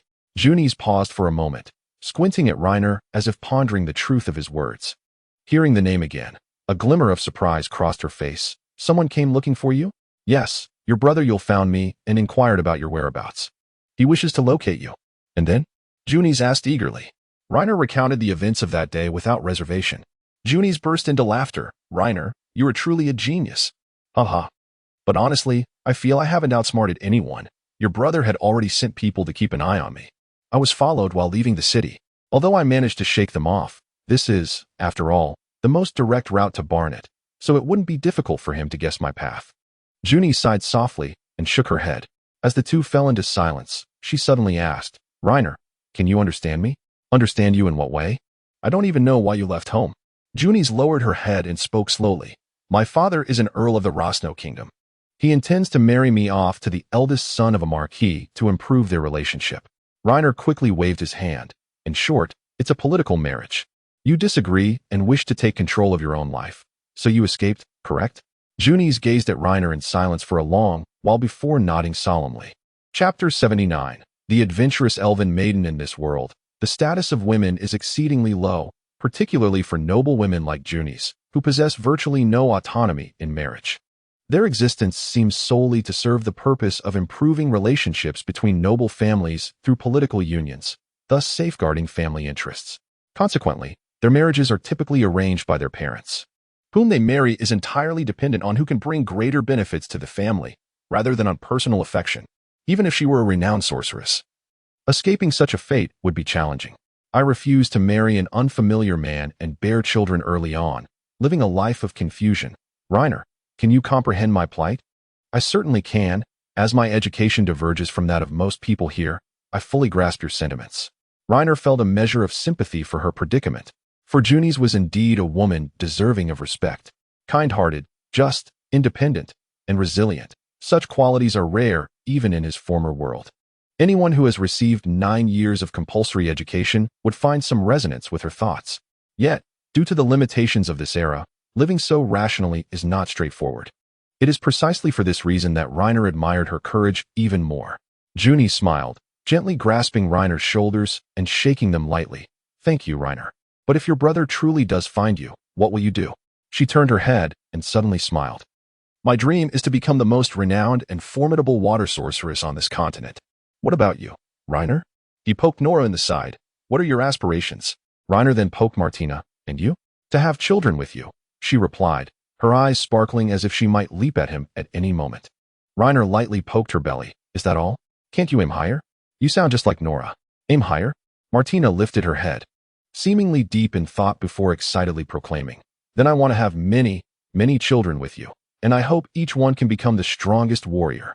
Juni's hugged her knees, her eyes wide in surprise. Is that it? After pondering for a moment, Reiner added, on that foundation, I wish to master all 4 elemental magics to their utmost potential. Juni's blinked in confusion. Aren't you capable of using 5 types of magic? Why only master 4 to their peak? Reiner replied earnestly, don't you wish to become the greatest water sorceress? The strongest of the water attribute shall be yours. I shall focus on the other 4. Juni's chuckled and then gave Reiner's shoulder a hearty pat. As time pressed on, the group huddled around the fire began to rest. The next morning, Juni's awoke early. She mounted her horse and addressed Reiner and the others. Will you accompany me to Barnet? Juni smiled, narrowing her eyes. Thank you, Reiner. The 5 continued their journey through the forest, conversing and laughing with ease. By noon, Reiner had hoped to take a proper break, but Nora, leading the group, suddenly perked up and halted in the middle of the procession. Master, there is something ahead. Reiner quickly donned his mask. What is it? A monster? Nora squinted her eyes, and after a few seconds, gently shook her head. No, it seems to be an elf. Just as he pondered, the elf made her appearance. In an instant, a small elf with blue hair and a petite stature blocked the path of the 5. She cradled a staff made of twisted branches, topped with a brilliant blue gem. Unlike the 2 lethargic elves they had encountered the day before, this one had a slight lift at the corners of her eyes and an air of pride about her. She was a vibrant little sprite. One could only wonder whose child had strayed from home. Before Reiner could inquire, she spoke first. Reiner, take me along on your adventure. Reiner glanced at his companions, shrugging innocently. Juni scrutinized the little elf and then asked, do you know this elf? I do not. Reiner shook his head and then turned to the elf before him, inquiring, who are you? The blue-haired elf, hands on her hips, confidently introduced herself. I am Ilyana, a stargazer. Take me along on your adventure. I can be of great assistance. Reiner had no desire to invite trouble. What if 2 elves suddenly appeared, accusing him of abducting a child? That would spell disaster. He shook his head. Sorry, I don't have time to take care of a child. Ilyana's eyes widened as she stomped her foot indignantly. I am not a child. I don't need your care. Reiner dismounted and approached her, gesturing slightly. Ilyana's height barely reached his neck, probably around 1 meter 40 or 50. She was bundled up tightly, resembling a potato. Reiner looked up at the surrounding pine trees and shouted in the elvish tongue, whose child is lost? Just as he finished speaking, Ilyana struck his knee with her staff. Puffing up angrily, I already told you I'm not a child. I am 18 years old. I am an adult. Could she truly be 18? A legal lowly, perhaps. However, considering the lifespan of elves, which could stretch into thousands of years, her claim might hold some truth. Reiner scrutinized her carefully as their gazes locked. Can you not find other adventurers? Ilyana shook her head vigorously. Other adventurers do not speak Elvish. They would not understand me. making it inconvenient. Take me on your adventure. I can be of great help, and you will not regret it. Chapter 80. The elf maiden demonstrates her abilities, seeing Ilyana persistently trailing behind him. Reiner sighed deeply and halted the horse, waiting for the elven girl to approach.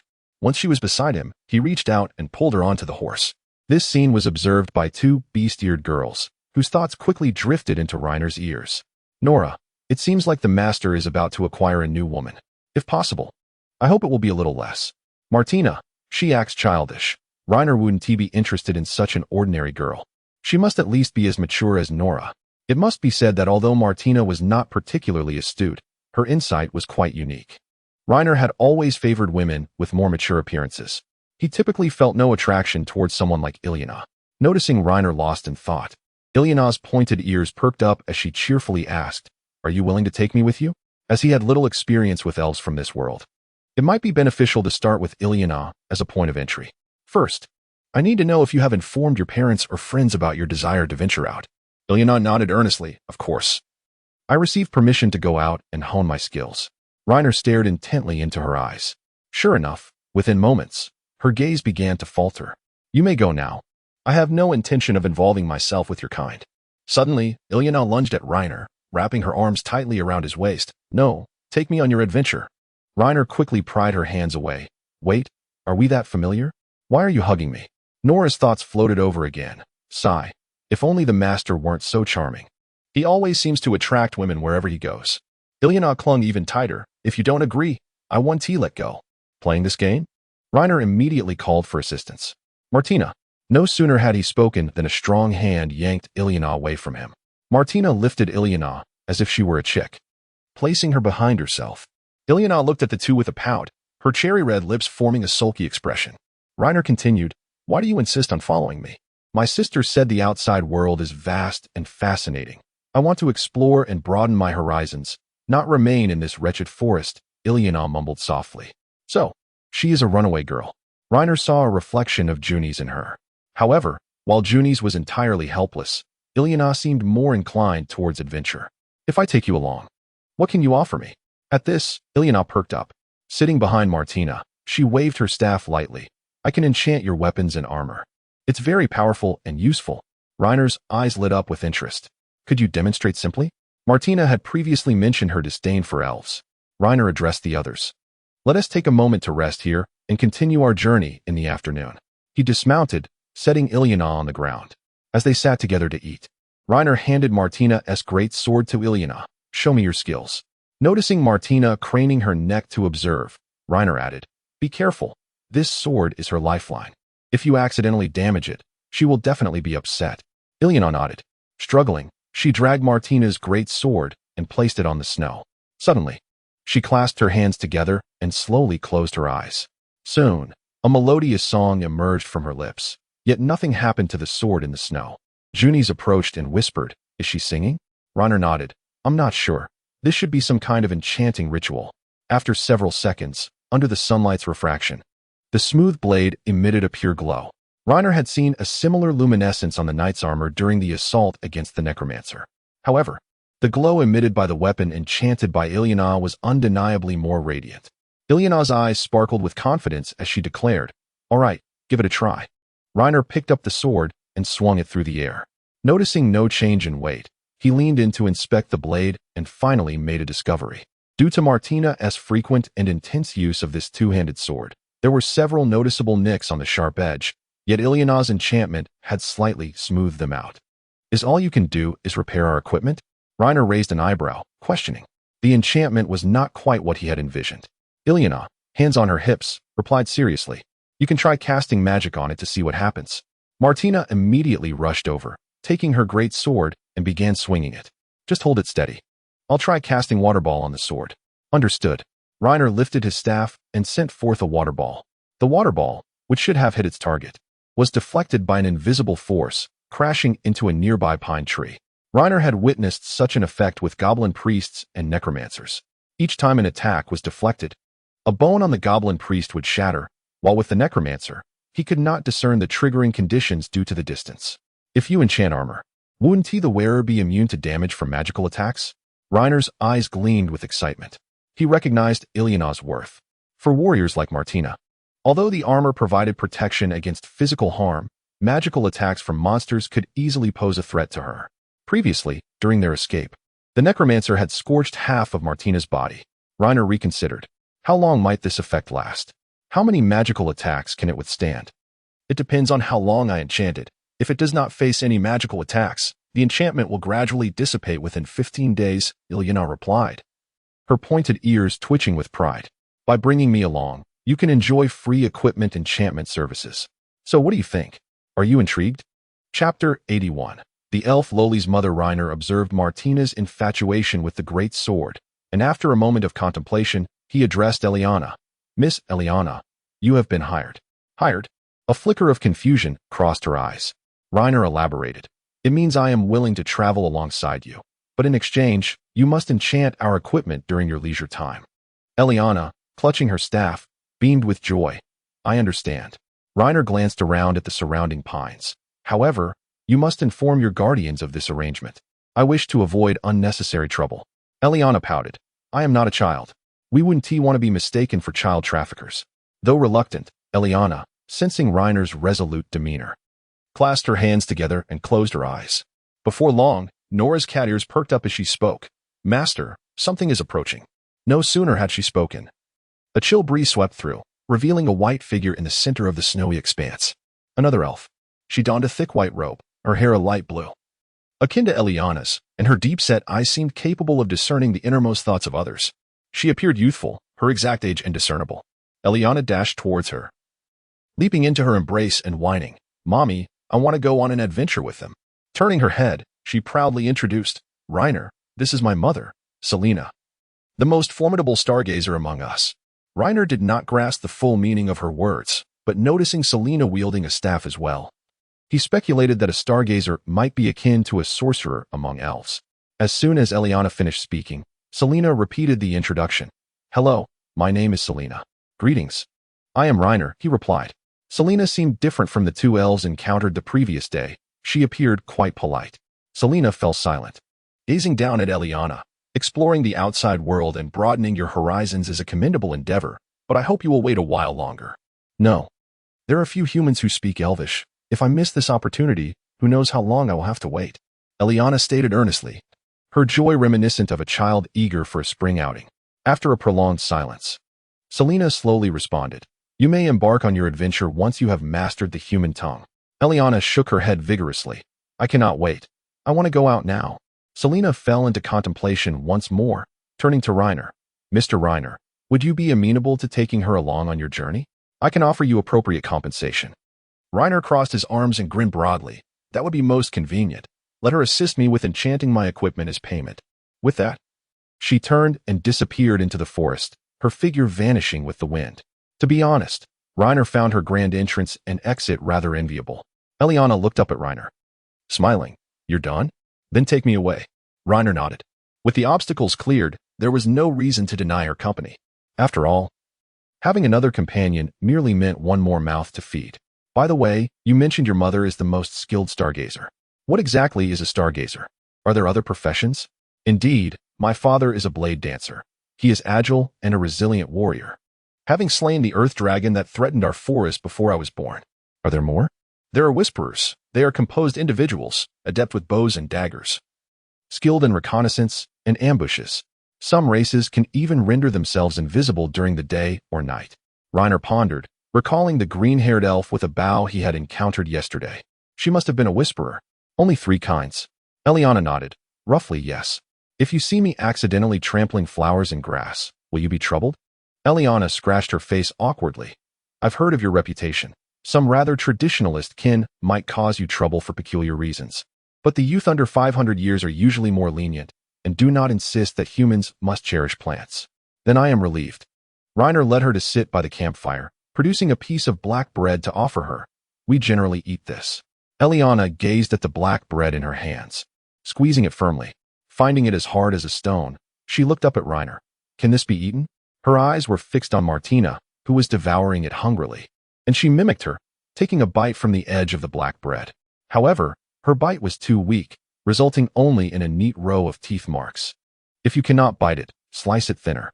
Reiner used his dagger to cut the black bread into thinner slices and handed it back to her. Eliana merely tasted a slice before wrinkling her nose. It's sour and salty, not tasty. No sooner had she spoken than the black bread in her hand vanished, appearing in Martina's mouth instead. Though their languages did not align, Martina seemed to sense Eliana's distaste for the black bread and rendered her a small favor. Reiner inquired, "What do you elves typically eat?" Compared to most people in this world, their diet seemed quite refined.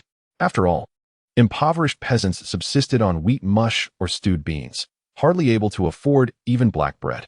Reiner produced a slice of white bread, offering it to Eliana. "Try this." After taking a bite, she nodded. "This is delicious. Though it is also hard, it tastes better than the black one." This girl certainly had discerning taste. Reiner continued to slice and feed Eliana. Of course, the price of these two types of bread differs tenfold. This small piece can buy 20 pieces of black bread. Eliana shrugged, continuing to nibble on the white bread. While she ate, Reiner began collecting the gear from Martina and Nora. By the time she finished her meal, a small mountain of equipment had accumulated before her. Reiner raised an eyebrow at Eliana, indicating silently, "No need for words, you understand." Chapter 82. Arrival at the new city. The group had traversed this forest for 5 days and were soon to exit, reaching the border city of Canner and Barnett. "Honestly, if he comes looking for me, I have no choice. I cannot hide forever. Perhaps I might try to speak with him, but I may need your assistance at that time." "Assistance? What could I possibly do?"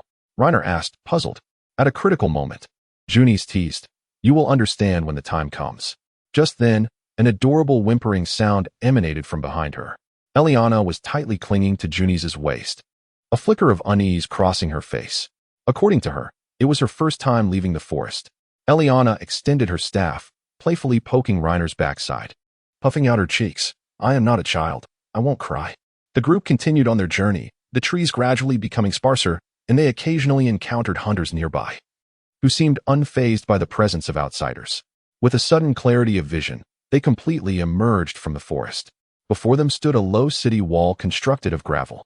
The road leading into the city was flanked by snow, the ground unpaved with stones. The residents here appeared to wear coarse, thick animal skin garments, their feet clad in rudimentary shoes woven from grass, adorned with numerous trinkets made of animal bones. As a border city of the kingdom, this place seemed even more primitive than Mellet. The contrast was stark, resembling a primitive tribe.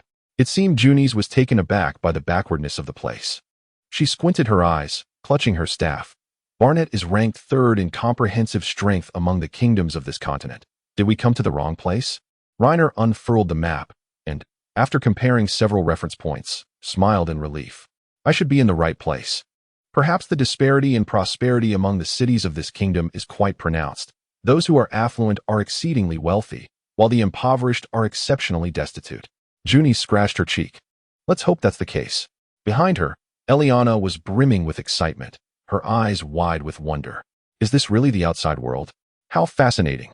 She struggled to dismount her horse and, clutching her staff, scampered to the front of the group, her eyes gleaming with an eagerness for new experiences. Nora shrugged. "Wherever the master is, that's where I prefer to be." As the two exchanged glances, Reiner sensed a hint of tension in the air. Just as they were about to continue their quarrel, Reiner decisively rode his horse between them. "All right, enough bickering. After such a long journey, let us find a suitable place to rest." The two beast-eared girls chimed in unison, "All right." However, soon their thoughts drifted back. Martina mused, "Today it's Nora's turn. She's quite fortunate. It seems she gets all the good things." Nora replied, "I really hope we find a place to stay soon. I haven't bathed in days, and I need to clean myself." Hearing their thoughts, a faint smile curled at Reiner's lips. It appeared imperative to locate a place to settle down promptly. He lifted Eliana onto his back and said, "Come, let us venture into the city." Reiner led the group into Cannon. As it was winter, the streets were nearly deserted. After wandering for a while, he finally spotted what appeared to be an inn. Inside, several patrons with bushy beards sat around tables enjoying stews, and a faint aroma of alcohol permeated the air. Upon entering the tavern, the patrons' gazes naturally gravitated towards the women accompanying Reiner. Eliana felt uncomfortable under their scrutiny and donned her hood, lowering her head to stay close behind Reiner. "Reiner, what kind of place is this?" "I dislike it," she murmured. "A tavern, a place to gather information. When you arrive in an unfamiliar town, the first thing you should do is visit the tavern to learn about the area." The tavern owner is well-informed and has extensive connections. Eliana nodded. It certainly seems intriguing. Reiner's peripheral vision caught sight of a corner in the tavern where some unusual travelers congregated. Observing a middle-aged man at the counter and a cluttered bulletin board, he began to comprehend the atmosphere. After watching for a moment, Junies also nodded. Indeed, Reiner. You ask first, I'll take a look around. Reiner struck up a conversation with the tavern owner and learned about a 2-story house on the outskirts of town, which had 5 bedrooms, perfectly suited to their needs. The 4 of them only required 2 bedrooms, while Junies and Eliana could each have their own, leaving a small room adjacent to the backyard that could be converted into a bathroom. The purchasing power of the Barnett gold coin seemed decent. Renting such a large house for a year required only 1 gold coin. Could I rent it for just 6 months? Reiner was uncertain how long they would stay. That's fine. It will be half a gold coin. Reiner pulled out his coin pouch and handed over a gold coin. Will foreign currency suffice? The tavern owner examined the coin. Diaster gold? The purity of the gold is astonishingly low. We don't accept this. You can go to the guild next door and exchange it with that old bald man. He is a money changer. Oh, I also have Barnett gold. You can convert the remaining amount into silver coins. Reiner handed over a gold coin stamped with an ancient tree. No need for such trouble. The tavern owner took the coin and, using a nearby small guillotine, directly sliced it in half, returning 1/2 to Reiner. No, my friend. You must be a foreigner, right? Don't be surprised. We do this all the time. Gold and silver coins can be cut without issue. Only copper coins remain intact. Reiner sighed in relief, accepting it as customary. The tavern owner rummaged through a pile of clutter and then handed Reiner a set of rusty iron keys. In a moment, I'll have a worker escort you there. Just then, Junies approached, holding a pouch of coins, her demeanor quite cheerful. Chapter 83. Settling down, the group arrived at the dwelling rented by the tavern owner. The beast-eared girls began cleaning the house of its clutter. Reiner assisted while listening to Junies explain, I've heard of this method of dividing currency. Some small merchants do not convert various currencies' exchange rates and simply cut them directly. Gradually, this method became popular in Barnett. However, each gold coin can only be divided into a maximum of 8 pieces. Any smaller fragments cannot circulate in the market and must be recast by a blacksmith into a whole gold coin to be used again. Junie shook her pouch, filled with these repeatedly cut fragments of gold and silver coins. Reiner sighed. He preferred whole gold and silver coins. Would you like to co-rent with us? What do you mean by co-rent? This house is quite spacious. Even after accommodating everyone, there will still be an extra room available. You could live with us and only need to contribute a small amount. Junies placed her hands on her hips, a mischievous smile crossing her face. How much? I've rented it for 6 months and paid half a gold coin. So how about you contribute a quarter? Deal. Junies readily agreed, pulling a small golden fragment from her pouch and handing it to Reiner. But I have one request. I want to choose my room. All right. Junies surveyed the surroundings, her gaze landing on Reiner once more. Which room is yours? The first one on the left upstairs. Then I'll take the one on the right side as you enter on the first floor. Reiner, curious if there was any significance to the room's location, couldn't help but ask, is there a reason for that? Of course. If you and Nora share a room, it would be inconvenient if I were next to you, as I would hear everything. Junies suddenly raised an eyebrow, seemingly stifling a laugh. She rarely displayed such a playful expression, causing Reiner to feel slightly awkward. Nora is fine, but Martina is like a butcher. He thought to himself that he must find a way to silence her in the future. So it's settled then. I'll go tidy up my room. There isn't even a bed. At that moment, Eliana gently tugged at Reiner's sleeve, murmuring, Where will I stay? Anywhere is fine. You choose. Eliana blinked and walked directly into the kitchen. Perhaps customs are different. Back home, kitchens usually aren't lived in. Reiner pulled her out. Choose another room. Eliana then slipped into the room adjacent to the kitchen. I'll stay here. Watching her struggle to push the clutter out, Reiner felt an inexplicable surge of sympathy. It was as if he were a cruel stepfather mistreating his daughter. Never mind. I'll help you. In a few moments, he cleared the clutter from her room to the living room downstairs and dusted the space. Eliana stood quietly beside him, holding her staff. Once the room was clean, she timidly expressed her gratitude. Reiner surveyed Eliana with curiosity. How old are you, really? You seem so small. 18. Reiner narrowed his eyes, attempting to assess her. Assessment complete. Current companion quality. Unknown. Name. Unknown age.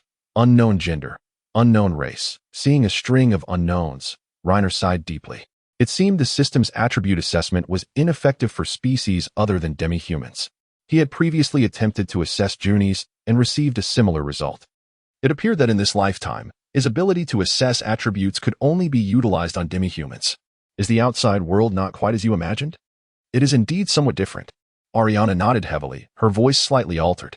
Reiner immediately leaned closer. Are you crying? Really crying? I am not. Ariana widened her eyes, striving to convince Reiner otherwise. It's all right, if you wish to cry. Go ahead, I might chuckle at you a little. I used to cry a lot when I was young. Reiner patted her shoulder and then exited the room, intending to check on Nora and how she was organizing her space upstairs. Upon entering, he found her fiddling with a pile of broken wooden planks, seemingly attempting to construct a bed from the debris. Don't bother with that. Later we can visit the market to see if there are any wooden beds for sale. If not, I can conjure a stone bed using rock magic. For Reiner, creating a square object from stone was no challenge. After pondering for a moment, Nora replied, Then let us go with the stone bed. It's better not to waste money. She was absolutely correct. After giving Junies some money and purchasing 3 horses, his funds were indeed quite limited. Now that the person was delivered, this pesky system still hadn't issued any rewards. Reiner reached out to gently rub her cat ears, squinting as he said, Sleeping on a stone bed for too long might lead to rheumatism. Nora blinked, her expression growing increasingly confused. What is rheumatism? It's fine, master. Just lay more blankets. Then let us make do for now, and we'll change the bed once we have the money. I'll go tidy up my luggage. You should rest for a bit, master. Nora dashed out of the room. All right. At that moment, the system, which had been playing dead, finally stirred. Task: escort Junies to the city of Cannon. Current status: completed. Rewards distributed. A gold coin materialized in Reiner's hand, which he casually placed into his coin pouch. Task update: assist local residents in repelling an orc tribe attack. Task reward: 20 Barnet gold coins. Tasks were coming swiftly, indeed. The forthcoming missions were centered around this region. At that moment, the door creaked open slightly, and Martina peeked her head in, stealthily observing Reiner. Is the room tidied up? Martina shook her head, slowly approaching Reiner, and sweetly called out, Dearest. That single word made Reiner's heart flutter. I know what you're about to say, but we should first take a bath regardless. Reiner shifted to the side, determined not to be easily tempted in broad daylight. Nora is bathing. Once she is done, I'll have no chances left. Reiner waved his hand. Let us postpone it to tomorrow. Martina's face fell, her lips pouting, and she threatened. Then you're in for it tomorrow night. Chapter 84. Let Nora hunt wolves alone, master. It's so cold. In the early morning, Nora snuggled close to Reiner, reluctant to rise from the bed. Observing the heavy snowfall outside, Reiner held her tighter. Then let us sleep a little longer. We'll rise once the snow stops. Although Cannon was less than 300 kilometers from Melid, the temperature seemed significantly lower.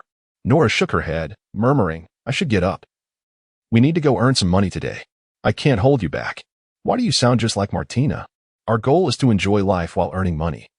If we reverse that, life becomes burdensome. Reiner kissed her. Nora opened her magical eye, gazing intently at Reiner. Master, why are you so good to me? I truly don't understand. I've already given you what is valuable to me, so you shouldn't be so kind. It's simple. I adore cute catgirls. Nora murmured softly, Cunning master. Watching her cheeks gradually redden, Reiner could not resist stealing another kiss. Would you like to warm up? Nora whispered. How do we warm up? An hour later, with a flushed face, Nora descended from upstairs. Junies, who had finished breakfast and was studying a water magic book, looked up at Reiner. You got up rather late? There was a bit of an urgent matter. Junies squinted, revealing a knowing smile. Reiner approached the dining table and noticed Ariana was hunched over, eating a bowl of thick, dark mush, her cheeks flushed. This was the result of overcooked black bread. Daisy had prepared such a breakfast once before, but the taste was utterly unpalatable, leading Reiner to intervene. Daisy stated earnestly, Reiner, this elf just spoke to me, but I couldn't understand her. Seeing her struggle with the black bread, I turned it into mush for her. Take this bowl away, give her white bread from now on. Understood. Daisy took the bowl away and returned with white bread on a wooden platter. Ariana glanced at Reiner, her lips pouting in distress. My fault for not informing them beforehand. It won't happen again. Communicating with others is quite troublesome. They can't understand Elvish. Ariana held the white bread in both hands, struggling to chew it. Why don't you teach me the language of demihumans? I would recommend you learn some human languages instead. After all, Don't you enjoy adventuring? Rosno diaster. And Barnet languages should be your priorities as these three human nations are quite close to your forest. Which do you use? Junis and I usually communicate in diaster. But I now recommend you learn Barnet, as I'm temporarily away from diaster. Then I shall follow your advice. I'll come to your room to study every night. At night. Reiner quickly shook his head. I'm usually quite busy at night. I'll teach you when I have the time. Aren't you always in your room at night? I'll just study a little before you sleep. Reiner was left sweating. Although Ariana was confused, she nodded obediently. After breakfast, Reiner took everyone to the local adventurers guild. Martina chimed in, I want to join too. She was tall, bundled tightly in her winter clothes, clearly displaying a facade of vulnerability against the cold. However, since she was his wife, he indulged her. Then you all can roast together. I'll continue to review the tasks. After searching for a while, he accepted a commission to clear a wolf pack from a village to the north of the city. The reward was 5 Barnet silver coins, although not a significant sum. Adhering to the principle that even small gains are worthwhile, Reiner took the commission. Upon arriving at the task location, they tethered their horses in the village and ventured into the small woods beside the forest in search of the wolf pack's traces. Can you smell anything? Reiner gently stroked Nora's cat ears. The snow might obscure the scent, but I can try. Nora inhaled deeply and then led the way ahead. Soon, they delved deeper into the thicket. Ariana tugged at Reiner's arm gently. Reiner, where are we headed? There have been several wild wolves in the area recently that have killed many people. We need to clear them out. Are we going to kill them? What else would we do? Reiner raised an eyebrow, narrowing his eyes. I can drive them away. He had heard that some elves adored small creatures. Perhaps she did as well. You don't like wolves, do you? Ariana shook her head decisively. I do not. Wolves are cunning and greedy creatures. Comparatively, I prefer deer or horses. I was merely suggesting that I might be able to help. Oh, how so? I can ask the little spirits to help me find the wolf pack. With that, she closed her eyes, as if in prayer to something. Nora urged, Master. We must hurry. The scent we've tracked is fading. Reiner patted Ariana's shoulder. Let us save that for next time. Let Nora take the lead this time. Fine. The group continued deeper into the woods. How many are there? From the scent, it seems about a dozen. Don't worry, I can handle them alone. Nora drew a mithril dagger from her waist. Go now, and take care. If you encounter danger, be sure to call for us. Nora possesses the ability to see the invisible, and with her stealth, it would be effortless for her to eliminate a few individuals silently. The pack of wolves stands no chance against her. Nora nodded and swiftly disappeared into the thicket. Martina questioned, Are we really sending Nora alone? What if she gets into trouble? Soon, Daisy's thoughts echoed in the air. Has he ceased to love Nora? Chapter 85. Orcs never become slaves. The group was situated along a forest path. Nora is truly remarkable. Even with her agility, she cannot possibly slay so many wolves at once. They should have fled, Martina remarked, gazing at the scattered wolf carcasses in astonishment. Nora wiped the blood from her blade, smiling silently. Meanwhile, Daisy meticulously checked Nora for injuries, embracing her tightly upon confirming her safety. Reiner skillfully skinned the wolves. As the demand for pelts increased with the dropping temperatures, a dozen intact wolf skins, combined with the bounty, could yield around 10 silver coins. While he worked, Eliana sheltered nearby, clutching her staff, seemingly reluctant to witness the grisly scene. It mattered little, as long as she complied with enchanting the weapons. Just then, a cold breeze swept through, and Nora's voice resonated again. It seems something approaches. With her eyes closed, she inhaled the scents around her. Suddenly, she opened her eyes, glanced at Reiner, and hurriedly took his hand, saying, Master, follow me. The two entered the thicket and activated their invisibility. After a brief wait, the grass nearby began to rustle gently. 2 tall men draped in pelts emerged. Initially, Reiner suspected them to be hunters, but upon closer inspection, he noticed their greenish skin and the tusks protruding from their mouths, unmistakably identifying them as orcs. The system had just issued a quest, and he was troubled about where to locate them. Yet here they were, approaching on their own. Reiner firmly grasped Nora's arm, signaling her to hold on. Due to their invisibility, it was challenging for them to see each other clearly, and they could not speak without risking exposure. To facilitate communication, Reiner devised a few signals. If the situation was unclear but safe, he would gently pat her arm. If danger was imminent, he would hold her arm firmly. And when ready to strike, he would poke her arm 3 times. The 2 orcs passed by, entirely oblivious to the hidden threat beside them. They conversed in their language. Buck, are you certain there are wolves here? This is human territory, and it's not yet time to attack. We should keep our distance. Fool. By the time we arrive, the wolves will have fled. You're such a coward. I'm just worried about revealing our presence.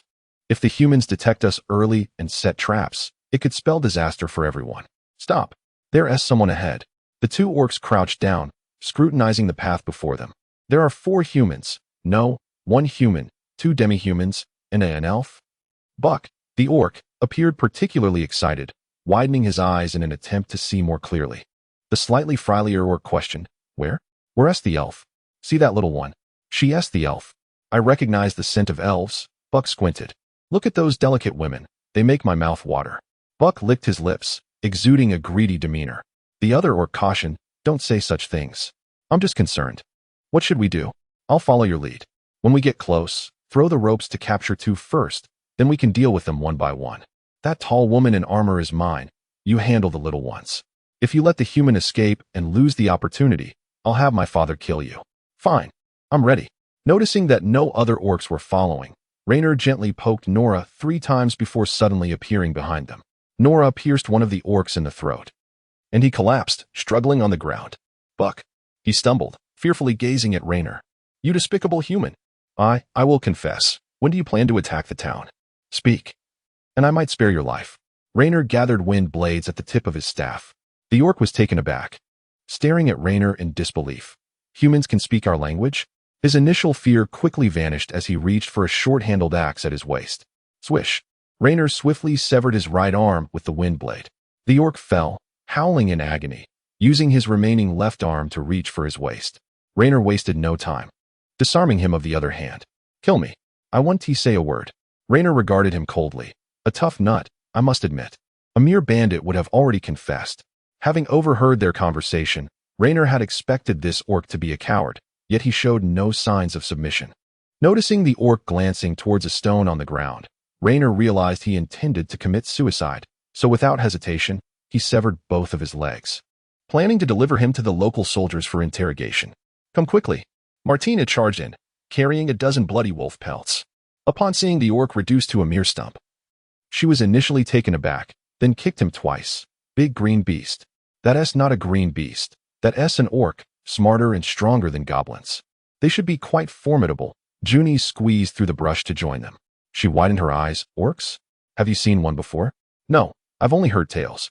They dwell in the frigid northernmost regions of the continent. Why are they here? Junie exclaimed, astonished. Raynor, you can still understand their language? Didn't I tell you before? Raynor poked the red dragon's breath into the snow, attempting to remove the bloodstains. Chapter 86. Repelling the orc assault. Orcs. They've captured an orc.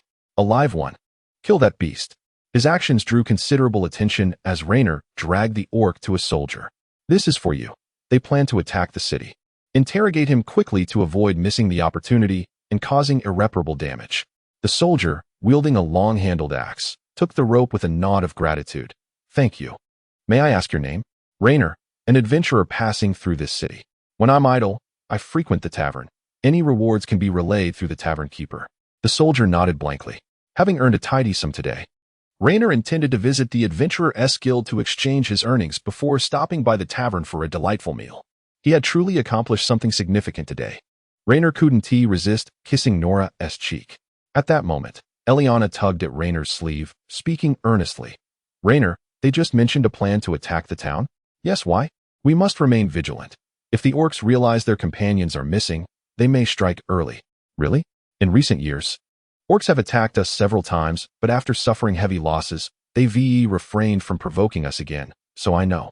As soon as Eliana finished speaking, Nora perked up her ears. They all heard the blaring horns, instinctively looking up.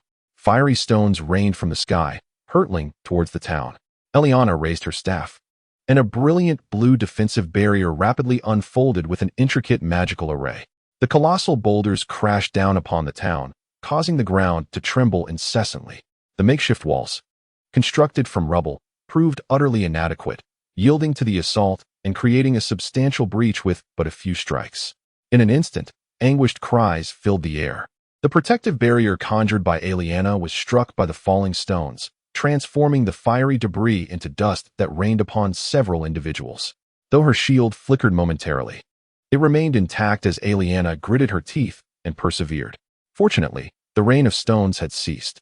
Gasping for breath, Aliana urged, "Reiner, the orcs are charging. We must flee." Reiner glanced at the gaping hole in the wall, through which several orcs had already surged, roaring barbarically as they rushed toward the denser clusters of people. The next moment, a substantial earthen wall rose rapidly from the ground, sealing the breach. Reiner had taken action. Yet, some diminutive Orcish gnomes, mounted on black wolves, leaped onto the walls. Armed with spears, they moved in agile packs, swiftly impaling the soldiers atop the crumbling fortifications. "Daisy, you and Aliana find a safe place to hide. Avoid engaging in battle." "Understood. Wait, I can help." Aliana's protest was cut short as Daisy dragged her away. "Martina, you may strike freely, but do not stray too far from us." "Got it." She donned her helmet and dashed out, quickly locking onto a towering orc. Anticipating a fierce confrontation, Martina merely feinted, then decisively dispatched the exposed orc warrior. Soon, soldiers clad in chainmail and wielding battle axes arrived to reinforce the wall, swiftly regaining control of the situation. Junis turned to Reiner, asking, "What should we do?" "They do not appear entirely disorganized. There must be a commander directing them. Let us see if we can locate and eliminate him." Reiner conjured a stone ladder and descended the wall, spotting several low siege engines emerging from the forest. Junis chanted an incantation, launching a fireball at them. Although the orc pulling the cart was engulfed in flames, the siege engine remained unscathed. Observing the droplets of water within the wheel tracks, Junis realized. They have soaked the siege engines. In this cold weather, freezing the wooden wheels would render them immobile. "Do not worry, focus on incinerating the orcs," preventing them from bringing the carts closer. Suddenly, Nora tugged at Reiner's shoulder, pointing toward a cluster of tall banners deep within the thicket. The sound of horns echoed, and the Orcish banners fluttered gently. If assumptions held true, that was likely the commander's location. Just as Reiner prepared to unleash a fireball, Junis gasped in alarm. An arrow had pierced her right arm. Reiner quickly crouched beside her, sheltering her behind the wall while secretly gathering energy for another fireball. The gate was being battered by the siege engines, the rubble beneath them quaking, as stones continually tumbled down. Reiner, disregarding any concerns for the preservation of nature, abruptly raised his head and hurled a fireball, larger than half his body, toward the banners. As the fireball shrank from view, a violent explosion erupted in the forest moments later. Although slightly misdirected, the swirling flames obliterated the cluster of banners within mere seconds. Crouching behind the wall, Reiner peered out, experiencing firsthand the might of his full-powered strike. Remarkably potent, the blast had a radius of at least 200 meters, reducing nearly an entire forest to a sea of flames. If those two elves were to learn of this, he would undoubtedly find himself in trouble. Just then, the somber sound of horns resounded once more. Unlike the previous triumphant calls, this one seemed somewhat lackluster. At that moment, the flames engulfing the forest extinguished, as if a layer of dew had descended from the sky, dousing the fires completely. Reiner noticed that the encircled Orcish soldiers showed no hesitation, immediately slashing their own throats with their axes, their resolute demeanor betraying no fear. The soldiers erupted in fervent roars, embracing one another in celebration. Their armor is stained with the blood of orcs. Reiner could not help but praise. These orcs are quite cunning. Martina raised her head, a hint of pride in her tone. "They are weak. My greatsword cuts through them effortlessly." Reiner surveyed the area, noting the numerous fallen soldiers lying on the ground. "She is simply too powerful." Several human soldiers would struggle to bring down a single orc warrior, while Martina dispatches them without a hint of hesitation. At that moment, Junis unexpectedly collapsed against Reiner, her face ashen. "She should be all right." Reiner cradled Junis as they sat on the ground, concern etched on his face. The local healer from Cannon applied green herbs to Junis' wounded arm, explaining, "Orcs often poison their arrows. If left untreated, the effects will manifest quickly. But with the application of herbs and a few days of rest, she will recover swiftly. I have ample experience treating such wounds." Given the frequent assaults from orcs on our town, the healer moved aside, tending to other soldiers' injuries. Reiner joined the efforts, employing his healing magic, which proved more efficient than the healer's methods. She praised him repeatedly. "Your speed is astonishing. You have managed to heal the soldiers so quickly, without the need for sutures. Does this city not have any mages?" The healer shook her head, continuing her work. "Mages? In our small town, there are no mages to be found." Aliana settled beside Junis, then lay down beside her. "Are you all right?" Reiner inquired, approaching Aliana. "I'm fine, just a bit drained of magic." If I don't awaken by nightfall, please remind Aunt Daisy to feed me. Aliana curled up and slowly closed her eyes. All right. Martina hoisted a weapon and began walking toward home, with Daisy trailing behind at a distance. Just as Reiner prepared to continue healing the soldiers, a squad of half-armored cavalry wielding massive axes approached from the central street toward the city gate. They were bloodied, clearly having encountered battle. Leading them was a burly man draped in a bearskin coat, sporting a red beard, and wearing a distinctive iron helmet. His gaze met Reiner's. Reiner respectfully lowered his head and called out, "My lord." This was likely some noble from Barnet. The rugged man inquired, "Wizard, was that explosion you caused?" Its power was remarkable. I surmise you must have slain the orc chieftain or shaman, for they would not retreat so hastily otherwise. Reiner found this unlikely. Such units were relatively small and could not have been easily dispatched. Perhaps, the rugged man appraised him, then asked, "You must be a foreigner?" "Indeed. I am an adventurer exploring the world. What is your name?" "Reiner. And you, my lord?" "Aidan McCampbell, the lord of this city. You have rendered us a great service. Without your assistance, our losses would have been far greater." Aidan raised his head proudly, and a mounted attendant promptly presented Reiner with a pouch of coins. The group then turned to depart. Reiner handed the pouch to Nora nearby, before resuming his treatment of the fallen soldiers. It wasn't until afternoon that Reiner finally completed his tasks. He finally had a moment to open the pouch and peek inside. It contained a plethora of Barnet gold coins, approximately 30 in total. The weariness enveloping Reiner dissipated in an instant. Truly, the lord is quite lavish. He reached out to embrace the waists of two cat-eared maidens. "Come, let us visit the tavern and see if there is anything delectable to partake in. Let us indulge in a feast today." Martina boldly proclaimed, "Darling, I wish to enjoy white bread with you this evening." Although the white bread sold at Cannon's was not as exquisite as that from Mellowed, it was notably larger and made from sturdier ingredients, which Martina greatly appreciated. Reiner prodded Nora gently at her side. "And you? What would you like to eat?" She was typically reticent, rarely voicing her desires unless directly prompted by Reiner. Nora replied softly, "As long as it is meat, I shall relish it." Reiner handed her what he was holding. Just then, the door to Junice's room creaked open. She appeared pale and exhausted. "Awake?" Junice leaned against the wall, swaying slightly as she walked. "Yes, but my head feels heavy and discomforting." Martina observed her closely, her gaze tinged with concern. Almost immediately, her inner thoughts floated forth. She still possesses the energy for flirtation. Nora truly is useless. Watch me today. She hastily shed her armor, donned appropriate attire, and slipped into the small partition. "Go on." Reiner bid her farewell before ascending the stairs. As soon as he closed the door, the system's voice echoed once more. "Task: assist local residents in repelling an orc tribe's attack. Task reward: 20 Barnet gold coins. Current status: completed. Reward issued." 20 gold coins materialized on the bed, and Reiner collected them all. He gently shook the coin pouch, relishing the delightful sound it produced, feeling an immense sense of satisfaction. With this money, they could enjoy a splendid winter. Soon after, the system's voice chimed again. Task update: eliminated Tauren chieftain. Task reward: a tome of lightning magic from an unknown era. Hunt the Tauren. Activate. At last, the lightning magic tome was forthcoming. Securing this book would elevate him to a mage well-versed in all attributes. However, he sensed his own inadequacies remained. Once Eliana awoke tomorrow, he would certainly seek her expertise in magic. As night fell, the door creaked open quietly. Martina stealthily hid behind the door, peeking at Reiner. "Come in and sleep. It's freezing outside." With a mischievous grin, Martina swiftly entered the room. Wrapped in a coarse burlap garment, her face flushed from the cold. "In such frigid weather, why are you dressed so scantily? What if you fall ill? It's convenient." She retorted after a moment of hesitation, then began to playfully plead. "Darling, I am utterly exhausted today. Could you massage my shoulders? I mentioned it yesterday. I certainly won't let you off easily today." "Who lets whom off is yet to be determined," Reiner replied with a slight smile. Despite her strength, she remained merely a defeated opponent to him. Martina's expression soured as she haughtily declared, "You are my man. You should inherently be stronger than I, and besides, you are not significantly stronger. Enough chatter, let us duel." With that, Reiner extinguished the candle by the bedside. Chapter 88. Pretending to be Junice's husband in the morning. A group gathered at the dining table for breakfast.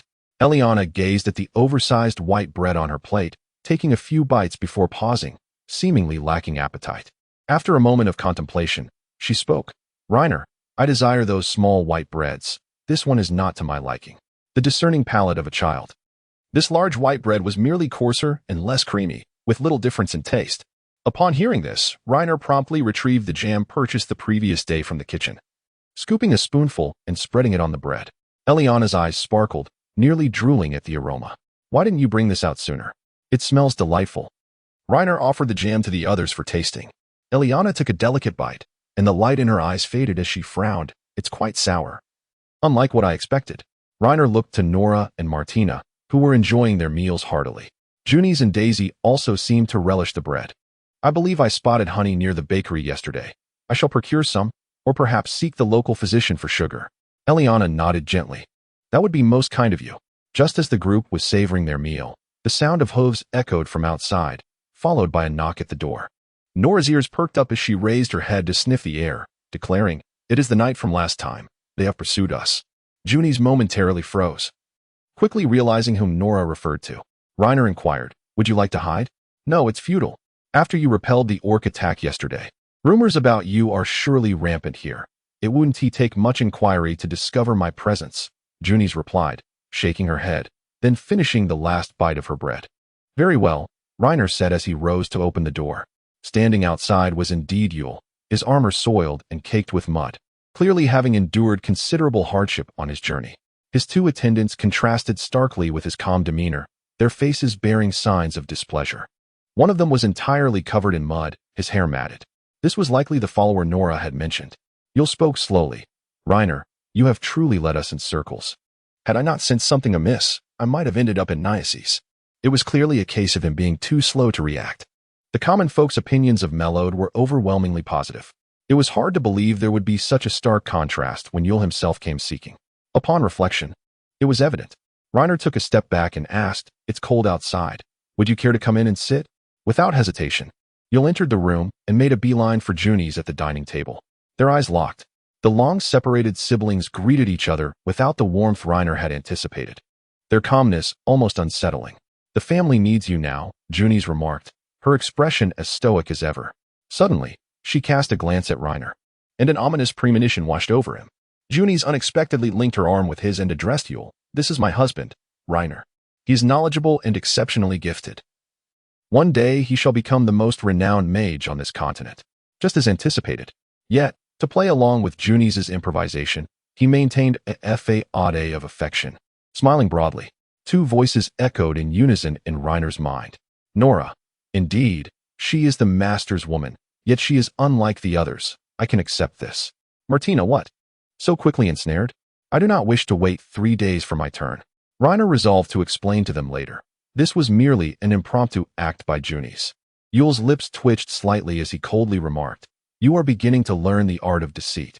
Junies replied earnestly, "You know I never speak falsehoods." At that moment, she unexpectedly leaned in to kiss him. Clatter. Martina, caught off guard, dropped her piece of bread onto the plate. A kiss. She kissed him? This woman is not to be trusted. To do such a thing in front of so many people. Yule's eyes widened in disbelief. Such matters are no joking matter. Having played along with Junies' act long enough, Reiner could not resist adding, "Such matters are not to be taken lightly. We are deeply in love." Junies nodded in affirmation. Yule closed his eyes, lost in thought. After a while, he spoke up. "Let's find another place to talk." Junies nodded gently. "Of course. This is far more interesting than the dark and dreary castle." The two of them exchanged glances, silently confronting each other for a moment. Junies smiled. "In 2 years. We have both had children. Did your brother really leave so easily upon your request? Had I known, I wouldn't have intervened." Lena continued to stuff white bread into his mouth. Soon, the dining table fell into a deep silence. Nora and Martina were busy consuming the bread, pretending to be occupied. Lena squinted at Junies and asked earnestly, "So, from now on, you are also my lady?" Junies smiled and replied in the language of the demihumans. "Martina would never agree to that. I cannot contend with you." Junies shook her head. Martina gritted her teeth and said, "Even if I cannot contend, I accept it." Chapter 89. The inhuman Lena. After Yule departed, everyone finished breakfast. Lena intended to lie in bed for a while, planning to rise around noon. However, Eliana came bounding into Lena's room, clutching her staff. She seemed to have no reservations about the opposite sex, upon seeing Martina sprawled on the bed. She simply sat down on Lena's bed. What are you doing? Teach me the Barnet language. I want to be a formidable adventurer, Eliana stated earnestly. Her eyes filled with longing. It was evident that she yearned for adventure. Martina, seeing her spoil the mood, pulled Eliana away and pinned her down to bully her mercilessly. You troublesome elf, always ruining my plans. If you hadn't come, I could have enjoyed another meal at noon. Eliana shook her pointed ears and laughed. How ticklish. What are you searching for on me? I have no white bread. The two were communicating across a language barrier. After enough of the bullying, Martina sulked in the corner of the bed, glaring at the pair. Lena gently tidied Martina's tousled blue hair and softly said to her, in the morning, you teach me something. In the afternoon, I will teach you. Eliana blinked in confusion. I teach you? What can I teach? He had witnessed a giant rock crash down, transforming into fine sand. It's the magic you used yesterday, taught to me by teacher Eliana, Lena said with a smile. The defensive magic was incredibly powerful. If he could master it, he might not require Nora's constant protection in the future. Eliana's face flushed slightly, and she shrank back against the wall. She murmured, I can't teach you that. It's a skill only we elves can learn. Nonsense. You won't know unless you try, Lena insisted, hands on his hips. What kind of magic is it? I believe I should be able to learn. Eliana gently pushed her staff against Lena's chest and shifted back against Martina. That's light magic. You humans cannot absorb light elements. Even if you learn the incantation, you won't be able to use it. Light magic? Eliana nodded firmly. Indeed. Junie's told me there are only 5 types of magic, right? Eliana, holding her staff, raised her head with a hint of pride. Wrong, wrong, wrong. To be precise, humans can only learn 5 types of natural magic. Besides fire, water, earth, wind, and lightning, there are also light and dark magic that we elves excel in, as well as black and blood magic favored by beast men and demon tribes. Excluding these 9 types, there is also the unique spatial magic of the ancient dragons. Humans can only learn 5 basic elemental magics. The rest are unique to other races. Do you understand? So, being human means I'm rather lacking? Eliana gently patted Lena's head. It's all right.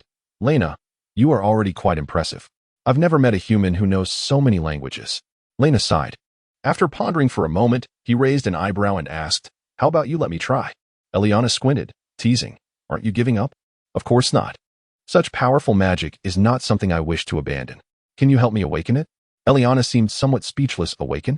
That term only applies when you humans know nothing about natural magic. Light magic is an innate talent of our race. It's impossible for you to awaken it. Just give it a try. It won't take long, Lena pleaded, grasping her arm. Eliana sighed deeply, resignedly saying, you're impossible. Fine, I'll give it a slight try. She slowly took Lena's hand, gripping it tightly, and began to softly chant the incantation. At the same time, Martina's thoughts floated in. How did they hold hands? No. Eliana tapped Lena's head with her staff. Focus. Okay. Lena closed his eyes, carefully sensing the subtle changes in his hand. At that moment, a voice from the system echoed in his ears. Detected other elements, awakening new elemental power for the host. In mere seconds, a magic crystal in the darkness was suddenly illuminated by a strong light. The light soon coalesced into a sphere, diving into the multicolored magic crystal. It's happening. All right. You can open your eyes now, Eliana said softly. She looked at Lena with an adorable expression, reassuringly patting his head. How does it feel? You probably didn't see anything, right? It's okay. You're already quite impressive. The corners of Lena's mouth lifted slightly. I suppose as long as I can recite the incantation, no other means are necessary to use it? Eliana replied softly, that may be true, but just tell me. Let me give it a try. Eliana sighed deeply, utterly exasperated. Fine. You're relentless. I'll tell you the incantation. You can try it yourself. She softly chanted the incantation, while Lena attentively memorized it, pondering it over. With his exceptional talent, he soon grasped a hint of the secret. A faint warmth radiated from the center of his palm. Eliana lay in Martina's embrace, intrigued by Lena's progress, muttering, Martina is so warm and comfortable. I'll take a short nap in her arms. Wake me up in the afternoon. Don't sleep yet. See if it's like this.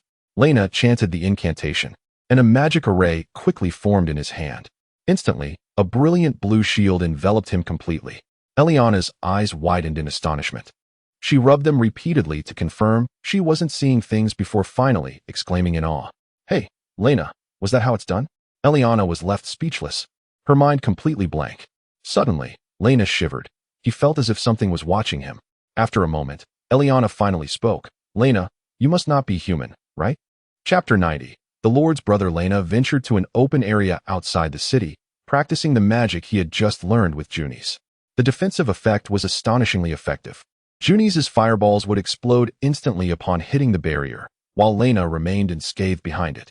However, this magic had its drawbacks. It consumed mana rapidly. After just 2 uses, the light elements within Lena were depleted. Yet according to Eliana, these elements were abundant during the day. As long as he absorbed them diligently, he would soon be able to use it again. Martina, my brother is coming to attack me. Are you sure? Martina squinted at Lena, seeming somewhat reluctant. Oh. Even if he is always chasing after women, it doesn't mean I should stab him. Lena glanced over at Eliana to confirm with her. This ability allows the user to block whatever they wish, contingent upon the intensity and amount of magical power involved. However, should you sustain an injury, do not place the blame on me. Her strength is formidable, and I cannot guarantee safety. Reiner hesitated slightly, but was suddenly filled with an inexplicable confidence. Patting his chest and declaring, "Go ahead, I can withstand it." Martina, no longer ambiguous, swiftly drew the great sword from her back. She quickly assumed a stance, fingers tightly gripping the hilt, her arm muscles bulging with power. With a battle cry, the sharp blade descended violently. In a moment of panic, Reiner stepped back, for he clearly witnessed Martina's sword slicing through the barrier. Had he not retreated, she might have inadvertently harmed her own husband. Martina, you fool. Can't you control your strength at all? Nora stormed over and thumped her on the head a couple of times. Martina, cradling her head, looked somewhat innocent. But Reiner told me to strike. When we spar with others, we never hold back. You idiot. Reiner sighed in relief. Indeed, Martina's strength was overwhelming, and the great sword was enchanted by Eliana, making her not a conventional target. Juni's approached and remarked, "Just be more cautious next time." Reiner placed his hands on his hips and turned to Nora. "Then why don't you give it a try?" "Very well." Nora drew a dagger, first gently stabbing at the barrier. Finding her current strength insufficient, she gradually increased her force. After several thrusts, she began to gather her strength and then thrust the dagger with great force. Seeing that the shield remained unaffected, she said, "With my current strength, I cannot penetrate it." The mithril dagger was exceptionally sharp, and Nora's strength was no different from that of an ordinary person. If even her full-force strike could not breach it, then it could indeed withstand the majority of physical attacks. Delighted, Reiner embraced Nora and kissed her, then did the same with Martina, instinctively preparing to act towards Juni's, but thankfully stopped himself just in time. Juni's narrowed her eyes, a knowing smile gracing her face, and teasingly spoke in beast-folk tongue. "Reiner, are you not satisfied yet?" At this remark, Martina immediately glared. The inner thoughts of both beast-eared women resonated simultaneously. "Nora, I anticipated this. After all, he is quite exceptional. So it is to be expected." "Martina, he has been seduced by wild women." Reiner muttered softly, "It was just a casual remark." Juni's chuckled lightly and patted Reiner on the shoulder. "I already kissed you this morning, albeit just on the cheek, but that should suffice for now, right?" Reiner nodded and then glanced at Eliana, who, startled, took a few steps back. "I don't want to." "You all go ahead. I don't want any part of it." "Who said I intended to kiss you?" "I am merely curious. Since earlier, you have been fixated on something. What is it?" Reiner asked earnestly. "I just feel that you are not human." Although she meant no harm, that statement somehow sounded insulting. "I have never heard of a human utilizing our elven light magic. That is beyond rare. If I told my mother or sister, they would surely be astonished. Then please keep this a secret. I do not wish for many to know." "All right, Reiner. Now, dear elf, could you tell me the name of this light magic?" Reiner silently committed the name to memory. Although this magic consumed mana, it boasted excellent defensive capabilities. Once mastered, it could be cast almost instantaneously without incantation. The issue of mana consumption was hardly a concern for Reiner, as long as he absorbed light elements during the day. At that moment, Reiner caught sight of a group of warriors emerging from cannon, led by a red-haired man wearing a horned helmet. He wielded a heavy double-bladed axe, exuding an intimidating aura. Approaching Reiner, he shouted, "You must be Reiner."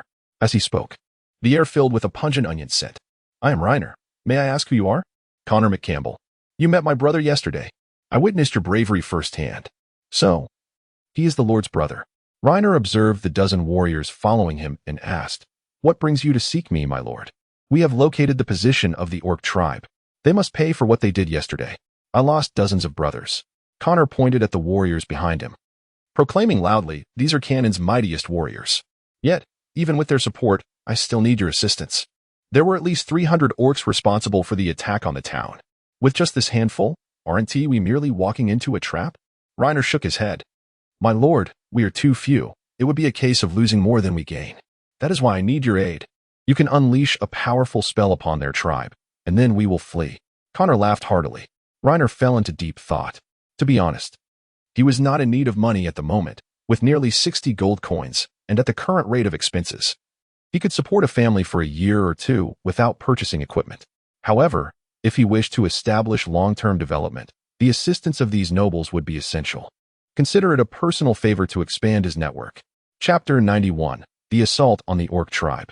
This fellow was like a potato, taking tiny steps and closely trailing behind, with a diminutive stature and youthful visage that resembled a child.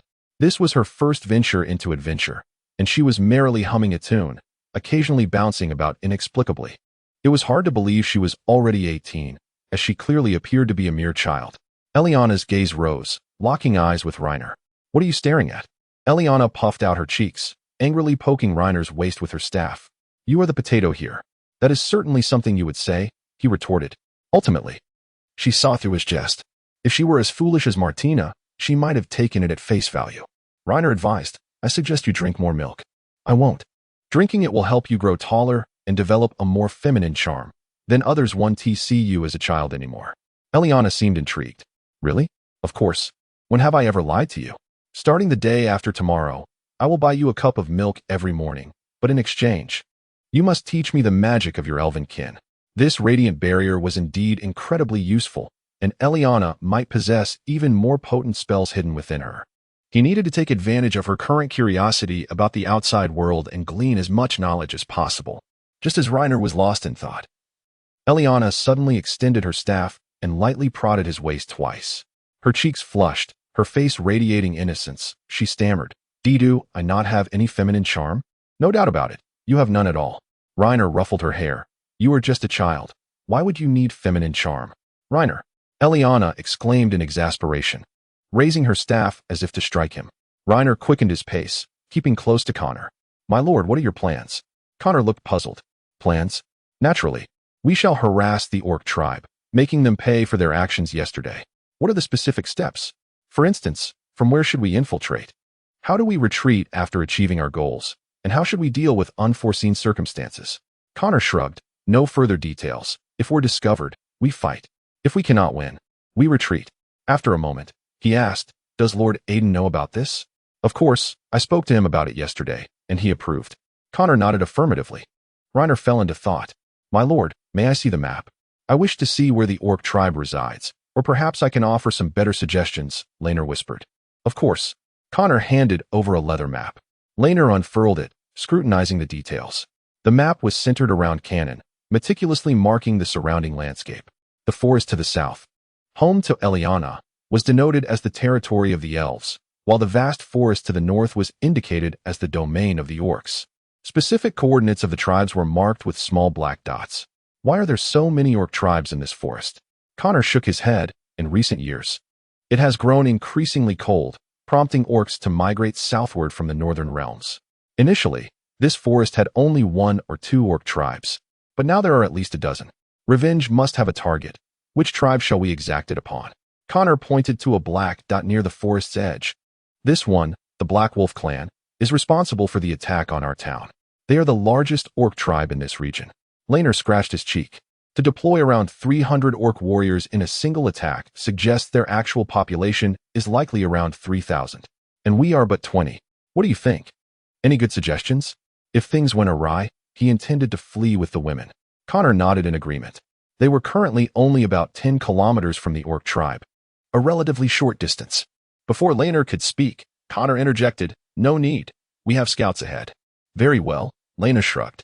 After all, reconnaissance was not a safe endeavor. It was best left to others if possible. The group silently followed behind. Laner addressed them in turn, Be cautious. If anything seems amiss, do not hesitate to retreat. He poked Eliana's cheek, Especially you, understood? Of course. I'm not foolish, she replied.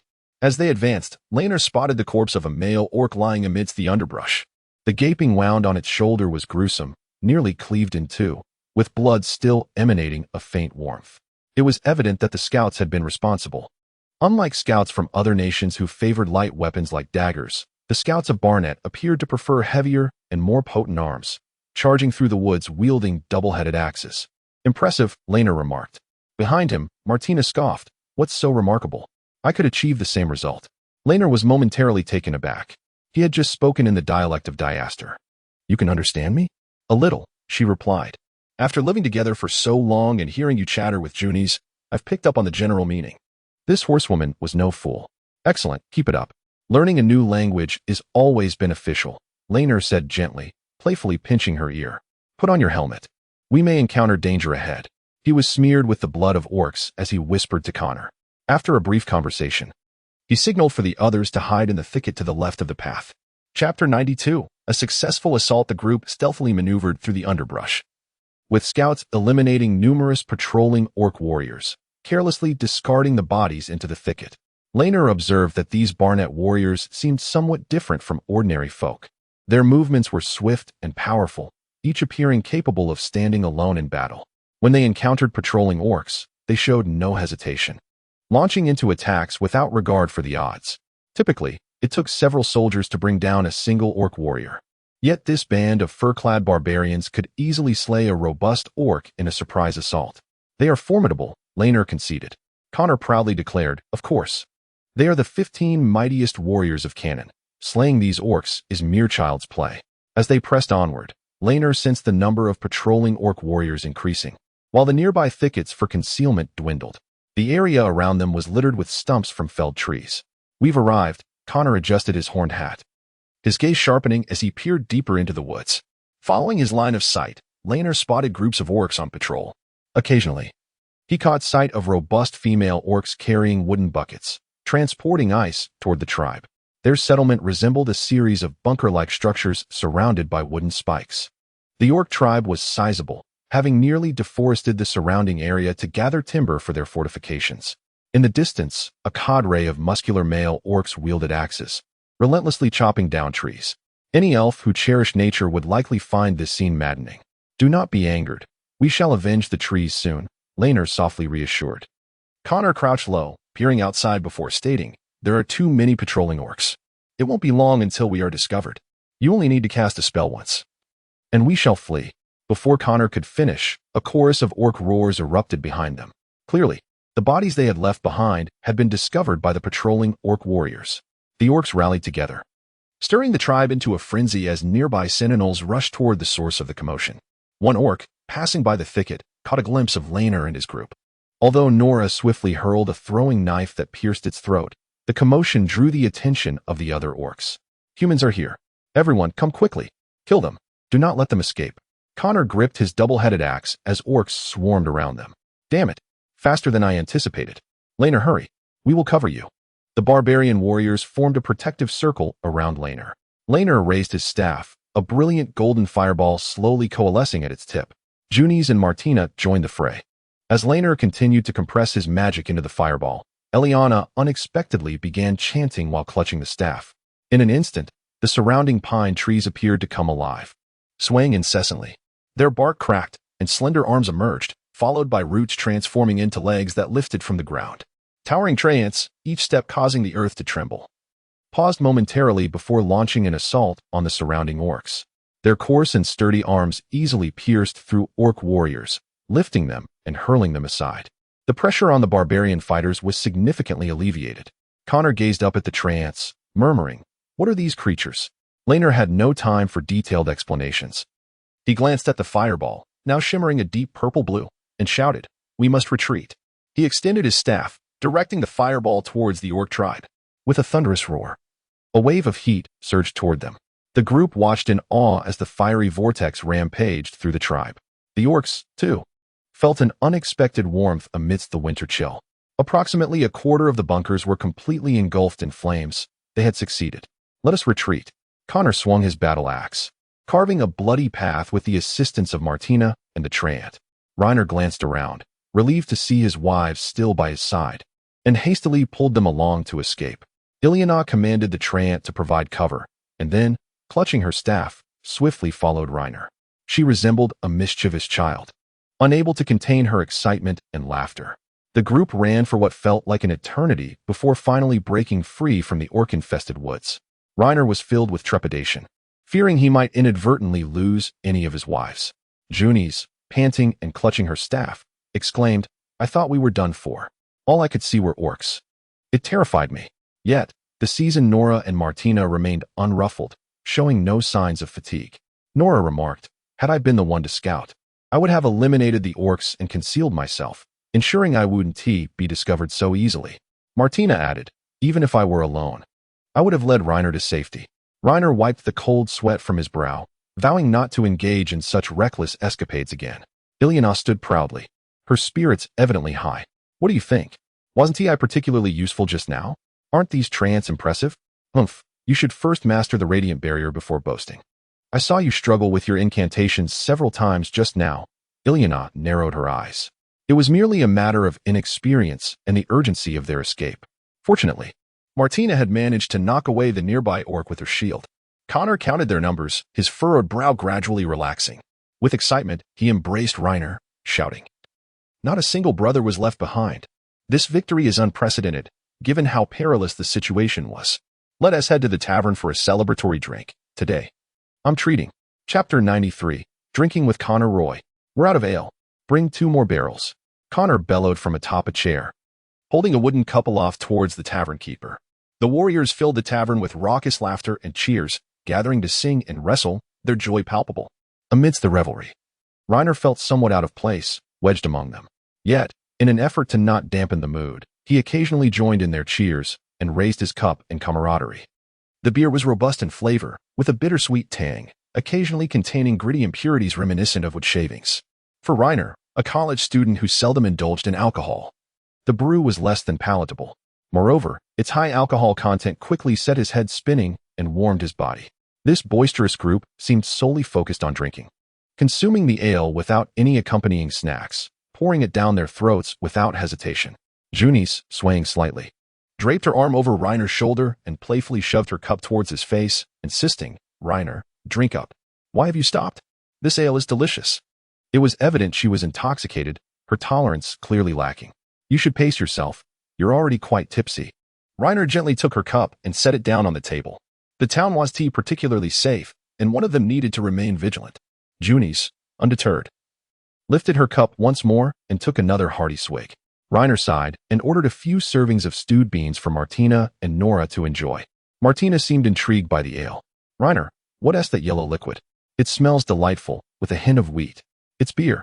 Have you ever tried it before?" Reiner inquired. Martina shook her head vigorously. "No. Can I have a taste?" "Not now.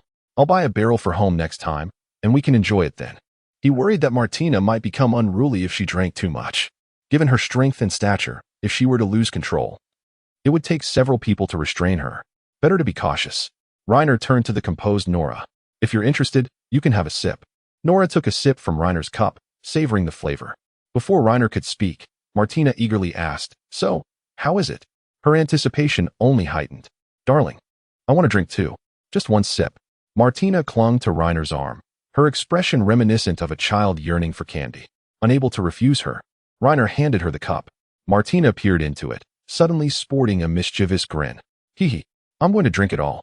Though Reiner heard her thoughts, he couldn't bring himself to stop her, merely watching with a smile. True to form, as soon as she brought the cup to her lips, she gulped it down without hesitation. After finishing, she let out a contented burp, murmuring, "So good." Reiner couldn't resist pinching her cheek. Were it not for the crowd, he would have playfully embraced her. This spirited girl was simply too endearing. However, it was long before Martina's complexion changed, and her gaze became unfocused. It was clear she had succumbed to intoxication. "Nora, keep an eye on her. She mustn't drink any more." "Understood." Just then, a serving girl approached with several barrels of beer. Upon prying open the lids, the aroma wafted through the air. Connor and the others eagerly filled their cups from the barrels. Martina licked her lips, eager to partake, but Nora swiftly pulled her back. "No more for you. You silly girl." Martina pouted but obediently laid her head on the table. At that moment, Connor approached Reiner, handing him a cup. "Keep drinking. Don't stop. Our ale is truly exquisite. Those from the big cities can't even get a taste. All right, one more then. Reiner clinked his cup against Connor's, and they wandered together, enjoying the festivities. The revelry continued until nightfall, with the group gradually dispersing. Junies had completely succumbed to sleep, sprawled across the table, occasionally mumbling.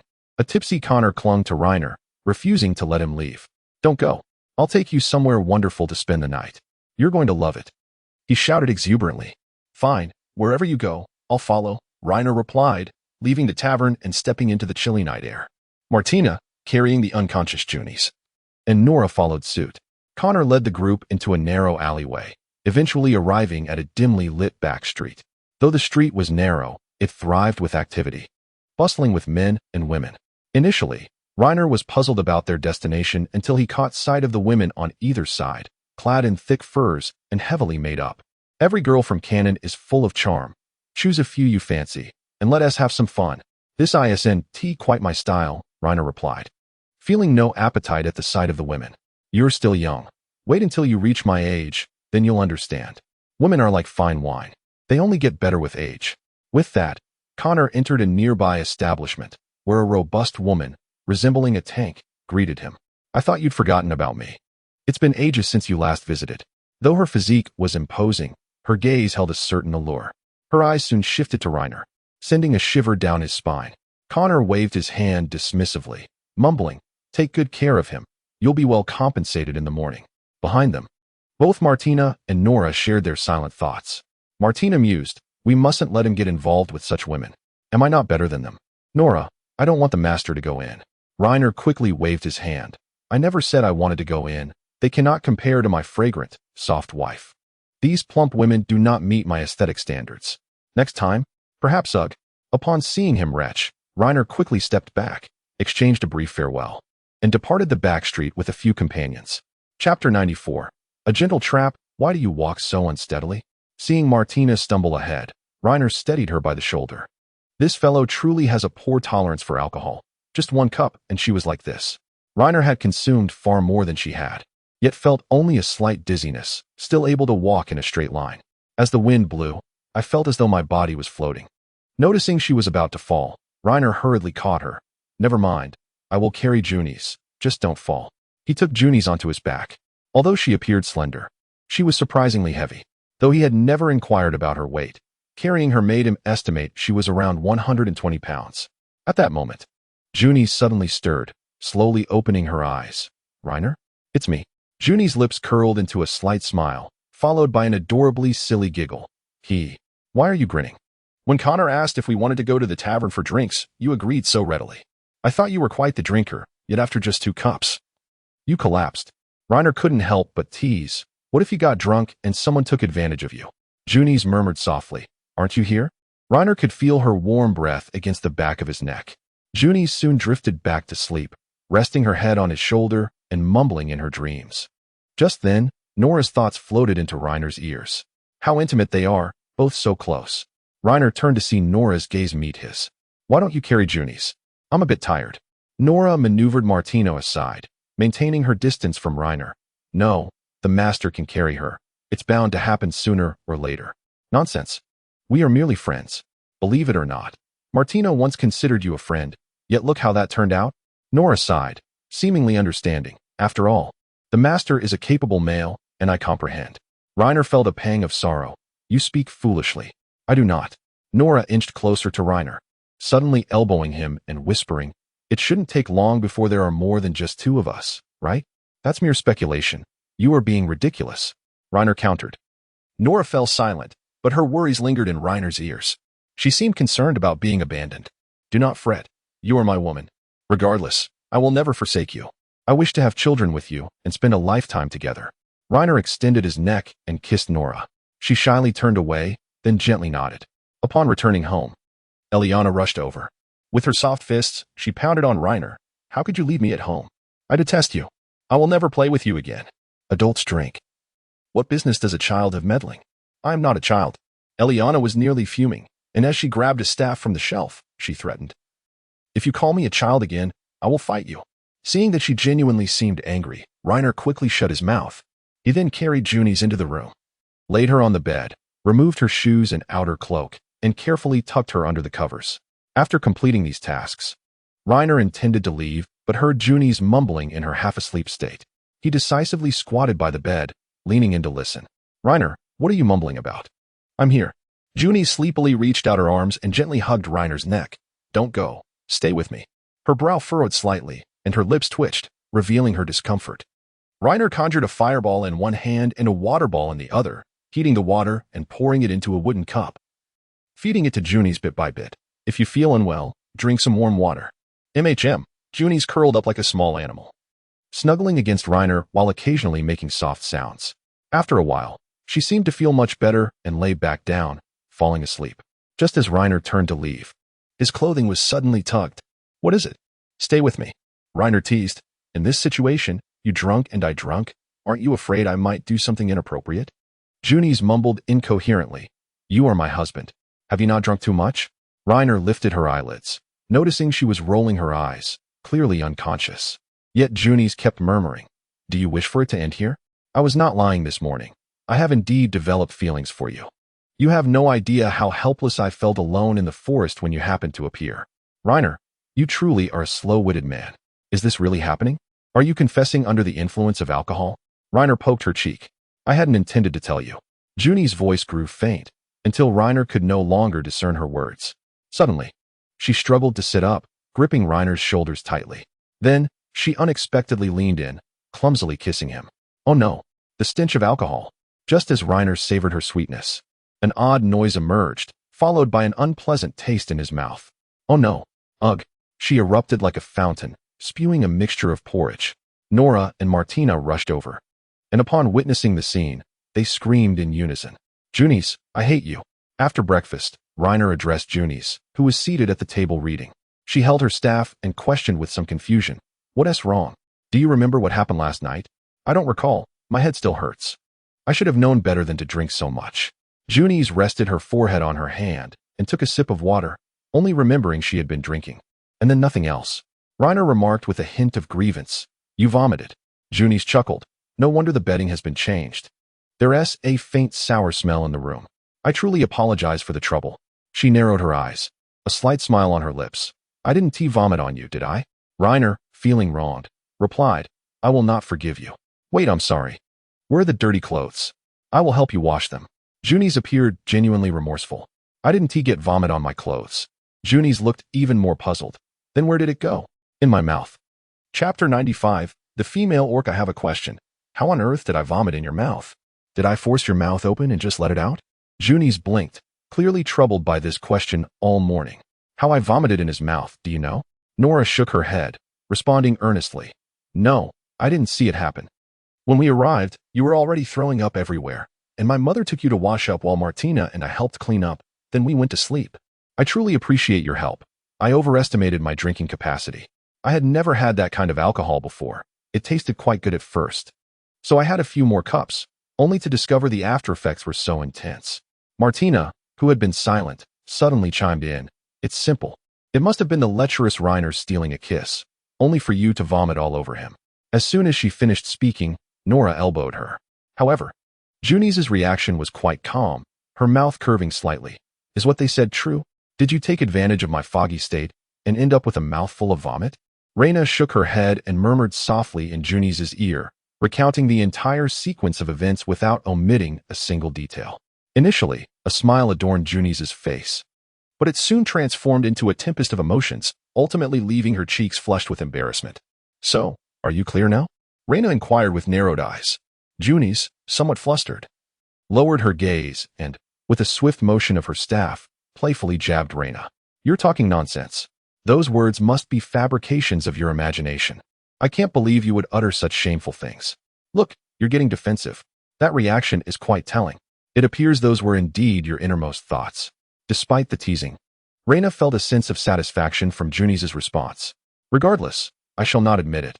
I have never uttered such words." Junies shrugged nonchalantly.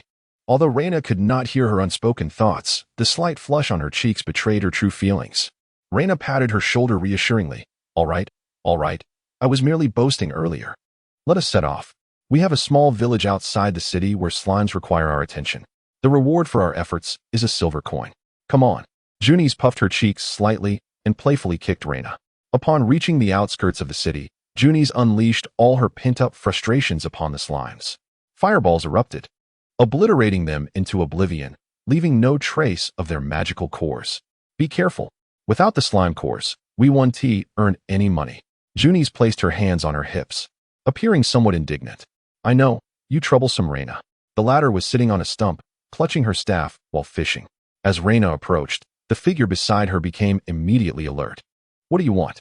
She buried half her face in her scarf, her large eyes fixed intently on Reyna. I wish to rest as well. Could you move over a bit? Aliana shifted aside, her gaze wary. Her demeanor was quite amusing. What? Do I owe you money that you're staring at me like that? Aliana retorted with mock ferocity. If you dare to mock my height, I will fight you. Reyna squinted. Fight? Is this about the potato incident? Why are you laughing? You're so annoying. I won't play with you anymore. Aliana sulked, lowering her head in dismay. No way. This morning, I braved the cold to buy you fresh milk from the market and even added honey after heating it for your nourishment.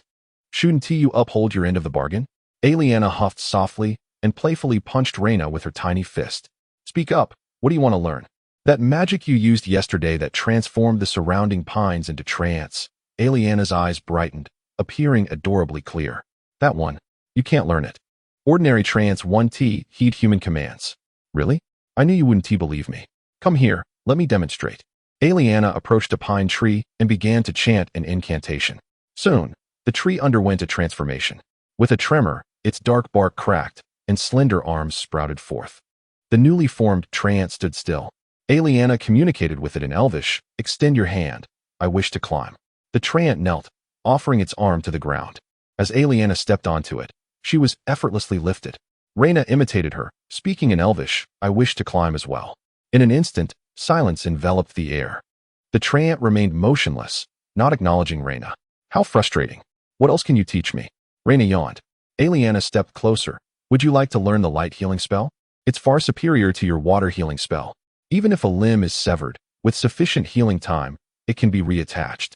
Of course, according to the law of conservation, some seemingly impressive spells come with their own weaknesses, either a lengthy charging time or immense magical consumption. However, your water healing spell has limited efficacy, and you urgently require a more powerful healing spell. I am quite interested, Teacher Aliana. Please teach me. All right. Let us begin. Before Aliana could finish, Nora's voice reached Reyna's ears. It seems something is lurking in the thicket. Wait a moment. There is something.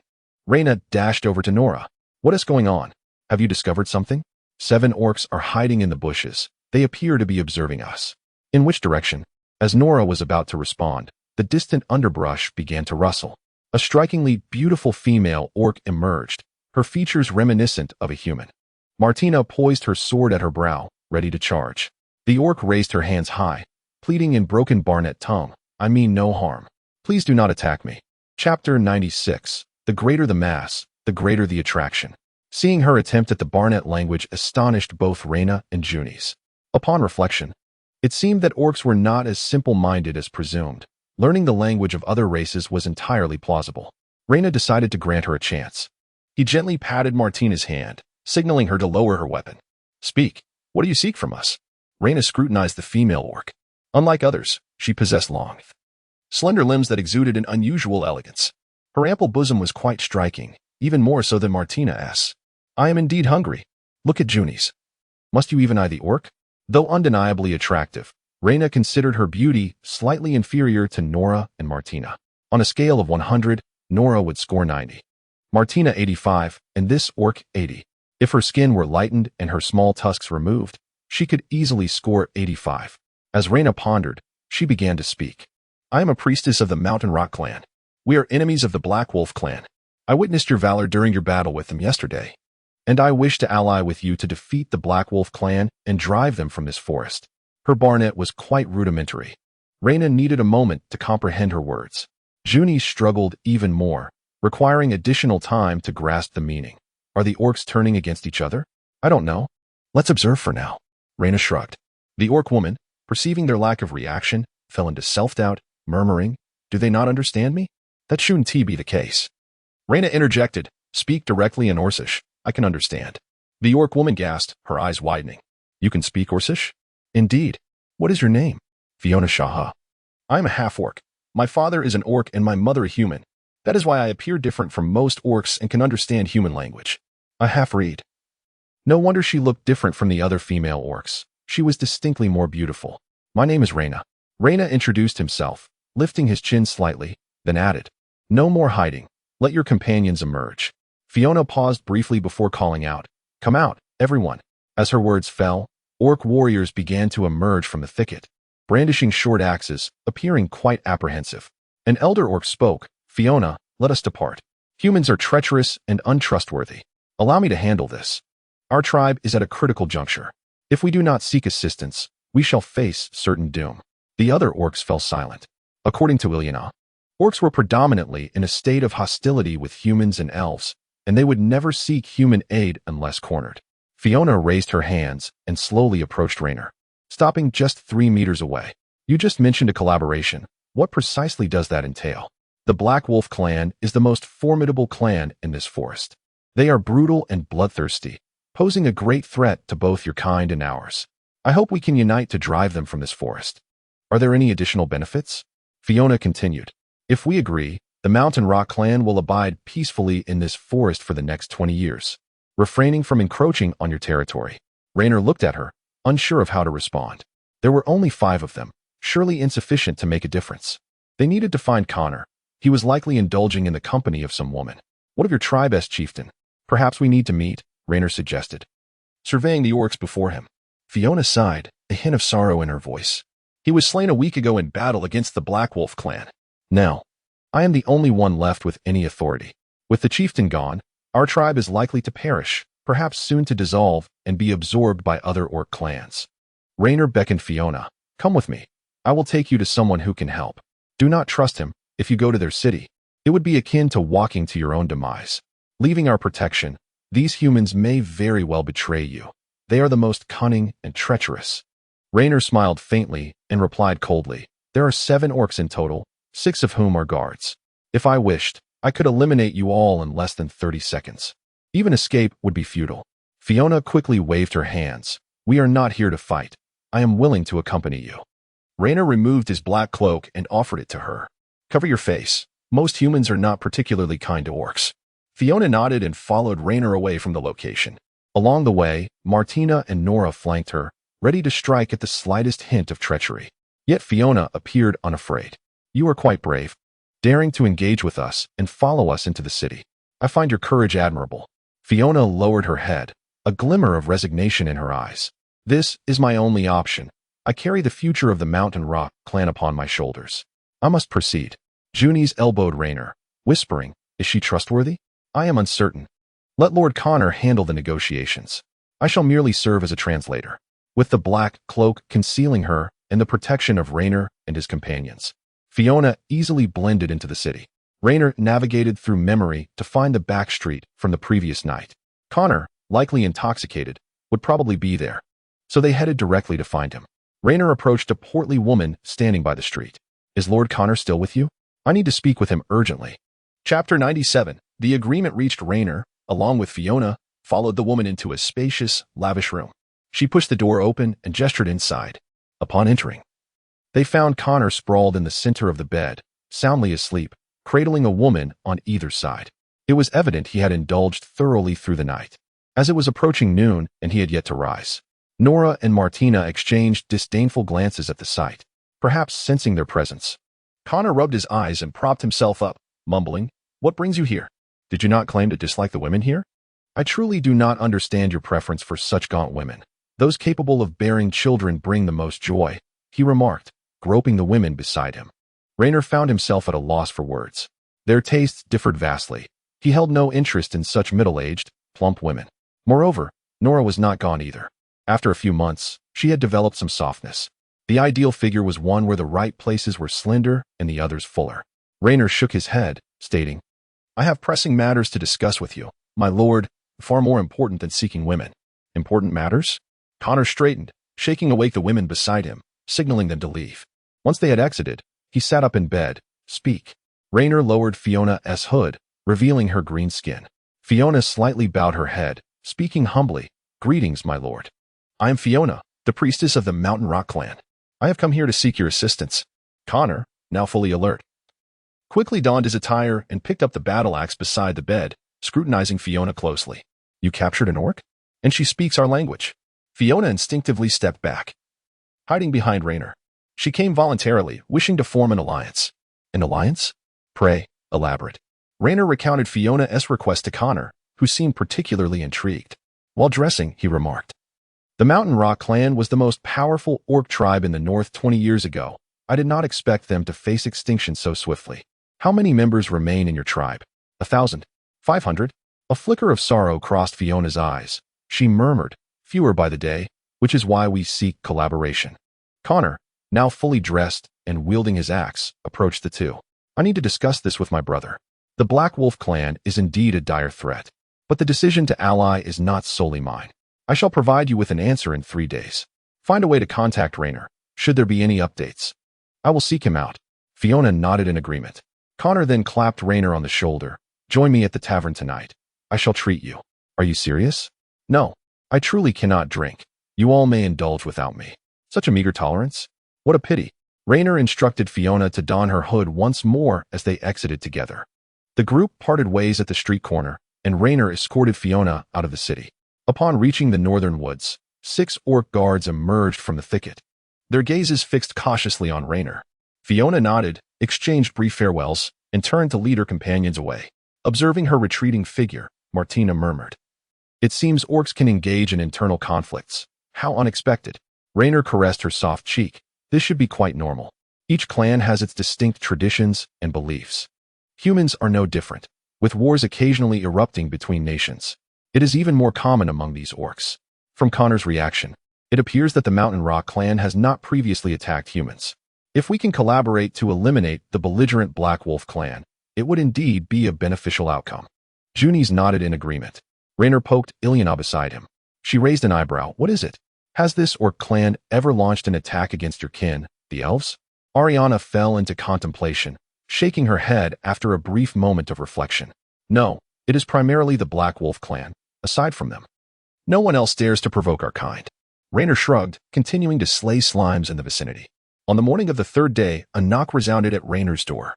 Aiden and Connor, mounted on their steeds, stood at the entrance, accompanied by a cadre of Barnet warriors. Before Raynor could greet them, Aiden spoke with an impassive demeanor. Take me to that orc. I wish to speak with her. Despite being brothers, Aiden's presence felt entirely different from Connor's. His words were terse and commanding, exuding a subtle authority, while Connor was far more affable, seemingly needing only a drink to forge a friendship. Please wait a moment, my lord. Raynor called to the others in the room to don their gear before leading the way. They soon arrived at the designated meeting spot with Fiona. As they approached, several orcs, led by Fiona, emerged from the thicket. The Barnet warriors instinctively raised their axes, prompting the orc guards to do the same until Fiona intervened and lowered their weapons. Aiden coldly commanded, lower your weapons. No one is to move without my order. Understood. Raynor followed them, serving as a translator for Fiona, who was still mastering the Barnet language. The discussion lasted approximately half an hour. Ultimately, Fiona promised that after dealing with the Black Wolf clan, she would harbor no ambitions towards human territories and would supply a certain amount of food monthly. At which point Aiden consented to the alliance. From their conversation, it was revealed that they would launch an assault on the tribe of the Black Wolf clan in 2 days, intending to eradicate them completely. Aiden would lead the frontal assault, while Fiona's task was to flank the enemy and cut off the retreat of any fleeing orcs. Aiden turned to Raynor and suddenly stated, we need your assistance. Chapter 98. I can do it. Can we truly manage with just the few of us? Junies whispered, crouching beside Raynor. It was the dead of night, and they were concealed in some foliage on the outskirts of the orc village, shielded by the moonlight. Occasionally, patrolling orc warriors passed by, oblivious to their presence in the shadows. It's worth a shot. When Aiden launches his attack, the orc chief and shaman will surely emerge to command the battle. We can lie in wait for the opportune moment to strike. In close combat, Martina might indeed have a chance to slay them. Aiden assigned them the task of beheading the orc commanders amidst the chaos of battle. This mission to eliminate the Minotaur chief had been pending for quite some time. It was uncertain if the chief of the Black Wolf clan was indeed this Minotaur. With me here, it's a certainty. They are merely orcs, and I can dispatch one with ease, Martina declared confidently, cradling her great sword, eager for action. Ariana, on the other hand, appeared to be an innocent child. Frankly, had she not insisted on accompanying them with tears, Rainer would have preferred to leave her at home. I am not a child. Do not underestimate me. Ariana pouted indignantly. Rainer's gaze inadvertently fell upon her flat chest. Wasn't that the very definition of a child? Just ensure you protect yourself. While waiting, Rainer's hand unconsciously reached towards Nora's cattail, idly toying with it. The distraction made it hard for her to concentrate, prompting her to plead, "Master, please stop. We can play later." After lying in ambush for a while longer, distant noises erupted, and orc sentinels began shouting. The cunning humans have returned. Everyone wake up. Soon enough, the orc village illuminated with flames as disheveled orcs rushed forth, axes in hand, their darkness dispelled by torches. Rainer crouched lower, while Martina lay flat on the ground. Many orcs are heading towards Aiden, at least 400. They truly have an army of soldiers, Junis gasped, her eyes widening in alarm. There are raiders approaching, she whispered. Referring to the gnome orcs riding black wolves. These swift creatures were notorious for launching unexpected assaults. Rainer squinted, peering through the leaves as a raider passed directly in front of him. The wolf seemed to sense Rainer's presence, abruptly halting and sniffing the air. The gnome orc atop urged, "What are you doing? Now is not the time to dawdle, move." Suddenly, the wolf bared its teeth. Before they could react, a gleam of cold steel flashed from the foliage, a dagger piercing the gnome orc's throat. The blade twisted, stabbing into the wolf's skull. It let out a pained howl, succumbing before it could resist. Nora swiftly dragged the body into the thicket, while Rainer adeptly conjured water to obscure the corpses. They resumed their ambush. Moments later, a green glow flickered within the orc village. Rainer recognized it well. It was the aura of fell energy. Shortly after, a dozen frenzied orc warriors, glowing green, burst from the village, charging towards the southern forest. They were likely seeking trouble with Aiden. However, for this nighttime raid, Aiden had assembled 400 warriors ready for battle. Rainer had witnessed their superhuman prowess and did not believe that a mere dozen elite foes could inflict any significant damage. Nora suddenly spoke. "It seems something is approaching." No sooner had she finished her sentence than Rainer spotted a gaunt, hooded orc, shrouded in tattered robes, trembling as it emerged from the village. It wielded a stone staff, its limbs wrapped in pale bandages. As expected, this must be the orc shaman. "Should I engage now?" Martina whispered, peeking through the leaves. "Let us wait a moment. It's not time yet." At that moment, the orc village erupted in a fervent horn blast, followed by a thunderous drumbeat. The orc warriors surged forth like a tidal wave, invigorated. For massive minotaurs emerged from the village gates, raising their horns high and blowing with all their might. After several seconds, a colossal minotaur appeared before them, its fiery gaze burning with wrath. Its upper body was heavily muscled, adorned with what appeared to be a cumbersome copper drum. There was no doubt, this was their target, the Minotaur chief. Slaying him would yield a tome of lightning magic. As Rainer's thoughts wandered, he suddenly felt a sharp pain in his eardrums. Thud, thud, thud. The Minotaur chief drummed incessantly, with each strike of the heavy mallet making Rainer's heart leap. The inner thoughts of the two beast-eared girls echoed in unison. Nora exclaimed, "What is that ghastly sound? It's making my ears ache." Martina inquired, "Are we to battle that creature?" They both appeared quite fearful, suggesting that the drumbeat had a disorienting effect on their minds. Since acquiring her magical eye, Nora's mental fortitude had been greatly enhanced. In the past, she would likely have succumbed to such torment. "Junis, Ariana, are you both all right?" she asked, concerned for the two mages, who, by their nature, should have higher magical resistance than the beast-eared girls. After hearing the drumbeat, they seemed largely unaffected. "I feel the same. Aside from a slight unease, there is no other impact," Ariana replied.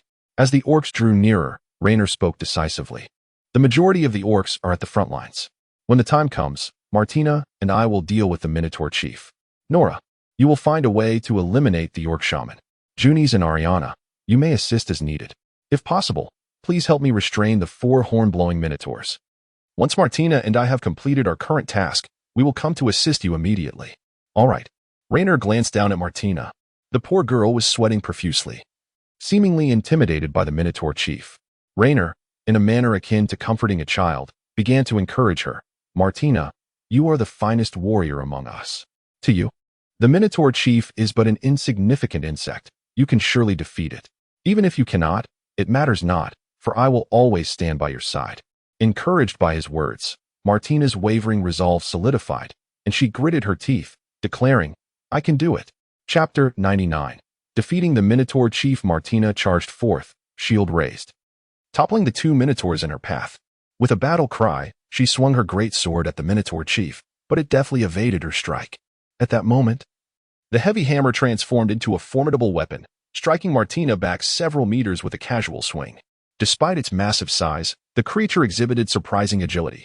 Rainer realized he had underestimated its strength. Be cautious. Do not allow it to exploit your weaknesses. He unleashed a fireball to suppress it. But the uncharged spell was utterly trivial to the chief, merely producing a puff of smoke upon impact. The chief extinguished the flames on its shoulder, taunting in Orcish. "Is that all you can do?" Martina charged again with a roar. Her attacks, though swift and powerful, lacked the necessary speed, allowing the Minotaur chief to easily parry her strikes. "You possess strength, but it pales in comparison to mine," the chief boasted, raising its hammer. With a feigned move, it caused Martina to expose a flaw in her defense due to her anxiety.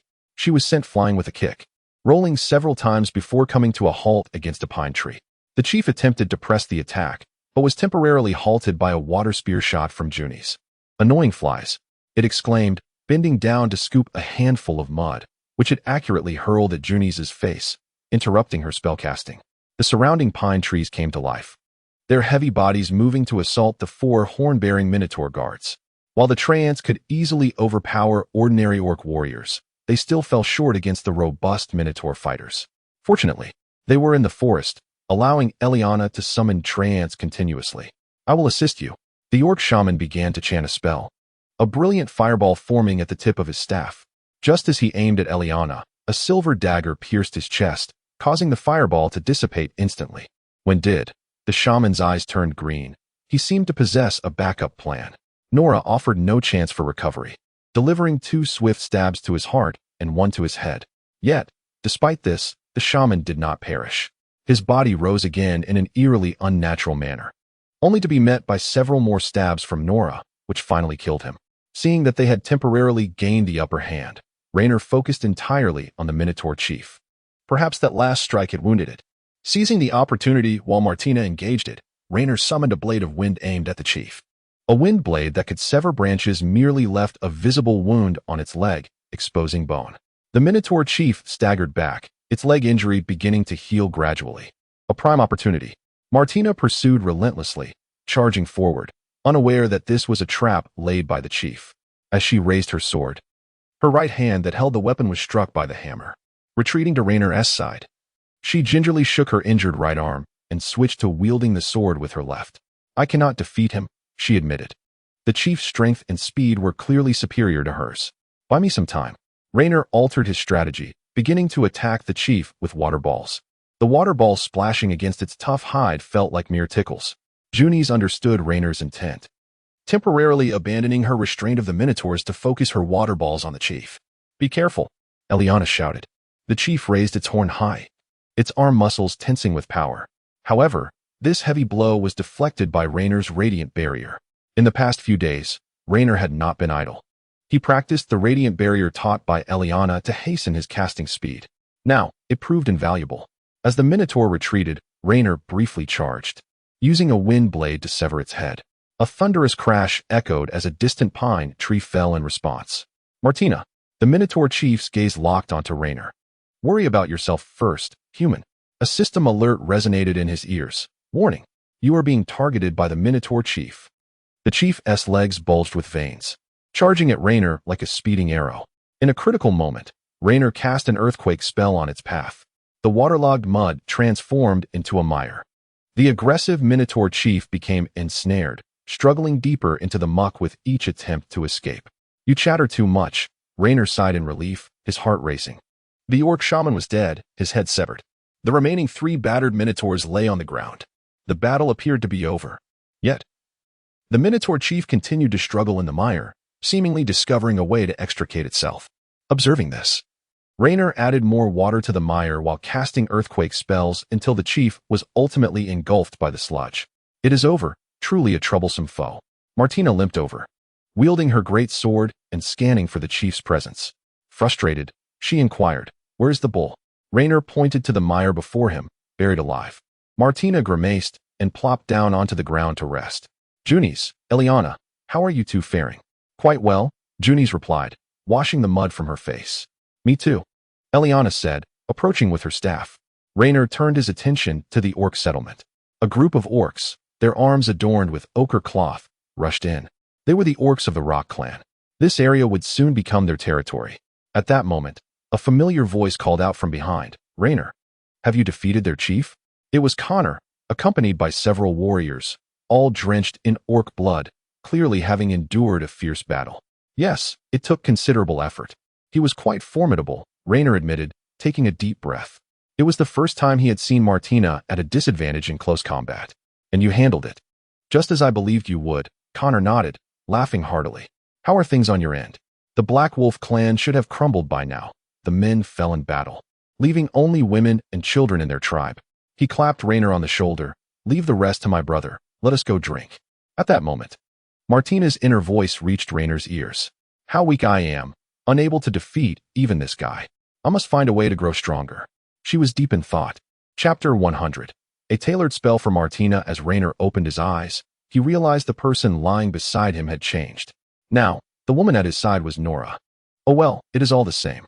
The little cat gazed up at Raynor with wide eyes, her thoughts slowly emerging. My master is so handsome. The more I look, the more I like him. I want to bite him. Upon noticing Raynor awake, she closed her eyes and kissed him. After a long while, they slowly parted. Good morning. Master, I feel a bit dizzy. Why are you also in the room? Nora lowered her head, carefully explaining, I intended to wake you, but you suddenly embraced me. So I ended up napping under the covers. Raynor reached out and gently rubbed her small abdomen. A thin layer of fat had formed on her belly. No longer just skin and bones. She had indeed gained weight. Nora paused slightly, then shyly remarked, It's because I've been enjoying such good meals since I started following you. I haven't gone hungry at all, and naturally, I've put on some weight. That's unnecessary. Just maintain your health. A little softness is comforting to hold. You can decide for yourself on this matter. Regardless, I adore you. Nora softly replied, her face flushing once more. Despite being together for so long, even the slightest hint of a romantic sentiment from Raynor could still make her blush. How endearing. What about Martina? Nora asked, reaching out to tidy Raynor's hair. Her tone exceedingly gentle. She got up earlier than I did and seems a bit unhappy. Shouldn't you go check on her, Master? Unhappy? It's probably because of the fight with the Minotaur chief last night. She didn't win, so she must be sulking. Last night, while celebrating at the tavern with Connor, Martina had been rather morose. Even her favorite beer, placed right in front of her, failed to lift her spirits. Then I'll get up and see her. Raynor dressed and stepped outside, where he found Martina doing push-ups on the ground, with the petite Eliana sitting on her back to add weight. A bandage was wrapped around Martina's right hand. What are you doing? Raynor hurried over to help her up. Didn't you injure your hand? Why aren't you resting properly, and instead pushing yourself like this? Martina looked Raynor in the eye and replied earnestly, It doesn't hurt as much anymore. So please don't worry about me. That won't do. You're my woman. If I don't worry about you, who will? Raynor wiped the sweat from her forehead, took her hand, and led her to the dining table. Tell me if anything is bothering you. I want to hear it and be pleased. Martina shot him a glance and pouted, I'm not bothered. Yet, her true feelings resonated within Raynor's ears. I still feel too weak. Raynor is much stronger than I am. I don't want to hold him back. As expected, it was the same issue. The Minotaur chief's attributes were off the charts. If he could see its stats, he would probably find its strength and endurance to be remarkably high, while its agility might also be considerable. Martina could not possibly compare. Take the next couple of days to recover well, and then I will teach you something extraordinary. Raynor raised an eyebrow. Extraordinary? A glimmer of hope shone in Martina's eyes. Raynor nodded. He surmised that since the Minotaur chief had been slain, the rewards were due. He would learn some powerful spells from the Thunder Magic book and then teach them to Martina. After all, anything that could enhance her strength would surely bring her joy. He sat on the bed and cleared his throat a couple of times, subtly hinting to the system. Ahem. You understand, the task is completed. Shouldn't the rewards be arranged as well? Soon, the system's voice echoed in his ears. Here it comes. Task, kill a Minotaur chief. Current status, completed. Task rewards have been issued. A new, dark purple book appeared at the head of the bed. Raynor eagerly picked it up and began to flip through its pages. The book was written in diaster script, suggesting it was not from an ancient era. Note, This spellbook was compiled by an elven stargazer skilled in thunder magic 5,000 years ago. The original text is in Elvish, for your convenience. This system has translated it into Diaster. Reyna shrugged and replied, but I can translate it myself. Elvish or not, it doesn't make a difference to me. You may know Elvish, but Martina does not. Reyna suddenly understood. Ah, I see. Thank you for your thoughtful consideration, but Martina does not know Diaster. The system fell silent. The thunder magic book vanished from his hands, only to reappear with the text now in beastfolk language. Reyna smirked slightly and shook his head. Is there a chance that while she understands spoken beastfolk, she cannot read it? The system remained silent once more. Beastfolk language it is, then, thank you. He opened the first page and began to read the table of contents, skimming through the spells before selecting a few that sounded particularly impressive for a deeper study. Soon, he found a spell that piqued his interest, Thunder Armor Technique. This spell could channel lightning to the caster, enhancing their physical form and granting them extraordinary strength, endurance, and speed. Not only did this spell significantly bolster physical prowess, but it also augmented the caster's resistance to both physical and magical attacks. Moreover, the spell could last until the caster's magical energy was depleted, without the need for additional casting during its duration. For Martina, this spell was tailor-made, as she only knew how to fight by hacking at opponents, disregarding any magic. Though she had learned Windblade, she had never used it in practice. Reyna continued to read attentively and noticed a prominently displayed warning at the bottom of the last line. While the Thunder Armor Technique could enhance the body, excessive use could harm the caster's physique, necessitating strict control over the duration of its application. There was a side effect after all. Reyna quietly closed the book. He suddenly felt that this spell might not be entirely suitable for Martina. She was prone to impulsiveness. If she got carried away, she would undoubtedly neglect to regulate the spell's duration. However, if she were to save it as a trump card, it might be worth a try. Before teaching it to Martina, he must first learn the spell himself and test it out. Only if the side effects were manageable would he consider imparting it to her. Reyna reopened the book, widening his eyes as he read diligently. Chapter 101. The Eager Learner, Martina. Reyna, my hand is better. You promised to teach me something amazing. So hurry up, Martina exclaimed, her excitement palpable as she approached him. For the past few days, Reyna had been immersed in studying magic within his room. He had preliminarily mastered the Thunder Armor Technique and even conducted the most fundamental experiments. He used the spell continuously for 3 hours, feeling as if every inch of his skin was being pierced by needles, an unbearable sensation. The longer the duration, the more pronounced the damage to his body became. He could not teach this spell in its entirety to Martina. After hours of contemplation, he devised a simplified version of the Thunder Armor Technique. While it would not enhance her physique as effectively as the original, providing less than half its benefits, it was significantly safer. At least, after using the simplified version, he did not experience any bodily pain. Of course, I will keep my promise. Quickly put on your gear. Once we are outside the city, I will give you a brief demonstration. Yay! Martina cheered like a child, jubilantly dashing out of the room. Half an hour later, Reyna led a few companions to an expanse of snowy ground outside the city. Martina, wielding a great sword, looked at him with eager anticipation. Reyna briefly chanted the spell, lightly twirling his fingers, and soon a rumble of thunder echoed near his ear, enveloping his body in purple lightning. He could distinctly feel the electric current surging between his body and armor. The two beastfolk girls instinctively stepped back, their astonishment evident as they applauded Reyna. Martina's eyes sparkled with excitement. It looks quite impressive. This was merely the simplified version, which only enhanced his physical abilities without providing any defensive capabilities. The original version would envelop the body completely in lightning, forming a protective armor against attacks. But that was not all. Reyna slightly bent his body and, with an astonishing speed, lunged forward, striking a pine tree with his staff, shattering a portion of its trunk. Without the thunder armor, he could have merely stripped off a piece of bark. Junie squinted her eyes and marveled. This magic is truly remarkable. It significantly enhances speed. This magic not only enhances speed, but also augments strength and endurance. Once cast, it can be utilized until the thunder element is depleted. I believe it is particularly suited for Martina. Before he could finish speaking, Martina joyfully rushed over, vigorously shaking Reyna's shoulder. Darling, I adore this. I wish to learn it. Teach me. Observing her eager demeanor, Reyna felt a surge of delight within. He deliberately teased her. Kiss me first. Without a moment's hesitation, Martina leaned in and kissed him, even giving him a playful lick. Now can you teach me? She asked, her face glistening with his saliva. Rainer nodded. However, this magic is somewhat challenging to master. Before learning it, you must first become proficient in 2 other spells. The first is the simplest, the lightning strike, followed by the slightly more complex charge lightning. After mastering these 2 spells, you should first use charge lightning and then apply lightning strike on yourself.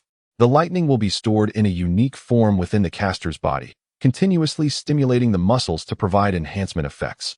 In fact, by adding a release lightning spell, one can unleash a complete thunderlight armor. However, this final step of discharging electricity may harm the user's body. In essence, the principle of this spell is to first use charge lightning to transform the caster into a battery, and then utilize lightning strike for rapid charging. At this stage, even the leaked current can provide slight physical enhancement. The release lightning spell, on the other hand, releases all the accumulated lightning within a short period, resulting in an even greater boost, albeit at the cost of the battery's lifespan. Martina's mouth slightly agape, her eyes sparkling with intelligence. She nodded, though she seemed only partially comprehending. Do you understand? Rainer inquired.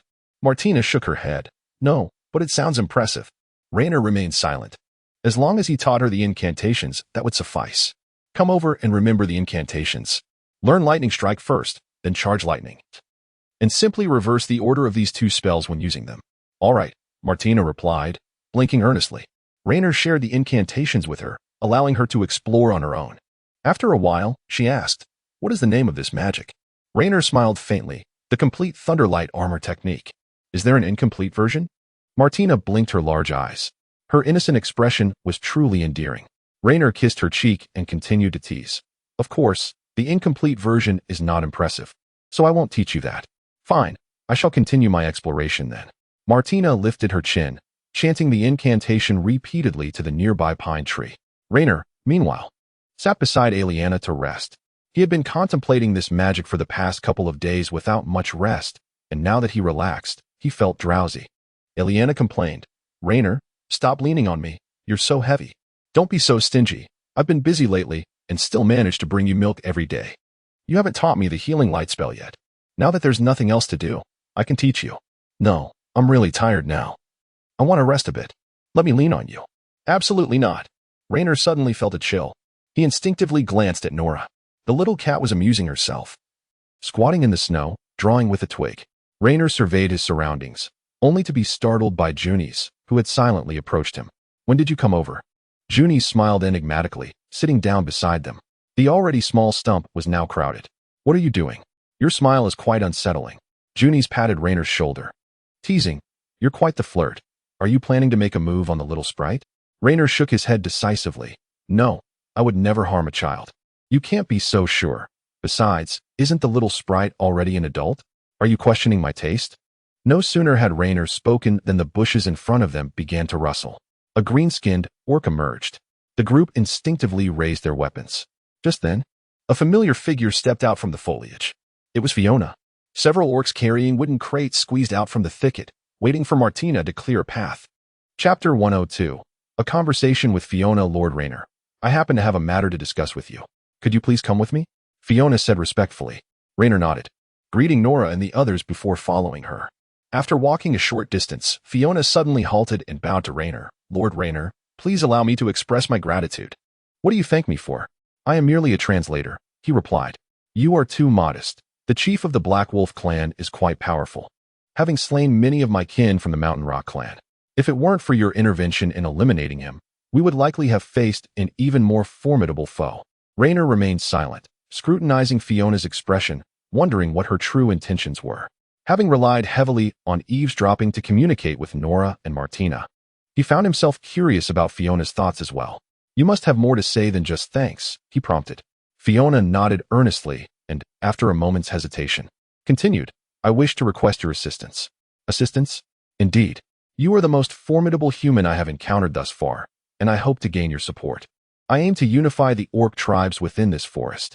Having absorbed members of the Black Wolf clan, our tribe has become stronger than ever. I wish to capitalize on this momentum to assimilate the other tribes. Rainer raised his chin, encouraging her to elaborate. There are several tribal chiefs who stand in our way. I need to eliminate them for the tribe to progress further. So she intends to hire him for dirty work. with Nora's stealth abilities. Assassinating an unsuspecting orc chief should not pose much difficulty. Although Fiona's tribe is currently allied with Aiden, there is no telling when the pact might be broken. Helping her could harbor future risks. Though Raynor remained silent, Fiona seemed to perceive his thoughts and spoke softly. Rest assured, for at least the next 40 years, we will not encroach upon human territories. You need not worry about becoming an accomplice. I believe that peaceful development and mutual trade among races is the direction of progress, aligning with the shared interests of both our orc and human kin. In the unfortunate event of conflict with outsiders, even if I hold the advantage, I would prefer to resolve matters through peace, cooperation, and negotiation. Raynor narrowed his eyes. Words alone are not sufficient. I cannot simply take your word for it. Fiona lowered her posture. What would convince you to trust me? We humans possess a servant contract magic, which you must have heard of, Raynor stated. Fiona nodded. Understanding his implication, I am somewhat familiar. Once bound by the contract, one is not only controlled in life but also cannot defy the caster's will. Having only met a few times, if you wish for me to trust you, a spell of that magnitude is the least you should employ. After a moment of hesitation, Raynor added, Of course, I will not restrict your freedom, but your actions will need to be monitored by me. While this carries the risk of manipulation, you will also gain my assistance moving forward. Care to take that gamble? Fiona bowed her head, internally struggling for a long time before she slowly said, For the future of my tribe, I am willing to trust you. However, to ensure you are not deceiving me, you must first assist me with a few tasks. Raynor smiled, leaning against the pine tree. Certainly, no problem. So you truly intend to hire me for assassination? If negotiations break down and consensus cannot be reached, that is the only course left. The deteriorating living conditions of our orc kin in recent years are closely tied to those stubborn, warlike chiefs. Of course, Lord Raynor, if you assist me, not only will I enter into a contract with you, but I will also provide you with appropriate compensation. The topic of rewards arose. And it was said that you orcs excel in dark and blood magic. Can you teach me those arts? Ever since he witnessed Eliana's magic, he developed a profound fascination with the arcane practices of other races. Fiona chuckled, My Lord Raynor, as a human, even if you learn the incantations, you cannot wield dark magic. Raynor waved his hand dismissively. Do not concern yourself with that. I have my methods. When the time comes, I shall replicate the techniques, and I will ask for your guidance to initiate my learning. The system will undoubtedly grant him access to a new form of magic. If you, my lord, manage to master dark magic, it would indeed be a marvel. I would be delighted to witness such a miracle. With that, Fiona burst into laughter, not taking Raynor's words seriously. I am not jesting. Shall we wager on my ability to learn dark magic? He proposed. I believe I shall not lose, for there has been no precedent for this. As a priest, I possess a foundational understanding of magic. So confident. What if you truly succeed? Fiona shrugged nonchalantly. Then I shall leave it to your discretion. Upon hearing those words, Raynor scrutinized her closely. Frankly, she had an exquisite figure. After a moment of contemplation, he inquired, Do you have a partner? The question seemed to strike a nerve with Fiona, her expression darkening slightly as she bitterly shook her head. I am unattractive. No male would look my way. Matters of procreation are irrelevant to me, for I have a greater mission, to consider the future of our clan. Unattractive? In the realm of orcs, your beauty is unparalleled. They simply lack the capacity to appreciate it. Fiona appeared skeptical. Really? I have heard that humans prefer slender women. Although the members of my tribe respect me, it is only to that extent. Slender? What you possess is the ideal combination of femininity and strength. However, due to differing aesthetics, your physique may not be widely celebrated. Take Connor, for instance. He favors robust women. If Fiona were to remove the small tusks from her mouth and lighten her skin, she would undoubtedly be deemed beautiful. Raynor spoke sincerely. You possess a certain femininity. Fiona chuckled shyly, scratching her head. This is the first time in my life someone has praised me so. Raynor, you need not utter such insincere flattery for the sake of my dignity. I merely speak the truth, perhaps sensing their conversation veering off course. Fiona scratched her head and ceased her candidness. She turned her gaze elsewhere, observing the orc convoy transporting tributes growing more distant, and quickened her pace to catch up. Let us pause here for now. I shall return in the coming days. With that, she bid farewell to Raynor, who waved in response. After Fiona departed, the nearby bushes rustled.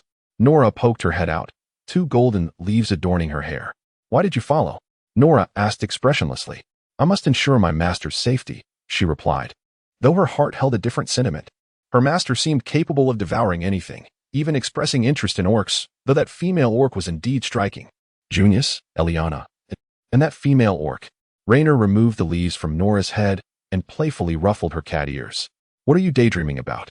Nothing, Nora suddenly retorted, biting down hard on Rainer's hand before darting away. Chapter 103.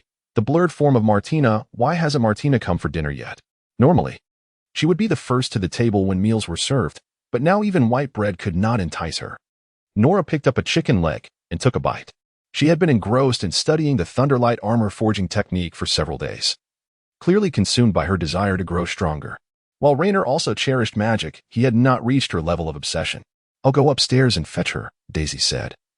Rising slowly, Rainer stopped her with a hand. No need. Let her ponder in peace. It's rare for her to be so interested in something. And as long as she doesn't starve, it's fine. After lunch, when Martinez still had not come downstairs, Rainer took 2 slices of bread and ascended the stairs. Just as he was about to knock, a fit of maniacal laughter echoed from within the room. Ha ha ha. Rainer knocked on the door and called. What is going on in there? Why such lewd laughter? Martina opened the door, her body crackling with blue electricity, her hair standing on end like a hedgehog. Her movements were so swift they left afterimages. Undoubtedly, she had mastered the modified version of the Thunderlight armor forging technique. To learn such a somewhat complex spell in just a few days indicated that her aptitude was commendable, especially compared to Nora, who had yet to master the fireball spell. I did it, dear. I feel an endless surge of energy within me. After taking a bite of the bread, she mumbled excitedly, Quick, let's go outside and spar. Rainer wiped away a tear, feigning a hurt expression. Is your sole motivation for diligently studying magic to beat up your husband? A woman's hands are meant to conquer the world, not to strike down men. How tragic. The truth was, he likely could not defeat her at present. Before she had learned the Thunderlight armor, perhaps he could have used the earthquake spell to restrict her movements. Now, however, she could likely leap over 20 meters after a run-up. The effectiveness of earthquake on her had become uncertain. Martina narrowed her eyes slightly, a serious look crossing her face. It's merely a spar to test the effects. I must be stronger than anyone else to protect you. That was a sentiment Rainer felt should have been his to express. In the afternoon, taking advantage of the sunny weather, Rainer led everyone out of the city to spar with Martina, eager to assess her newfound strength after mastering the Thunderlight armor. Throughout the journey, Martina kept giggling, her thoughts echoing in Rainer's mind. The prospect of being able to spar with Rainer made her unable to contain her laughter. Rainer glanced at her and couldn't resist teasing. Do you so eagerly wish to strike me? Martina vehemently denied it. No, I simply wish to spar. Yet her thoughts betrayed her. Just a little spar, with a bit of hitting on the side. Rainer squinted his eyes. Upon arrival, Martina drove her great sword into the ground and began her warm-up. She chanted an incantation and, with a roar, activated the Thunderlight armor. Junius gasped, pulling Eliana and Nora to sit on a nearby stump, their eyes wide with anticipation. Nora pulled half a piece of bread from her pocket and began munching on it. After a moment, she seemed to recall something and advised, Martina, tone it down a bit. Don't hit so hard that you injure our master. Understood, I will hold back, Martina responded, retreating several dozen meters to create distance between them. Back up a bit more. Give me some reaction time. Martina nodded and stepped back a few more paces, creating a gap of about 30 meters between them. Rainer felt this distance should suffice for him to react to Martina's movements. Martina wiped the smile from her face, a chilling aura enveloping her. She looked quite intimidating when serious. Unfortunately for her, Rainer had already devised a strategy. The thought of what was to come made him want to laugh. Was he actually laughing? Did he possess some hidden trump card unknown to her? Are you not using the Thunderlight armor? I am quite formidable now, Martina declared. Her fists clenched, poised to unleash her power. Rainer shook his head. There's no need for that. He turned to Junius. You will act as the referee. Very well. Rainer silently recited the incantation in his mind, preparing to cast his spell. As Junius issued her command, he immediately unleashed the earthquake spell. However, Martina vanished from her position in an instant. Lena instinctively conjured a radiant barrier, which, upon its deployment, was met with a solid punch, rippling the surface of the shield. He narrowly escaped being struck through by this brute force. Martina's movements were so swift they appeared blurred, making it nearly impossible for Lena to catch a glimpse of her figure. It was terrifying. Fortunately, she was forced to retreat a few steps. Had she come any closer, he wouldn't have had a chance to react. Moreover, Martina had only used her fists in a real battle. That flickering barrier would undoubtedly be incapable of withstanding her greatsword. The disparity in their physical prowess was stark. When Lena had employed the lightning armor previously, he had not reached such an astonishing level of strength. The difference was glaringly apparent. How fast? Nora exclaimed in astonishment upon witnessing Martina's speed, her jaw dropping in disbelief. Martina struck the barrier with a forceful blow, and upon realizing her bare hands could not breach it, she exclaimed in frustration, "You cowardly turtle." Lena hesitated to lower the barrier. "Can I just concede? I can't win against you." Martina, visibly displeased, replied, "You're retreating without a fight." "Of course. I can't let you use me as a punching bag, can I? We've only just begun this journey together, and you're already thinking of domestic violence?" Martina regained her composure, her expression turning serious. "You should also use this magic. Let us spar with each other, blow for blow." Lena sighed. "All right, but you must step back first. No sudden attacks. You can only move once I'm ready. Don't knock me out. We have a contract to uphold." Martina nodded in agreement. Junies and Eliana covered their eyes, no longer daring to watch. The role of referee naturally fell to Nora. Lena activated the lightning armor once more. As they prepared, at Nora's command, Martina vanished again in an instant. This time, Lena managed to discern her movements, albeit slightly slower. As he saw her fist approaching, he instinctively shielded his head, but in his peripheral vision, he caught sight of Martina darting around to his side like lightning. It was over. Lena shut his eyes and waited for a few seconds, but instead of a punch landing, he felt a gentle touch on his cheek. Martina had kissed him. Chapter 104. Fiona's request. Martina, hands on her hips, wore a triumphant expression as she regarded Lena. After a moment of contemplation, she smiled and declared, "You are my man. I could never bear to hit you." Lena dispelled the lightning armor and brushed off the dust from his clothes. "I suppose I should be grateful for your understanding." Nora muttered nearby, "Martina is so boring. I can't believe she'd do something so cheesy. She mocked me for merely touching an ear before. And now she is bolder than I am." Martina rolled her eyes in response. What was in the past is in the past. The present is different. Junies and Eliana opened their eyes and, seeing the two in harmony, inquired, "It seems I've missed something quite entertaining." Lena nodded, "Indeed. She took a bite out of me, and I lost." Although he had anticipated defeat, he hadn't expected it to be so humiliating. After mastering the lightning armor, Martina's strength had surged to terrifying heights. At this point, she could likely decimate an entire orc tribe single-handedly. It was fortunate that the Minotaur chieftain had perished early, otherwise, he would surely question his existence upon encountering Martina. Martina wrapped her arms around Lena, declaring, "I am your woman, and my strength is also your strength." Lena narrowed his eyes, scrutinizing her. This girl was becoming increasingly slick with her words. "You bullied me just now, so when we rest tonight, it will be my turn to have my fun with you." Lena raised an eyebrow slightly. Martina smirked, unconcerned. "Go ahead, I've been holding back for days." Just as they were exchanging playful banter, Nora's voice broke through. "An orc is approaching." Nora walked over and patted Lena on the shoulder. "Master, your orc friend is hiding in the bushes. Should I bring her over?" Lena gazed in the direction she pointed. Fiona suddenly emerged, looking puzzled. "Lord Lena, are you two sparring?" "Yes, she has learned a formidable spell, and I'm helping her practice." Lena paused before continuing. "Just call me Lena. The Lord part feels awkward." Fiona nodded, remaining silent as if contemplating something. Lena observed her closely and softly urged, "Speak your mind. I've been attempting to unite the orc clans, frequently persuading various tribes. But last night, a belligerent clan ambushed our tribe under the cover of darkness, and we suffered significant losses." Fiona lowered her head and spoke slowly. "Lena, I need your assistance. I am willing to enter into a contract with you, placing myself under your guidance." Lena tousled his hair, tousled by the cold wind, and asked, "How can I assist you?" Fiona produced a map from her bosom, pointing to an area in the western forest.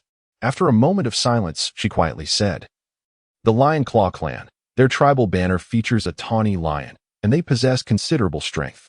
According to my informants within the Lion Claw clan, their chieftain enjoys hunting in the early morning, typically accompanied by 4 elite guards. Given you have obtained such intelligence, it shouldn't be too challenging to ambush and eliminate him, correct?" Fiona shook her head, letting out a soft sigh. "It's difficult. Their strength is formidable, and too many people risk detection while too few may allow him to escape. This opportunity is singular. Failure in the assassination will heighten his vigilance." making future attempts exceedingly difficult. How powerful are they? Lena leaned against a nearby pine tree, stifling a yawn. How do they compare to the chieftain of the Black Wolf clan? Lena was feeling lethargic. That's no issue. I reckon Martina could eliminate him more easily than squashing an ant. Then it's settled. I will help you eliminate the orc chieftain. But aside from the contract and the dark magic lessons, what else will you offer me as compensation? Fiona narrowed her eyes and retorted, You haven't given up yet? I thought you were joking. Recently, the tribe's laborers discovered a hidden, abandoned ancient gold mine. I am willing to offer gold as payment. Lena's eyes lit up at the mention of gold. Clearing his throat, he slowly asked, How much can you provide? Lena swallowed hard. This was indeed a lucrative opportunity. I've heard that humans enjoy wearing gold ornaments. If you wish, I can have the craftsman create a set for you. To Lena, as long as the items lacked enhancement effects, they were mere trinkets.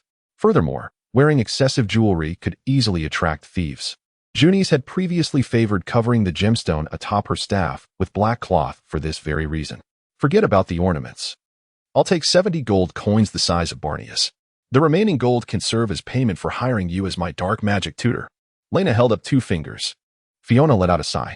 You really haven't given up, have you? If you fail to learn, don't blame me. It's unheard of for humans to learn dark magic. Moreover, I'm quite busy and may not have much time to teach you. Perhaps my father can instruct you instead. He is a more accomplished priest than I. Lena replied earnestly. I prefer a beautiful woman as my teacher. The main issue was that certain orc concepts were vastly different from those of humans. Lena felt particularly at ease with Fiona, but not necessarily with other orcs. Fiona awkwardly scratched her cheek. Please don't tease me any longer. Let us leave it at that. You should attend to your own matters. Lena yawned. This was far too simple for him. Martina leaned closer. Her curiosity piqued. What were you just discussing? She intends to hire us to deal with her political enemies. Does this mean we can kill orcs again? A glimmer of excitement shone in Martina's eyes. It is evident that she is eager to test the combat prowess of the Thunderforge armor. She suddenly reached out and grasped Rainer's shoulder, gazing at him with utmost seriousness. What is it? Rainer inquired. Martina then spoke slowly. My dear, if you are too fickle, both Nora and I will feel quite uncomfortable. She referred to Fiona. Martina continued. Junice must feel the same, but she is too shy to voice it. Junice interjected. I admit Rainer is remarkable. Not only is he witty and humorous, but he is also quite gifted. We were merely acting at the time. You are merely denying it. My intuition is sharp, and you cannot deceive me. Martina stepped closer to Junice, widening her eyes to meet hers, reiterating her previous statement. Junice slightly parted her lips, yet her gaze shifted nervously elsewhere, her mouth unable to suppress a smile. It was clear she was quite pleased with her own abilities. Rainer turned to Nora, asking, Is it resolved? We didn't make a mistake, did we? Are the characteristics aligned? Rest assured, Master, everything matches perfectly. Did anyone else notice? Well, when Martina made her move, I was on guard, and there were only 6 guards. No one else followed. After a brief pause, Nora added, As per your instructions, their bodies will undoubtedly remain undiscovered. Where did you hide them? We dug a pit and buried them. Martina was swift and thorough, and we have handled it. Nora nodded lightly. Martina's great sword was smeared with mud, and Rainer surmised she had used it as a shovel. So, how's the new magic working for you? Martina smiled but remained silent, raising a finger in a playful manner. Before Rainer could inquire about its meaning, her thoughts reached him. I dispatched the 7 orcs in an instant. Rainer was not surprised. After all, during their sparring yesterday, she had demonstrated a speed that could achieve such results. Martina and Nora, you were truly remarkable, Rainer praised. Though the 2 beast-eared girls showed no outward reaction, they secretly reveled in the compliment. He washed the blood off Martina with a stream of water and used fire to warm her. Noticing the corner of her mouth lifting, Rainer, despite having overheard her thoughts, couldn't help but ask, What are you smiling about? Martina replied cheerfully, I am so strong, and my dear is so adept at magic. Our offspring will undoubtedly be extraordinarily gifted. Nora remained silent, but her thoughts conveyed, I too will contribute, and our child will surely be exceptionally clever. A chill wind sent a shiver down Rainer's spine. He touched the ears of the 2 girls, eager to leave this frigid place. The task was accomplished. The next step was to return to the outskirts of the city in a couple of days to await Fiona's delivery of gold coins. Let us go to the tavern and buy something to eat. The white bread at home is nearly finished, and we are running low on meat. A few days ago, I noticed some beef and lamb for sale. Let us change things up today.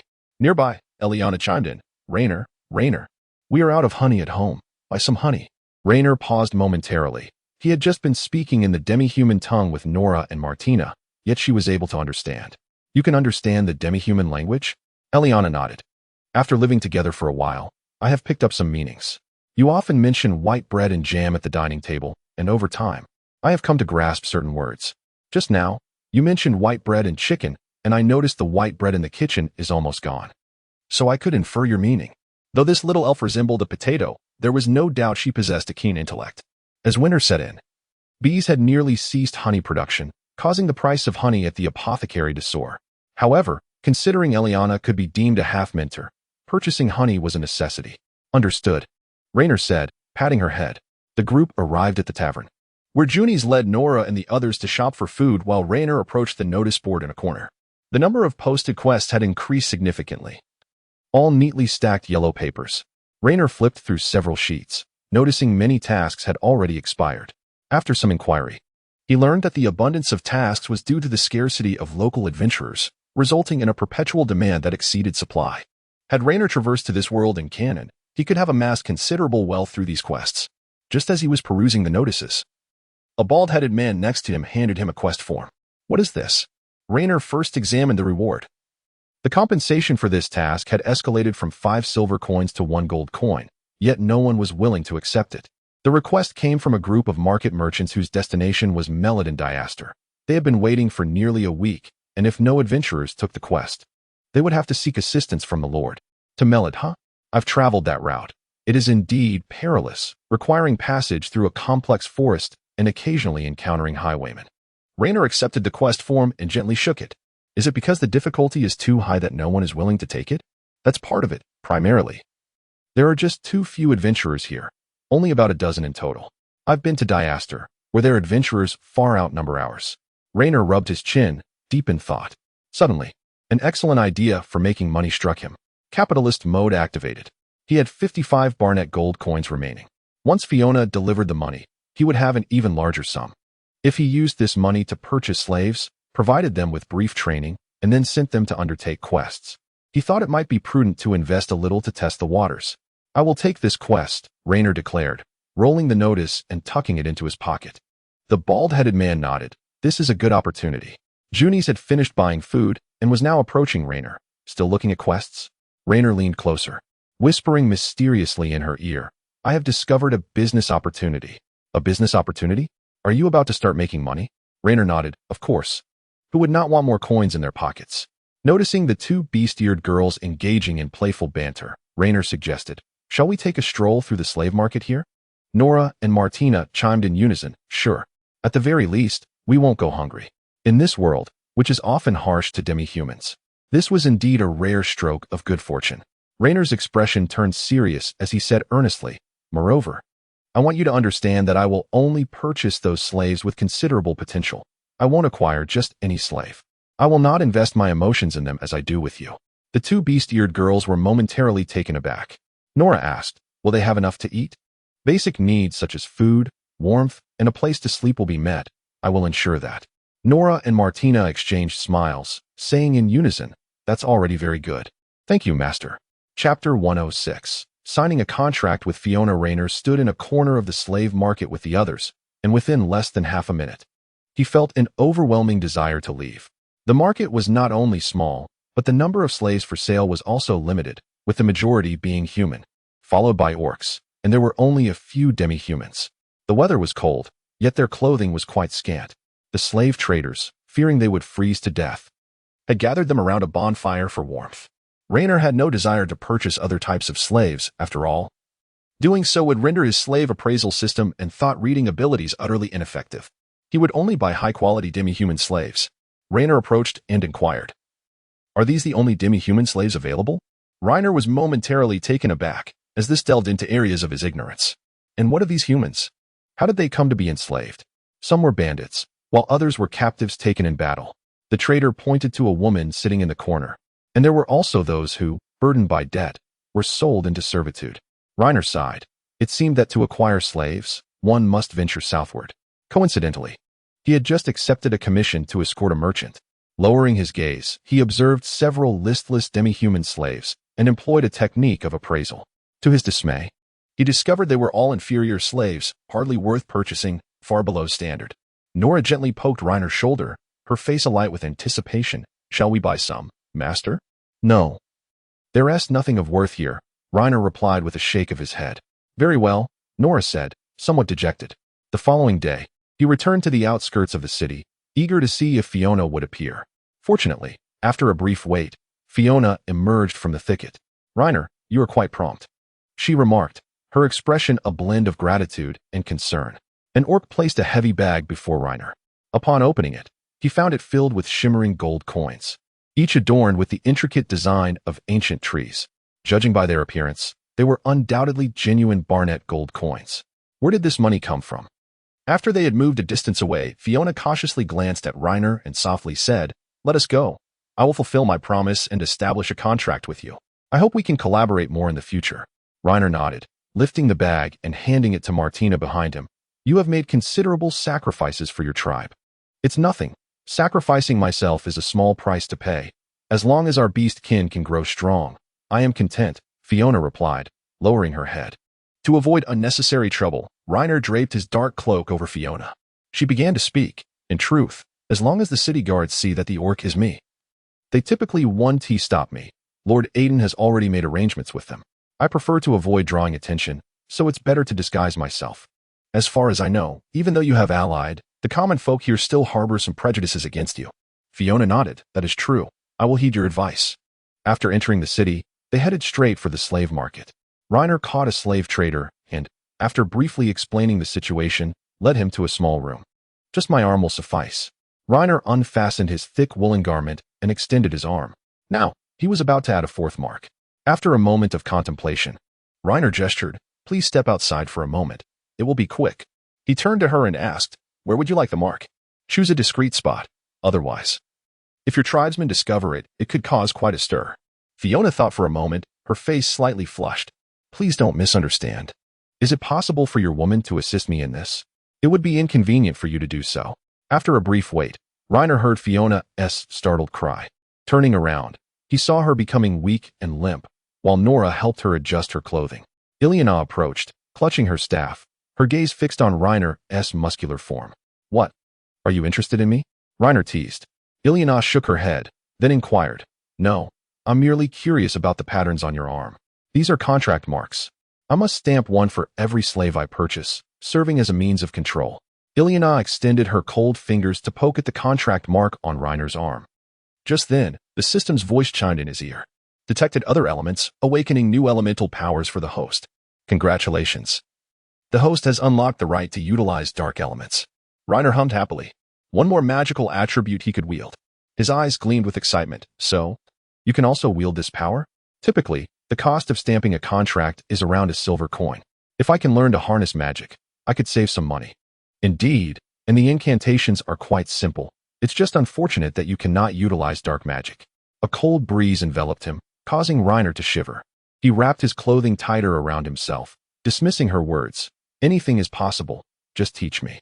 "You're not suggesting you can wield dark magic too, are you?" It is rare for a stargazer to awaken both light and dark attributes simultaneously. For a human to awaken the light element is already extraordinary, let alone the dark. Reiner interjected, "Just teach me. I will handle the rest." Chapter 107. Attempting to control Fiona, Reiner recited the incantation, feeling a warmth in his palm. Upon opening his eyes, he noticed a black pattern forming in his hand, shifting shapes in accordance with his thoughts, sometimes morphing into animals, at other times into plants. Ilyana's eyes widened as she murmured, "Reiner, you can't possibly be human. If you insult me, you're the one who isn't human. I merely possess a bit of talent." Ilyana squinted, scrutinizing Reiner before continuing. "You can wield the 5 natural spells of wind, water, lightning, earth, and fire, and you can also use light and dark magic. Exclusive to us elves. Is that merely coincidence?" Reiner nodded, perhaps. Then, looking at the contract mark on his arm, he said to Ilyana, "Shall we conduct an experiment? Let me try to control it." Ilyana's expression soured, and she raised her staff to strike. Yet, Reiner easily deflected her blow with a barrier. "You're bullying me. I'll tell my mother, and you will be in trouble," Ilyana threatened. Reiner teased, the naivety of youth, always bringing their mothers into disputes." Ilyana fumed. cursing him before storming out, slamming the door behind her. Reiner quickly grabbed her arm. Don't go. I apologize, I won't provoke you again. Please instruct me on how to utilize this control magic. First, establish the rules in your mind, then use it on yourself once before applying it to your target. How do I dissolve the current contract? Taking Nora as an example, use dark elements to wash over your own contract mark. As the master of the contract, you can unilaterally dissolve it, and the contract on Nora will become void. Then, you can simply stamp a new one over it. It's that straightforward. Could you elaborate further? What does wash mean? Since you can use control magic, you should also be able to sense the dark elements flowing within you, correct? Of course. Gather the flowing dark elements around the contract mark you wish to erase. If it fails, it won't have any adverse effects, right? Ilyana shook her head. It will simply be ineffective. There are no other repercussions. After pondering for a moment, Reiner decided to abandon that idea. However, practicing on Fiona could be beneficial. You may leave. If Fiona awakens, please summon her for me. I don't speak Orcish, Ilyana replied, seemingly exasperated. Just call my name. Fine. Ilyana slowly made her way downstairs. A few minutes later, she called out loudly, she is awake. Reiner switched to Orcish and shouted, Fiona, come up. I need to discuss something with you. Shortly thereafter, she pushed open the door and stood respectfully before Reiner. Are you feeling better? Reiner patted the edge of the bed. Have a seat. Fiona obediently sat down, her eyes weary as she gazed at Reiner. He first erased the contract mark on himself, then formed a fong-shaped pattern in his palm. Following Ilyana's instructions, he pressed it onto himself before addressing her. I'm going to give you a new contract mark. Please advise me on the most suitable location. Fiona was momentarily taken aback, seemingly caught in hesitation. After a prolonged contemplation, she slowly unwrapped the cloth that was wound around her waist and lifted a corner of her thick woolen garment. It mattered little, after all. I am not an appealing female. With a sigh, Fiona turned her face to the side, thinking, since you, Reiner, have no interest in me, there is no need for me to guard my long legs. She was entirely different from the robust and brawny women of the beast folk. She possessed not only Nora's delicate softness, but also Martina's magnificent allure, a perfect blend. Had this moment occurred 6 months prior, Reiner would surely have been left bleeding from his nose. Faced with such temptation, he did not even blink. Reiner earnestly declared, you are as enchanting as an emerald. Fiona blushed, revealing her vulnerability to such sweet nothings. Shifting her gaze, her tone slightly displeased, she responded, do not jest. If my kin were to hear such words, they would laugh uncontrollably. I am not jesting. Perhaps you are unaware of your own charm, Reiner replied, leaning in to examine the markings imprinted on her body. He then added, I wish to test the effects of the new contract. Fiona nodded, go ahead. A spark of intent flickered in Reiner's mind, and upon receiving his command, Fiona shivered slightly, her body yielding as she collapsed onto the bed. He wished to ascertain the extent of his control over the magic, thus adopting a mischievous demeanor as he approached her slowly. Reiner, what are you going to do? Guess, he replied. Fiona parted her lips slightly, looking pitifully at Reiner. Clutching her clothing tighter, I agreed to the contract, not for such trivial matters. Please refrain from this. Reiner continued to advance, gently pinching her cheek, regardless. It is already signed, and the final say lies with me. Hee. Fiona lay on the bed as if resigned to her fate, murmuring, well, if it is Lord Reiner, I would willingly comply. You ought to resist. I am merely testing, he responded. I have already tested. I cannot resist. My dark magic is ineffective now. Come on. Sensing the situation was veering off course, Reiner released his control. Fiona returned to her normal state, clutching her chest, a fleeting trace of disappointment crossing her face. She murmured, as expected, no male would ever find me appealing. Even if I were to remain still, they would not wish to touch me. She shifted aside slightly, whispering, Reiner, you are teasing me again. Just as she finished speaking, 2 familiar coughs sounded behind her. Ahem. Chapter 108. Always considered you the closest one. The group followed the merchant caravan, embarking on their journey to Melode. The 6 of them rode at the forefront, while the merchant carts trailed closely behind. The dense forest proved unsuitable for the carts, and after much winding, they finally discovered a path suitable for passage. Within this forest, magical beasts were scarce, with the only threats being wild creatures like tigers and bears. Thus, the group remained quite relaxed. Throughout the journey, Junis and Martina consistently teased Reiner about his antics from the previous day. Martina, her expression unreadable, remarked, Darling, if you continue to act recklessly. I may have to elbow you. Junis chuckled. Rainer not only possesses extraordinary magical talent, but also astonishing speed in finding women. In just a few days, he has already set his sights on a beastfolk priestess. To be honest, she is the most beautiful female beastfolk I have ever seen. Martina crossed her arms, unimpressed. Not as good as me. Each of you has your strengths. Rainer scratched his cheek, attempting to defend himself. I merely wished to tease her. I had no intention of pursuing anything further. Martina pouted, her tone dripping with sarcasm. Who can say? By the time we arrived, you may have already gone all the way. That is pure slander. 10 minutes is hardly enough time for me to complete such a task. You actually doubt your man's prowess? Martina continued. I admit you are better at those things than I am, but if you wished for a quick resolution, it wouldn't be impossible. Rainer narrowed his eyes. Her intellect seemed wasted on frivolous thoughts. Stop imagining things. At worst, I'll apologize to you another day. Martina huffed softly, casually snapping a twig and lightly tossing it at Nora, who was at the front of the group. Why don't you share your opinion? Why so indifferent? Eventually, if it doesn't happen for 10 days or more, you will be perfectly content. Martina glared at Rainer. Such matters were not particularly concerning. Once every half-month would suffice, as overindulgence could be detrimental to one's health, leading to exhaustion the following day. If that is the case, you can give Rainer to me. After all, you have no need for him. Martina narrowed her eyes, her cheeks tinged with color. You can handle him, but I cannot.